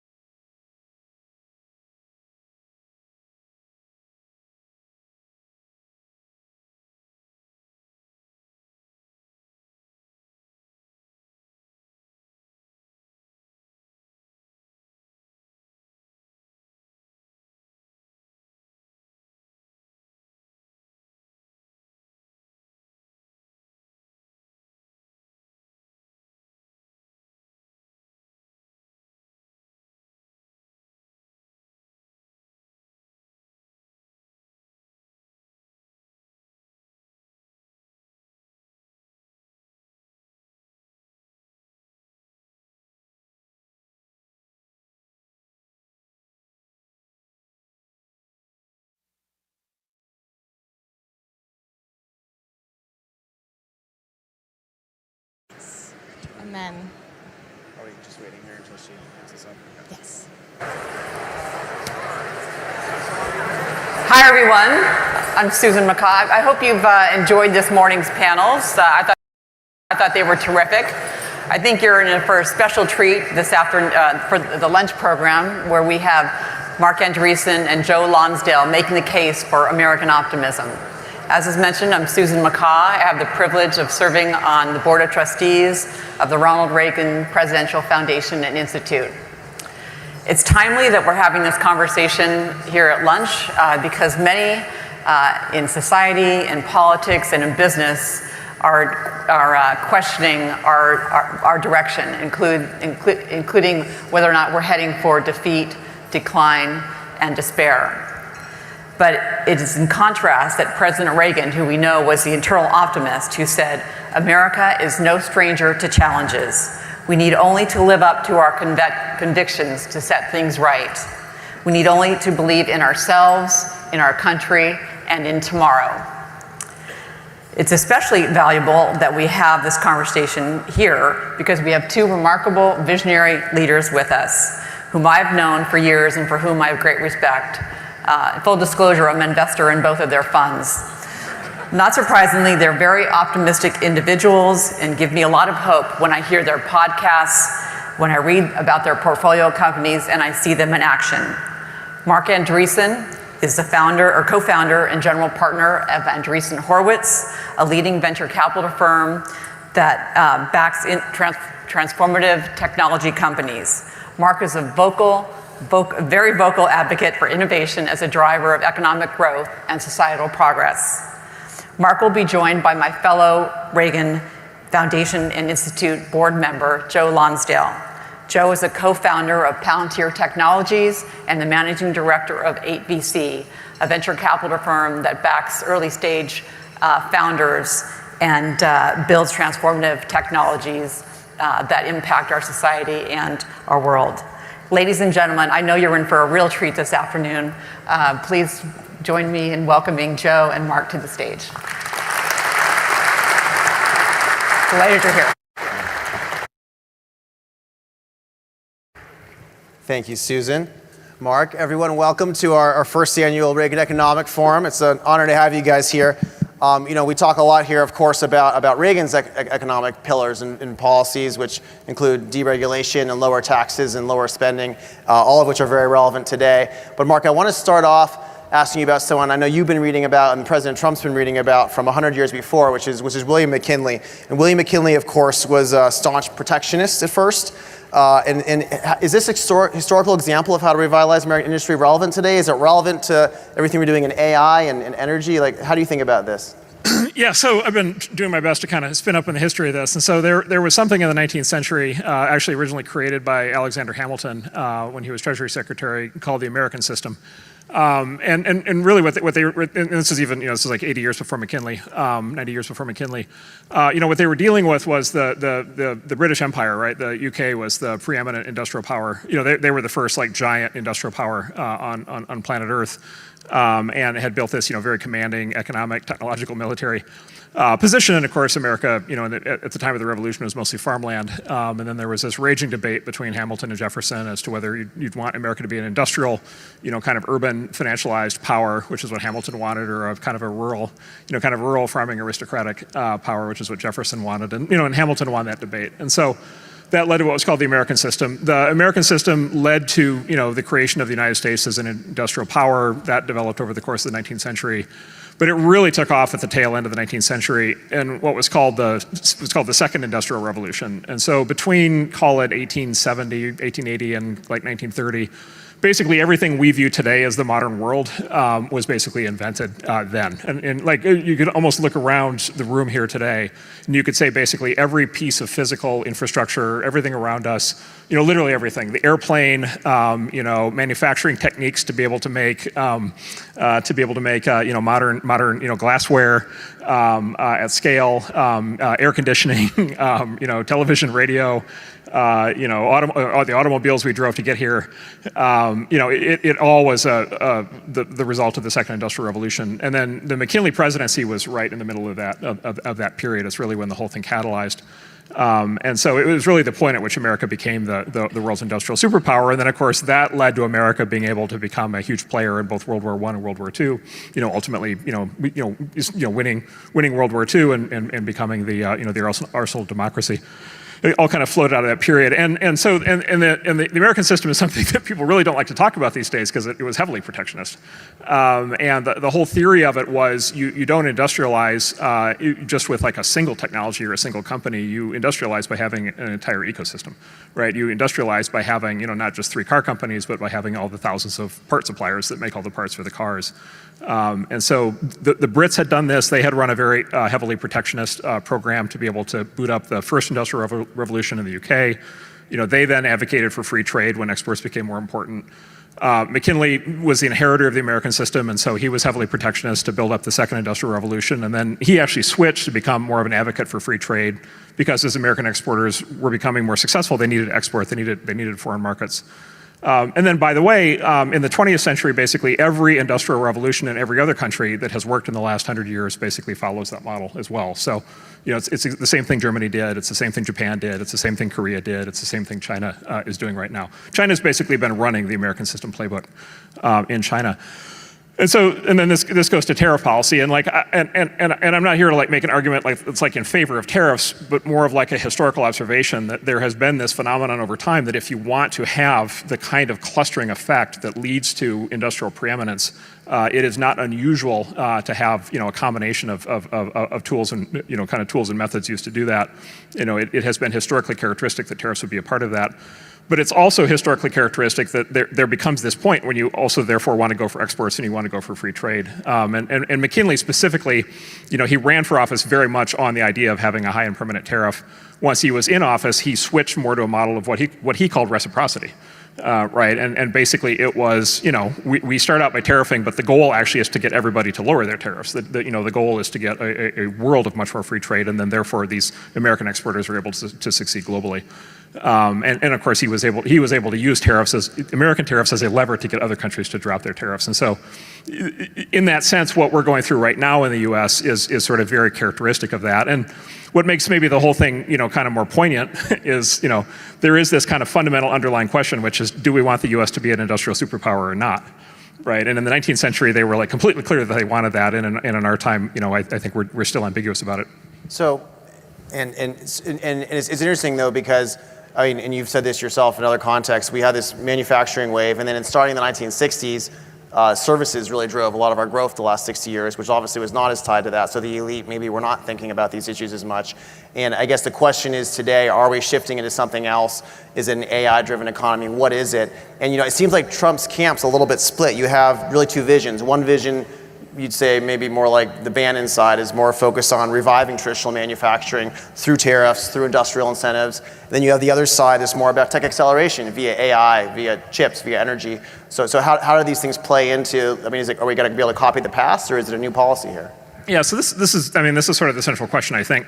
So my read of the trajectory basically is call it between 1870 and 1920, the U.S. economy was heavily based on industrialization, all the stuff I just talked about. By the way, very high immigration environment at the time, very rapid rate of immigration, and then actually very high tariffs. And by the way, an annual growth rate of something like 3x. The current growth rate of the U.S. With a much smaller population and with much less fewer tools to work with. Then there was sort of the 1920 to 1970 period where the growth rate was maybe something like 2x the rate that we have now. And that was the space race and rockets and electronics and the beginning of the computer industry and it went quite well from an economic growth standpoint. And then around the time I was born, around 1971, basically the U.S. economy permanently downshifted its growth rate, and both in terms of productivity growth, which of course measures technological transformation in the economy, as well as economic growth. And so we went from super high growth to high growth to low growth. That low growth coincided with this shift, right? With all the shifts that happened in the 1970s, many of which Reagan was a reaction to, but many of those shifts happened, and many of those shifts have continued. As you said, less industrial enthusiasm, more what they call services.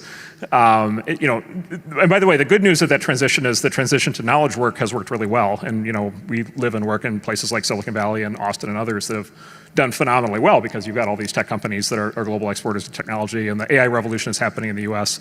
and it's absolutely tremendous. But we transformed the American economy to basically have knowledge work on the high end, and then financialization, and banking and currency and being the safe bond asset on the other hand. And then we basically, we chose to deindustrialize. Right, and we chose to deindustrialize through a set of explicit policy choices, not least of which is, we made a lot of industrial activity illegal over time. And I would argue, number one, like that formula has not. First of all, it just hasn't worked that well in terms of growth, right? If it doesn't pay off in terms of productivity growth and economic growth, like how is it actually going? And of course, the problem, the irony of this is if you don't like populism, the way that you get populism is slow growth, right? Because slow growth puts everybody in the mind of zero sum, right? Everything becomes a zero sum, kind of fight for resources because people don't think that there's a lot of opportunity in the future. And so, we like the formula that kind of all the smart people did, actually created the preconditions for the sort of resurgence of populism on both the left and the right. And then the other kind of really, critical thing happening right now that you see just happening kind of everywhere in our politics and society is this just giant divide between the cities and the countryside. And I'm sort of a weird example of this myself. I grew up in rural Wisconsin, in what was sort of originally farming and then sort of light industry, kind of world. And then when I graduated college, I moved to California. I did a jump to kind of the polar opposite kind of culture and kind of world. And of course, when I was in Wisconsin, I was like, wow, that those smart people on the coast must be so much better and smarter than we are. And then I got to the coast and I was like, wow, these people on the coast really hate everybody where I grew up. Like this is interesting. I knew they didn't like us. I didn't realize they despised us quite to this degree. And so now we have this just raging cultural, social, economic disconnect between the cities and the countryside, which I think is quite dangerous. Let's be controversial and dig into this a little bit more on cities. So I think a lot of us have noticed that our cities are deeply dysfunctional. They're broken in our society, right? I think we have a candidate who's like a socialist Islamist who's in danger of taking over New York very soon right now. And we have all sorts of problems. People can't afford to have kids in cities the way they're set up. I think there's this cost disease for everything. Like what went wrong? What's going on with these cities? And what's an optimistic take on it, Mark? How can we fix this? Yeah, so the guy in New York is interesting, and he's kind of running slightly behind Cuomo for New York mayor, but he's literally running a platform, among other things, of having city-owned grocery stores. Right, and so the joke is he's reinventing bread lines for the 21st century, really impressive, really tremendous platform. Seattle is another case study of this. Seattle, to give you a sense how crazy things are, the district in Seattle, the city council district where the most Microsoft and Amazon executives live, elected a city councilwoman who ran a platform of nationalizing Microsoft and Amazon.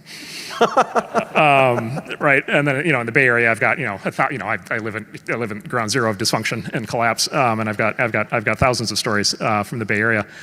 Yeah, so I think there's a very fundamental political economy thing happening, which falls out of this sort of economic transformation that's happened, this policy transformation that's happened, and so there's actually a French writer, geographer who has, I think, the best analysis on this, and has written a great book on it called Twilight of the Elites. And what he basically observes is if you look at all the Western countries through this process of sort of deindustrialization and financialization and technology, sort of technology and knowledge work, becoming preeminent at the high end of the economy, you sort of have this pattern where basically in an agricultural economy or in a manufacturing economy, you kind of have to spread everything out throughout the country because natural resources really matter and energy really matters and physical infrastructure matters and access to trains and all these things really in rivers and water and so forth really matters. But if you're going to replant the sort of commanding heights of your economy on knowledge work, then what you're going to do is you're going to slam basically all economic growth into the cities.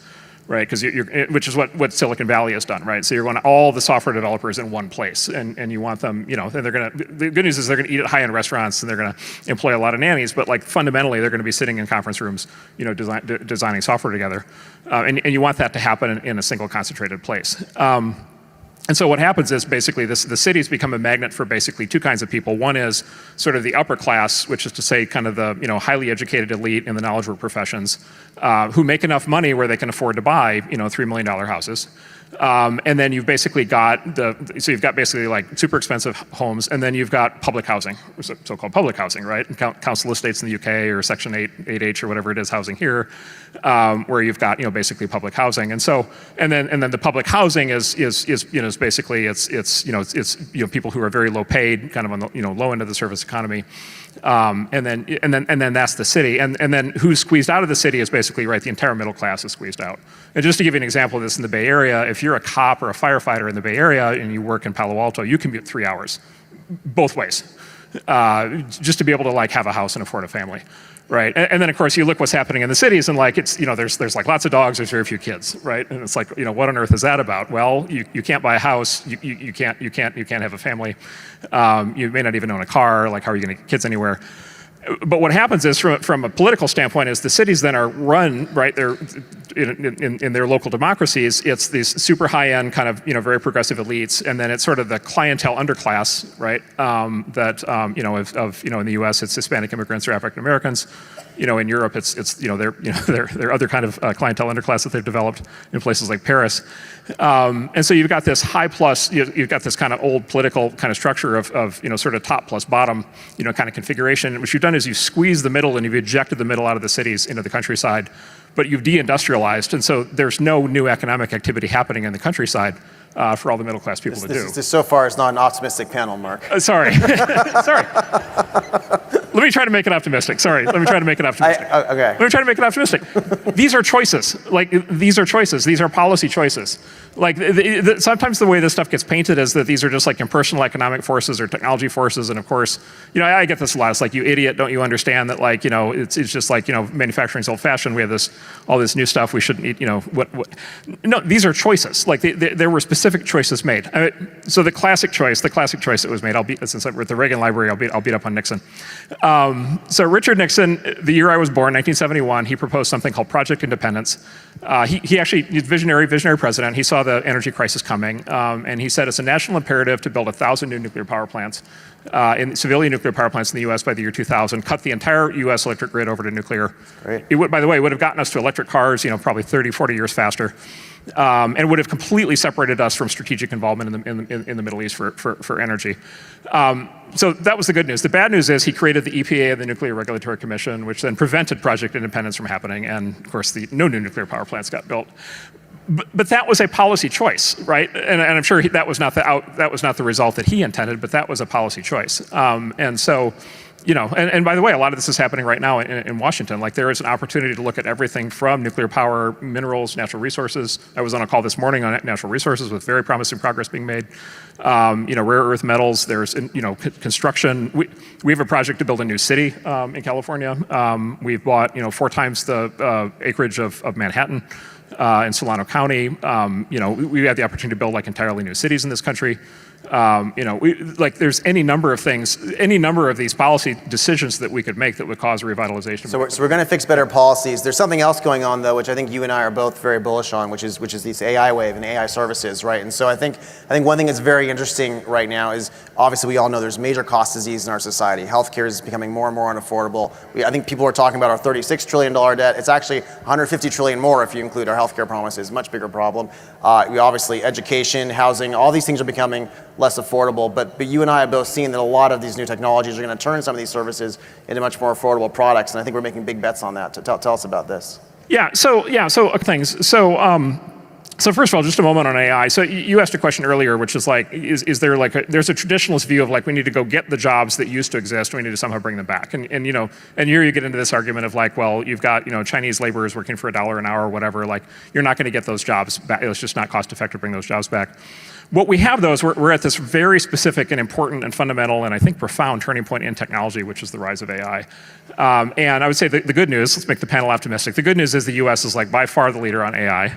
Now, by the way, we need to decide whether we want to be the leader in AI because there's a lot of forces in the US and in the US government that are trying to prevent that from happening. But there's over 1,000 laws at state level we've been trying to fight and stop that would screw this up, right? So there's a lot of people who are against this. California state government almost passed a law to outlaw AI in California 6 months ago, which is is an indication how crazy California is. But yes, that we can, it's like everything else. We can have it if we want it. These are all choices. But like AI is happening, and AI is only happening in two places. Like it's only US versus China, and there's a whole competition thing there. But like the US is like very powerful on this. And then by the way, the US is benefiting a lot because Europe has basically made AI illegal. Like they're regulating themselves to death. And so the smart AI people in Europe are moving to the US. And so like the US really is ground zero for AI. Today, AI is software, right? And so when you use AI, you use ChatGPT. It's an app on your phone, right? It doesn't. There's no manufacturing kind of component, really. People are building giant data centers, but it's not a huge generator of like middle-class jobs. But there's another turn on AI that's coming, which is the turn to embodied physical AI, which is robotics. Right, and this is a transition that has already happened. It's already actually happened in drones, where drones went from being human piloted to actually being autonomously piloted. They now fly themselves. It's a transition that's happening in cars right now, right, where cars went from basically purely physical products to now basically being rolling computers that drive themselves. And if you haven't tried this yet, if you ever have the misfortune of finding yourself in San Francisco, take a Waymo. It's amazing to live in a cyberpunk future reality where you're in literally a state-of-the-art self-driving car that's literally out of the Jetsons, driving past people who are dying of fentanyl overdoses on the sidewalk. I recommend having the experience at least once. But the self-driving car really does work, like it's really happening. And then what's going to happen, you've all probably seen, Elon has this Optimus robot that he's building, these humanoid robots. Like the general purpose robotics thing is going to happen, and it's going to happen in the next decade, and it's going to happen at giant scale. And I think there's a plausible argument, which Elon also believes, that robotics is going to be the biggest industry in the history of the planet. It's going to be gigantic. There's going to be billions, tens of billions, hundreds of billions of robots of all shapes, sizes, descriptions running around doing all kinds of things.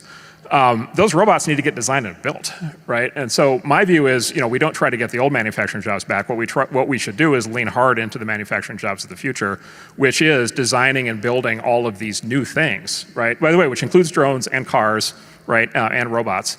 And we shouldn't be building manufacturing lines that have people sitting on a rubber mat for 10 hours screwing screws in by hand, but we should be building, what Elon calls alien dreadnought factories, right? Which is like these super sophisticated factories with like tons of robotics. But you can imagine thousands and thousands of different categories of industrial production that have to happen all across the US in order to make this happen.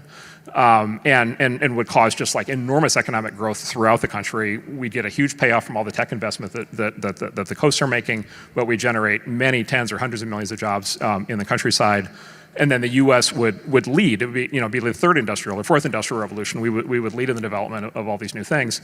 And then you get to the national security side of this, which is if you don't do this, you're living in a world of Chinese robots everywhere.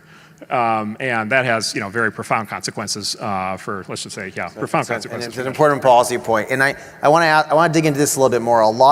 I was just in an interview up there, like, aren't we going to destroy tens of millions of jobs? Isn't AI scary? A lot of people are very scared right now with the disruption. I'm very excited about the higher productivity because I see it being disinflationary. I see it creating more jobs.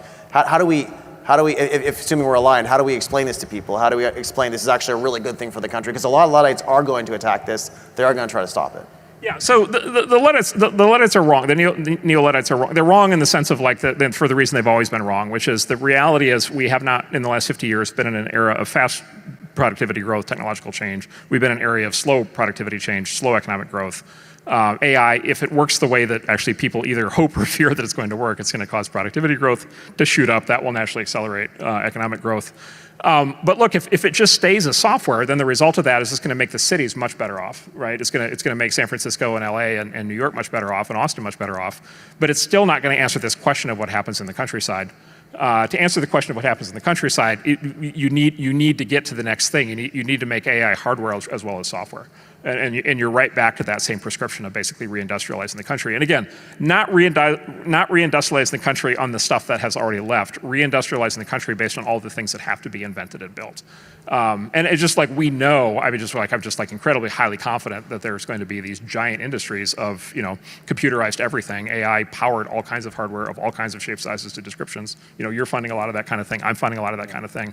I mean, look, the entire defense base has to get rebuilt around this. We're going to redo the manufacturing. We're going to build roads and tunnels and everything cheaper. It's going to be exciting. Yeah. And so this is the thing. This is the thing to do. Like to me, the path like on this is very clear because we have to do this because it's necessary from a national security standpoint. We have to do it because we need it. We need the economic growth. We have to do it because we need an answer for the entire population of the country, not just the cities. And we have to do it because if we don't do it, China's going to do it, and we don't want to live in that world. So I want to circle back to another controversial topic, which, over the last several decades, you mentioned this, we've kind of pursued deindustrialization, financialization. We've also pursued mass immigration. And, the view from the tech world has almost always been, we need more of the smartest people to come here and build with us. A lot of my smartest friends are immigrants and they've built great things.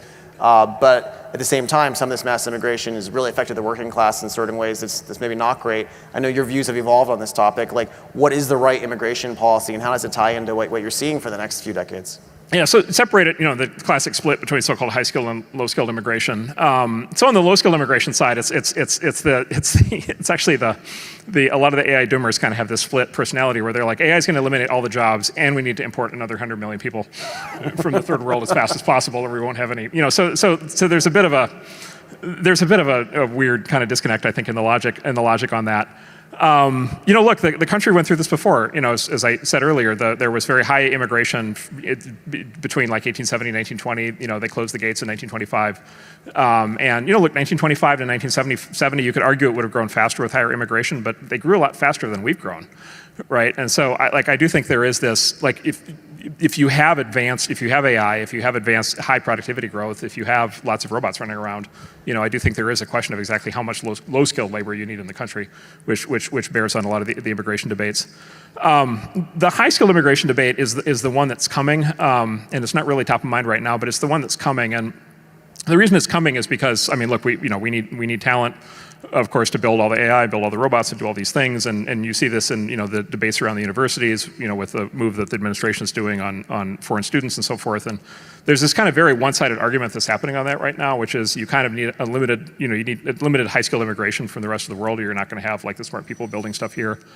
And I would say, look, like Joe, our portfolio at our firm is like the United Nations. It's founders from 100 countries. I benefited enormously by working in a place characterized by very high-skilled immigration.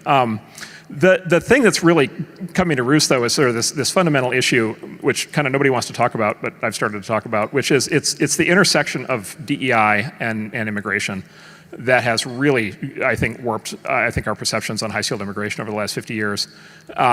Which and you see this, by the way, in like this, you look at like the foreign enrollment rates of the top universities, which went from, like 2 or 3 or 4% 50 years ago to whatever, 27 or 30 or 50. And Columbia's over half, right? 70% or whatever it is. And so there's been this massive transformation in who gets educated. And then there's been this massive transformation of who gets admitted through affirmative action, and then, as we now know at DEI.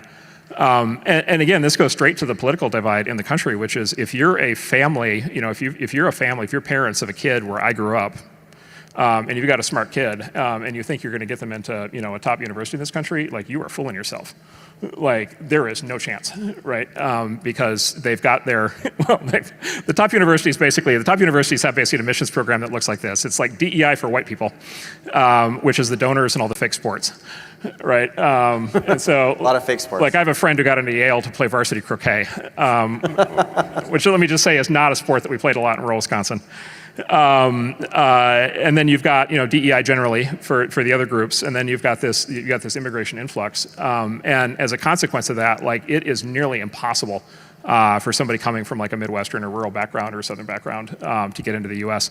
By the way, this doesn't just affect white people. This also, obviously, we now see how it's affecting Jewish people, but it actually also affects African Americans in a very interesting way, which is actually both the universities and the corporate employers are literally, this is true, they literally import Africans so that they don't have to hire African Americans because they still count as black. There was a great story, the thing that woke me up to this, there was a story in the New York Times 20 years ago about Harvard.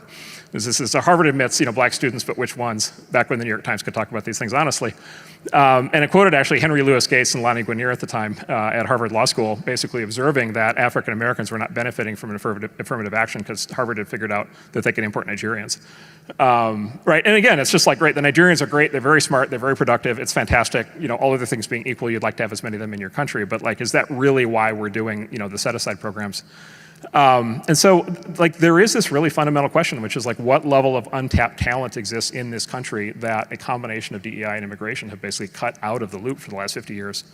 And how long can we have this, story to everybody in the Midwest and the South that says, sorry, you're, because of historical oppression, your kids are SOL. This is the angry populism people are worried about that's affecting our politics. Yeah, like what do you do? Like what do you do? Like this is what I've really come to appreciate from growing up in the one place and now being in the other place, which is if you're in the center of the country, you're just like, wow, these people really hate me. They really hate my kids. Like they're really out to get me. And like that's just such a toxic dynamic. Like that'd be a very, very bad thing for that to continue. So I guess to finish on a more positive note, we have all these challenges you've outlined. No, sorry, it's fair. I think in order to be optimistic, you first have to say what are the challenges and diagnose it, and then say what are the ways. Well, here's an optimistic thing, which is we have talent in this country that is like we have so many smart people in this country who are not being properly trained, properly educated, and properly employed. Like we really genuinely do. We have tons of smart kids running around who have all kinds of potential, who have been completely cut out of opportunity for the last 50 years. So we're going to have this wave of productivity growth. It's going to be in the real world with robotics. We're going to start to build, hopefully, if we get the policies right, and it's going to lift all these people up. What are the bottlenecks or things in the way of doing that? We have the amazing Secretary of Energy here. Energy is obviously a really key thing to get right. There's obviously the chips. There's the critical minerals you mentioned. Regulatory stuff is insane in this country. It needs to be fixed. Like what are the biggest ones you're focused on, and how are we going to get those to a place we need that it ends up with the optimistic outcome? So I'd say yes, those. So, I mean, the good news on this is a lot of it's obvious, right? The minute you look at it, you're just like, well, obviously we have to do these things. If you talk to anybody running businesses in any of these sectors, they'll tell you right off the bat the things that need to happen. And so, I think the current administration, I think, is pretty devoted to a lot of this. Look, I would just say the other positive thing that's happening. There's this new book out called Abundance from Ezra Klein, who I would say I disagree with on approximately zero of everything.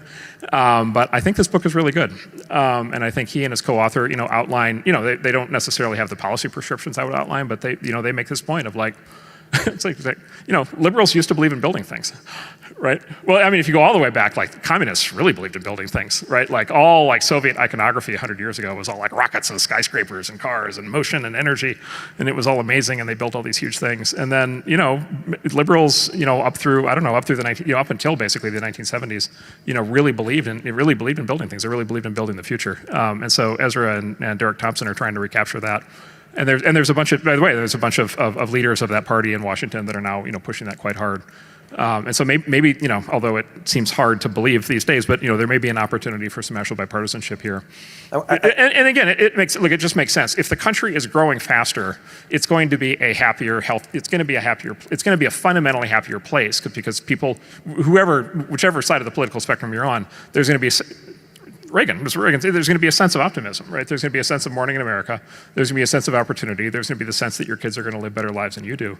And I don't think that's a particularly partisan view at the end of the day. And I think there may be an opportunity to maybe bridge the divide a bit. I want to dig a little tiny bit deeper as we end into what that means. Because for me, for example, I think both of us see how healthcare doesn't need to take up 20% of our GDP, right? It's very obvious that AI can make these things a third the cost for better outcomes. And yet, every one of our states in this country has very powerful provider and payer lobbies and has very powerful cartels that block competition.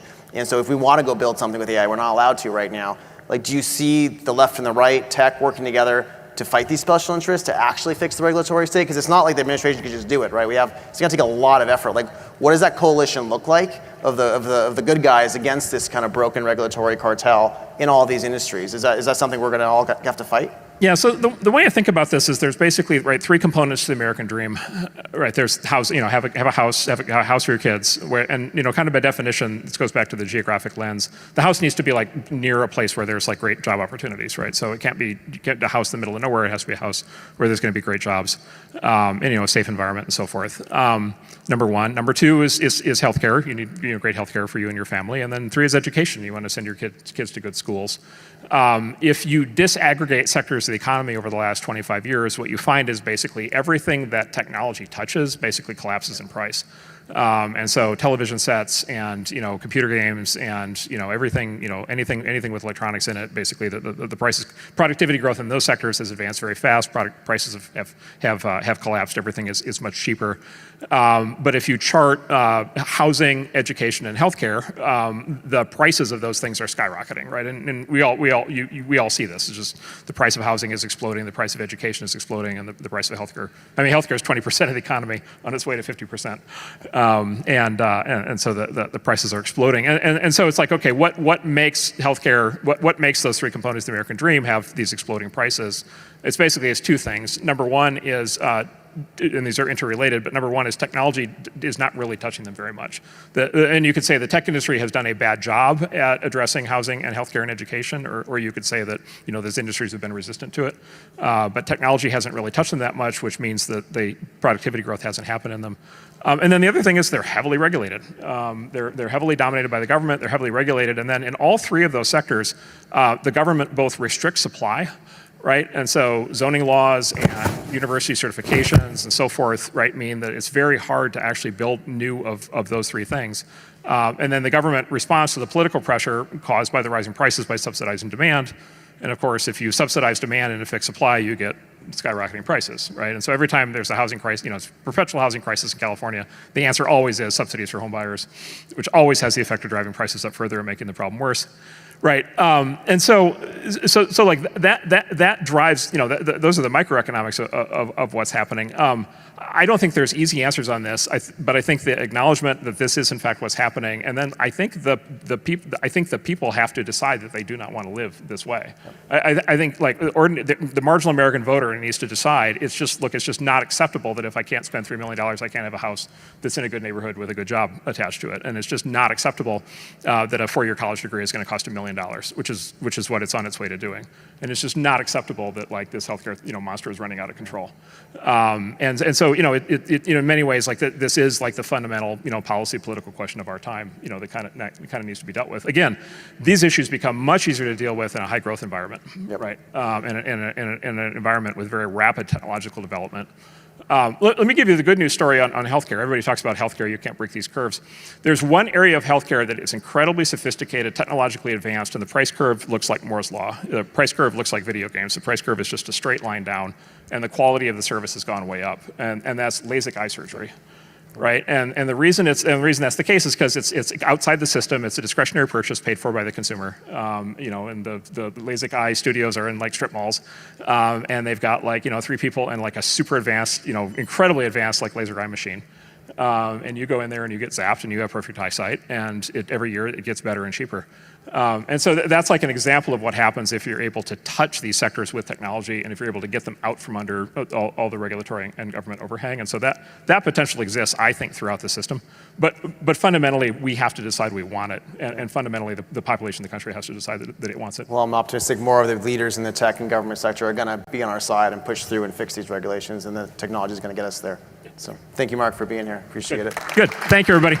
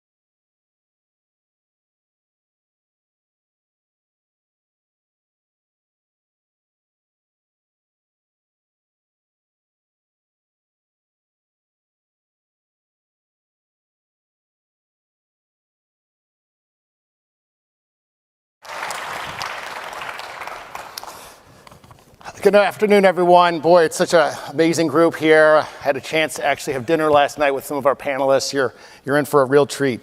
Again, my name is John Mumtazi.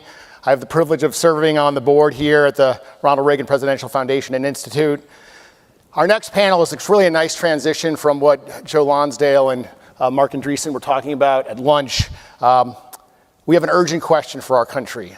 Why does the United States, which is so clearly the global leader in software and digital innovation, struggle to build real things, physical, tangible innovations?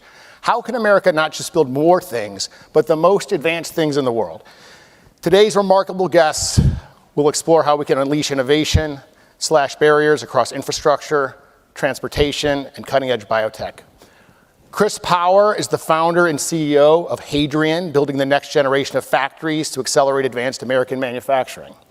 Patrick Collison is co-founder of the ARC Institute and CEO and co-founder of Stripe, whose bold mission is to increase the GDP of the internet. Mary Daly is president and CEO of the Federal Reserve Bank of San Francisco, covering regions at the frontier of American innovation, from Silicon Valley to Alaska's North Slope. And finally, Blake Scholl is the founder and CEO of Boom Supersonic, an aerospace company revolutionizing air travel with commercial supersonic aircraft. Moderating today's conversation is Caroline Hyde from Bloomberg Television. Please join me in welcoming our distinguished panelists.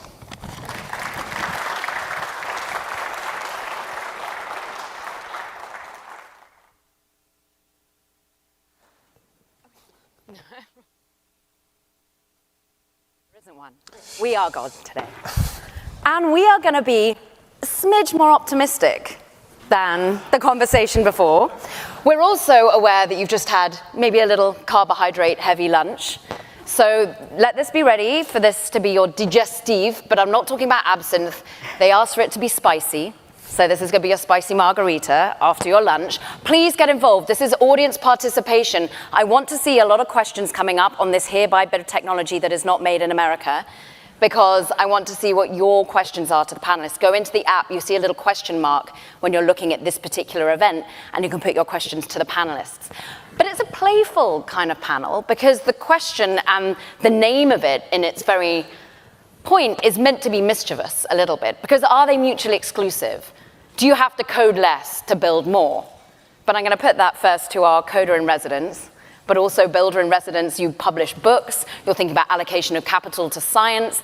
But Patrick, do we need fewer coders? I see it. We need to see where that question went. It's very offensive. I think, well, the two versions of the question.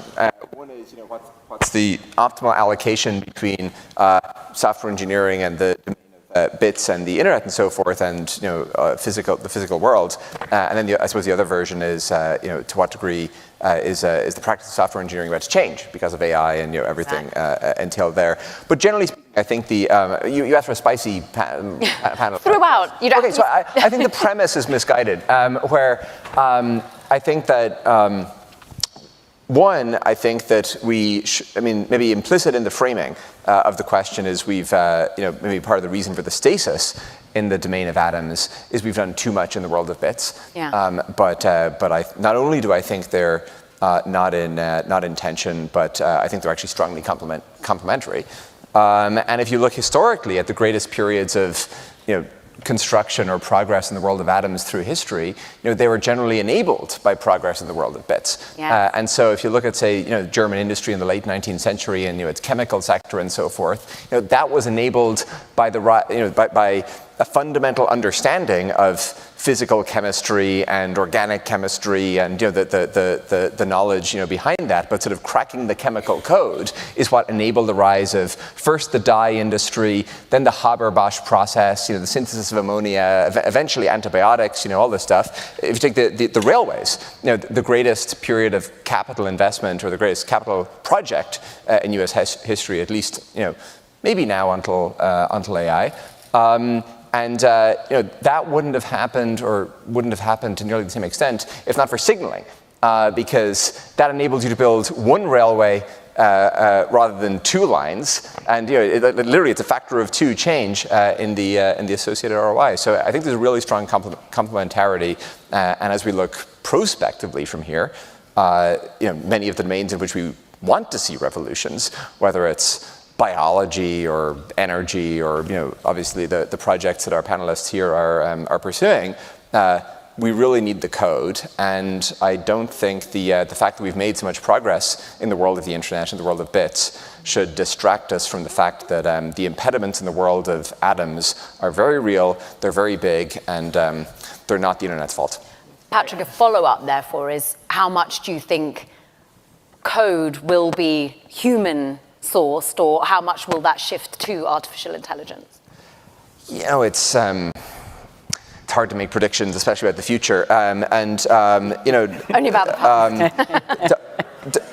Dario says, I just saw this recently, that you're saying that the overwhelming majority of code is going to be written by AI by the end of this year. But then I went to the Anthropic jobs page, and they're hiring an awful lot of software engineers. Are you hiring a lot of software engineers? Yeah, absolutely. Yeah, I mean, in the short run, I mean,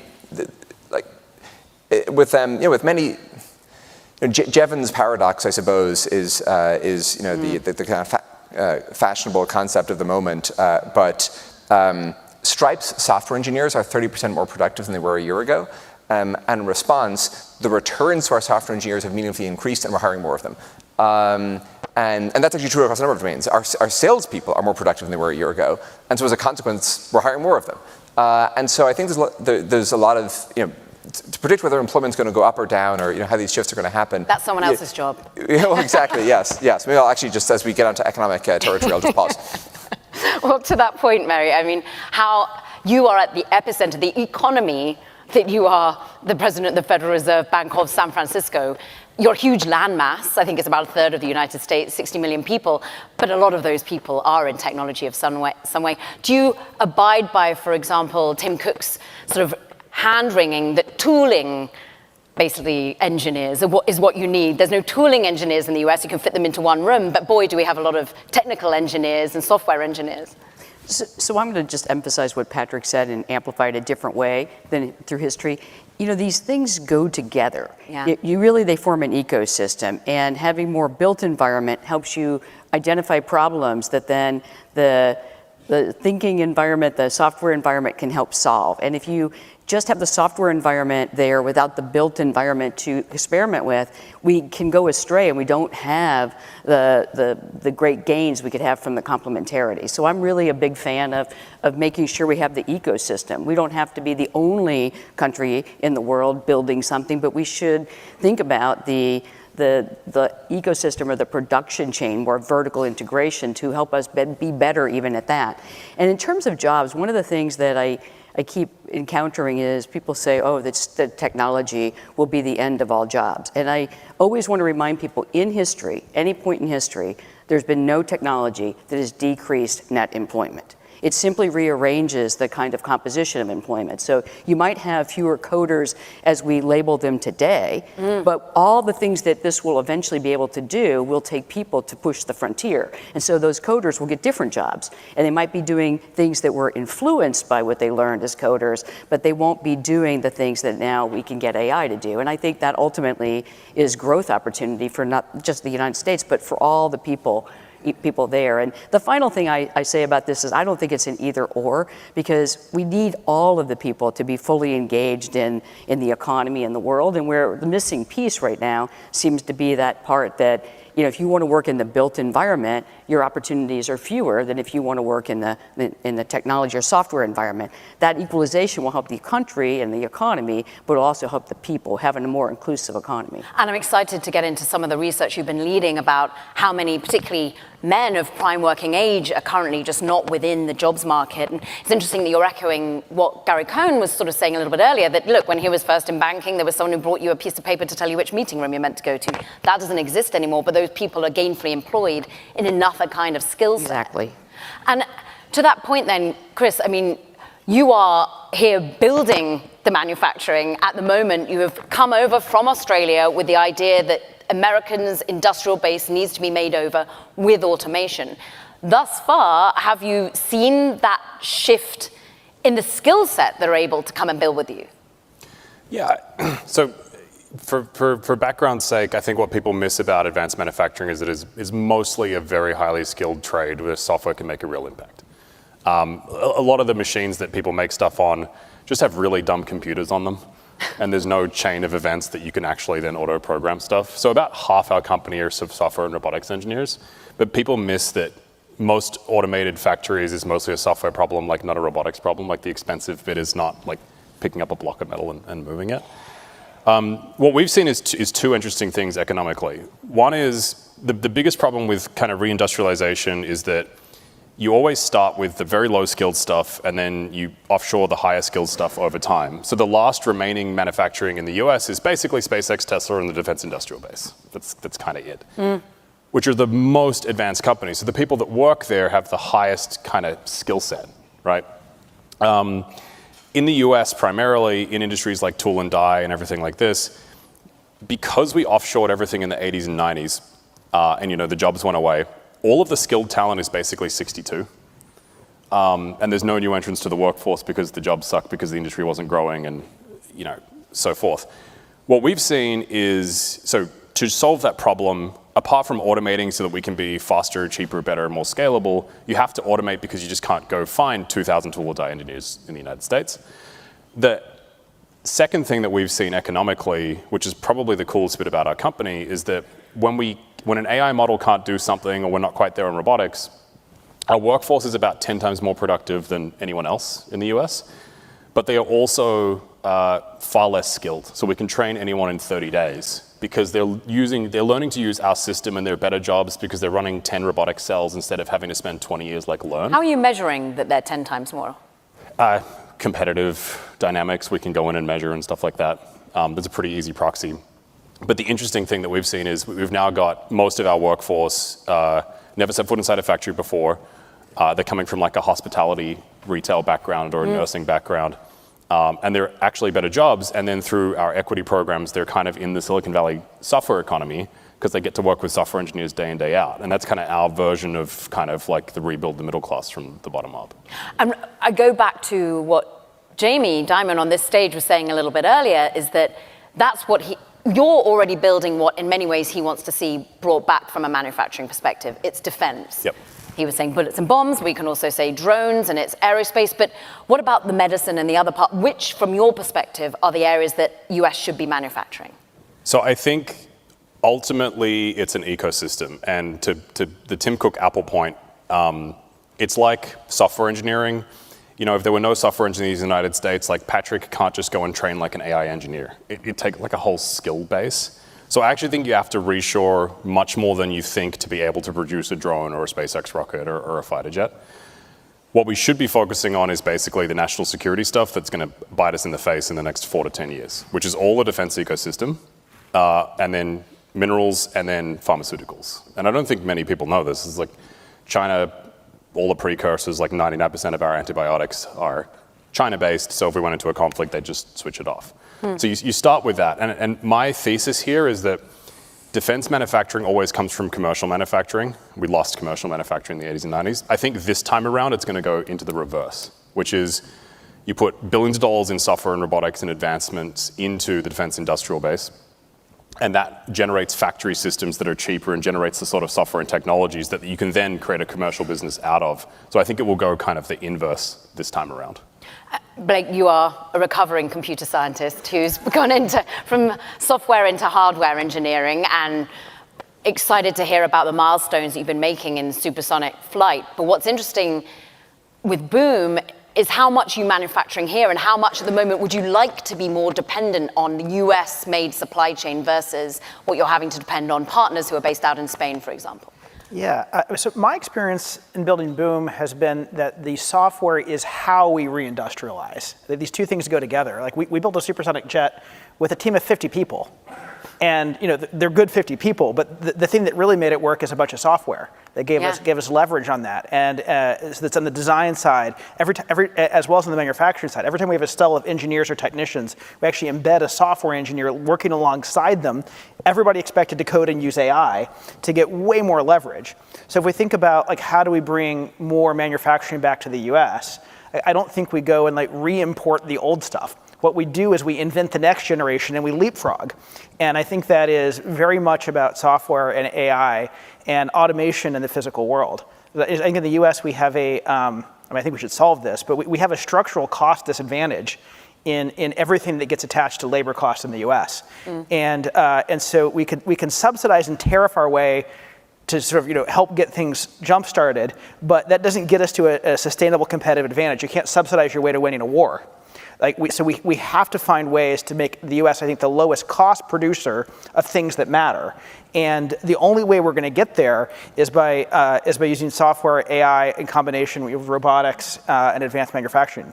So it's about making your skilled labor even more productive. Thus far, what have you been able to show with the investment in AI that you've done for your workforce, and what other ways in which have you managed to jumpstart their own productivity? How are you sort of benchmarking it with a group of 50? Yeah, so we have a rule we call Project 10X at Boom, which is we will never, we will put a tenth of the people traditionally required to solve any given problem. And and it's working super well. I'm starting to think I should have called it Project 100X. Sure, your labor force would love that. Well, I mean, it's actually Jevons law applies here as well. There are certain things we can do that we just never could have done without the leverage. So for example, there's at some point we're going to reveal the passenger cabin in our supersonic jet, and I think people are going to drop their jaws at like what we managed to do inside a relatively small airplane. And the only reason we're able to make that very specific innovation work is we're able to optimize our engine and our airplane together because we vertically integrated and because we had automation throughout the design process. So a team of like a dozen people could accomplish a study in 2 weeks that optimized the airplane, that enabled a better passenger experience, and none of that would have been possible without software. I love that Jevons Law has now come up twice. If I could get just $1 for every time I've heard it over this year, I'd be a wealthier lady. But Patrick, it dovetails into what you've been saying, is that, look, you're enabling your team to just get ever more productive with investments in AI. We're not going to see a sudden drown out in jobs in software engineers. There is actually, thank you audience, you are giving me questions, and one of them saying, look, are we going to see sort of a layoff theme among your part of the economy, the fintech or indeed the technology-based companies? It seems as though you'd say no, because we're just going to create ourselves yet more work with the people that we've got. Yeah, look, it's, again, I think the specific transition mechanics are hard to predict, but if and most people have heard most of these examples before, but the overwhelming majority of the jobs that exist in the economy today did not exist 70 years ago, and the overwhelming majority of the jobs that existed 70 years ago did not exist 70 years before that. Most of the transition of agriculture had happened 70 years ago, and so any theory of replacement needs to have a concomitant theory for why you won't have additional. We're going to get a mic technician. Have we got many mic technicians out here at the moment? Anyone in the audience been trained that way? And we'll still need that job in the future. Well said, well said. We are going to need that job in the future. And we want to sort of delve into how we get there and what the reskilling looks like. And Mary, just how much work have you done thus far on what the current skills gap is? I've heard this turn of phrase. Elaine Choi was talking about the skills gap. We heard Mark and Joe talk about it as well. Is this a living present danger in the work that you're doing? Well, yes, I think if you look at the labor force participation rates in the United States of men and women, they're both lower than they are in other industrialized nations. So that's a competitive disadvantage right away. And that's between 25 and 54 years old. These are not people at the tails of the age distribution. And then if you dig into it, it's really men who have been hardest hit and been, declining in terms of their participation in the labor force for 3 decades. So then you go in and dig, why do they, you ask the question, are they being pulled out or pushed out? And one of the things you learn quickly is pulled out would mean you're going to go to school, you get trained, you take care of families. That's a fraction, but a lot of it is the pushed out factors, right? And by pushed out, it's like the jobs that match their skills aren't there. So then you have 2 solutions. You can bring back the things that they used to do. That's a possibility. Or you could help them get to the things that we will be doing. Mm-hmm. And what happened I'm an economist by training, and what's really interesting, if you go back and look at the history of commentary from economists, you will see that we always think that globalization benefits everyone. That's the theory.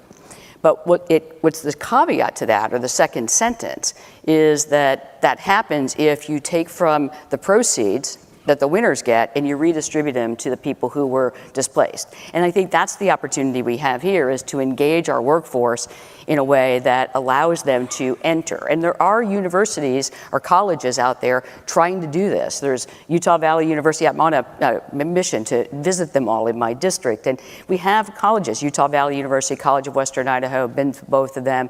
There are many examples of this in Cleveland, Ohio, et cetera, where they're doing, they're serving 30,000 students, but that's a scalable model if we have the intention. So you ask them, why are there challenges in putting this everywhere? And it comes back to something we've already heard, which is you have to believe these are intentional industries that we want to bring back. If we don't have a commitment to the built environment along with the bit environment, then I think you can promise people they'll get jobs, but they don't believe you. And so it's that ecosystem we're trying to create. And you've been out there and given commencement speeches. I've been I give commencement speeches at these places, and you see these graduates walk across the stage, and Utah Valley University had many of them. College of Western Idaho, I just gave 760 people walked across the stage to get their diploma in everything from welding to machining, to tool and die, but they're all using technology in their journey. They're not simply doing the work there, they have technology that's embedded. And I think this is potentially the future. So I have a lot of hope, but it is going to take, it can't just take our aspirations, it will take our intentions, and we'll have to scale this. And it takes money, which we're going to get onto. I'm so pleased that we're all sipping from the same spicy margarita cup, because we are as one. The audience questions are all about, what about the money, what about the regulation, which we're going to get to now. And I just want to bring up this chart, which the Reagan Institute did some digging. They had a great survey done, really to understand what are voter preferences right now for how public money should be allocated. Now, overwhelmingly, no matter which particular way you vote, you want advanced manufacturing, infrastructure, and energy innovation to be where the allocation of money and funding is given. You can see it now up on your screen. I'm sorry, innovation is software, digital platforms, artificial intelligence. It seems as though they think the private market's got that, but public funding should be going to this. And Chris, the intention you brought up, that's what Mary references, the intention has to be there, what industries are fostered, but also by whom. And from your perspective, you've been busy fixing it from a private capital perspective, but how much public money should be allocated towards it? So I have two very differing opinions on this. Good, give us both. It's a slight lead into tariffs. So there are only two ways to fix this. One is you subsidize national champions like the CCP does. Not hard to say, go make a antibiotics facility and give the contract to someone and it's $1 billion and leave it idle, right? But to Blake's point, it'll be no more efficient because it's like a strategic stockpile sort of pharmaceutical factory. The second issue is, and this is kind of for chips, the kind of Mike Pompeo and bipartisan Democratic thing for chips was let's go subsidize Intel for a bunch of dollars. The Trump version of this is let's go raise the tariffs and then force people to build plants onshore and give them economic incentives, right? And I think the second one, regardless of your political thing, the second one, creating a market force that forces people to innovate and automate, is the only way to do it. Otherwise, you end up with a bunch of very lazy national champions.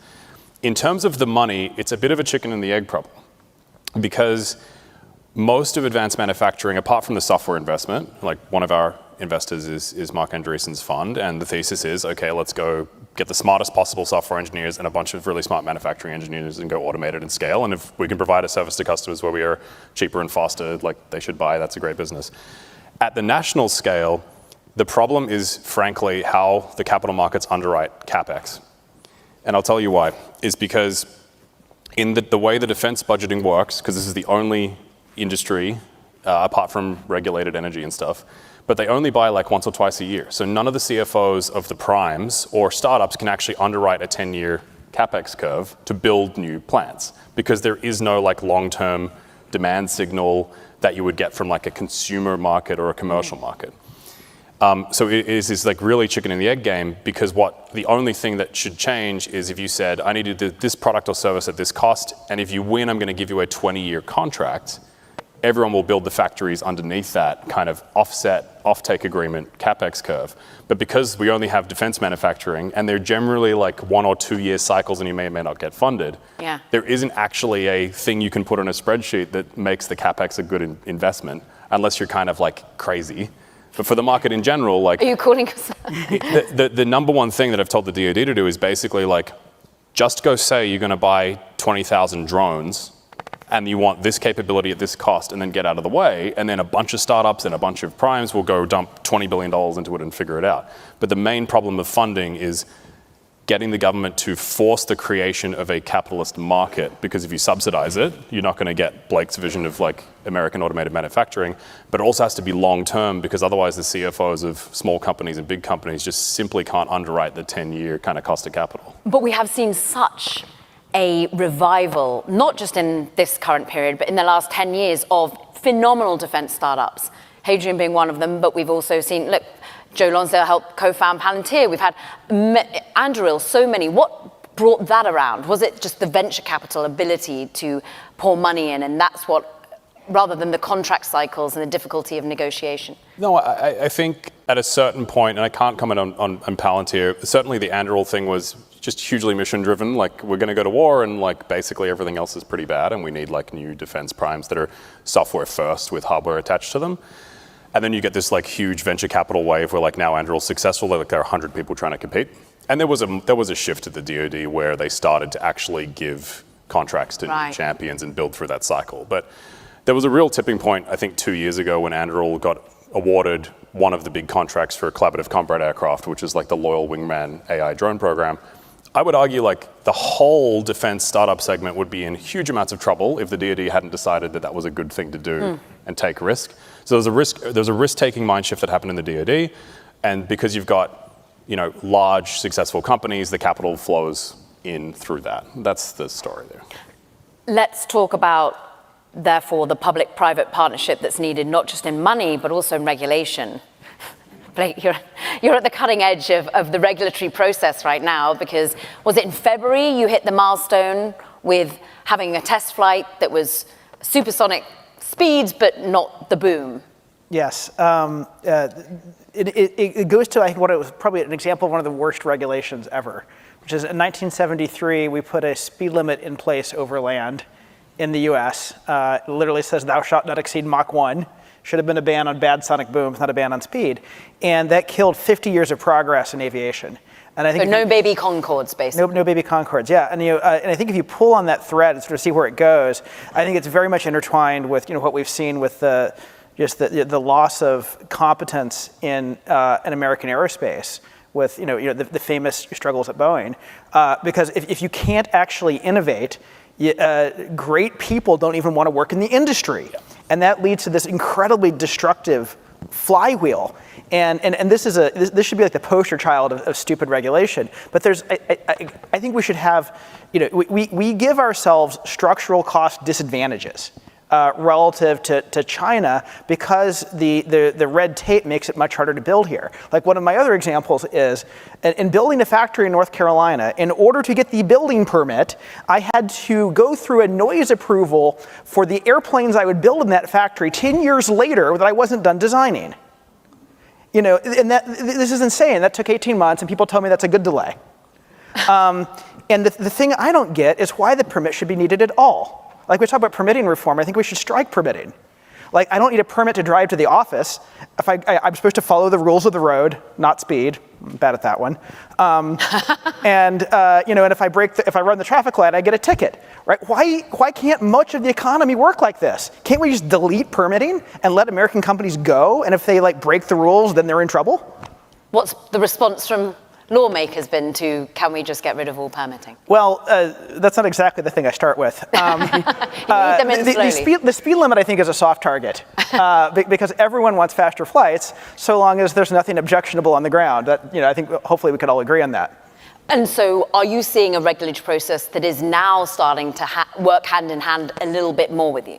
Yeah, I mean, I think there's openness in the minds of the regulators. I think we've found some ways to partner well. Like we got our certification for our test airplane the day that we asked for it. What could have been a 90-day process was 90 minutes. And that's I think because we managed to earn and build trust. That said, is this the optimal system? You can talk about tweaking the system around the edges, but I think we need to look very holistically and say, do we have the optimal systems? What's been interesting about optimal systems is, Patrick, you think long and hard about basically optimizing for science, for discovery. You've done incredible thought leadership all the way back since 2018, 2019, often with co-authors, Title Cohen being one of them, about the studies of progress, ultimately. But you also did something phenomenal in COVID with partners about trying to get money into the hands of scientists quickly to discover basically a cure. And it worked. You took a different blow-up approach. Do we need to do the same thing now for science, for discovery, for automation, for manufacturing? Well, I just maybe highlight the point that that Blake just made about the feedback loop between the restrictions in any given sector and the nature and the composition and the quality of the talent that chooses to allocate itself there.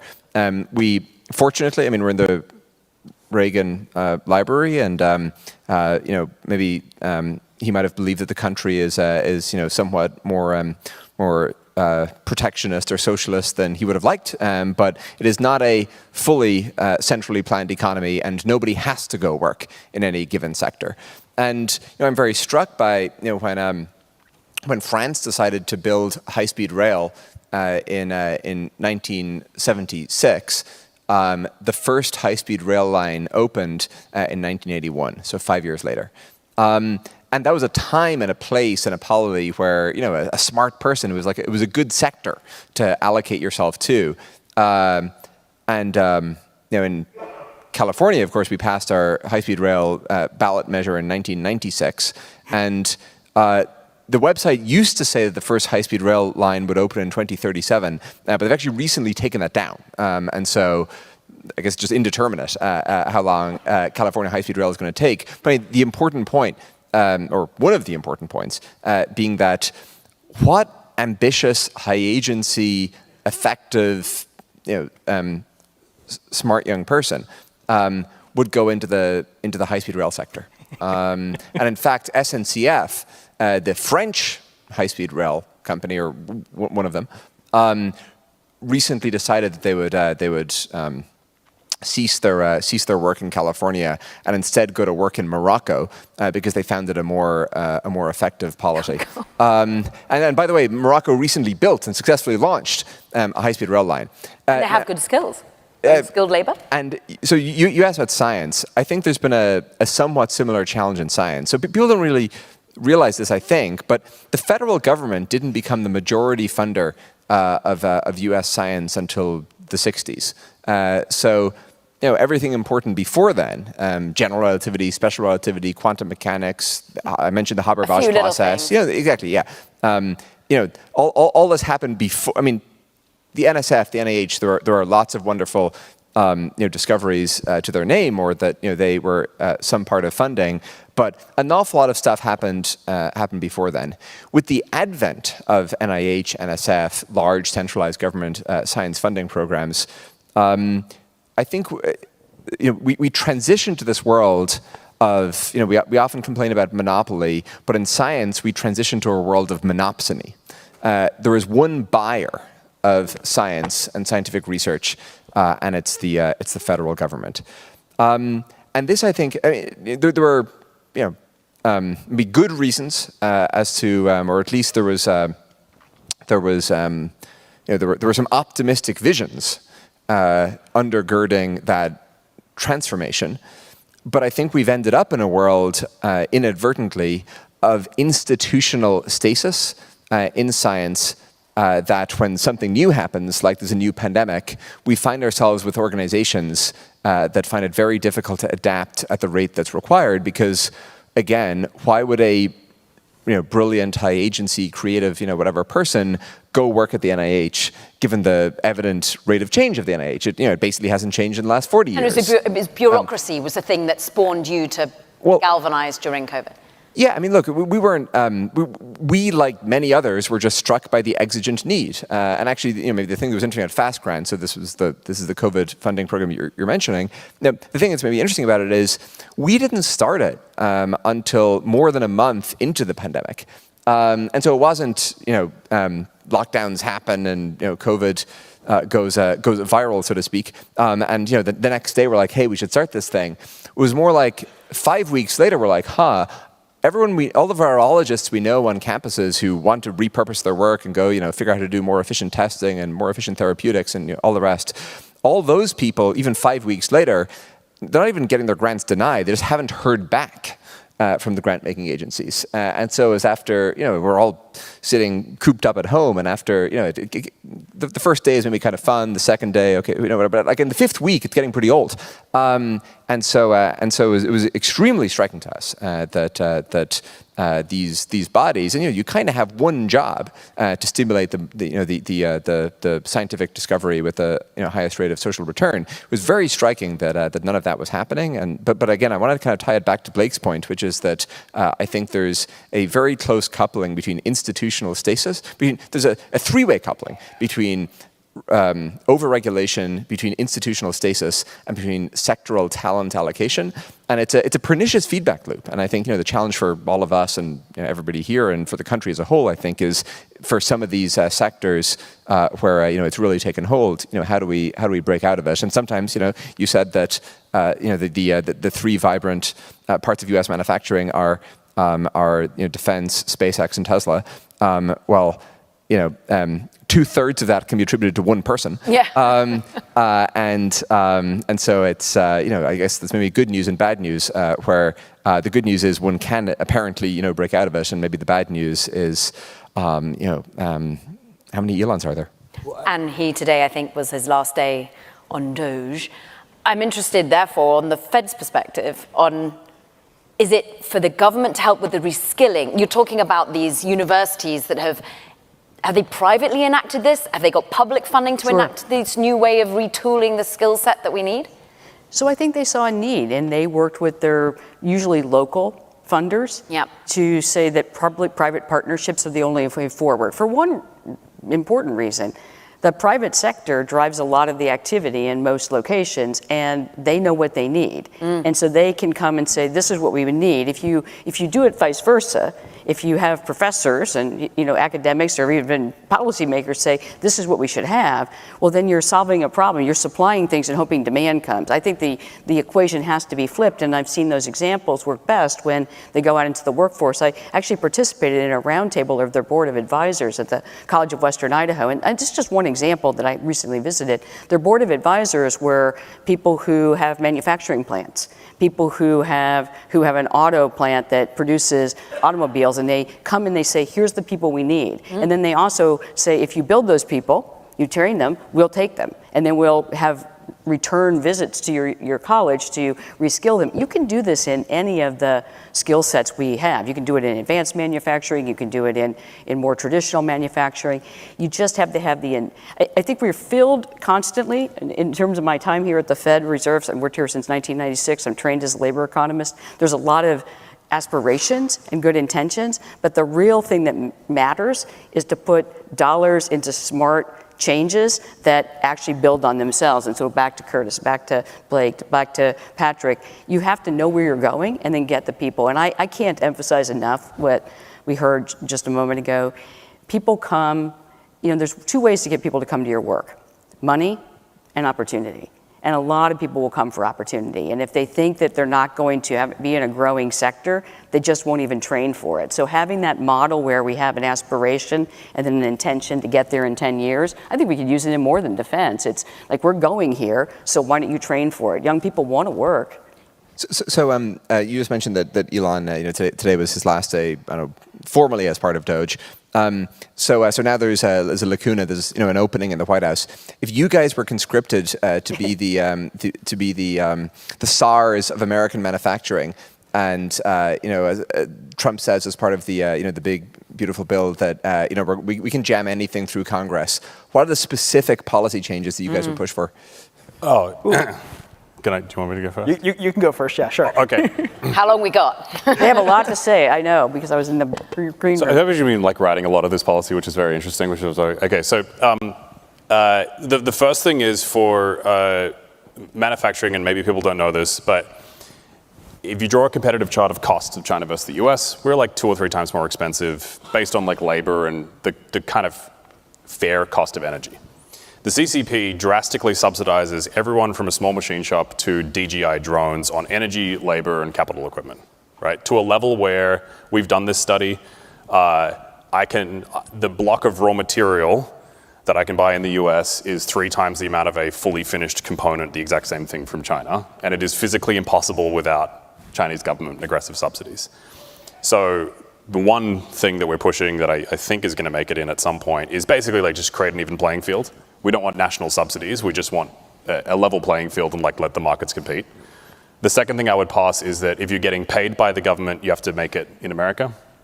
So you would be shocked at the amount of defense or Department of Energy programs where a company gets $500 million for a product, but if you look at the supply chain, at least half of that goes to China. So the money we are flowing into manufacturing at the base level goes to like... But that's the chicken and the egg situation, because half of it can't, parts of the new boom can't be made in America. Well, sometimes, but actually, it's actually more of a regulation thing. So underneath the primes or other companies that are getting money for products, it's not a commercial market. It's a kind of lobbying game. In their supply chain, it is a commercial market, because we regulated that you have to bid that thing out from the prime 3 to 4 times and find the lowest price. And you have to write a thing to the government that justifies why you did not pay the lowest price. And in manufacturing, if your assembly line going down for $1 million, like, you know, Blake might have a $100 part on the plane, you're making them, your assembly line goes down, you're gonna pay someone $1,000 to make that part in 2 weeks, the government regulations that flow through to manufacturing create this incredibly perverse incentive where it's a weird commercial market. Then the third thing I would do is basically delete all government requirements for programs. So on the regulatory impedance match, bear in mind that every prime eventually gets impedance matched with the federal government in terms of the amount of regulation. One of the reasons why none of our nuclear submarine programs can hire skilled welders is not what you think. We can generate skilled welders in this country. It's not that hard. What happens is that they have to get taught 300 to 400 pages that takes a decade to understand of the quality and qualification process of how to weld a part together. So you come in, you're like very excited, you're like building submarines, it's like awesome, but then 90% of your job is understanding this esoteric 1970s government requirement of how to like fill out the paperwork to just prove that you welded the thing in the right way. Because ultimately is an impedance match of the flow downs where the government's not buying a product, they are mandating, like to Blake's permitting thing, here is exactly how you should weld this on a 300-page legal document with no operational context or kind of decision making. So all these young kids get here, they go to Royal Island, Quonset Point, like I'm gonna weld submarines and like save the nation. And 90% of their job is like paperwork stuff. The paperwork clashes with each other, there are clashing rules. Is that very different from Australia or the UK or anywhere else where they're welding or making submarines? It's literally all of the government flow downs through their quality requirements in defense regulations hit the worker. So you can't operate a business. There's this insane example actually where in many defense programs, you want to be able to buy raw material at the time that you need to make the product on time. It seems reasonable. And sometimes you need to buy that ahead because it might take 20 weeks to get there. There is a separate piece of legislation that in profit sharing in defense, if you breach a rule that you're paying raw material ahead of time, not under the contract, you can lose profit dollars. So even the government regulations that control this sort of stuff clash with each other. So you've literally got a supply chain manager going like, well, I'm either gonna get audited and my profit's gonna go down, or the boat's gonna be late.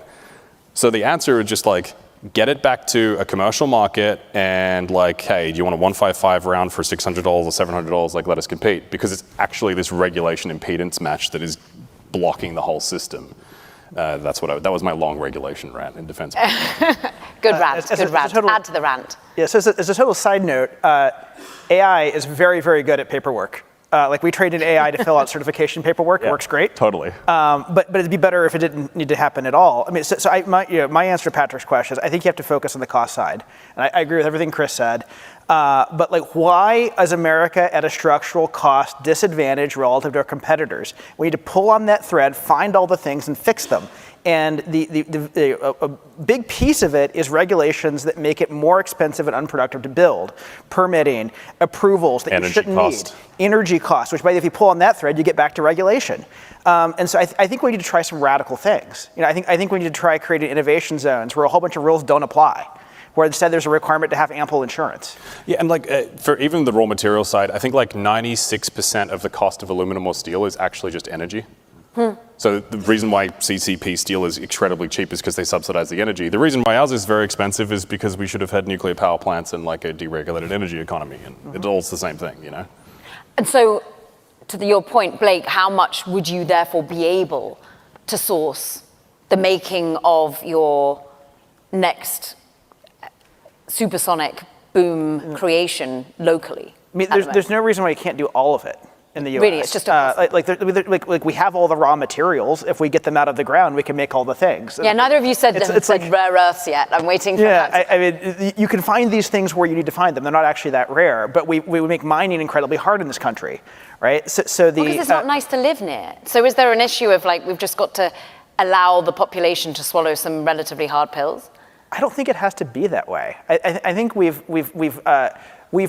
promise of regulation is we all want safe airplanes and we want food and drugs that work and we want clean water and clean air. Of course we do. But the actual track record of the system that's supposed to give us safety is actually quite poor. We got the 737 MAX. We got thalidomide. These things don't actually deliver the safety that they promise. But they do stop innovation. And so someone made a comment earlier about having monopolized I was thinking, Patrick, about allocation of funding for drug research. We've monopolized it. We've also monopolized risk underwriting. And if it's an airplane risk, the FAA owns it. If it's an environmental risk, the EPA owns it. If it's a drug risk, it's the FDA. There's one of these for every risk category. But there is asymmetric incentive in that system to say no. Because if you approve something that shouldn't be approved, it's very, very bad for your career. If you slow roll something, whatever, nothing ever gets, you never get in trouble for it. So I think we need to find a different model for how we underwrite risk as a society. Because there is no such thing as eliminating risk. It's impossible. If you try to eliminate all risk, you do nothing, which is the biggest risk of all, of stagnation. But I think we have to experiment with different models for how we decide what risk we can and can't take. And the monopolistic model has failed. And does the risk capital, have to be venture largely to back businesses such as yours? That's a question from the audience. No, I think actually there's a really cool, now I'll go on the opposite side. There's a really cool thing happening in government. It's called the Office of Strategic Capital. It's inside the DoD. I think this is one of the brightest things the DoD has done in the last decade, where the fundamental premise is, I think, echoes on how the U.S. won World War II. We did not go into World War II with a bunch of defense primes. We went into it with basically none, but we had the greatest commercial industrial base in the world. And you can convert from making cars and trucks to building tanks and airplanes. Yes. And because Adam Smith's hand made that entire infrastructure efficient, then it resulted in efficient wartime production when we needed it. And I think that's the model we need to follow here. So let's have a commercial, thriving industrial base where Adam Smith's hand makes it efficient, doesn't let you get fat and dumb and lazy and inefficient, and then but have that be dual-use infrastructure that if the worst came to worst could go from producing supersonic airliners to cruise missiles and fighters and bombers. And so there's this thing called the Office of Strategic Capital that has exactly this premise. And if you have a commercial product underwritten by commercial revenues, they'll help you finance the capital equipment. That's a brilliant idea. We need more of that. You think people should read Freedom Forge by the Herman book? Yes. If you haven't read Freedom's Forge, go by your nearest bookstore. And can I ask a question? Yeah. Sorry to jump in. I'm loving. Here's take a question all questions. I have. So say we get to do everything. You were the czars of this, and we did it today. How long? What's the transition dynamic? Because we don't have these things now. So how long does it take before the Americans who are wanting this get what they want? I would say in certain sectors like drones, stuff like that, very quickly, like 3 or 4 years. In some things like aircraft and submarines, or kind of exquisite products, the problem with the overregulation down to the workforce or engineering level for 40 years is basically the people that remain are no longer like serious people because they've been trained not to like think critically and like, hey, I'm making an engineering decision. Is the plane going to like, destroy souls? I should be thinking about that as an engineer when I'm designing it. Most people now just think about like, oh, I've got to pass the safety regulations. So it's kind of like becomes the monkey with the banana thing of like, why am I climbing the ladder to get the banana? Well, 3 generations later, like I'm just filling out the safety paperwork because no one's thinking critically about like safety before. The smartest thing I ever heard Boeing do was when they were testing the first autopilot system, you just put the software engineers on the first test flight. It turns out the code's really good and really well tested. And now it's more like do some testing, but the orientation is just like make sure that the FAA is like happy, but you actually get a worse like safety outcome. In these big, exquisite industries, my thesis is that like, SpaceX doesn't get Starship until they do like Falcon 1, Falcon 9, and there's some like learning reps to go through. So like maybe Blake is the next Boeing in this scenario because it's like the only credible aircraft company with the engineering chops that can like get there over time. But to leapfrog straight up to a nuclear submarine or to a Starship, it's crazy. That sort of stuff takes decades because the workforce just doesn't have the reps of like doing the engineering and figuring it out and breaking some stuff. Yeah, I think Chris is right that the talent flywheel is the long pole in the tent. Yes. But there are things you can do to accelerate it. So my experience building Boom has been that I can get great early career people because the industry is sexy again. But from America or immigrants? From America. And they haven't been taught the wrong things by That's right. Like we have a whole thing where we pull people out of Boeing early in their career before they've been corrupted. Yes. And then we've got this mechanism we call the talent distillery. And the idea of the talent distillery is we get some great young spirits in just a little bit of oak, which are the handful of people that are senior and experienced and not corrupt. And those are a very precious commodity in this country. Yes. And then we basically accelerate aging of the spirits. And so we're trying to build that next generation workforce that does end up being the long pole in the tent. But also it's why software and AI is so important. Because when talent is the limited reagent, getting leverage on the talent is a key part of how you actually accelerate the reindustrialization. And you got to let them fail. Oh yeah. You've got to let them go fast and like slam into some walls. Yeah. Yeah, Mary, that's right. I mean, Mary, you speak for a living to CEOs such as these two next to you, and you're out there asking the community. We've got but a minute or so left. Does this give you optimism around an economy? You're saying at the moment that the labor market is solid shape, but have we got the labor market that we need to satisfy what our future looks like? As a Federal Reserve official, we don't make policies that change these things, but we certainly hope that others do. And I'm walking away with a little more optimism than I did at lunch here because I see this is you all are trying to build this, and this solves so many problems if we innovate in this way. We have a balanced economy, we have higher productivity, we have downward pressure on inflation, we have a more inclusive economy, and the pie expands at a rate that satisfies people. And that's not an equation we've seen for several years and even for several decades if you think about employment. And I think this is a good thing. So I'm going to leave this panel feeling optimistic and signing up for tours of the factory. Pop quiz for the other three. Are you leaving more optimistic or pessimistic, Patrick? Well, I'm Irish, so we're constitutionally pessimistic. But no, look, I think Americans tend to sometimes overlook the fact that I've noticed. I grew up in Ireland, and never tell from your accent. And it's you guys are not uniformly and at every moment the cheeriest bunch about the prospective future of the country. But I'm here to say that America is, by a significant margin, the best country in the world. You and I have chosen to live here because of opportunity. So too, indeed, has Chris as well. Chris, Blake, you leaving more optimistic? My therapist once told me that I'd fallen in love with impossible problems. I'm deeply optimistic, and it's hard to shake it. And Chris? I'm super optimistic. I think the Americans are Romans, and we will do absolutely nothing until there's a crisis, and then we'll win. So. And on that note, please give it up. What an amazing panel.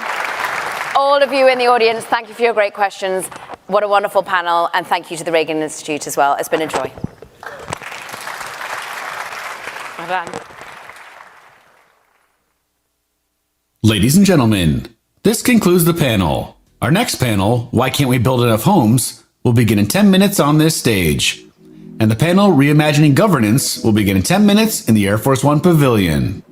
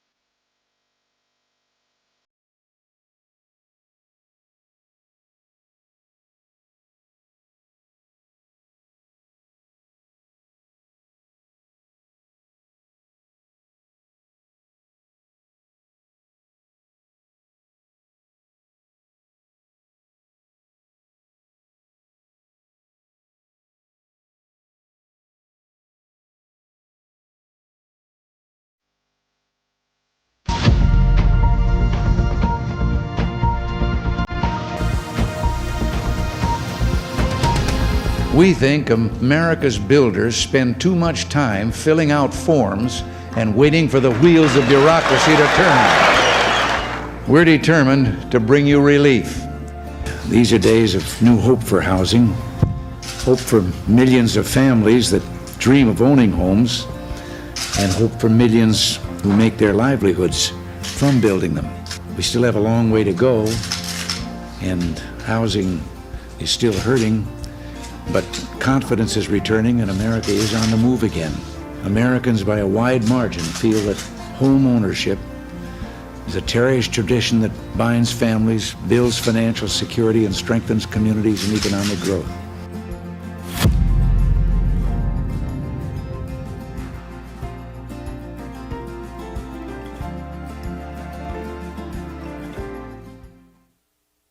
Ladies and gentlemen, welcome to our panel, Why Can't We Build Enough Homes? Please welcome to the stage Ms. Jerusalem Dempsis of The Atlantic and our distinguished panelists.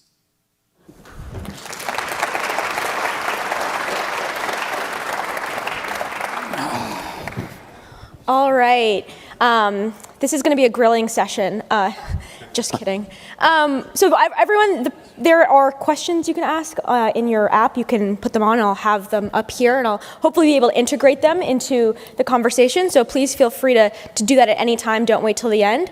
But I want to start by talking about why it is that Republican-led states have been so much better on the issue of housing production and supply in recent years. I mean, there's been a lot of conversation. We're here in California where the housing crisis has been astronomical for my entire lifetime. And while there have been a lot of bills passed, there's nowhere near the flurry of activity in terms of impact on the size of the bills that places like Montana and Texas have been able to produce. So, Governor, I'd love to start with you and ask you, why do you think that is? Well, Jerusalem, thank you for having us, and it's great to be here at the Reagan Library. I think it became clear to me that home ownership is a key component of the American dream. That when we want our teachers, our policemen, our nurses to live in the communities where they serve, and if they can't afford a home, they can't do that. Also, when people own homes, they build wealth for their family. It roots them in the community, makes them more a part of the community. So it's really, why is housing important? It's because our job is to help, get out of the way so that people can prosper. And housing, home ownership is such an important part of the American dream. And so why do you think that's been something that maybe I feel like other governors know this, right? I don't think it's confusing to, governors in California or in New York. I mean, they talk about home ownership all the time, but they haven't been able to kind of get the kind of progress you've seen in Montana. Why do you think that is? Well, we recognized it as a big problem. I formed a bipartisan task force with national think tank people, mayors, county commissioners, and I asked them to produce a series of policy recommendations, and I wanted the results quickly because we have the great blessing that our legislature only meets for 90 days every 2 years. So I had a short window to get stuff done. So we constituted in August. I had the recommendations by the end of the year. We promoted them, and we really ran the table. In fact, The Atlantic called it the Montana Miracle. And we've seen remarkable results from the reforms that we've done. In fact, we've seen vacancy rates for apartments go from 1%, which makes it really hard to find an apartment, to north of 6%. We've seen rents come down in price, double digits. And we recognized through the process that we had a supply problem. We were going to use free market principles. There wasn't enough money in the bank to buy our way out of the problem. So we had to release the private sector. So all of our reforms fell into three categories. One was permitting reform to make sure that builders could get permits quicker. Workforce, if you want more homes, you need more carpenters, plumbers, and electricians. We had a bunch of reforms in that area. And the third area was every one of our infrastructure funds was designed for urban renewal. They would pay for water and sewer to replace aging systems, but we needed new subdivisions. So after we paid off all our state debt. We took another couple $100 million and put it into a low interest revolving loan fund for developers and municipalities, but they could only use it for water and sewer if they did at least 10 units per acre. So it was workforce oriented, and that removed the bottleneck on the infrastructure. Nicole, I'd love to bring you in here because in Texas, I think there's a similar story where you all have passed, I mean, especially this session, just a flurry of housing bills. Can you tell me a little bit about the politics of how that's worked out? Why has there been such a success in a small amount of time? Yeah, similarly, in Texas, we've got about 6 months to get bills passed. So not quite as fast as the 90 days in Montana, but it's once every 2 years, 6 months. And I'm really grateful for a lot of our coalition partners. We had Americans for Prosperity, Texas Public Policy Foundation, which I have no doubt that were they not there by our sides, we would have probably been 50% behind of where we were now. And then on the left, we had folks like Austin Habitat for Humanity, Appleseed. And so really what I've learned in politics is it's not so much the message, it's the messenger. And so when Nicole, who they've never met, shows up from a new nonprofit and says, here's the data, here's how your constituents will benefit, here's the polling, your constituents clearly want this. If I'm Nicole from a new nonprofit that they've never met, that's much different than when Americans for Prosperity says, do you believe in property rights? Do you believe in the free market to solve problems? And so we put together quite a formidable coalition to swiftly address concerns and make sure that those organizations that have already had those established relationships with legislators were communicating. We spent about 2 years building this coalition, doing multiple meetings, going to Dallas, taking our partners at Americans for Prosperity and doing meetings with 7 or 8 of the Republicans in the Dallas area, meeting with Austin Habitat for Humanity and going to those same meetings with Austin Democrats. What's fascinating though is that everywhere you go, University of Houston showed that 90% of Texans were struggling with affordability. So even if legislators were purely trying to get reelected, going back home and telling your constituents, I voted no on that issue that you're struggling the most with, is just clearly out of touch. Richard, I wanted to ask you, you're at Home Depot, so you're seeing a lot of what the home builders are requiring as they're dealing with the interest rates increasing right now and the decline in purchases at Home Depot. Can you tell us a little about like what you're actually seeing from your consumers and the businesses that come to Home Depot for home building? Well, again, thank you for having me. So you can look at our business through the lens of 2 different customer groups. We're split about 50-50 consumer and what we call pro contractor, right? Our revenues are split roughly 50-50.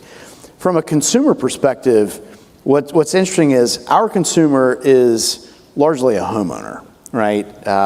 They're employed. They've had strong income growth over the last few years. They've seen a 50% increase in their home prices as a nation broadly since 2019. They're sitting on more dry powder now than they ever have.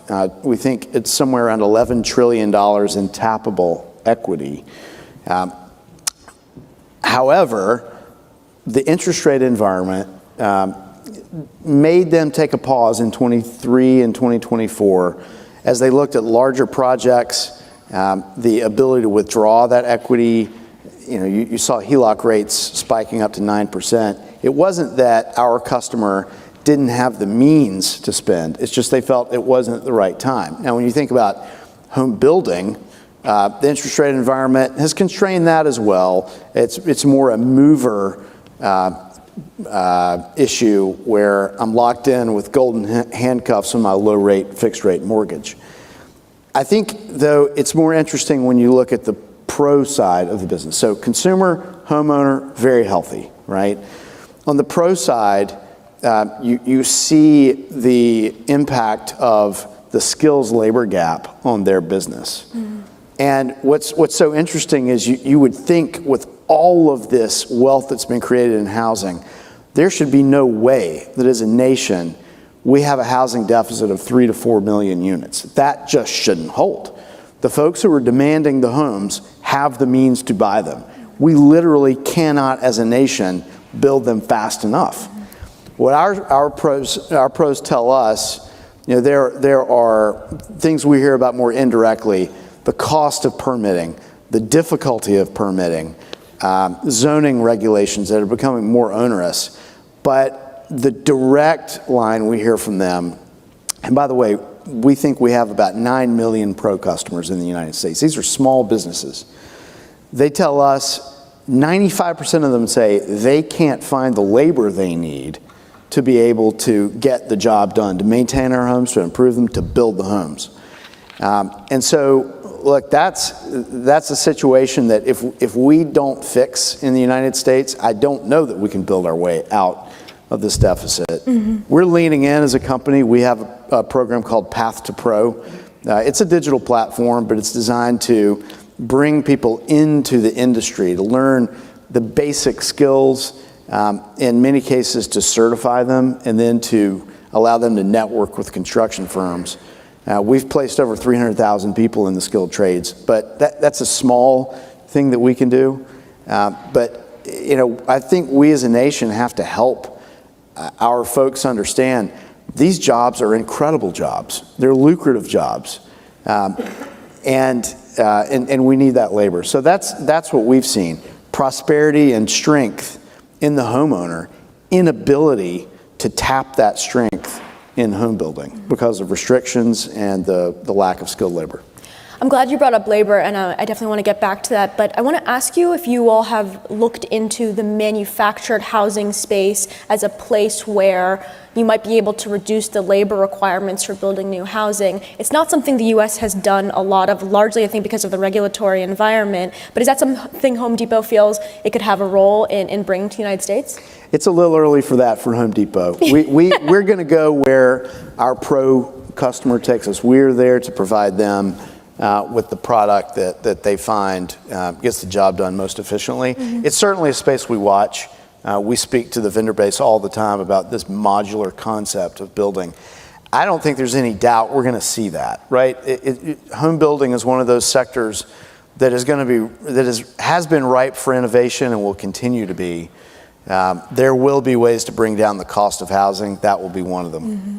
Yeah, and I would just add, in our most recent legislative session, one of our follow-on was we changed our building codes to make sure that manufactured homes get treated the same way as stick-built, so that they're not disadvantaged in the process. And every time I go into a shop class, I always tell the shop teacher, stop with the birdhouses. Build tiny homes. And we have a bunch of them that are doing it now. And we have some school districts that have put tiny homes on school property, and their job offers to their new teachers includes a couple years in the tiny home. Wow. We thought you were making a joke, and you totally serious. No. Stop with the birdhouse. Rick, I want to bring you in here. So we're near your home right now. Los Angeles, in Southern California in particular, is at the very heart of the housing crisis in California and the nation as well. You ran for mayor. What was the biggest hurdle for you? What did you see in Los Angeles to getting to fix the supply problem here? Well, the issues that you have in Los Angeles and you have in California along the way, California has actually passed some interesting laws in order to expedite and incentivize home building, especially in the area of workforce housing, which I'm a big fan of, which the governor was talking about, low-income workforce housing. The real issues that you have is the state, at least in California, can do a lot. It needs to do a lot more. It can do a lot. But in order to get it implemented, it has to be implemented at the local level. And if the local level is so overregulated or has so much red tape, what happens is money is fungible and it starts going in another direction.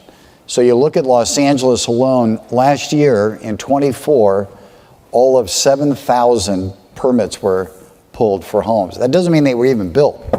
And if you take ADUs out of there, I think it was about 5,000. Mm-hmm. The goal every year is to build like 60,000. So we're not even close. But the problem is in Los Angeles, and we've built a lot in Los Angeles, In Los Angeles City, the amount of regulations, red tape, jurisdictions, levels of approvals that you have to go through, the CEQA consequences that you have on being challenged. So we just got permitted a low-income workforce housing development next to our resort up in Montecito. Now, you would think that if someone's going to build low-income workforce housing for their employees with not a dime of money from any city government, state government, or federal government, you would get rapidly approved, fully compliant with state laws that were to expedite it.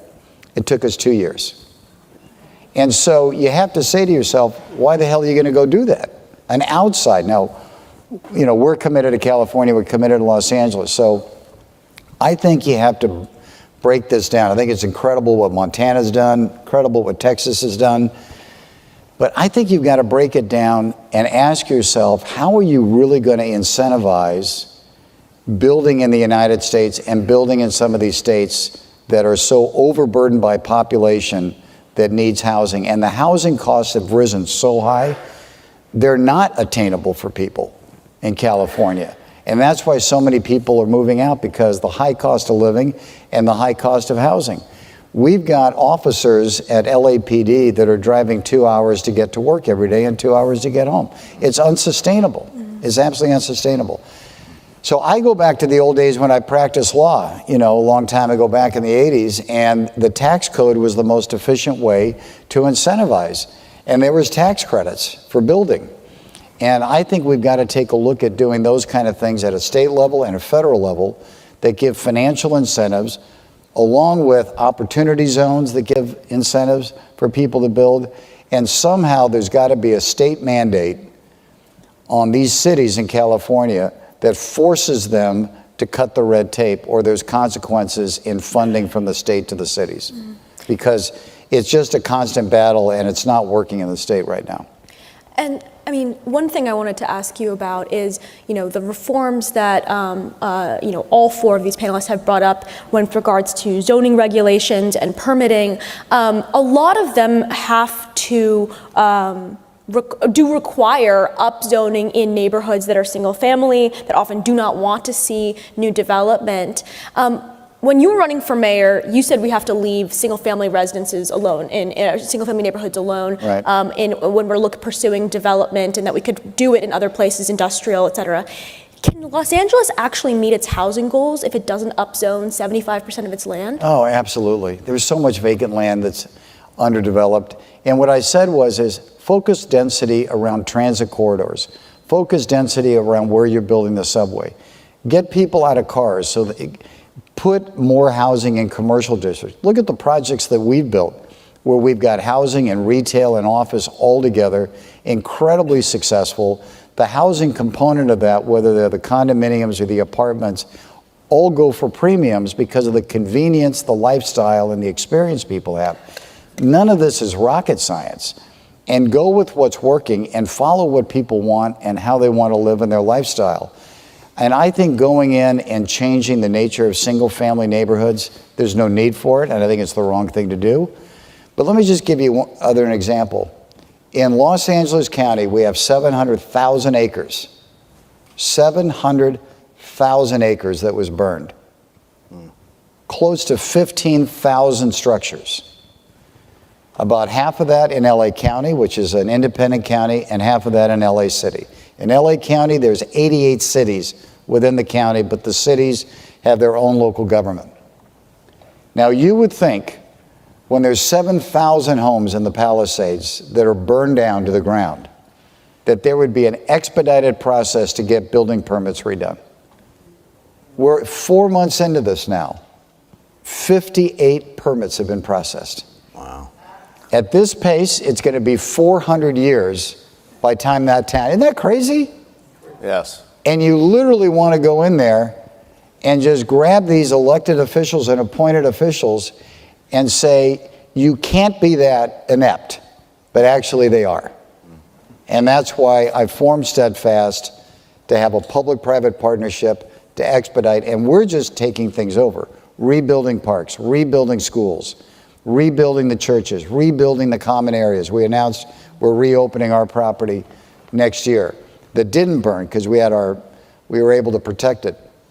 So I think what has to happen, at least in the region that I understand, is you've got to cut through the red tape. You have to provide incentives, but you also have to provide disincentives for elected officials that aren't encouraging the building of homes and apartments, not only at low income, moderate income, but also at market rate. You need all of that in order to have a vibrant society that allows businesses to thrive and allows your society to work. I now want to turn to tariffs because both the Biden administration and the Trump administration enacted tariffs and raised tariffs on materials that are integral to the home building process. Softwood lumber in particular, we get, I think, roughly 80% of our softwood lumber from Canada. And I think the National Association of Home Builders has estimated that $14 billion worth of imports went into, I think, a roughly $200 billion home building industry in a single year. So it's a huge amount of cost that might come into play with the tariffs that we're seeing now, but also with the Biden administration's tariffs on many of the same products. My question, and I would love if everyone were able to answer, maybe we'll start with the governor, is how much do we expect this to harm the home industry? Do we want to see, are we concerned that these tariffs are going to create a problem for home building in your state and in your communities? Thank you for the question. I start with the observation, and this is where we started.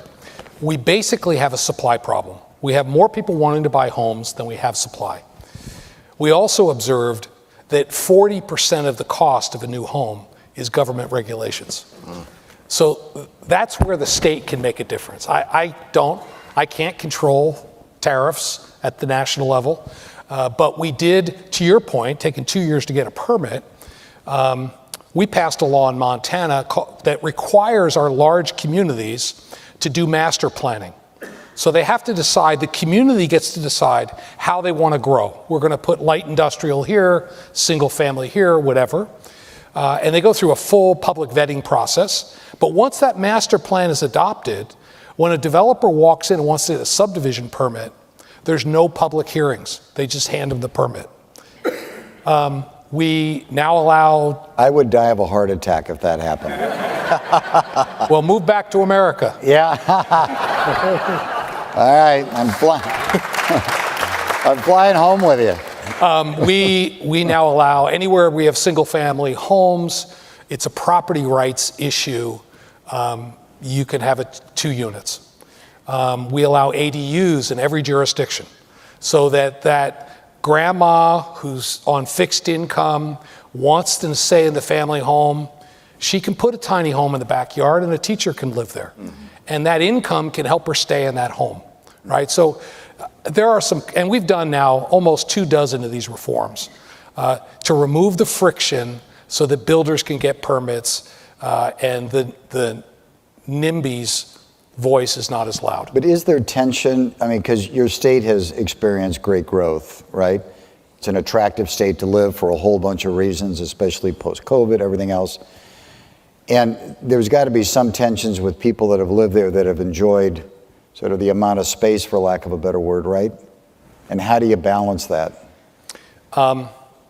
This is why we brought a bipartisan group together to build consensus around these issues. And I'm a free market conservative guy. That's why I think that, again, there's not enough government money to buy our way out of this problem. Right. We need to release the free market. But we need more carpenters. So we passed a tax credit. We'll pay any construction firm in the state 50% of the tuition to send any of their employees to trade school, up to $3,000 a year per employee. Smart idea. Mm-hmm. We're getting high school students on the job sites, and they get high school graduation credit for it. Mm. They can spend 8 to 20 hours a week on job sites. So we're building a pipeline for the construction firms. Smart, yeah, smart. I just want to answer on the tariffs. We're pricing out a project right now. I was just in a meeting yesterday with our construction team. And I mean, you know commodity prices better than anybody, but at least in the bidding that we're getting right now, we're seeing a drop in lumber costs. Now, we're getting all of our lumber from U.S. suppliers. Right. We're not buying through Canada. But we're seeing a drop in a lot of the commodity costs, and a big part of it is because there hasn't been a lot of building. That's right. Contractors are super eager. They're being very, very competitive. But the commodity prices actually surprised me how they dropped, and nobody is building in. Do you expect that to maintain in perpetuity if these tariffs remain? You know, I think these tariffs, they're all over the board. I've gotten to the point where I've taken my seatbelt off my desk chair. I just, the this and the that, I think it's going to balance out. It's going to probably somewhere in the range of 10%. It's got a big part of it's going to get absorbed. I just don't think it's going to have a dramatic issue as this thing settles out and all the big rhetoric settles down. That's where I'm coming from. I put all of our projects, we had $500 million geared to start this year. About 60 days ago, what was the big Liberty Day, whenever that was? After that, what was that? Liberation Day. After that, I put them all on pause because it was so unpredictable what was happening. Businesses do not like to move forward in unpredictable times. Mm-hmm. Like so many businesses put things on pause. And now I've just gotten to the point, you sort of see what's going to happen. And I gave a green light to them yesterday. We feel like there's more stability. There's going to be some interest rate movement. We'll test our financials on that. We'll figure out how to get through that. Interest rates are really not that expensive right now historically. But the tariffs, I don't think, are going to be a big issue. And I don't think it's going to change. One point I would just add quickly is our lumber mills in Montana that are making 2x4s that we build houses with are only running one shift a day. They could go to 3 shifts a day, triple their output, and we'll be fine. But therein lies the problem. We need to build more. Right. That's right. And Richard, I want to bring you in here because you recently said that Home Depot mentioned that we're not going to be raising prices as a result of tariffs, at least in the short term. Is that a promise that you're making in perpetuity, or just right now you're not seeing those costs rise internally? Well, we've worked hard. First of all, over 50% of the products that we sell are sourced in the United States. And we've worked hard over the last decade to make diversification of our supply footprint a strategic priority.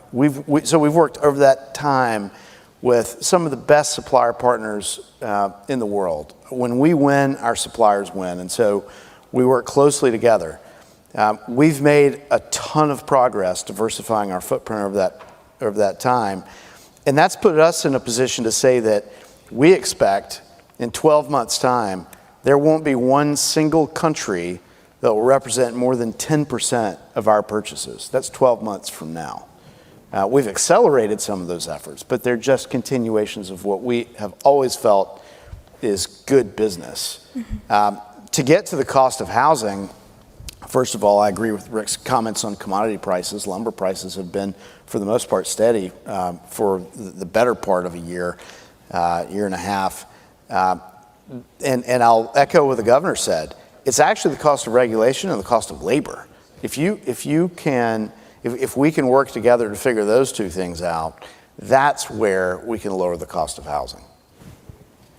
Nicole, I wanted to ask you about the politics of housing in Texas. Texas is a conservative state, but of course, Austin, Dallas, Fort Worth, Houston, they're Democratic spots and even very, very progressive spots in the country, in the state. And the politics are quite weird. You see some alignments from very, very progressive people joining the conservatives to pass legislation. How does that coalition come together? Can you talk about how you built that? Yeah, and I'm extremely grateful because the governor, during his State of the State, where they'll set up the priorities that they're going to focus on that session, he talked about how slashing red tape and prioritizing housing affordability was going to be extremely important this session. Then the lieutenant governor talked numerous times. For those who are familiar with the state of Texas, the lieutenant governor is typically known as one of the most conservative folks up there. So that gave a lot of credibility. Again, free market principles, property rights.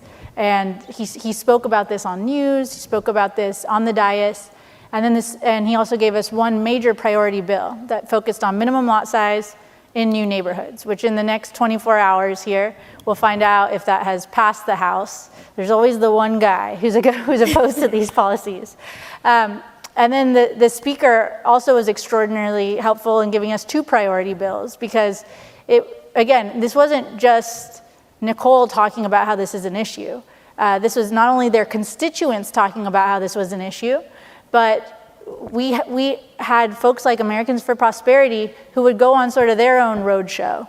And they would hear all the time from their different supporters and different volunteers about how bad housing affordability is towards those very volunteers. And that was extraordinarily helpful. For example, when they would bring up the North Texas delegation from the Dallas-Fort Worth area, and those same volunteers who were dealing with those issues were going and talking to the Republicans in Texas. Also, in terms of the left, we had folks like Appleseed, Austin Habitat for Humanity. And so it really helped having this cross-section. But what was also really fascinating was last session, we got very close to getting a minimum lot size bill through the finish line. It didn't happen, though. The city of Austin, I think, saw the writing on the wall. I think there was a deep hunch, which was probably accurate, that we would be bringing that same minimum lot size bill back next session. And so they actually adopted their own version, and we helped as an organization usher that through.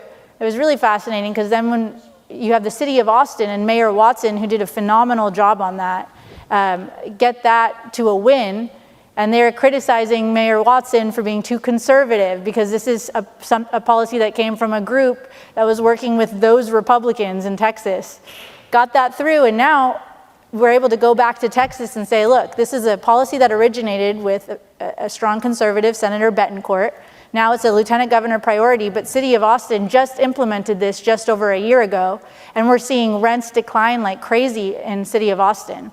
Everyone's kind of looking at Austin as this success story of how to reduce prices, similar to how people are looking at Montana as a success state on how to reduce prices in Montana.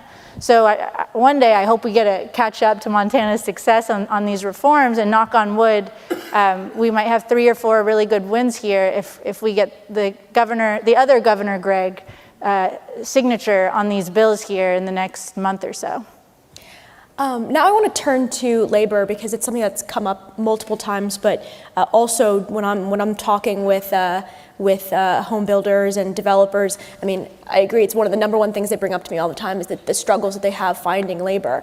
And I wonder how folks on the stage think about this problem in relation to the immigration policies that have happened in recent months, and also the goal of this administration to increase deportations. We know that roughly 40% of the workforce in California, Texas, Florida, that are constructing our homes are immigrants. And there is a deep concern, even in these very red states where there's concern about immigration, that there's going to be a problem with labor if there is a large deportation effort in these spaces. So I want to ask folks on the stage, maybe we'll start with Richard, because you keep bringing up labor as a concern. How should we think about this problem? Are you worried about immigration as creating a problem for home builders? We believe in a healthy immigration policy. We haven't seen any impact to our business with respect to recent developments or recent points of view. And so, we're head down running a business. We have, like I said, our 9 million pros that we're working with every day. But I think it is more about emphasizing the nature of these jobs. You think about, not to make this too broad sweeping, but the alternative between, graduating with a 4-year college degree and heading out into the world of competing with AI versus actually being a skilled tradesperson able to generate significant income right now. I think we have to do a better job actually just getting the word out, marketing it, and helping people understand this is part of the core of America, and these jobs are jobs to be proud of. To me, that's the point. Mm-hmm. Governor, I mean, this is something I hear a lot in terms of, what Richard's talking about is, you can reallocate American labor to kind of make up for what might happen with immigration. But right now, I mean, unemployment's really, really low. That would mean moving people from industries that are currently, we're near full employment, many people think. And so my question to you is, are you concerned about this in terms of workforce development? So we have very low unemployment in Montana. We're third lowest in the country. 2.8%. The issue has been, I think to Richard's point, we have not presented trades jobs as a noble profession to our young people. Mm-hmm. And we've set a educational policy goal of having every high school graduate be either college or career ready. Mm-hmm. And so what does that look like? I get to appoint the regents that oversees the university system. I get to appoint all the people on our board of education. I've put a chancellor of a 2-year college on the board of education, and I've taken K through 12 district superintendent and put her on the board of regents, because these two pillars have existed in isolation from each other. There's been no collaboration. Every time one of the 2-year colleges come forward with some new program, they want to build a new building. It's like higher ed, it doesn't matter what the question is, the answer is I need another building. And I want them to start, because we're so rural, I want them to be training people for the jobs that exist in their community. So we're not going to be able to do that without partnership with the private sector. So bringing higher ed together with K through 12, together with the private sector, we can create better opportunities. About 40% of our high school graduates don't go to college. And so we've been making it easier for them to get into these trades jobs. Right. I mentioned the tax incentive, the integration with the schools and the private sector. We also changed all our apprenticeship ratios, and I was the first Republican governor of Montana in 16 years, so there was a little bit of cleanup to do.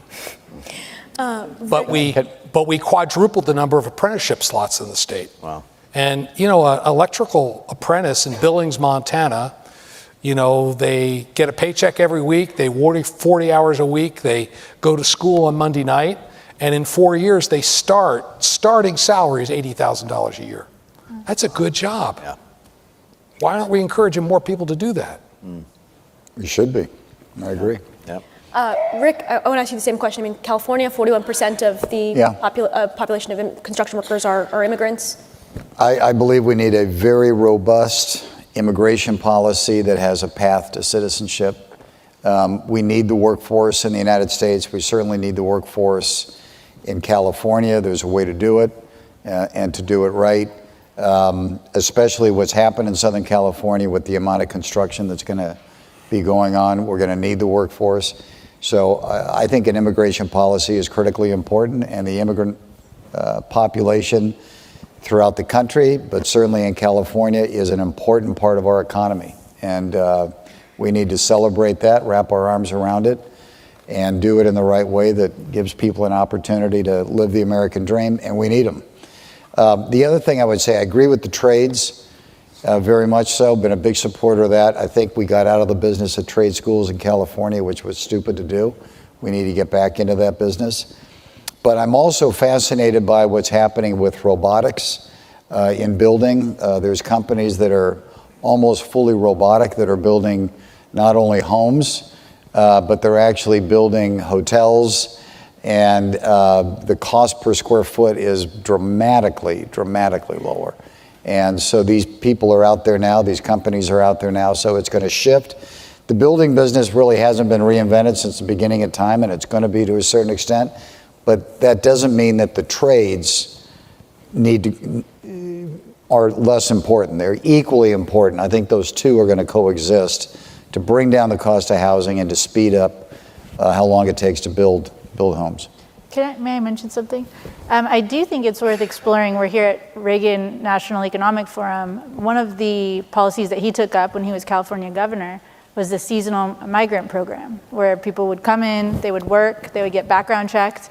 And so you have hardworking folks from other countries that are all background checked, and you're able to sort of have more control over what we're seeing than what we're seeing now.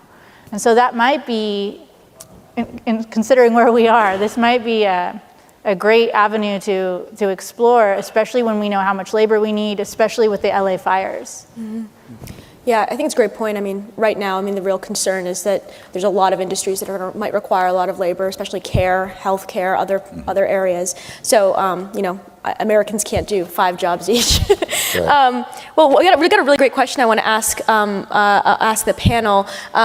There's a tension, especially in places like California and New York, between the need for new housing and the fact that people who already own their homes want to maintain their value of their biggest asset.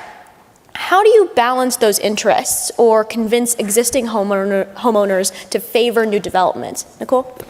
So we did one legislative session in 2023, and then we had one this year. And we've found that we've had much more success. And I think there was 2 main changes, but I want to focus on one. Pew Trust has put out some really phenomenal data. They did a lot of studies across the United States, but then they also felt what was a gift to us in Texas, where they looked at a lot of the main sort of YIMBY zoning property rights proposals that were being presented. And what was fascinating was I found the ones that were highest rated according to Texans, and then I also found the ones that were the most high impact, and oftentimes they were the same ones. So similar to what you were saying earlier, you can open up commercial, which is something I know the governor did last session. We're just copying these guys' best ideas. As long as Governor Abbott signs, this will be the strongest, most preemptive, most strong commercial to residential policy across the United States. This allows 6 stories of apartments wherever there's commercial. Typically, there's about 20%, 17% of a city that's commercial. So you're opening up a lot of property for both single-family homes as well as apartments. I don't know about where different folks live, but you take a look at those areas where people have a Starbucks or they have a Pete's Coffee, and above it they have 2 or 3 apartments, and then they have a restaurant over there. Those are some of the most desirable areas to live in. So this is, I think, going to be an absolute game changer, and that policy has about 75% of Texans' support. Then you look at what is one of my favorite policies. I agree with the governor. I think if you live in a neighborhood and across from you somebody owns a property and they want to put a townhome on it of a smaller lot than your lot, that's theirs to do. However, you take a look at minimum lot sizes and how they pull in Texas. It's about 45 to 55%, depending on how you phrase it. If you call it a townhome, it goes up to about 56%. You call it minimum lot size, it's about 45%. So even though minimum lot size is transformative, what we decided was we are not California, we are not New York. There is a lot of undeveloped land. In fact, in places like Dallas, it's about 38% of that land is undeveloped. Well, why not just say, and this is the law that we're going to learn about in the next 24 hours, people can build to a smaller minimum lot size just in new developments or new neighborhoods, so 5 acres or more. Automatically, we did the polling in some of the most NIMBY areas across Texas, and that pulled 7 out of 10. So you're going up by about 20% in approval. So I think that there are a lot of what I say NIMBY-proofed YIMBY policies that are out there, very pro-property rights, or similar to what you said, sir, earlier. We are not going into people's neighborhoods, even though from a property rights perspective, if you don't own that property and you don't have a private covenant like a homeowner association, we should not be using our cities as homeowner associations. If you want a homeowner association, set that up. But if you look at the polling and getting the votes through the legislature, we probably need to be focusing a little bit more in commercial and new neighborhoods, unless you have a governor like this governor who can really help create the momentum to get that done. So I think the advocacy, the thing we kept coming back to, because we got rid of minimum lot sizes, we did a bunch of things.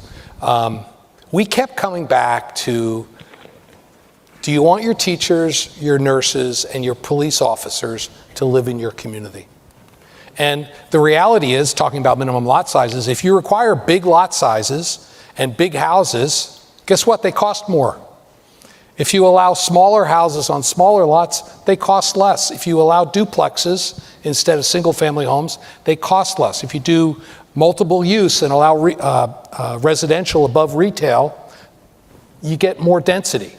And that appeal to the attainment of the American dream resonated with people when we were advocating for it. I'd also say we had some odd bedfellows in this process, because in Montana, we love the outdoors. And just while we're sitting here, just so you know, there's fresh powder on the peaks, and the trout are rising, and there are people paddling on the rivers, and we love the outdoors. The conservation groups want to keep open space. The yin and the yang is, do you allow sprawl or do you allow higher density? Well, higher density results in lower home costs, and it protects the environment out of town by reducing the amount of sprawl that's required. So we got tremendous support for our very conservative reforms from the conservation groups. They helped advocate for these things. May I add something to that? I had a very similar experience, Governor, and what was so fascinating was we had the Farm Bureau, who was going in and really helped us lock down a lot of the our rural legislators. Similar to what you were saying, there's about $25 billion of agriculture comes out of Texas every year. And prior to our organization even getting started, American Farmland Trust has done all these studies about how large lot sizes ruin farmland. And so here you have this obvious response, and we have the Farmland Bureau testifying there, and then we even had Environment Texas, same concept, conservation. Let's conserve our hiking areas, similar to the Farm Bureau. Let's make sure that we're conserving our farmland and that it's not being developed around it and then ruining the soil. So it was a very interesting, odd bedfellow, but extraordinarily helpful in helping whip votes. Richard, I want to ask you about what you hear from your pro clients, because I think one thing a lot of folks hear all the time is, yes, we know permitting is hard, these regulations are bad, but like, which ones are the ones that are really causing pain points for developers as they're trying to build housing? Because there are, as we know, there are thousands of these regulations that pile up. And the answer might be that all of them are really things that should be taken a look at, but are there ones that you hear repeatedly from clients that they would like to see dealt with? It does seem that the difficulty in getting a permit is at a different level than it has been 5 years ago, 10 years ago. And I wouldn't want to say that that's clearly the long pole in the tent, but just the permitting process, the cost of permitting, and that seems to be a common denominator across most markets in the United States. There's something about, Governor, you and Rick, you talked about the folks who are in charge. It's at the end of the day, you're talking about bureaucracy, and it does feel like there's a much bigger bureaucratic drag, just from a permitting perspective than some of the other forces. Is there a role that Home Depot can play in communicating those concerns to local governments? As I mean, you are, I think many times at local governments, I was just in East Palo Alto giving a talk about this very issue, and they are often unaware that businesses are directly harmed and impacted by these kinds of policies. So is that something that Home Depot gets involved in? Well, we have our great government relations folks sitting right in the front row. We work tirelessly. You need to call East Palo Alto. Truly, we work, yes, we do work at a local level and do all we can. The Home Depot's, our business was built on keeping the cost of home improvement low, and we feel the same way about the cost of housing. And so, but it takes everyone, and that's why we're here today, actually, is just to to bring more attention to the issue. Well, I want to bring the specificity to our final three panelists as we close up here. Rick, in Southern California, what policies, what specific things would you like to see changed to speed up the wildfire rebuild? Well, you know, the governor waived CEQA, Coastal Commission, a lot of things which was the right thing to do. What the local city needs to do, LA, and what the county needs to do is, frankly, eliminate all the red tape in building a permit. They put in things that I think were well intended but don't work. You get an expedited permit if you're not building more than 110% of your original home. In a lot of these communities, people live there for 30, 40, 50 years. They were maybe in a cottage style home and their neighbor had a 7,000 square foot home next to them. Everybody's permit should get expedited, right? And everything should be in one place, and it should be in their neighborhood where you have one-stop shopping on permits.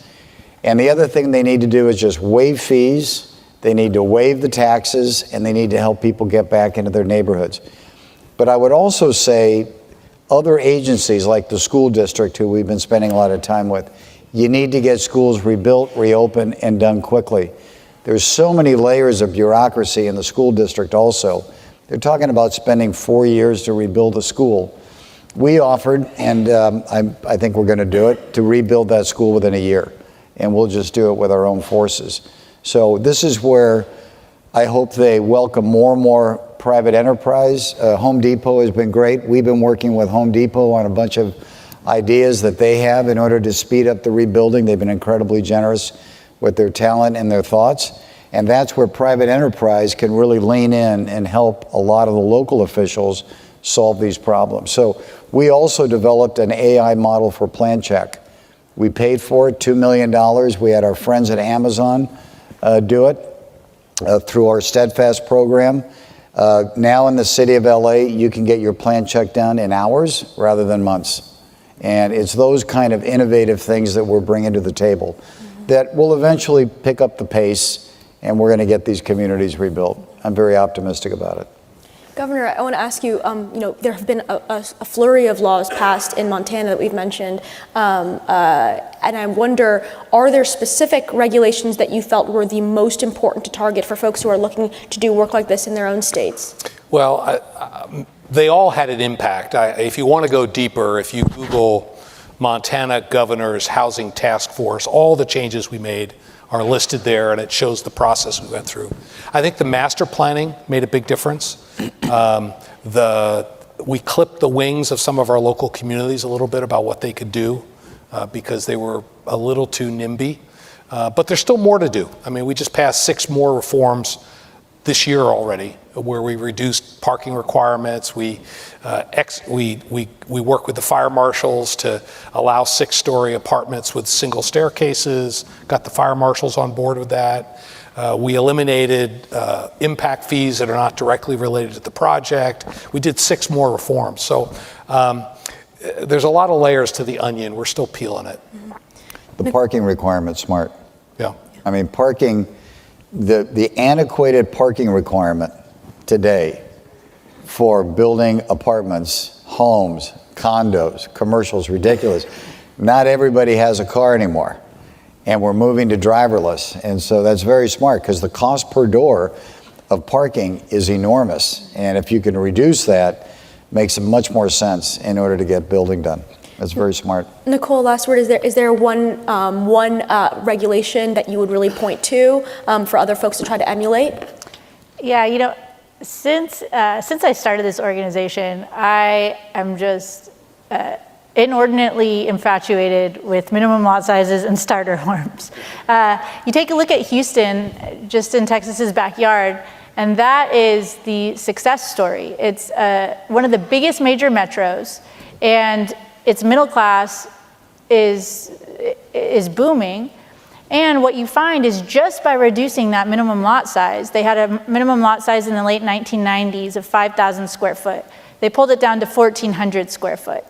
And what they found was ever since they legalized that, 43%, almost half of the homes that were built were under that pre-existing lot size. What's more, UT Austin professor dug down on the research, And they found that the median home price of a home that was under that 5,000 square foot lot size was $310,000. You compare that to the home that was 5,000 square foot or over, that was $535,000. Wow. So we're talking about a 37% drop in price. Remember, we're not forcing minimum lot size on people. We're giving people the liberty, the freedom to determine what do families need. And we really are in a time period where it could be that a lot of folks in this room don't experience it, but their grandkids or their kids experience it.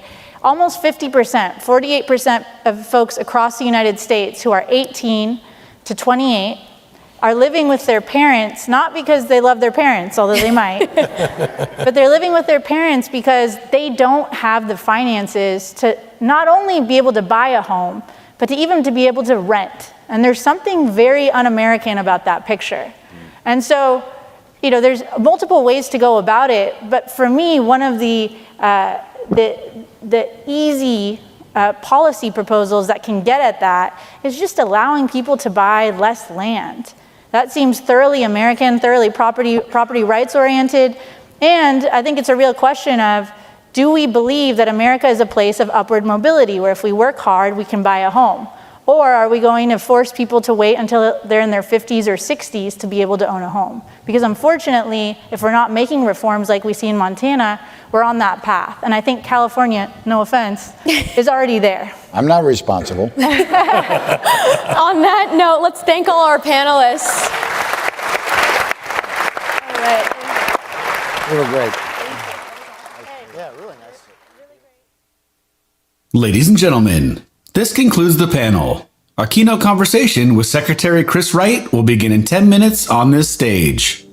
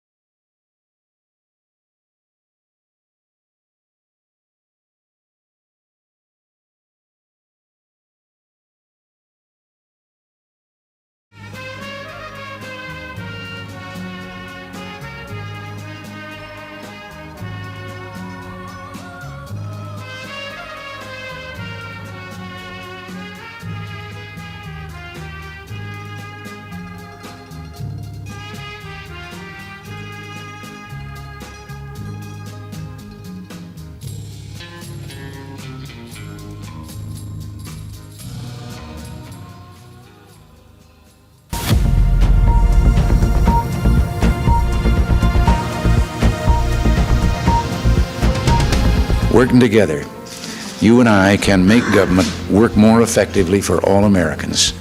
I think one of the great things that probably came out of the traumatic experience of the Great Depression was, with the best of intentions, the federal government moving in where they saw these great emergencies, then made what was supposed to be temporary medicine for the illness permanent medicine even after the patient got better. And the result was a drastic distortion of the historic relationship between state and local entities and the federal government. And we want to get back to what was the original purpose and the original idea of our separation of government levels in this country, because I think they're unique in all the world, and they were the greatest guarantee of individual freedom that this country has ever known.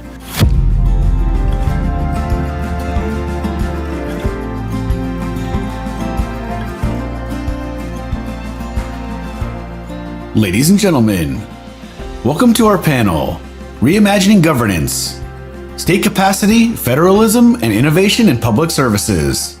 Please welcome to the stage Ms. Megan McArdle of the Washington Post and our distinguished panelists.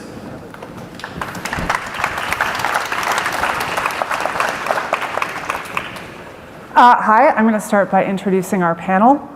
We have Christine Martin Anderson, who is the COO. That's the Chief Operating Officer of Booz Allen. We have Governor Kevin Stitt of the state of Oklahoma, and Gary Tan, who is the President and CEO of Y Combinator. I am Megan McArdle. I write columns about government and other things for the Washington Post. And I'd just like to remind you that you can submit questions through the app. And if you submit them and they're good, I will ask them of our panel. So please do that. So I'm just going to start by remembering a famous Reagan quote that the scariest words in the English language are, "I'm from the government and I'm here to help you." And yet, when I look back, you know, trust in government back then was pretty high compared to now. It's been a pretty steady decline. From 1972, 75% of the population expressed a great deal of confidence in the government, a great deal of trust in the government. And that's now around 40%. So the first thing I just want to ask is about this feeling that government has broken. And I want each of you to give government a letter grade from A to F. How well is American government working today? And you can interpret that question broadly with your local government, your state, the federal government, or all three levels. But I'm going to ask you to start. Okay. Well, first I'll say I'm an optimist, and probably close enough to it to see the good things that happen as well as the complaints. So I'm going to give it a C. Obviously, there are things that we can do better, but there are also, you know, really amazing things that our country does every day, and I think we have to give the government some credit for that. Governor? Well, the state of Oklahoma, I would give us like a A-, something like that. Federal government, to me, is an F, and the reason I say that is, you know, states have a balanced budget. We have to operate within our means, right? So we have constitutionally, we're gonna spend what our revenue is, right? Every year we have this Board of Equalization meeting and talks about our revenue, not so much in the federal side. And I just think we're facing an impending disaster on the national debt side. I really do. Republicans, Democrats alike, it's like we get elected and the expense side is just growing astronomically. We're $2 trillion over our revenue right now. We have a $36 trillion debt. And it's not like your mortgage payment where your principal and interest, I talk about this to Oklahomans, and it's interest only. It means we're never paying off that $36 trillion. And it gets worse, it's $2 trillion, but it's fixable. Like if we went back to the expenses, this just blows me away. Just go back to 2019, and if we had the same expenses in 2019, we have a balanced budget. And Ronald Reagan in 1982 started talking about a need for a balanced budget amendment. And every address after that, he talked about the need and begged Congress we had to put a check on the spending. And states now are the only hope. Oklahoma's got a trigger law. 29 other states have a trigger law. If we get to 34, we can force the federal government to have a balanced budget amendment. And I think ultimately we have to spend. Congress has a tough job. All these different needs across the federal government, but you have to have a limit, and it's got to be what our revenue is. And I just think that is the reason I would give them such a poor grade, because there is no check. There's all these do-gooders and all these people coming in, let's spend money on this or this program or this program. And there's just no limit right now, and it's very, very scary for our future. Mr. Tan, how would you grade government? Well, I'm a private citizen. I run an incubator called Y Combinator in San Francisco, California. Thanks for welcoming a San Francisco Democrat to a wonderful crowd today. San Francisco is a very important town, and it is a town. It's not bigger than Columbus, Ohio, but it has an annual city budget of $14 billion. And when it comes to state capacity, I'd be worried that we're actually farming out massive amounts of the things that really need to be done by the state to nonprofits that frankly have scandal after scandal in San Francisco. And this really hurts because at Y Combinator, we get more than 70,000 applications a year. We interview about several thousand of them. We fund about 700 of them. About 5 to 10% of those end up becoming worth $1 billion or more. About 20% of all the startups in the United States that make it a $5 billion valuation, 20% of them come through our program. So we are actually brain draining the world. About 30% of our companies, their founders, they're one or two people leaving a job or dropping out of school, and they're moving and starting companies from Europe, from all around the world. They're starting American companies that 5 to 10% of the time, they end up creating thousands of jobs. So startups that you've heard of, DoorDash, Coinbase, Airbnb. Earlier, Patrick Collison of Stripe was here. All of them started just one or two people. Patrick himself is an immigrant from Ireland. And so, what's really important to me is we're bringing people to San Francisco, and yet I would give San Francisco, up until maybe this year, probably an F-. I mean, this is a city that has truly not served its people. My Asian American elders in our community were stabbed and beaten in the streets, and there was no justice for them. Our students, San Francisco, of all places in the world, like who here took algebra in school in 7th and 8th grade? San Francisco is the city that banned algebra from being taught to children in public middle schools. And I am the outcome of a public school education in the San Francisco Bay Area. If you take away algebra, my whole story is, cannot happen. I could not have gone to Stanford. Could not have studied engineering. I couldn't have started a company. I wouldn't be sitting here in front of you today.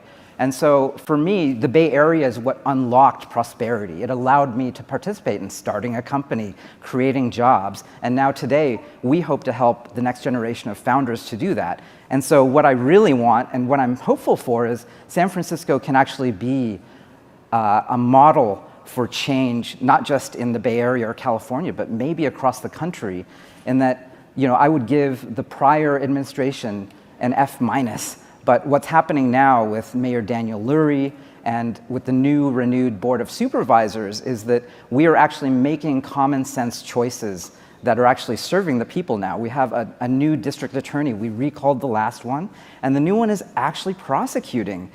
We have a new board of supervisors that is supporting public safety. We have a new school board that was briefly in the news today because they almost adopted, what was it called, grading for equity, which would make a D, a 60% was a D, they would change that to 20%, a passing grade. A 20% would be a passing grade, and an A would be 80%. And luckily we turned it around because we're paying attention now.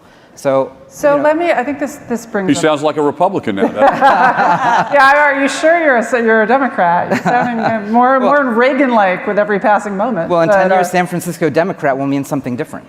So, I think this brings up a bunch of really important points that I want to pick up on. And the first is this sense that our state and local governments can be the laboratories of democracy, as we keep saying, and they produce some of our best outcomes. If you look at what Texas has done with renewable energy, for example, right? It turns out that this fairly conservative state has been on the forefront.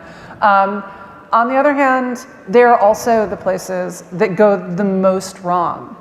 And so it seems like there is a tension, there's a tension certainly in Washington when I talk to people about policy, between the people who want to push things up to the federal government because they see so much dysfunction at the state level, especially I think in California, if I'm honest.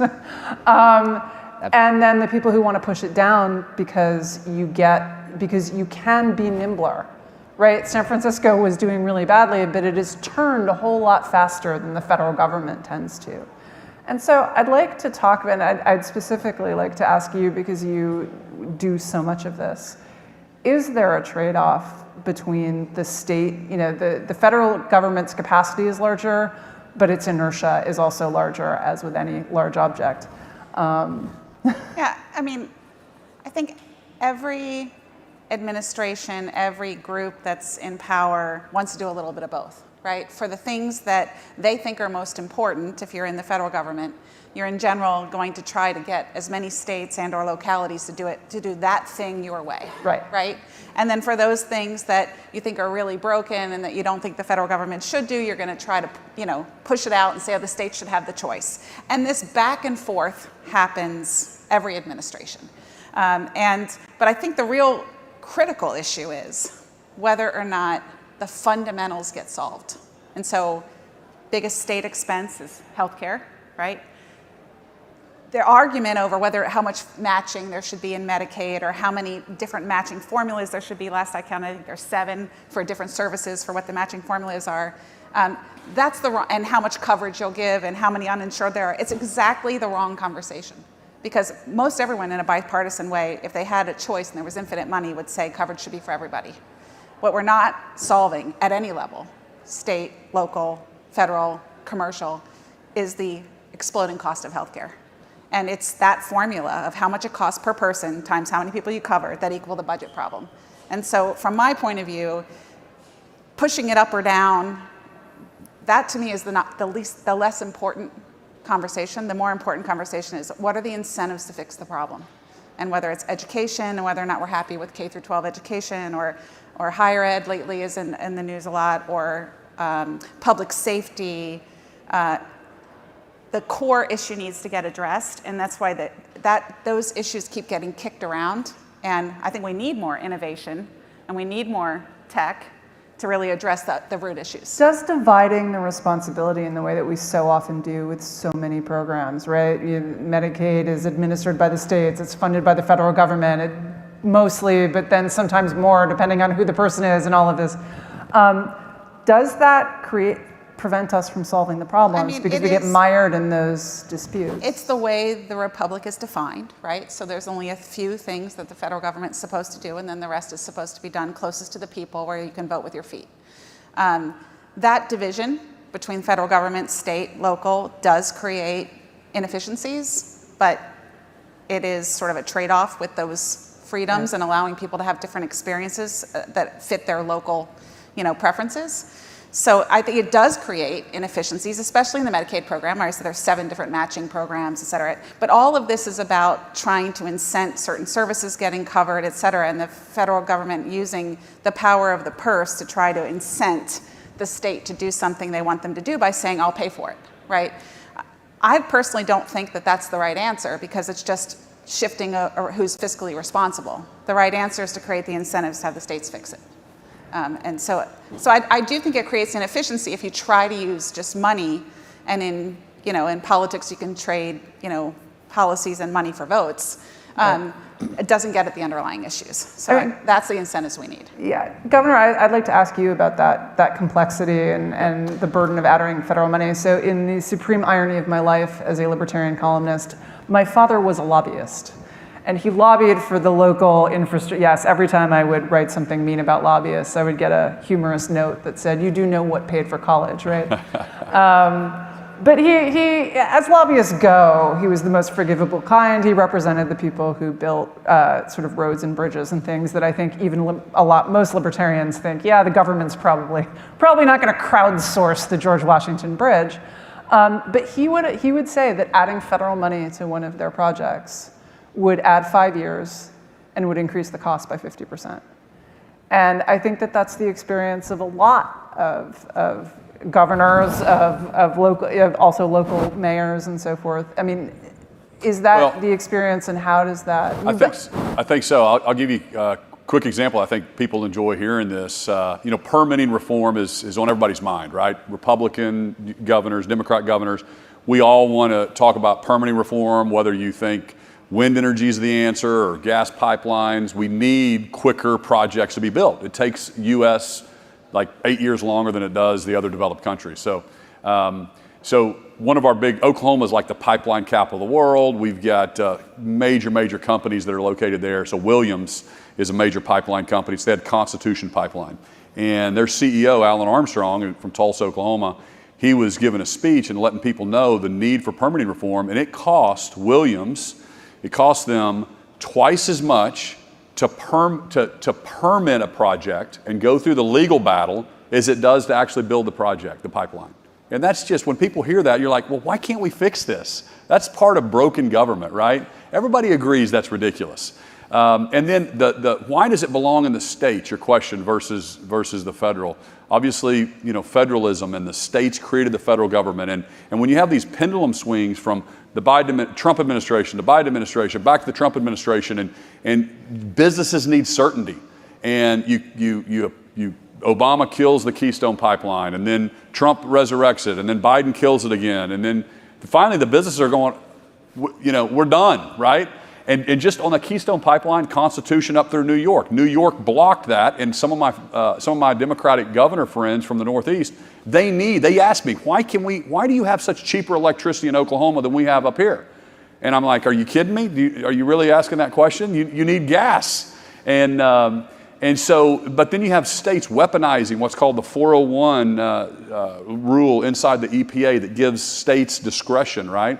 But the problem is they weaponize it, and they never give an answer to a business. That's a problem. We have to fix these kind of things because, people in Connecticut, they just want to drive their kids to school and piano practice, and they want they've got to heat their homes and their businesses. Why do we think a reliable, affordable grid is somehow partisan, right?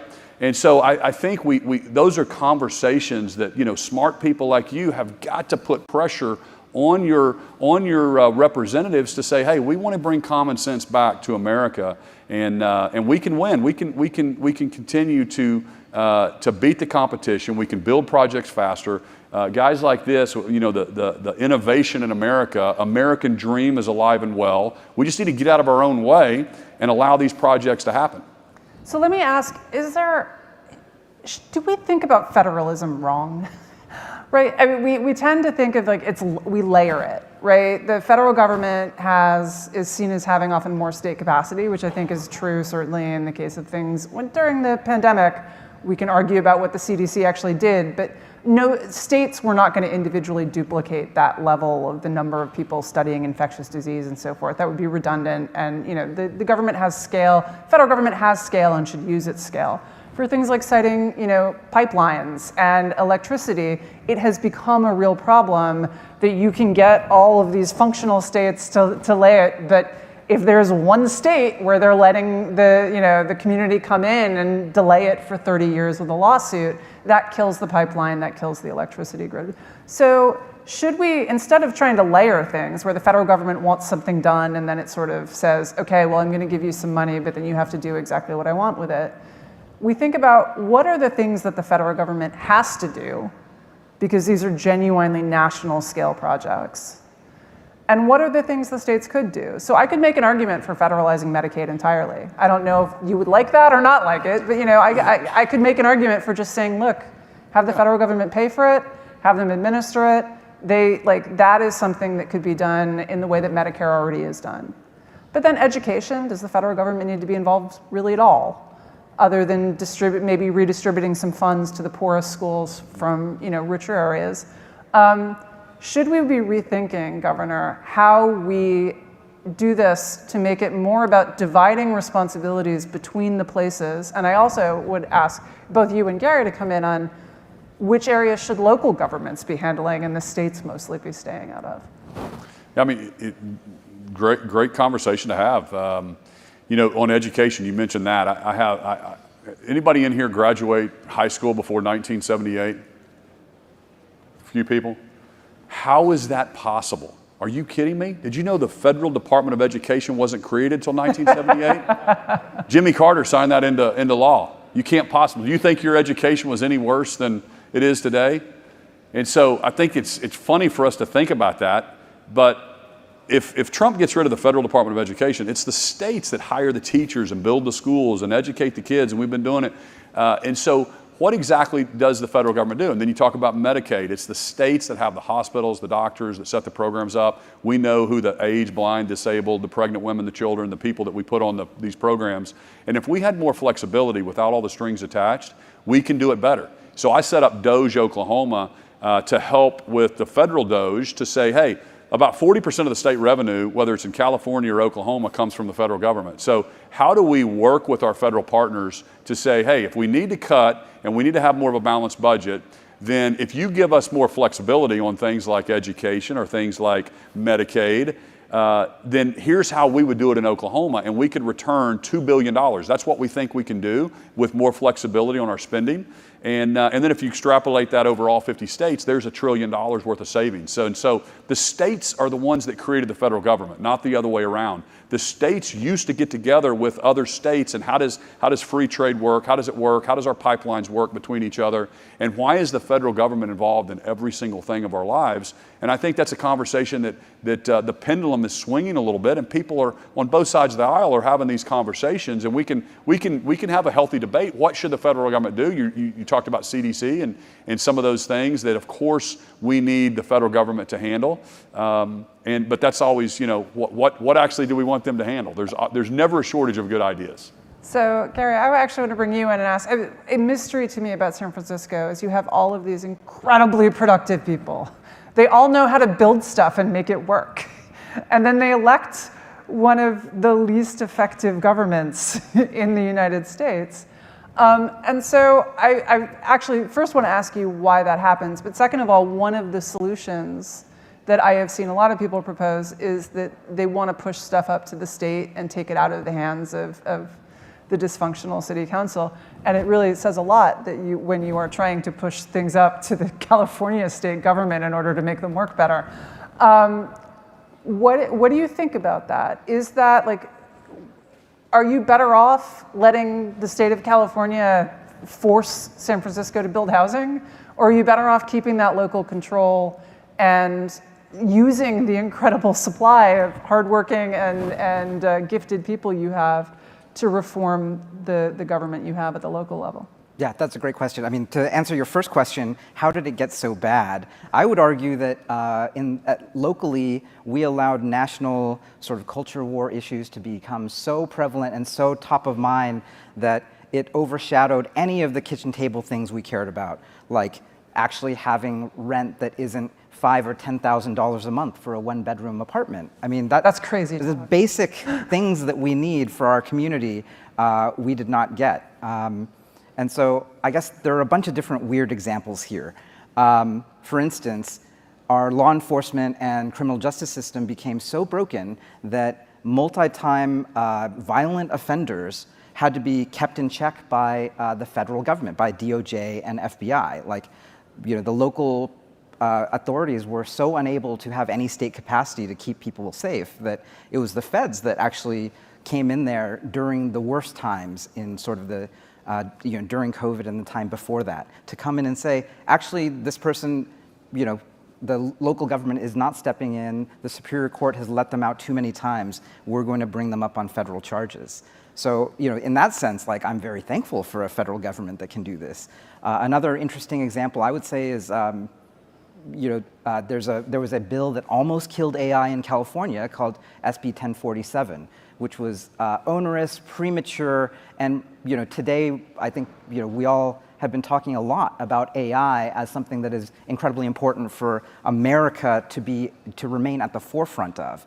But if this were passed, this would have actually created a lot of regulation around who could actually run these models, who could train these models, and they'd actually be very onerous for my startups, for little tech. And so, we're really glad that there's actually, things in the current bill, I believe, in front of Congress to sort of say, hey, for the next 5 or 10 years, let's cool it with the state regulation of AI, because this is something that has national significance for us. And similar to pipelines or natural resources or even housing, these are things that the state or federal government should really care about. And then I would say, the story of San Francisco, I hope, with the new mayor, with the new board of supervisors, is that if business people pay attention and are not afraid to speak out, like that's really, I got involved in local politics only in 2021, really, during COVID. And in that time, we recalled a DA, we took over the Board of Supervisors. Most importantly, we actually took over the local SF Democratic Central Committee. And so now we have moderate policies that are actually going to fix the city. And my hope is, San Francisco is the city that gave us large language models and self-driving cars and Kamala and Gavin Newsom. So the next generation of SF politics, what we hope is to actually bring kitchen table actual things we care about: housing, safe streets, and actually schools that work, public schools that actually work. And if at the local level we can win, well, then I hope that San Francisco Democrats can go to state and remake the Democratic Party from there. A concept I learned from Y Combinator is default alive versus default dead. And normally, and the idea is, if you're a company, if you just kind of keep going as you are going, are you alive in 24 months or are you dead in 24 months? And I think a big problem with government in general, right, is that it's default alive. And usually that's supposed to be a good thing, but the government doesn't think of itself as able to die. And so it doesn't act with the urgency of, in some sense, our cities right now are kind of inching on to default dead in a lot of ways. Certainly my own city of Washington, D.C. is, but it's acting like it's default alive. It's not, it's very hard to get that change. But that has been the grim portion of the program. And now I actually want to go to how could we use technology to fix some of these problems? Because I know that is something that everyone here thinks a lot about. So what are ways that we can use to reduce the complexity, make things better, enable government to have higher state capacity, save money, lower taxes, less spending, all of the good things that we want. And I'm going to start with you because you do so much of this. Well, and I think we've talked in different points today at different panels about the Baumol cost disease, right? This idea that costs go up. You raised it even in our prep, right? Costs go up even when productivity doesn't go up. And this is core in a lot of the issues that states have to handle, which are health and human services issues, whether it's and education, right? And AI gives such promise for that. I mean, I think that the productivity gains that we can get in highly cognitive functions are really important. And so I do believe that we need to help states, anyone who has the capacity to help states. I mean, when I say we, I mean, startups, private companies, the federal government that creates an environment for it, to really allow them to get the efficiency gains that we have not seen. And that will help us drive down the costs in some areas, because what we really should be focused on is growth. And when you have too much of the intellectual capacity and the financial capacity tied up in areas where we're not getting the outcomes that we want, right? And we're not getting the productivity gains that we need, then I think that's where AI gives us a lot of promise. And I think we should be doing that every which way we can. I think also what we've learned of what's possible in terms of data sharing and really being able to bring large amounts of data together and start to really understand and solve problems, whether that's reducing disease and giving people greater health, or whether it's really trying to get to an education system that serves the local communities. And I do believe that most should be local and state. I mean, the federal government only has 3 responsibilities in the Constitution. They can print currency, they're supposed to do national defense and interstate commerce. And I think it's interstate commerce where a lot of this other stuff seeps in. So trying to get it right at the source, to me, right at the source is where the residents live. So let me ask about the talent problem for that. And I know that you exist to solve that talent problem for a lot of governments. But the IT capacity, as we've seen, especially at the state level with, the famous example is the pandemic unemployment benefits, where we had to give everyone huge checks because we literally could not reprogram the unemployment systems in any reasonable amount of time to just slightly increase the benefits, right? Those things, the federal government's capacity is weak compared to the private sector. I think it's fair to say they have a lot of, the process is weak, right? It's not the people necessarily, it's just that the way that they do procurement, the way they write RFPs, the way they take 20 years to go through all of the channels. The states have an even bigger problem, which is that they're simply smaller, which means that they have less that not every state, but a lot of states have less in-house expertise. And then local government has that problem even more. So how do we do a digital transformation when most of America's tech talent is attracted to our incredibly vibrant, awesome private sector, where states have ring-fenced themselves with a lot of procurement rules and so forth that make it hard to do transformational change at the speed at which transformational change is happening? Well, I've been impressed with what you've been doing in your state around really focusing on growth and trying to unlock, capacity in manufacturing and other places. I mean, the talent exists. It's not, you can't think of talent just as who works for what government, right? I mean, they have to harness the private sector, and that includes, tech in many, many areas. And that problem is imminently solvable. I think even look today, right? Look at the wave of tech in Silicon Valley that's really interested in making an efficient government. I mean, that's something to be harnessed. That can be done at the state level, at the local level. I think we can't assume that we're going to somehow have all of the talent that has chosen a life of service just inside of government. And we are seeing, whether it's new grads going into government or whatever, the tech ability of every generation is higher, right? We just need to tap it, right? So let me ask that question in a different, less negative sounding way. How do we unleash that potential? How do we, what positive steps do we need to take right now to unleash the potential of the people who are there and of the technologies that are available and becoming available? Oh, okay. Very anxious. Okay, I have two crazy things that are going on right now that maybe you haven't heard about yet. First is one of our best founders from the YC community, Joe Gebbia, one of the co-founders of Airbnb, $100 billion company. He didn't have to do this. He's in the Doge team out of the Office of Personnel Management. And have you guys heard the story of the mine that has, basically all file cabinets? It is the team that takes care of all of the retirements for the entire US government. And on average, any given retirement would be about 90 pages of handwritten notes previously. So what they've done, literally in the last 100 days, is replaced it with a software system that takes the process to set up a retirement was 9 months, and dozens of people looking at just human beings, literally taking things from file cabinets and moving it. And they replaced it with an all-digital system that brought it from 9 months down to 30 days. And they're still chopping that down. And so all that took was, I visited them in DC. It looked like a startup. It was literally, it was Joe Gebbia and his best cracked engineers and designers in a room. And it was all whiteboards. It looked just like a scene out of South of Market in San Francisco. But they're doing it for the government. And so I think that that's an incredible model.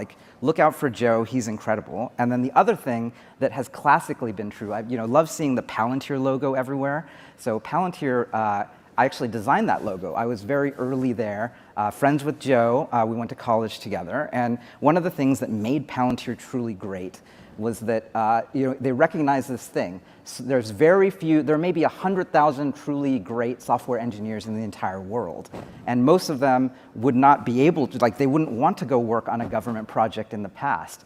And the wild thing now, there's this thing with large language models called vibe coding. So literally using OpenAI and Anthropic and new startups like Cursor or Windsurf, you can actually sit down and one person who would normally do the work of one software engineer could easily do the work of 10 or 100.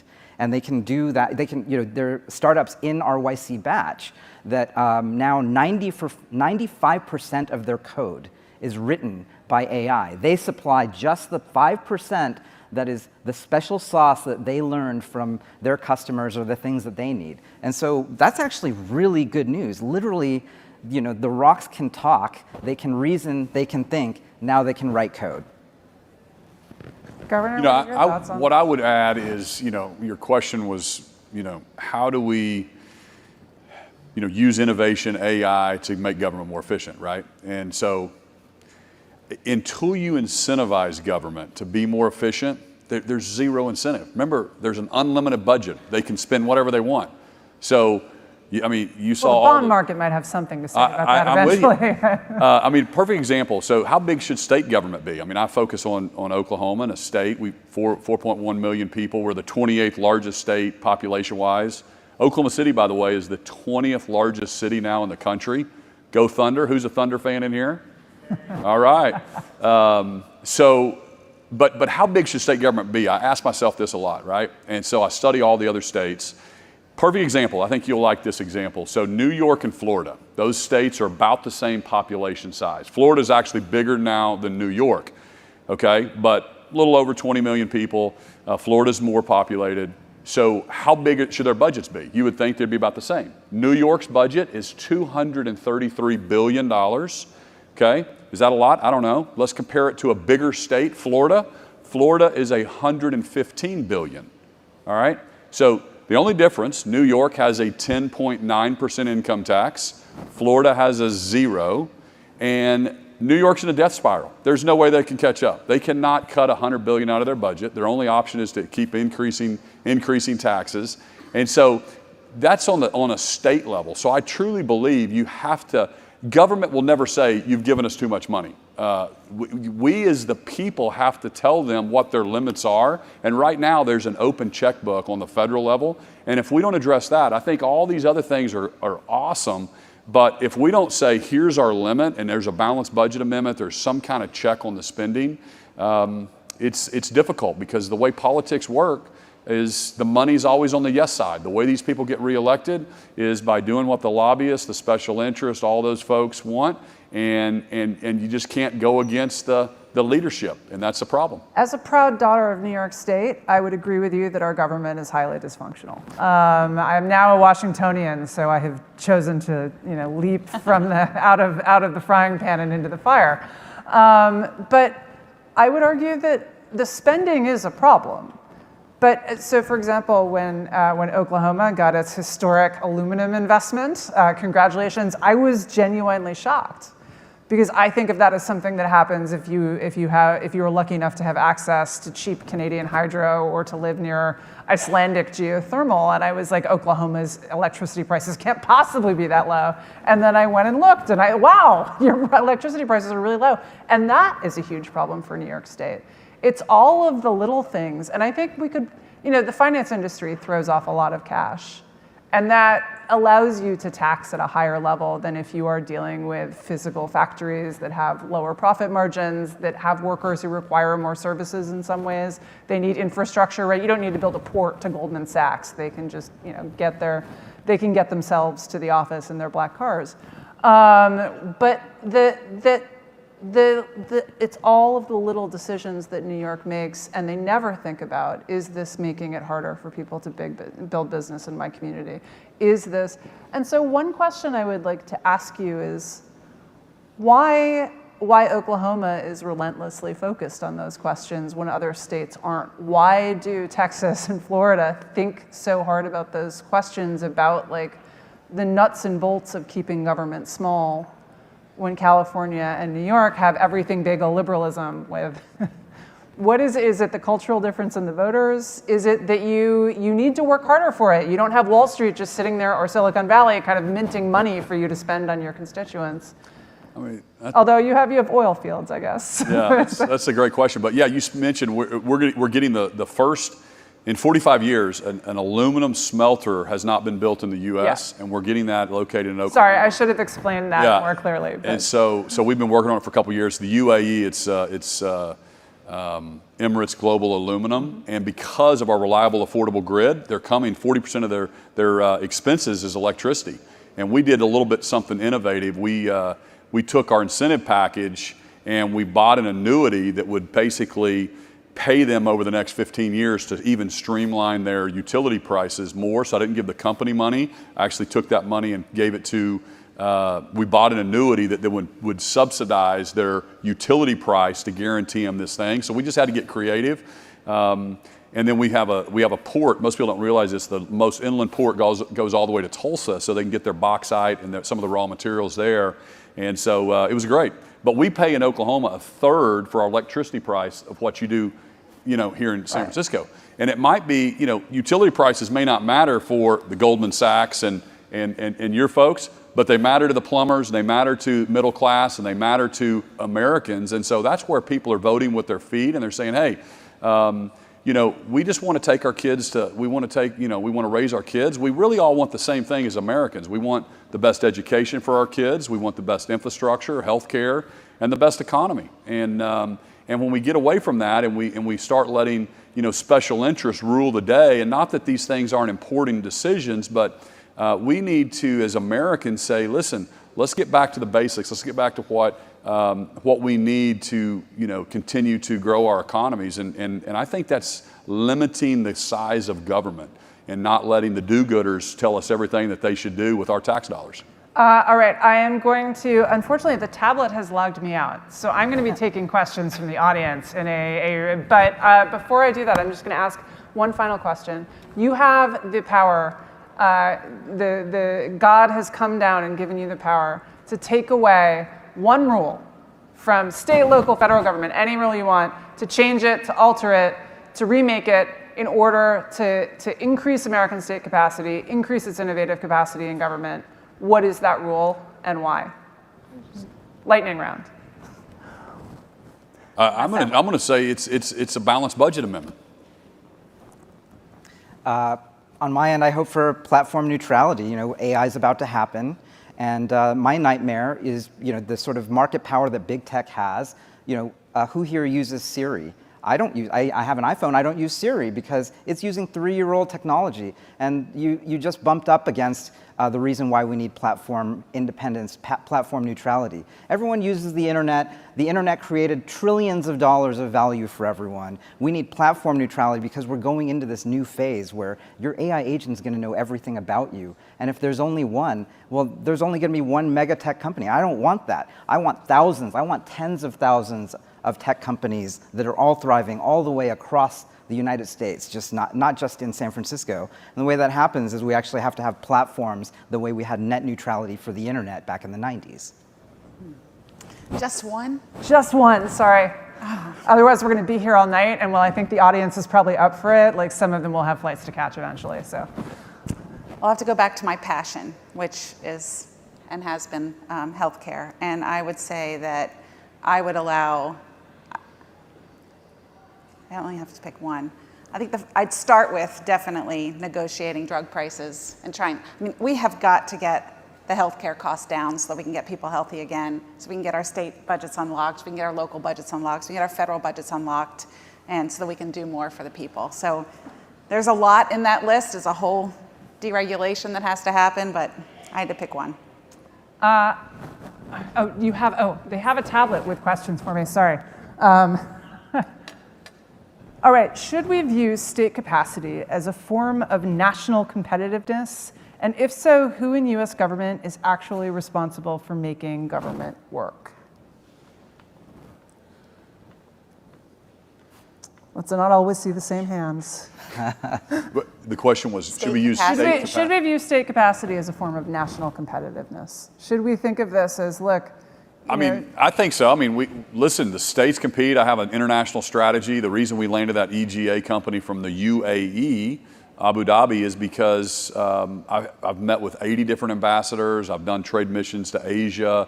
We've signed MOUs with the UK, with Canada. Congress is so dysfunctional that a lot of these countries are coming to states to do business, to talk to us. Because you have the ability to actually make the deals and to execute on the infrastructure and so forth. That's right. We went to Select USA. Select USA is a Washington D.C. where all the companies from around the country will come in, or around the world will come in to Select USA, right? And then all the states will be there competing. It's kind of a trade show deal.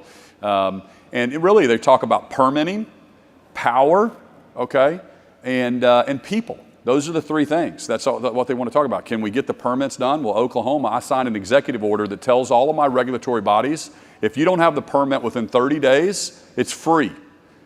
Okay? And so that's what we love capital in Oklahoma. I come from the business world. I was never in politics until, if you ask my wife, I had a midlife crisis and decided to run for governor. But I just wanted to get involved, and I don't think government should have been, it's not an industry. Politics should not be an industry. Our founding fathers thought you should be a successful rancher or farmer or teacher or business person, and you go serve your state. It's called public service. And then you come back to the private sector and live under the same rules that we're there making. And we need more of that. And so I think that's why, of course, I love being able to compete against California. It's really easy because when you're out there, a lot of times the companies in Europe or Asia, they watch the Hollywood and all they know is New York or LA. And I'm like, guys, that is the worst place to set up a business, all right? That's the highest taxes, the highest permitting. You're going to have to hire a team of attorneys anytime you fire an employee. You got labor laws like crazy, lawsuits. You need to come. I just set up business courts. I had a great session this year. We cut taxes, and I set up business courts to compete against Delaware. So we want chancery courts. We want all Fortune 500 companies to be, we want you domiciled and we want you using Oklahoma law. And so you're going to be protected in our state. And so I just think it's that simple. It's loving capital, loving business. Nothing happens until a business comes and they hire people, and businesses are trying to do the right thing. They're trying to, take care of their employees, their customers, the environment. And sure, that's part of the federalism, the laboratories of democracy. And so Oklahoma is different than Texas or Florida or New York or California or Kansas. And I think that's a good thing. We can see what's working in these different states. Yeah. And you have to be growth focused. And there's no question that the right place to put the growth focus is at the governor, at the state level. Any thoughts? Because I have a question that has your name written all over it. Okay, please. My company polls federal government staff, and we ask them about their use of AI. Half of them say they don't use it at all. Only 24% use it regularly. How do we incentivize a workforce rooted in this is how it's always been done to embrace innovation? Yeah. Honestly, this isn't just a federal government issue. It's actually an issue in everyone's companies. We're actually finding this very interesting bifurcation where if you're running a 1,000-person company or 500-person company today, about most of them would probably have exactly that survey response. So in this case, the federal government is sort of mirroring private industry at this point. I think people are actually really underestimating to what degree how powerful this technology is. And it actually became extremely powerful only in the last 60 days, I would argue. If you had to take an IQ test with these things, you could average 130 IQ using the latest models using reasoning. So, and even in the last 60 days, Google released a model called 2.5 Pro that has a 2 million token context window. That means that it remembers 2 million words for any given request. And that wasn't true before. You were limited to 10,000 or 100,000. So, I think that actually it's a problem across all of society right now. Like the revolution is happening right now around AI, and everyone's acting like it didn't happen. Well, let me ask a follow-up. This is also my experience. I'm now writing a lot of columns saying, guys, prepare for AI, and like get ready, use it now, master it. It is coming for your job. And I get two responses. One is like, I know, what do I do? And the other response is, nah, it hallucinates, right? And it's someone who tried ChatGPT a year and a half ago, and they weren't impressed, and they aren't up to date on the latest models. Yes. But here's another thing, that as I have been writing these columns, I have started getting readers who write into me to say, I finally tried it. Oh my God, I saved 4 hours writing a client letter, or I saved this amount of time. And the follow-up question I ask them is, what did you use the time for? Yeah. And I asked that to a lawyer recently, and he said, I take the fifth. And so here's an interesting thing, because I use the GPT every day. This is not true of all journalists. There is a real bifurcation even among us. I use it I tell it to, when I'm stuck and I can't get started writing a column, I'll be like, write a column on this. And I'll be like, no, that's terrible. And then I write it. And just that little thing, which is kind of dumb, is actually really useful. I use it to give me feedback on my columns. I use it to do research. I use it to find people to talk to. I use it for all of these things. And I'm using this to do more work. But I don't think that's what most people are using it for. I think most people are using it to generate private leisure benefits, and that's why it's probably not showing up in the productivity statistics yet. So as we're rolling this out in government, how do we make it a productivity enhancing tool rather than a leisure enhancing tool for workers? I mean, can you imagine how awesome it would be if the DMV used this stuff? Then maybe the service would actually be good. So, I mean, that's certainly the dream. I think the wildest thing to me around the backlash, we have a YouTube channel. We released one of the first videos about this vibe coding concept because we were spotting it in the bleeding edge of our founders. And I could not believe, we got thousands of hate comments about it from software engineers. And that was bewildering and very interesting to me because those are the people who are most likely to benefit from having it. So rather than have a rote job that kind of sucks, that you're not having an impact on society, you can actually, like those people who already know how to code, they're the people, they shouldn't worry about losing a job. They should think, actually, now I'm a 10x engineer and I can actually go and spread software absolutely everywhere. And if you're wondering, like, well, do people really need that? Going back to Apple, I mean, who here uses Calendar? That app is the worst. Think about Apple, with infinite resources, cannot hire enough really good software engineers to make Calendar a good app, an app that we all use. So, the answer to this is not, like, especially in coding, is that, is this stuff going to take away the coding jobs? No, it's going to multiply the amount of software in the world by 1,000x. I think this is a really inspiring answer, but you guys all lead people. How do you translate that inspiration into employee behavior? And I have to say that I think we are underselling the way AI is being adopted, right? So I don't think the Gen AI examples are really the ones that are the most impressive right now. I mean, just seeing how like we are and others are using AI in government. I mean, looking at AI in cyber and how we can learn from threats in real time with using AI and then really improve our cyber defenses. Using autonomous AI and looking at autonomous drones and drone swarms that are being used for AI. We're looking at, in our own work, some of the work that we do for the government, we're able to use agentic AI to really speed up processes and to get more done, right? To let the citizens get their benefits faster. We're using it internally. I mean, we get 5,000 resumes a night. Nobody was ever reading those. But now everyone can get screened against all of our open requisitions and we can match people to where they need to be. Where it is everywhere and super powerful, definitely productivity enhancing. And my 86-year-old father-in-law, my husband convinced him he's writing a book to use AI. It took forever to convince him, but he tried it once and he was hooked. So I think it's going really fast. All right, I have the last question. Governor, I'm not bringing you in this because I think that you have something to say about the last question, which is the discussion about what should be done at various levels of government is interesting, but I'm curious what the panelists think should be done delivered by the private sector. For example, there are competing narratives about private roads, private prisons, et cetera. What public-private partnerships carry the most promise? I think this one has you written all over it. Well, it's not private prisons. So when I took office as a businessman, I came in and started looking at all the different stats, comparing us to states, and I realized we were last place in incarceration rates. Okay, we were 50th out of all 50 states. I'm like, well, that's weird. Either our people are worse than everybody else, or our policies are bad, right?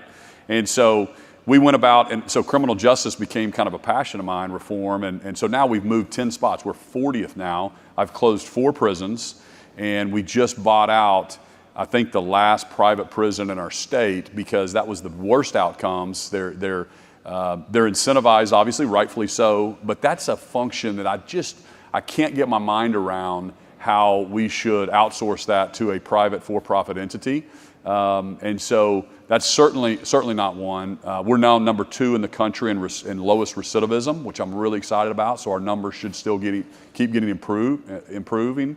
And then, so I mean, Public-private partnerships, we've done a couple things like pay for success models. So some of our great philanthropic groups will come up with an idea and they'll say, hey, Governor, if this works, will you reimburse us? Like, in other words, women that get out of incarceration, if we set up a program to help them get on their feet and retool them and educate and all this, will you reimburse us if it works? And I'm like, absolutely. So we've set up some of those programs as well. So I think that's a great opportunity for the nonprofit groups to come in and get more funding if they can prove a model works. So we've done a lot of that in Oklahoma as well.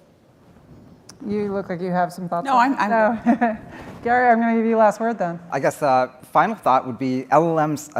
I'm really excited about the chance for LLMs to be useful for people in government to actually spot waste, abuse, fraud. I mean, San Francisco, of all places, we're spotting all kinds of fraud in the nonprofits.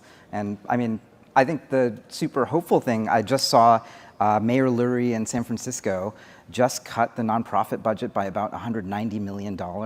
And that's really hopeful to me. That means that state capacity can come back. He has people from the private sector like Ned Segal, he was the CFO of Twitter.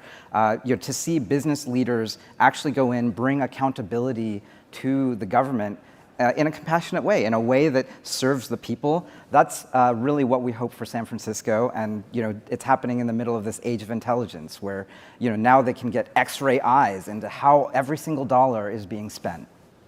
Just hope the fraudsters don't get access to AI. Well, thank you all. Can we have a hand for our amazing panel? And also for our amazing audience that asked great questions. Thank you all. I appreciate your coming.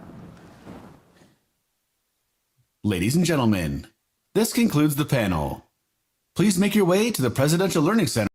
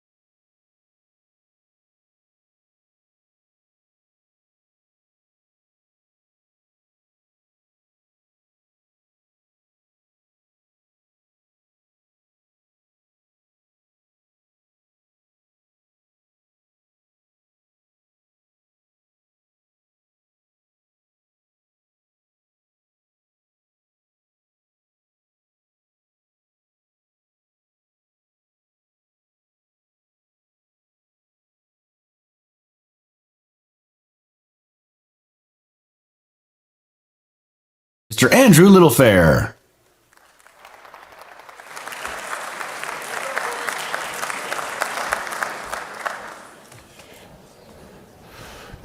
Good afternoon. My name is Andrew Littlefair, and I have the great privilege of serving on the Board of Trustees of the Ronald Reagan Presidential Foundation Institute. Many years ago, in a past life, I had the privilege of serving on Ronald Reagan's advance team, which was like being on the front lines of freedom. I also spent much of my career working closely with Boone Pickens and still run a company that we co-founded together. Boone's business acumen, vision, optimism, and can-do spirit placed him squarely in the front lines of the energy sector of his era. Now it is my distinct pleasure to introduce a leader who is on today's front lines of energy freedom, President Trump's Secretary of Energy, Chris Wright. Chris is a Coloradan and a graduate of MIT. He's the founder of Liberty Energy, an oil company that helped kickstart the shale gas revolution and to turn America into a net energy exporter. Today, Liberty Energy is valued at about $2 billion. Chris is an advocate as well as a builder, championing every energy abundance in the face of climate pessimism and degrowth ideology. You may have seen a viral video of an oil executive drinking a glass of fracking fluid to prove that it's safe. That was Chris. Now, Secretary Wright is bringing his crusade for American energy dominance to the Department of Energy, which is supporting American manufacturers, drillers, scientists, engineers, and innovators, not with the heavy hand of government, but with the freedom to act. He's here to tell us about his first 4 months at the Department of Energy and the exciting opportunities ahead for America. And moderating this conversation will be Maria Bartiromo, anchor and global markets editor from the Fox Business Network and Fox News Channel. Ladies and gentlemen, please welcome our guests to the stage. Thank you. No stage. Thank you so much. Great, thank you. Thank you. Hi, everyone. We are so excited to be here to talk about such an important subject. The energy industry is President Trump's arguably #1 most important policy of his new administration. Secretary, it's great to have you today. Oh, glad to be here. Thrilled to be in the presence of Ronald Reagan's legacy and to be working for President Trump. I'm pinching myself right now. So let's talk about big picture to kick us off. Tell us about big picture energy, the industry today, and how you want to change policy. What is U.S. policy to look like versus, for example, European energy policy? Yeah, that would be the two polar opposites. In 2010, right after the financial crisis, the economy of the EU and the United States were roughly similar size. Both of them were about 25% of global consumption. Coming out of that financial crisis, Europe went all in on we're gonna get away from hydrocarbons, all justified in the name of climate change, but the impact there was immeasurably small. But they went a different direction on energy. We're gonna get rid of this old stuff, we're gonna constrict it, we're gonna spend money on something else, we're gonna change our economy. The U.S. didn't do that. We've had a couple of presidents trying to, but we went a different direction. Here, you fast forward, 12, 13 years ahead, we were both 25% of global consumption. Today, Europe's 18%. The United States is 28%. Just an amazing divergence. In dollar terms, the U.S. economy has grown over 80% since then. Europe's grown about 10% in dollar terms. When you mess up energy, you mess up your economy, you mess up your quality of life, you mess up you're not just your economic security, but your national security. And they've proven that in spades. Amazing. And yes, because the energy industry is not just an economic industry, but it is an economic issue as well as a national security issue. So how do you want to change policy? What are you doing? You've said many times you want all hands on deck. Energy expansion in many areas. Walk us through it. Yes, I mean, again, I give a couple contrasts. In the 4 years of the Biden administration, the amount of electricity we produced at the end of the administration versus the beginning was less than a 2% change. Almost no growth in the electricity production, yet the price went up 25%. That changes the quality of life for Americans. It changes the ability to conduct business in the United States. We've got AI exploding on the scene. Are we gonna win the AI revolution with increasingly expensive but not increasing in quantity electricity? Absolutely not. And so President Trump recognizes that if you have a low-cost energy advantage over other nations, not only do you increase the quality of living of your people, because they just simply, energy impacts the price of everything, not just your heating bill and filling up your gas tank, but it affects the price of food and every product you buy, the size house you can build.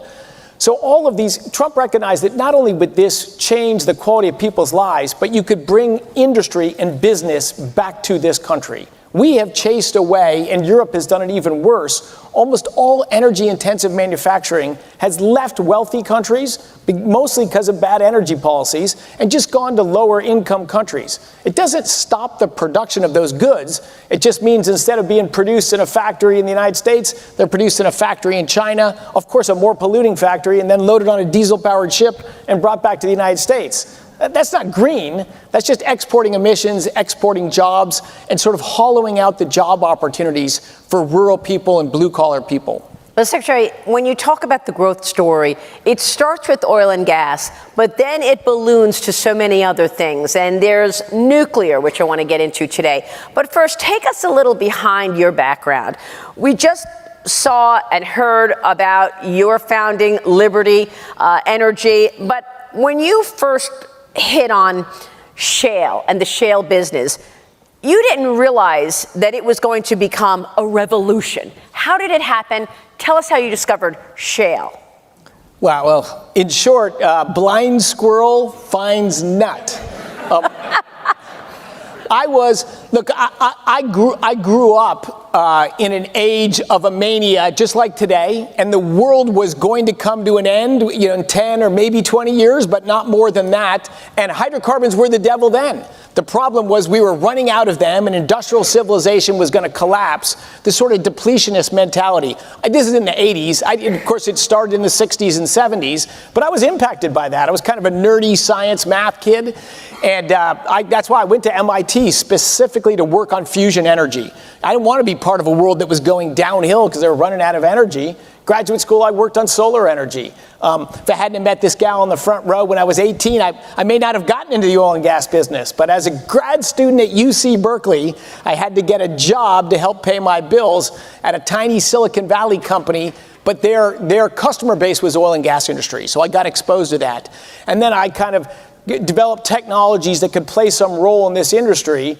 And then maybe 10 years later, in the late 90s, based on some geothermal work I was doing in Japan and these sort of very nerdy, complex hydraulic fracture models I was developing, I had an idea about how fractures might behave differently than people think they do. Then I met another, even nerdier guy who had a different idea. And then as we talked, we're like, man, what if we tried to do this, my refrac idea, and use his frac design idea? And we met this company called Mitchell Energy. I'd never heard of them. And they said, we'll try it 3 times. And the first 2 times, it didn't actually execute. One more strike, it would have been dead. But the third one worked, it went in the ground and led to commercial shale gas production. Mitchell had been trying for 15 years to figure out how to get commercial quantities of gas out. So it was exciting. And I thought, boy, this one field and these guys like us, and there's some more work here. But certainly no conception where that would snowball to. And then you wrote the paper in 1998, The Frac That Changed Everything. We got to have a modest title. But Maria, the one correction I have to make is we didn't write that in 1998. It was about the frac that happened in 1998, okay. But we couldn't actually write that paper till like 2004 because it was somewhat confidential, the techniques we were doing. And of course, we didn't know. We wouldn't have had a braggadocious title like that in 1998. But by 2004, it was clear this is going to be something. All right. So you studied nuclear in college. You studied and worked on solar after that. Tell us how all of this fits into your plans in terms of turning all of this into policy now that you can do so. Yeah, my view on energy has always been, I don't care what the source of energy is. What matters is what it brings to human lives. You need affordable, reliable, secure energy. It just transforms the quality of people's lives. Human life expectancy was about 30 years, as best as we can tell, before the invention of agriculture, which was an energy revolution for the energy source that powers the human machine, food. And human life expectancy at birth was about 30 years, 200 years ago, 150 years ago. Today it's over 70 years. That transformation goes hand in hand with this explosion in available energy that came from hydrocarbons. First from coal and peat, and then oil, and then natural gas, and all these other hydropower, nuclear, wind, solar. I call them, they're all derivative sources of oil, gas, and coal. Because you can't make any of those without oil, gas, and coal to make those machines that harvest energy differently. But the advantages of hydrocarbons, despite my efforts on all these other technologies, are just so awesome that it has turned out we've added new energy sources on top, but we haven't at all shrunk the role of hydrocarbons in the energy system. 85% of primary energy in 1973, 85% of primary energy in 2023. So to say we're going to take that away and only do this is just a road to human impoverishment and ultimately human death. But can we add other sources on that can add on to what we have and maybe someday be the big sources of energy?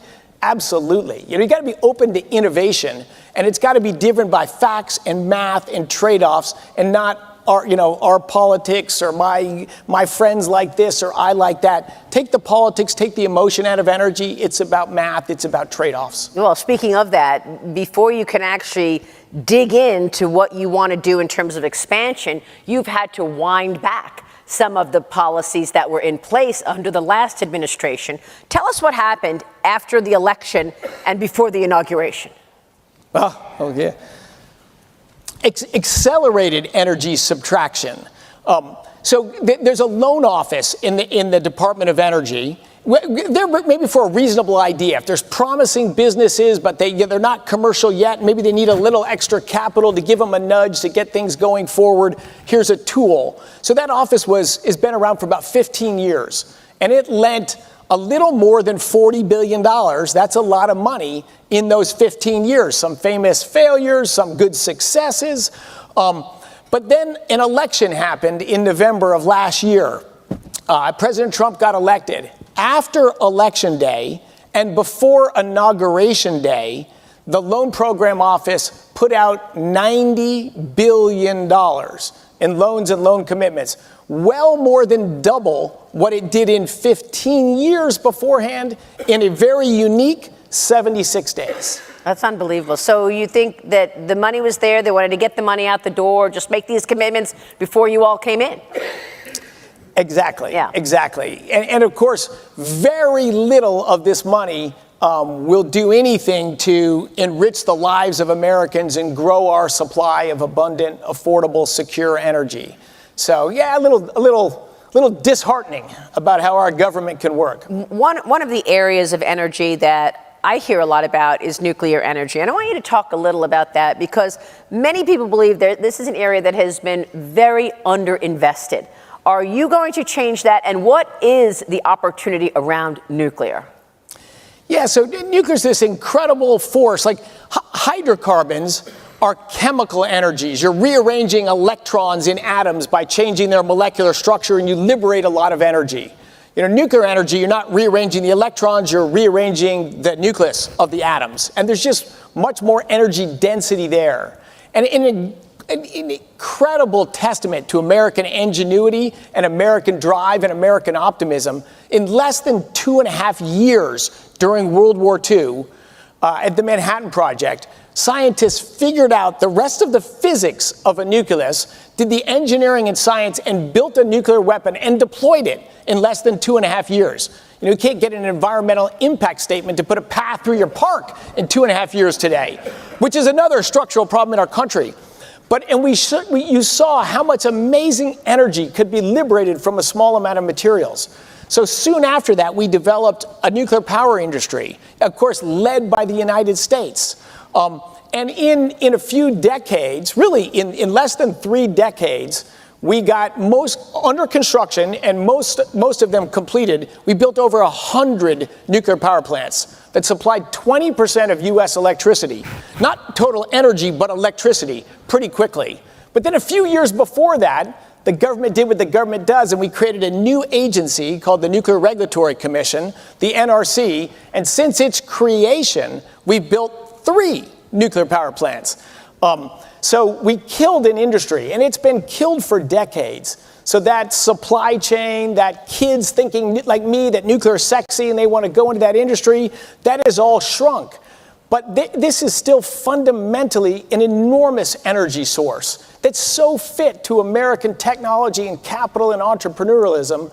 But it's been dead for 3 decades. So it's going to take some nudges. And the President Trump is all in on this. We're going to try to reduce the regulatory burden. We're going to use some financial incentives. We're going to take some enriched uranium material we have in the Department of Energy and deploy it to private companies that want to get new reactors going. We're going to use land at the Department of Energy facilities for test beds. And we're going to do everything we can to kickstart nuclear energy going forward. And President Trump just recently wrote executive orders. Four bold executive orders that will lead to the launch of this nuclear renaissance during his presidency. To see the full implications of this will be several years out, in fact, decades out, but it will likely be a very, very big deal. Now, I want to talk a bit about the regulatory backdrop, because here in your industry is one of the areas that we're going to see major impact from deregulation, and it has to do largely with permitting. I know that in the last administration, there were a lot of pauses in place, pauses of LNG export plants, as well as withholding land leases. What happened? How can you change it? How soon can we expect permitting reform?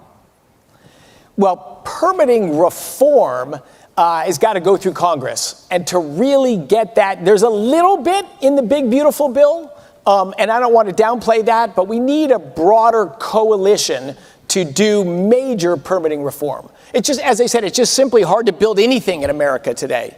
You know, we got to be a fantastic nation by bold people building things. We still have people doing bold things, but nobody's building big things unless you live on the Gulf Coast of Texas and Louisiana. They still build big things there. Very hard to do it elsewhere.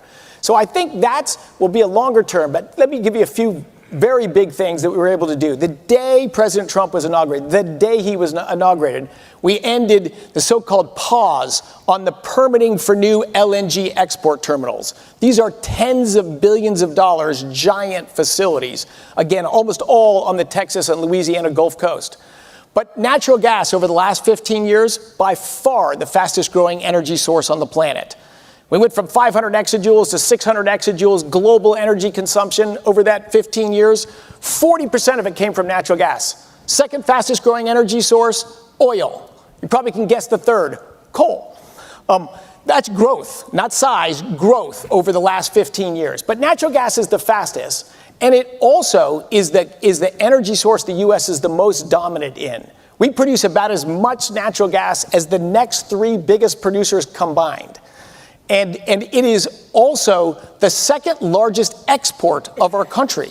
And we have approved, in the 120 days I've been in this seat, we have approved more capacity for exporting of natural gas than the number 2 exporting country in the world, which is Qatar, and the number 3 exporting country in the world, Australia, just in 120 days. Now, it will take years to build that, but the U.S. will go from not just the largest exporter of natural gas, but just simply the dominant exporter of natural gas. Yeah. Whether in Europe or Asia or South America or Africa, this is, again, the fastest growth in demand for this energy source, natural gas. And the U.S. is a leader. Like, this is a win for our country. This is a win for our balance of trade. This is a win for our allies around the world.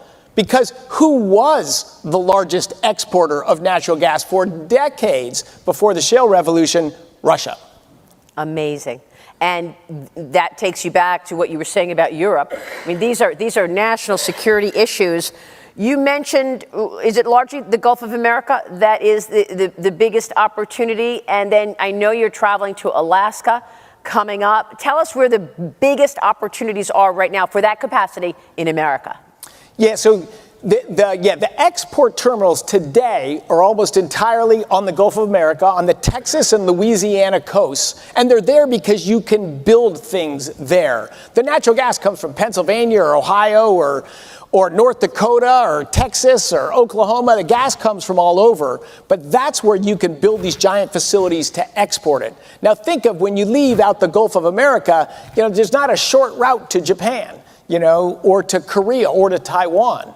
Right? You've got to either go through the Panama Canal and these bigger and bigger ships. That's not always a good bet. So, it goes around Cape of Good Hope and goes to Asia. Now, when it gets there, it's still way cheaper than oil. The demand is still immense. But the idea of Alaska is Alaska, a state that has had more sanctions, more restrictions on production of oil and gas in Alaska than everything we did to Iran and Venezuela and North Korea, if they produced any, combined. Wow. The last administration just strangled Alaska, this awesome state of immense natural resources. And up where all the oil and gas production is native people living in a very harsh climate. They got over 10 years of increased life expectancy when we started developing oil and gas up there through jobs and money and healthcare and energy to stay warm in the winter and to preserve food. So in any case, Alaska's been this great resource. It boomed and then it's been strangled. The idea is we export oil from the North Slope of Alaska, comes by pipeline to southern Alaska and then exported. We want to build a pipeline from the North Slope of Alaska that brings natural gas, not just oil, and then a natural gas export terminal on the southern coast of Alaska that in 6 days can sail to Tokyo or Taiwan or Korea, and then down to our allies in East Asia. So they're getting energy from us, but it would be awesome and great from a geopolitical stance to have a very short supply chain between a huge industrial American facility and our allies in East Asia. And to make the point of national security issues, and you mentioned Taiwan, this is where 90% of the advanced semiconductor chips are made in Taiwan. They're in desperate need of energy. Tell us the story around Taiwan and the opportunity for America there.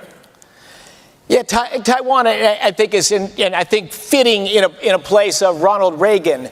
Economic liberty, optimism, and ingenuity, have really ruled the day in Taiwan. They don't have a lot of natural resources, right? They got some geopolitical challenges. They're a small island, but they've generated tremendous wealth and an incredible specialization in making chips, in making semiconductor fabrication. This is technology, this is an industry at scale, and have just created a tremendous lead. But like every industry where you're actually building a product, it's energy intensive. So Taiwan gets originally most of their electricity, like everyone in the world does, and still the largest source of electricity in the world is coal, and it will be for decades to come. So if you want gold to be gone and coal to be gone in 10 years, that's not happening.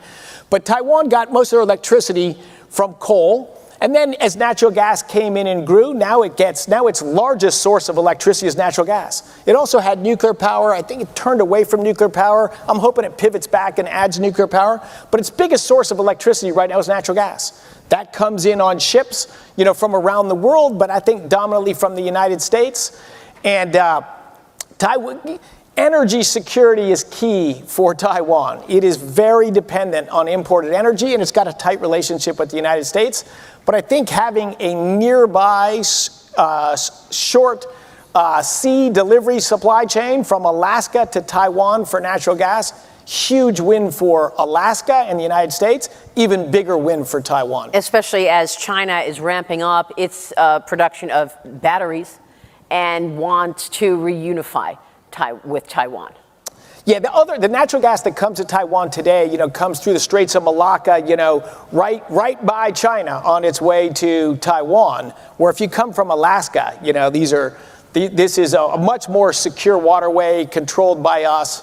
I think that's extra geopolitical security in that. A word on coal, since you said it is number 3 in terms of importance. You last week made a change to keep a coal plant open in Michigan. Tell us what was behind what you just did last week.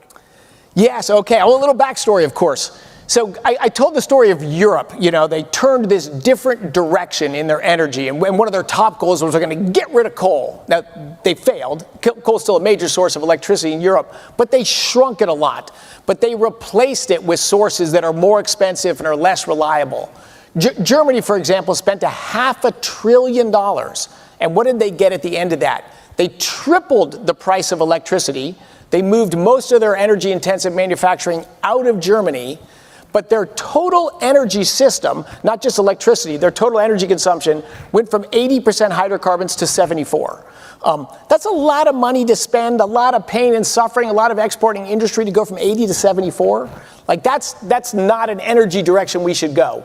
The last administration, truly unfathomable to me, really wanted to follow the European energy direction. We're going to shut our coal plants, as many as we can. We're going to put up a lot of wind turbines and solar panels, and everything will be good.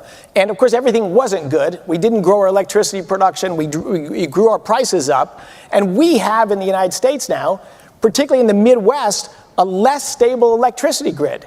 You know, so in any case, what happened was, 3 years ago, middle of the Biden administration, they made a deal to close a very large coal plant in southwestern Michigan, the Campbell plant, 1.5 gigawatt plant. They agreed as part of the we're going to get off coal plan to close that plant 15 years before its slated end date of the plant. Well, why? Because it was fashionable, maybe. They're going to close this coal plant. And we got very close to that coal plant being closed, and we just looked at the math and said, we don't want the lights going out on Americans. Not only do we not want the lights going out, our air conditioners not working in the summertime, we want to bring data centers into the United States. We want to reshore our manufacturing. We don't want to have tight margins today. We want to have excess supply today so we can bring more industry back. And so we had to use executive authority to stop the closure of that coal plant. There was, of course, some bad things said about me and President Trump, surviving old dirty coal or whatever. 2 days after I signed that order last Friday, there was a blackout in MISO, the Midwest Independent System Operator down in Louisiana, but on the same subgrid, they had a blackout short of energy late in the springtime. So that's why we don't want to just go around closing firm, reliable power plants, because it's fashionable. Yeah. So to that end, assess for us the electrical grid, assess for us the demand that you're seeing in America today as we talk about the growth of AI, quantum computing, and this next level of technology and the energy that it will require. Okay, yes. So another quick backstory on this data. So the United States, we've been the industrial powerhouse of the world, I would say, for about a century. You look at current data, we consume, don't worry about the units, but we consume 25 exajoules a year to manufacture products. China consumes 70. 3 times as much energy to manufacture things, which is why so much of the stuff we consume gets shipped over from China. And some of it's very important, like precursors for drugs and medical systems and all this stuff. So we want to bring that back to our country, which means just for security of our existing industries, we need to grow our electricity and total energy production in the United States.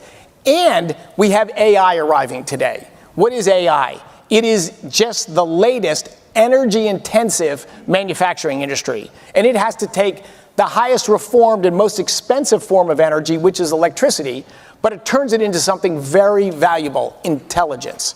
So if we're going to win and lead in the AI race, we not only have to supply all our current needs, we want to bring that other manufacturing back, we have to win in AI. So we need 50, 100 gigawatts of additional capacity, in the next, 2 or 3 years. And we almost shut down 1.5 gigawatt of perfectly fine working capacity today. So we can't do that. We need to make it easier, again, to build big things in the United States, like power plants, simplify the bureaucracy, because today you can build a power plant, then you got to wait years to get the interconnection that you can get onto the grid, and because there's 77 other things in front of you that are never going to get built, but they're going to have to run studies on them and then decide they're not going to get built.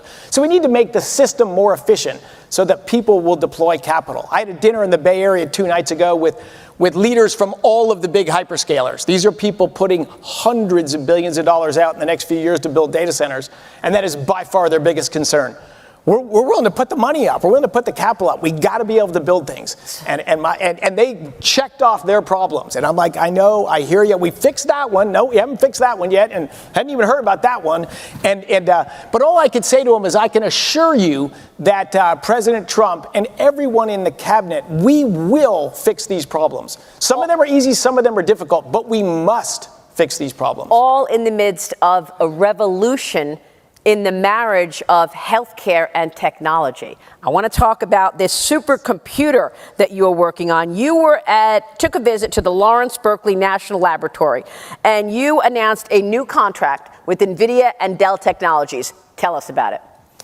We're going to build a phenomenal supercomputer, and a supercomputer not like for data center calculations that you might do there, but tailored. The architecture of the computer is tailored to do science. It's different kind of problems, different kind of computation, but it will likely be the most powerful scientific machine on Earth. And one of the things I'm super proud of is the team there decided to name the computer the Doudna, after Jennifer Doudna, who is just an incredible scientist. She won the Nobel Prize in 2020, so recent Nobel Prize winner in chemistry, and she is the genius who figured out, she found a tiny protein locked inside a nasty bacteria that if you can isolate that protein and use it, you could take the human genome and snip it here and pull that bad thing out. You can, we haven't done it yet, insert this thing in. So it is an awesome power for good. It's also an awesome responsibility, what this can do. But this will lead to incredible advances in medical technology. So many diseases that plague us today, so many things that are killing us today, with this technology will be eminently treatable, not like in a generation, in the next few years. I don't know if you saw the story. There was a kid, and I didn't even see directly the story. There was a kid born like 2 weeks ago, and he had some very bizarre, terrible genetic defect. He was going to have a short life expectancy. And using the technology developed by Jennifer Doudna, they edited his gene, and he looks all good. Like, that's crazy. At a time that critics are saying China is catching up with the United States when it comes to medical research regarding things like cancer. And you say? Yes. Incredible, yes. Is China catching up? China in basic science, certainly in medical science, and certainly in AI, is a ways behind us. There are areas China's actually ahead of us. But in medical science, no. China will cross lines we won't cross. So they are doing things we're not doing, but I think because we ethically don't want to do them. But China is, in everything technological or military, China's the rival that matters. China is the rival that matters. But I think in medicine and drug discovery, I think we have a fair lead on China today. I think our free and independent culture should keep that lead. But if we had too big of a hand of government, no, you can't do that because something bad might happen. You can stifle that. We started to go that with AI, diffusion rules at the end of the Biden administration. Something might go wrong. Things are going to happen bad with AI. But if you smother it because something might go wrong, you won't stop it everywhere. You'll just stop it here. You won't stop it in China or elsewhere. But Maria, I am most excited, maybe most excited about the advancements that are going to come to cancer treatments, to health improvements, health efficiency that's going to come from the computing, AI, and not long after quantum computing. When quantum computing meets AI, that's also within the next decade.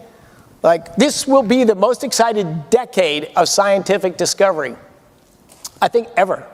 So many levels of impact, enabling the United States to become energy independent, but also enabling the United States to sell energy across the world, making other countries less dependent on the bad guys, like Russia, like Iran. Hugely transformative. We used to, be worried about the Middle East. We sent soldiers to die. We did things because we were worried about our own energy security. We were, not long ago, the largest importer of oil in the world and the largest importer of natural gas in the world. Today, we're the largest exporter of natural gas and a net exporter of oil. And guess who's the biggest importer of oil in the world and the biggest importer of natural gas in the world? Both China. We have an incredible energy system advantage over China. but we should use it not just to the benefit of our country, but to bring security and tight alliances with our allies as well. Secretary, thank you for your leadership. Thank you. Thank you.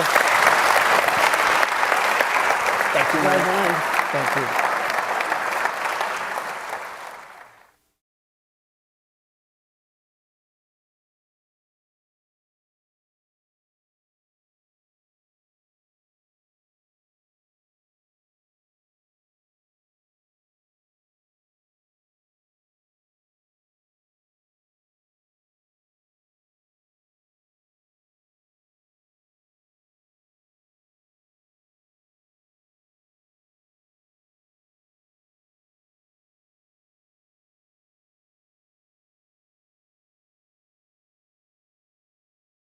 Please welcome to the stage Washington Director of the Ronald Reagan Presidential Foundation and Institute, Mr. Roger Zackheim.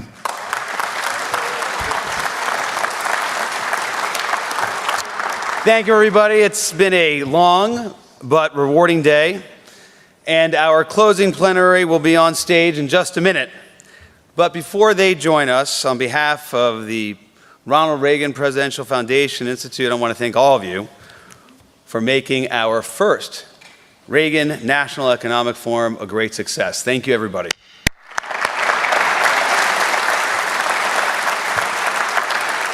And as is tradition here in our Defense Forum, I'm going to give a bunch of shout-outs. I ask you to hold the applause to the end, but there are people we must recognize.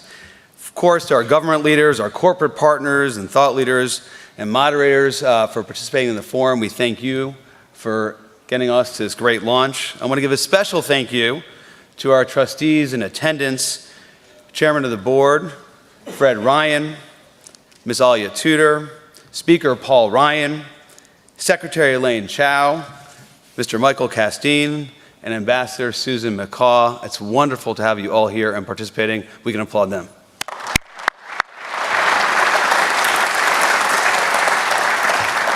Now, we have representation on both coasts at the Ronald Reagan Presidential Foundation Institute. I'm grateful to the amazing California team, especially our colleague Joanne Drake and the outstanding DC team that traveled here. It would not have come off as successful as it has without a fantastic integration and collaboration. So thank you to the entire foundation team. I'm especially grateful to Dave Trulio, old friend and president and CEO of the foundation, for his leadership and vision in beginning this forum. Thank you, Dave. That deserves an applause.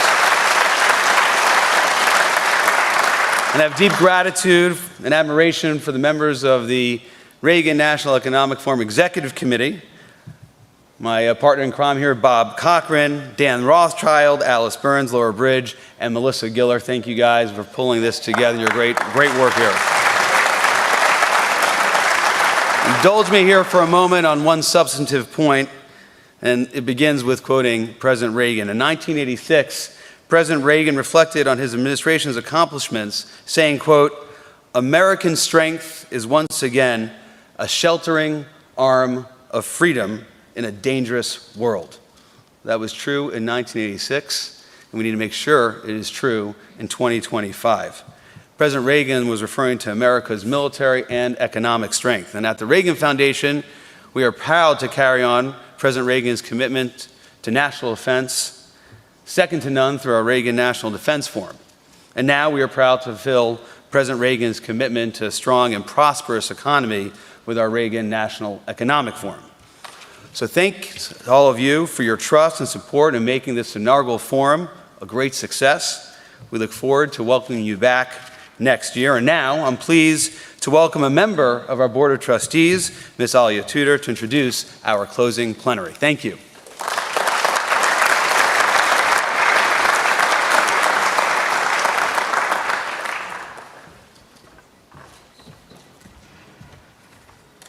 Thank you, Roger, for those inspiring words. It's my privilege to introduce our concluding panel, The Moral Imperative of Economic Growth. And we have the perfect set of leaders to take on this subject. First off, my fellow Reagan Foundation and Institute trustee and former Speaker of the House, Paul Ryan, is one of our nation's most eloquent champions for growth. Thanks to Speaker Ryan's principled leadership, And in the tradition of Ronald Reagan and the great Jack Kemp, Congress passed in 2017 one of the largest tax cuts in history. The Tax Cuts and Jobs Act enabled American workers to keep more of the fruits of their labor and spurred businesses to invest and expand here at home. We are also privileged to have on stage a key partner in developing, passing, and implementing that historic legislation, Steven Mnuchin, who served as the 77th Secretary of the U.S. Treasury from 2017 to 2021 and played a pivotal role in advancing the Trump administration's economic agenda. We are also honored to be joined by two top officials currently serving in Washington, D.C. Michael Falkender, who was confirmed as the Deputy Secretary of the Treasury in March, and last month, he was appointed Acting Commissioner of the Internal Revenue Service. He is a distinguished economist who brings to these roles a distinctive combination of real-world experience and academic credentials. Finally, we are proud to have Mark Ueda, who has served for the Securities and Exchange Commission for nearly 2 decades, and since 2022, as one of 2 Republican SEC commissioners, he has worked tirelessly to advance the SEC's mission of protecting investors, maintaining fair, orderly, and efficient markets, and facilitating capital formation. Moderating this discussion is Larry Kudlow from Fox Business, one of the nation's finest and most prominent financial commentators. Larry is a Reagan administration alumnus who has served as assistant to the President for Economic Policy and director of the National Economic Council under President Trump. Ladies and gentlemen, please give our panel a big round of applause.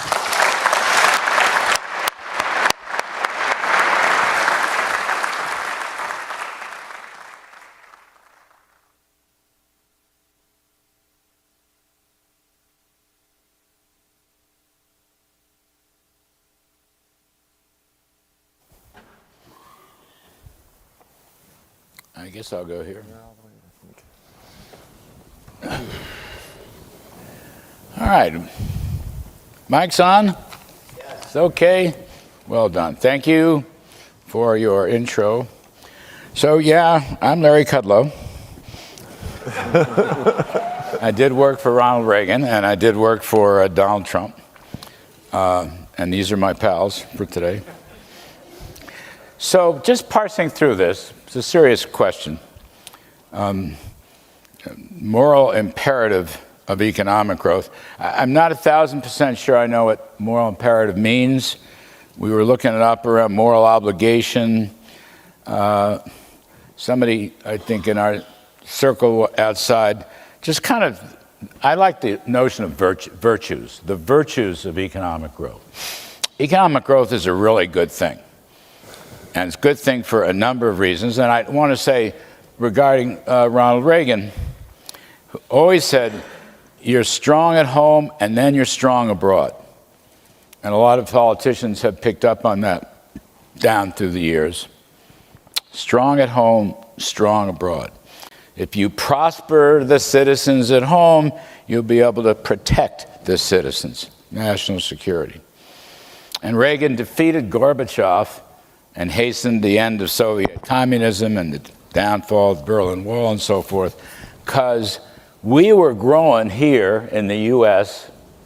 a lot, actually, 10, 12% after the recession. We were growing here. Soviet communism was sinking fast. And Reagan basically said that to Gorbachev. Well, he wouldn't drop Strategic Defense Initiative, known as Star Wars.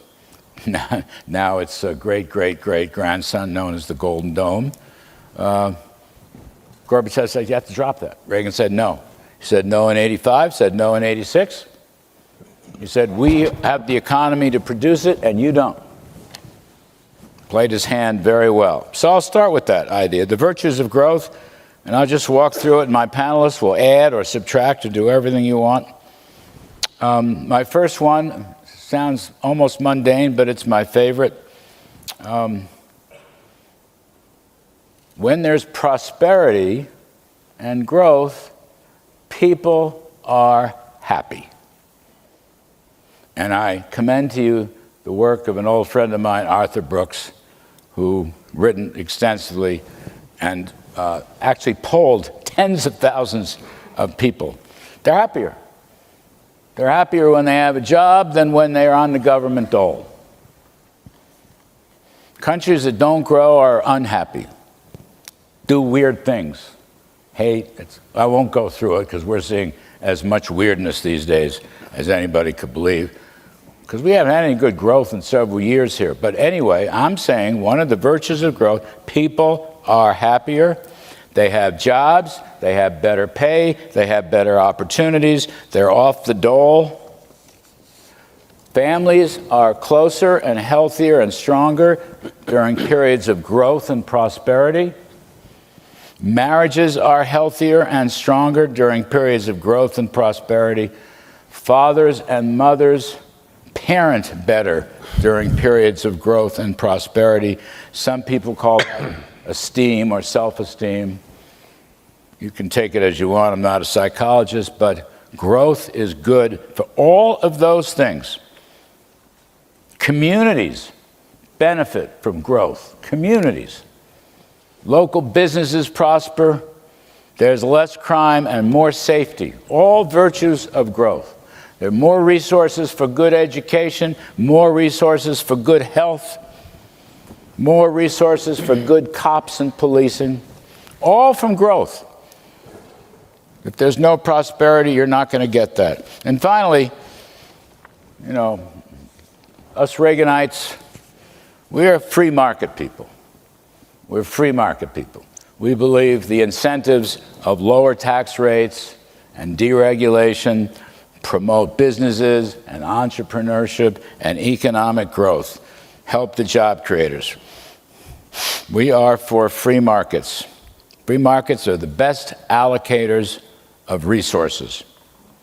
So I don't know who said it. A lot of people said it. I mean, you mentioned, Ali mentioned Jack Kemp. Thank you for that, by the way. He was a very dear friend and mentor of many of us here on the stage, Speaker Ryan including. Anyway, a rising tide does lift all boats. People on the left hate that. I'm sorry. I don't mean to be disrespectful. Anybody in this, I mean, if you disagree with everything I've just said, it's fine. I understand. It's not personal. But a rising tide lifts all boats. And it's going to come from the private sector, and it's going to come from free markets, and it's going to come from men and women succeeding in business. And everything is better. Everything is better. And I'll merely conclude by saying Ronald Reagan, my former boss, I was, Associate Director of OMB for the first term. Reagan was the best and most important and most consequential president in the second half of the 20th century, bar none.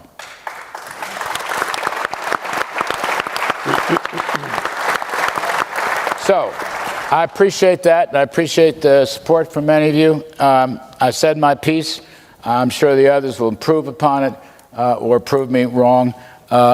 In no particular order, let me begin with former Speaker Paul Ryan, who I have known for many, many decades, and he himself broke in as a staffer to the great Jack Kemp. And we owe Paul, as Ali said, never would have passed a tax cut if it weren't for Paul Ryan, or Steve Mnuchin for that matter here. But anyway, Paul Ryan, take it from there, please. I've said my piece. Okay, Larry, it's great to be here. I'll try to be brief. I guess I'll try to bookend the day.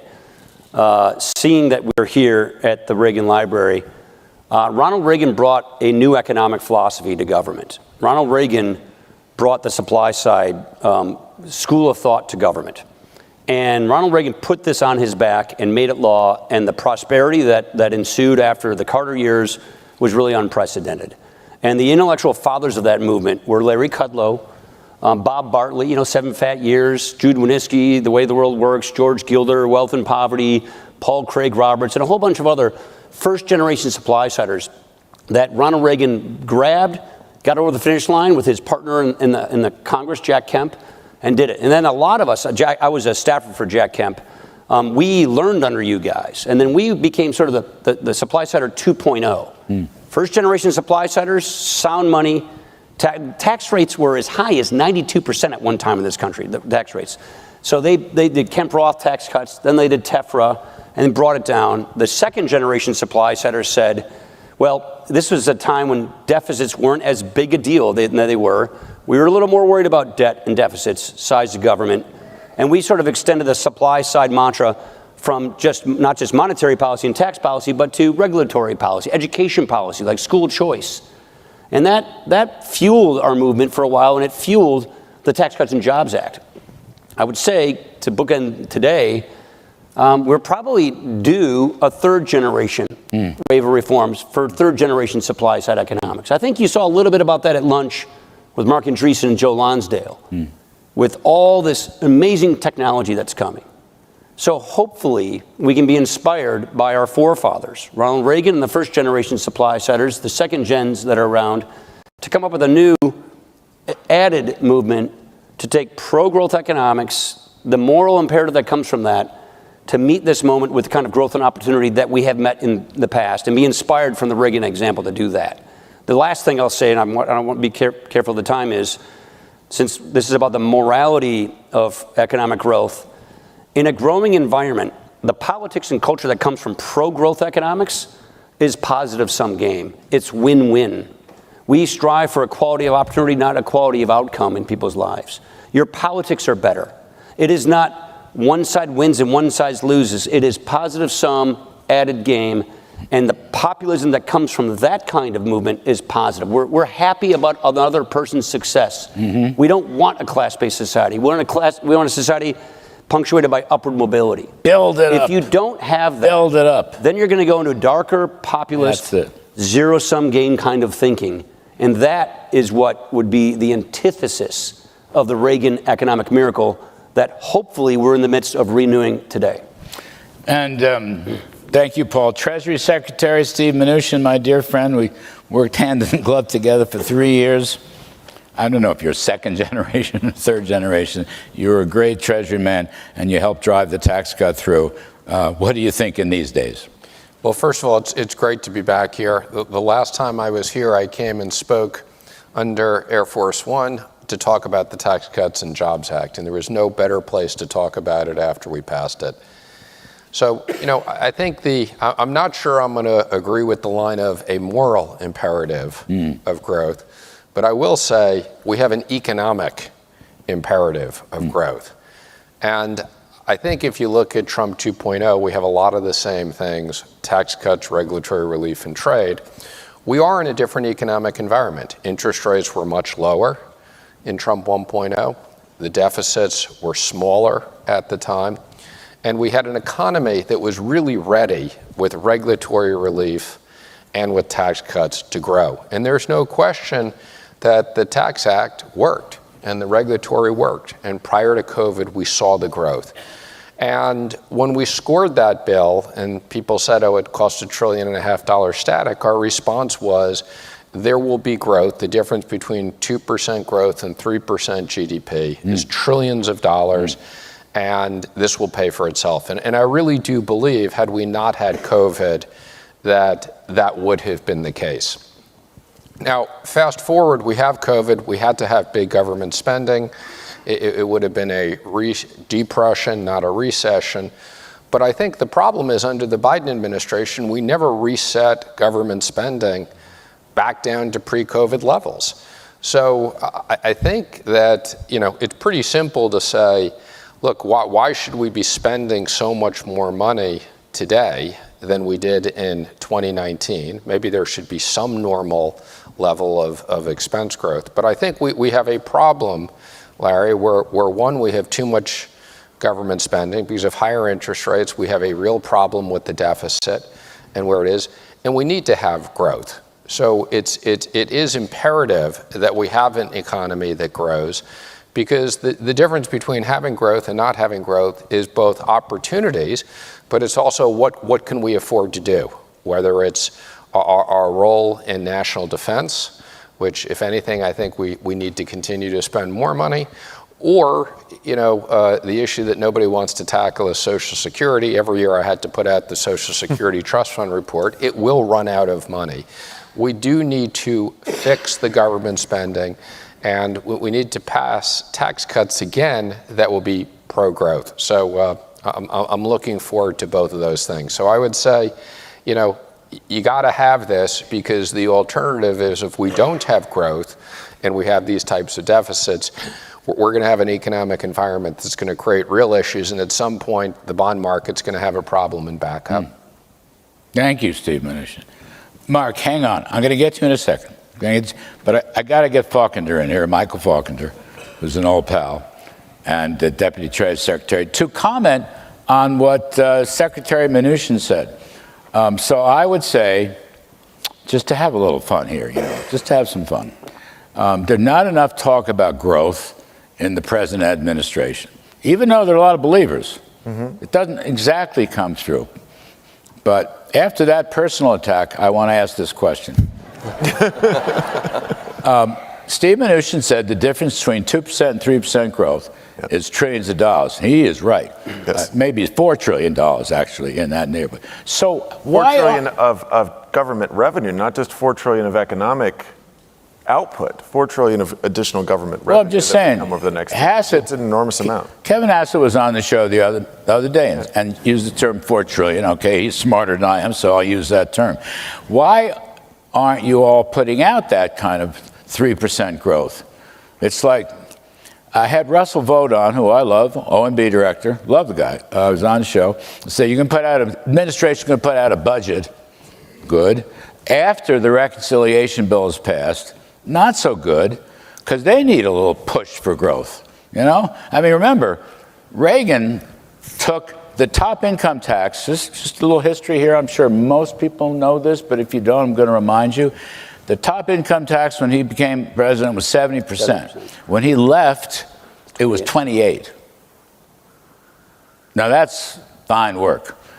You guys, okay, you're cutting taxes, and in fact, you've got new tax cuts, and depreciation, and factories, and I like that a lot. So how come you're not estimating 3% growth and pushing it out there and moving the senators and the House members there and getting reconciliation, make life a lot easier? Growth solves a lot of problems, Faulkner. Growth absolutely does. I learned that from you.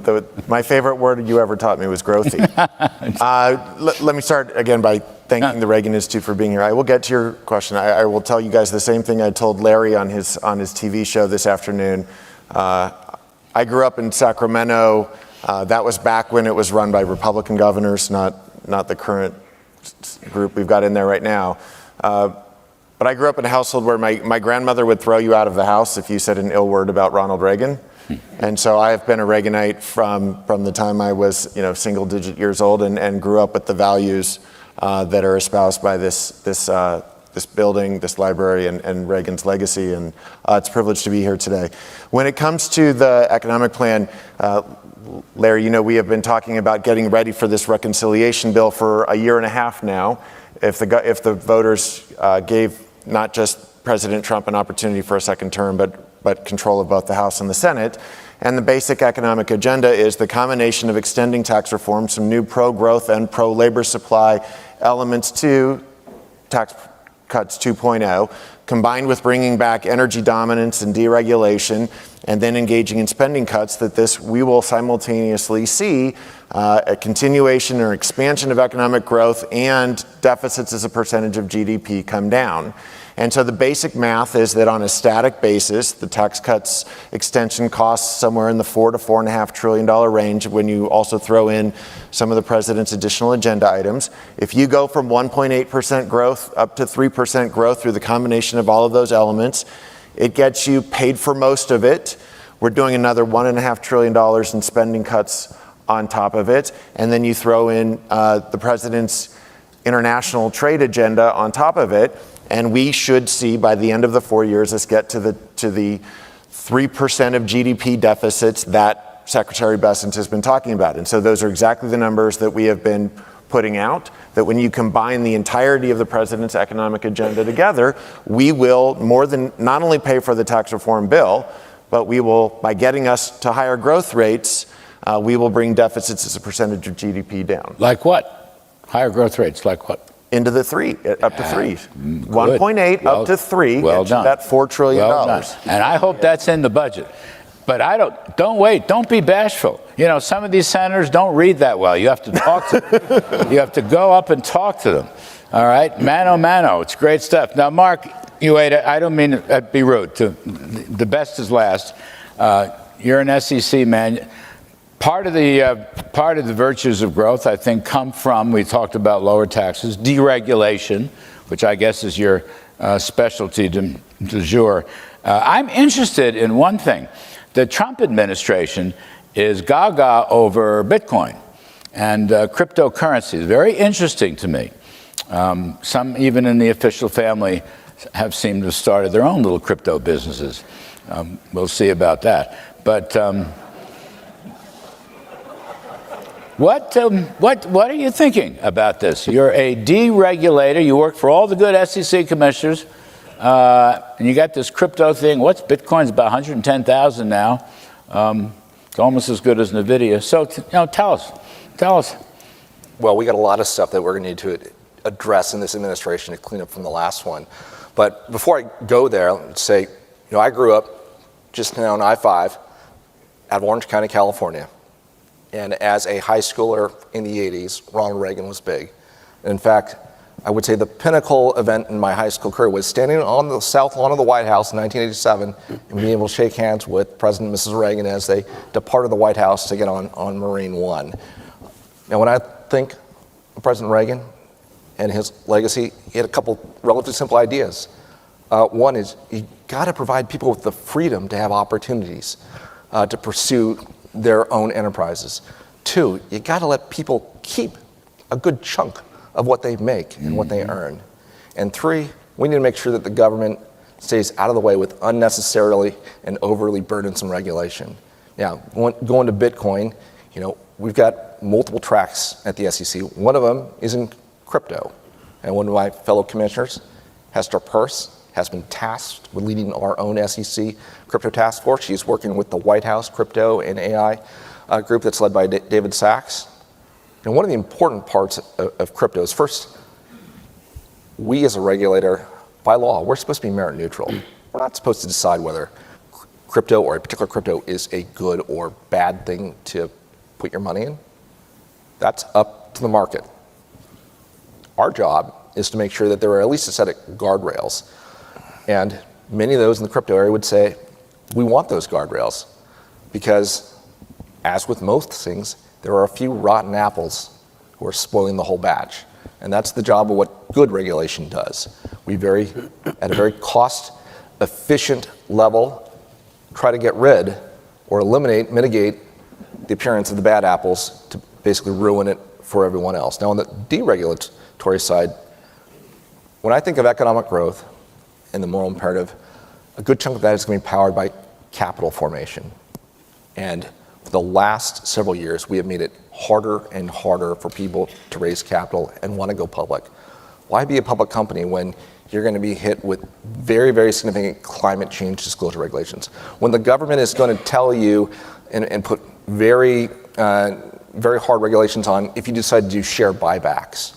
If the SEC is going to now impose very prescriptive cybersecurity disclosure rules, which is not something that's really in our wheelhouse, cybersecurity. There are all of these things, and not to mention the shareholder meetings, which in the last 4 years, we in essence allowed anybody who had $2,000 of the company's stock to put whatever political issue they wanted, put forward to the CEO at the shareholder meeting to be a big distraction of making it a political debate, not about what's going on at the company. So these are all things that we're in the process of rectifying. And so you've got the traditional finance side, and you got the crypto, Bitcoin, digital asset side. The good news is we've got a very experienced chairman who just took office a month ago, Paul Atkins, who I had the privilege to work for when I first came to the SEC in 2006 to 2008, when Chairman Atkins was then a SEC commissioner. And we're going to make sure that we try and tackle all these in coordination with the president and the rest of the executive branch. Just thinking about this, Paul Ryan, the Biden administration basically hated business. and waged war against business on almost every front. Mark was referring to it softly, so I don't know how to say anything soft, so I'll just say they made war against business. And then on top of that, created regulations, like DI, all this climate change stuff, all this sort of cultural, woke cultural stuff. And business is just, that's not what they're for. Their business should, innovate, make money. Profits are not a dirty word. And that's how you sort of grow the economy. Reagan always talked about more take-home pay for the working man, the working folks, take-home pay. And Reagan loved entrepreneurs and surrounded himself with successful people. And I think some of that's coming back now in the Trump group. I think that's terrific. I don't think our friends on the Democratic side understand it or agree with it. But if we're talking about, the virtues of growth, the moral obligations of growth, whatever, the engine of growth is business. I hate to say it. No, I don't hate to say it. But 100 years ago, Calvin Coolidge was right. What you make of that? Are we moving back towards helping business, stopping the regulations, ending this cultural left-wing nonsense? Yeah, so what Mark, and he's got a very important project over the SEC, but government-wide. We just heard Chris Wright talk about this, unleashing American energy across the board. So I think we've got two great growth levers that this administration is pulling on right now. Get this tax bill done, add some growth functions to it, like boost up expensing for plant and equipment and for new builds. But this deregulation thing is really important. That's, quantifiably, it's almost as good as this kind of supply-side tax policy. Mm-hmm. But what that gets you is it gets you a business climate that gives you more certainty so that you can take risks, start businesses. That gets you higher productivity. That gets you more take-home pay. Mm-hmm. The Tax Cuts and Jobs Act, of its key things we were trying to achieve, was we wanted to boost productivity in the economy because we know that boosts take-home pay. Real wages went up, living standards went up, and the lowest two quintile earners had the fastest real income wage growth until COVID hit. I hope the trade fight is the Larry Kudlow plan, like it was in Trump 1.0, which is get to these reciprocal agreements. I understand there's a lot of negotiating and blustering, but if the goal of this is to get these reciprocal agreements where our allies and we're lowering trade barriers, and then we have our China issue, which we all agree on, that fight, then we have reduced that unpredictability, that uncertainty, which is right now kind of plaguing the economy. So hopefully we can pull three levers, which is deregulate the economy, certainty on tax policy that's going to be pro-growth, and then get to these good reciprocal agreements that open markets for American economy, for American workers, for American businesses. And then we're going to have a really good growth picture. And my hope then is after we have this really good pro-growth fiscal policy, the Fed, has a little more certainty. They start calming rates down, and then we can start working on the debt long-term with entitlements, which would be, to me, the capstone of an extremely successful administration on economic policy. But right now, two good growth levers. One, hopefully getting to a growth period with some more certainty, and then work on these big things. All of that makes you optimistic. That makes people optimistic. The Mnuchin Kudlow version of trade was to lower barriers as much as possible, tariff and non-tariff barriers. I'll just leave it at that. But Stephen, one thing you mentioned before was the national security side of this discussion. And Reagan literally spent a fortune on defense. I mean, I was there during the transition in late 1980 after he won, and early 81, and he poured money. Cap Weinberger was the defense secretary. And he actually fought with my former boss, David Stockman. Stockman was wrong, Weinberger was right, Reagan was right. I mean, we put in probably $2 trillion in real terms in the first term of Reagan, okay?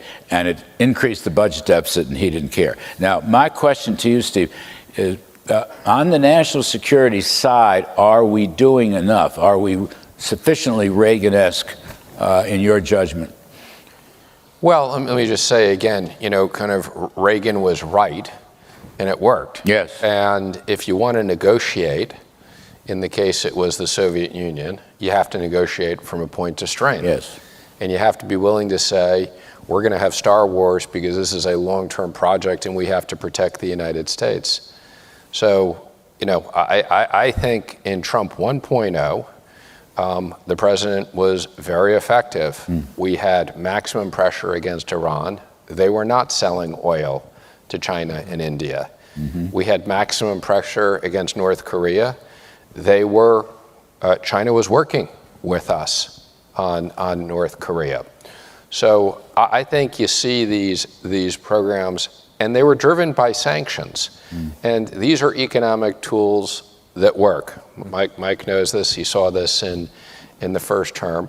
We enforce these sanctions. It's not as simple as kind of just putting them out there. You have to go enforce them. You got to have not only primary sanctions, but you got to have secondary sanctions and say to the Chinese and the Russians and India, if you do these things, you're going to be cut off from the dollar. And because the dollar is the reserve currency of the world, these economic tools are as important, if not more important, than the military tools. I think during the Biden administration, they stopped enforcing that. They were more focused on the price of gas. Look, I think a big component of why Russia did what they did in Ukraine was they didn't think that the U.S. was going to react. And I think if you look at China, if China stopped buying things from Russia tomorrow, Russia would have to end the war. So I think all these things are interconnected. And I don't think we're doing enough. Now, I think President Trump has changed that, and we're back in the right direction. Mike Falconer, first of all, will King Dollar remain King Dollar, world's reserve currency? That's very important. And second of all, what about trade sanctions? So, number of things. When Stephen was Treasury Secretary, I would say to my team regularly, the Treasury Secretary will always say that the dollar will forever be the world's reserve currency, and our job at Treasury is to make that a true statement. Right? That was the staff's job. He was right. He's absolutely right.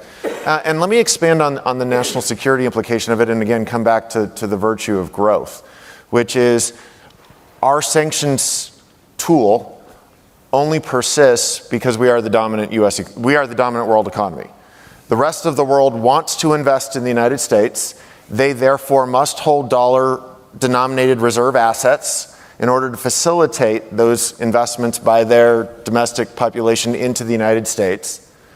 It is because we are the world's reserve currency, we can then monitor illicit financial flows around the world and potentially cut them off from access to not only U.S. financial institutions, but allied financial institutions through our sanctions packages, because our allies and partners around the world value their relationship with us and our economy more than they do the country that is being sanctioned.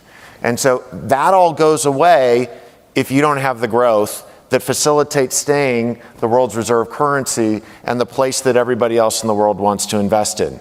Second piece is, what Reagan understood was, in many ways, we were spending on kind of traditional military weapon systems out of the U.S. economy in order to, build up a larger defense shield against the Soviets than they could match us with. The weapons of today and tomorrow, many cases have dual commercial use.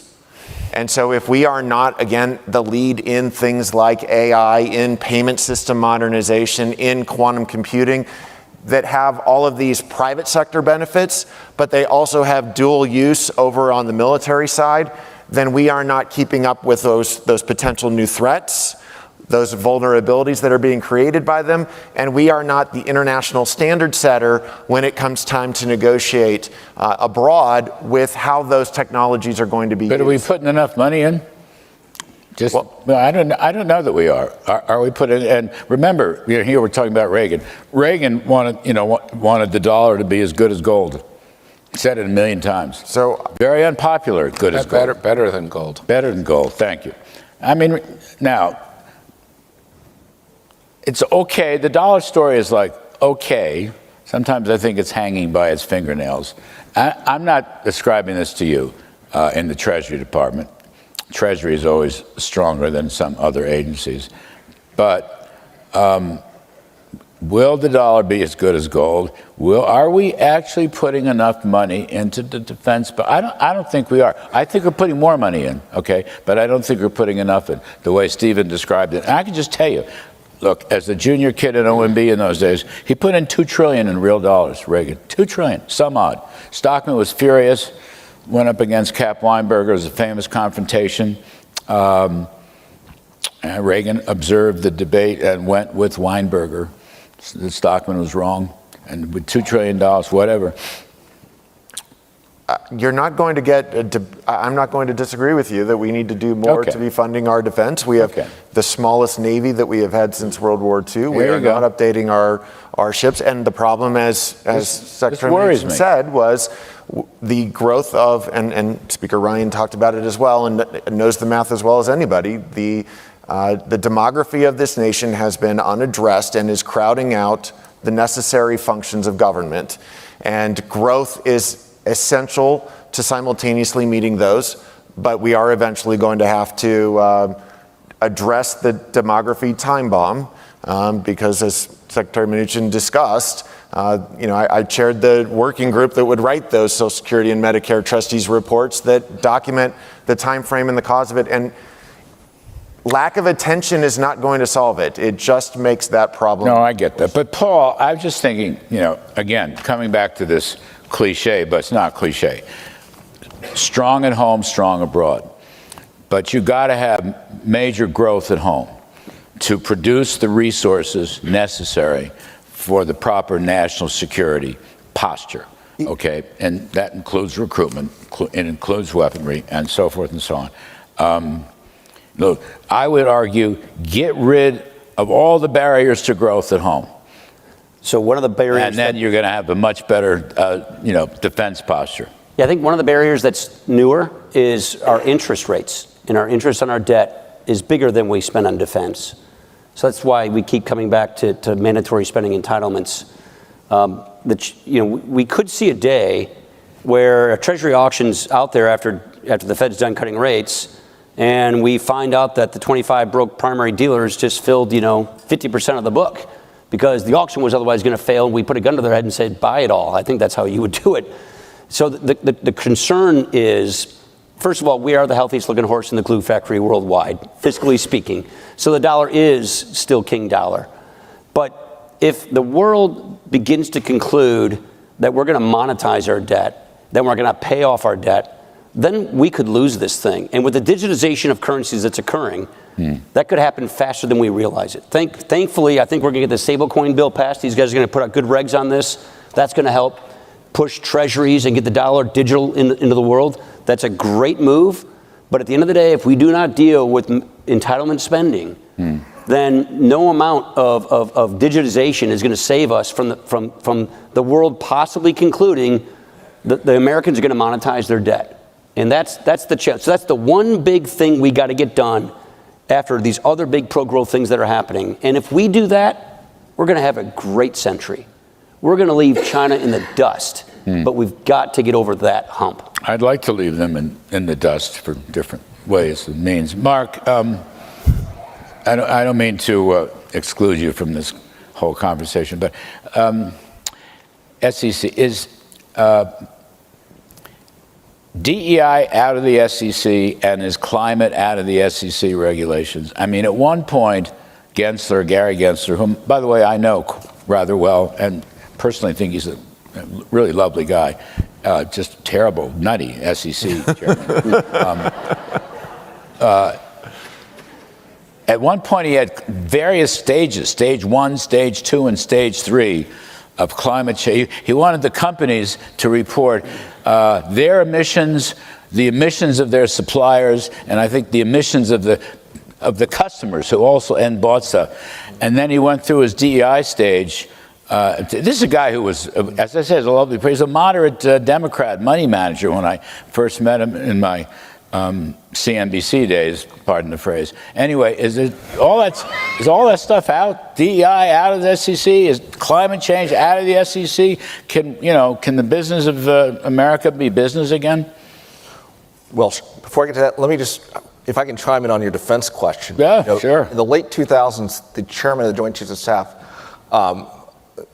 Michael Mulvaney at the time said, one of the biggest threats to our national security is the financial crisis. And so that's something that President Reagan understood, was that the strength of our economy was intertwined with the strength of our defense posture. If we grow our economy, if we get that economic growth, we can pay for additional military power at a much lower burden on us relative to other countries. Now, as I mentioned before, one of President Reagan's other prongs of his program was eliminate unnecessary burdensome regulations. And that's the DEI, the climate change, that's exactly what they were. I mean, when you have to start doing things like, NASDAQ had a rule about the DEI and categorizing in boxes, which frankly, I didn't even understand some of the rules of the NASDAQ DEI listing rules that were ultimately overturned in the courts, but that was something we had to spend time on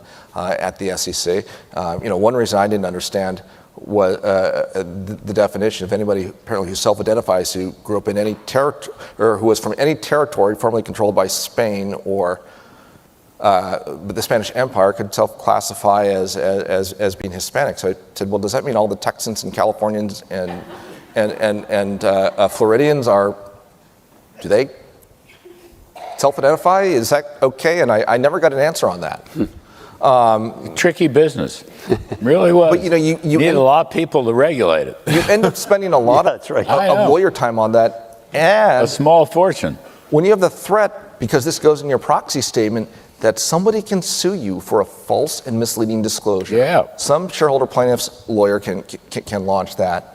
Again, you're spending all this time, and the question is, for what? Now, when I say for what, for me it comes down to this concept of financial materiality. Is this going to affect the price of the stock? Is the disclosure going to move the stock? And by and large, a lot of the things that we did were not material. And even on climate, our rule book already requires, believe it or not, disclosure of material climate impacts. If you have a climate issue and you're going to take a 20% hit on your earnings, guess what? That's likely to be financially material. You're going to have to report that, irrespective of this climate rule that we passed the last few years ago. So this rule was really about forcing companies where it was not financially material to spend a lot of time, effort, and money on these disclosures. Now, that's before the courts. The good news is, in very short order, we have to publish on a semi-annual basis our regulatory agenda. So that should be coming out soon. I think you'll notice some differences from the last one that was produced under Chairman Gary Gensler. I mean, they spent all the time doing that stuff, and no business investment was expanding. It was all government stuff. There were programs that weren't even implemented because they had DEI regulations inside the spending programs. So people would back, so they didn't even get the kick from the government spending that they put in, which cost a fortune and blew up the deficit and all the rest of it. So you're basically saying DEI is out. DEI, SEC Commissioner, DEI is out. Go ahead, say it. We're going to stick. I cannot prejudge anything that might come before the commission, but I can tell you we've seen a lot of public comment letters that all express a lot of concern about this, and they are very well noted by all the commissioners. All right. What do you expect them to say? Go ahead. Being a good commissioner. I think we pretty much covered the ground, to tell you the truth. I've known Faulkner, while he was in Treasury. Then we spirited him to the America First Policy Institute, and now he's back in Treasury. I met Steve Mnuchin during the campaign, and like so many people, basically fell in love with him. He was a fabulous person to work with at Treasury when I was at NEC. Paul Ryan, I've known forever. I met you in 1992. And you are a superstar. I want to see you back in public service before long.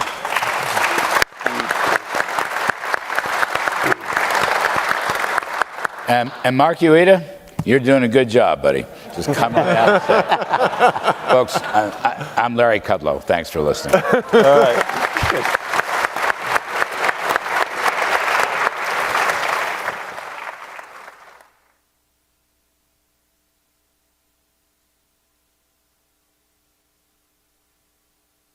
Ladies and gentlemen,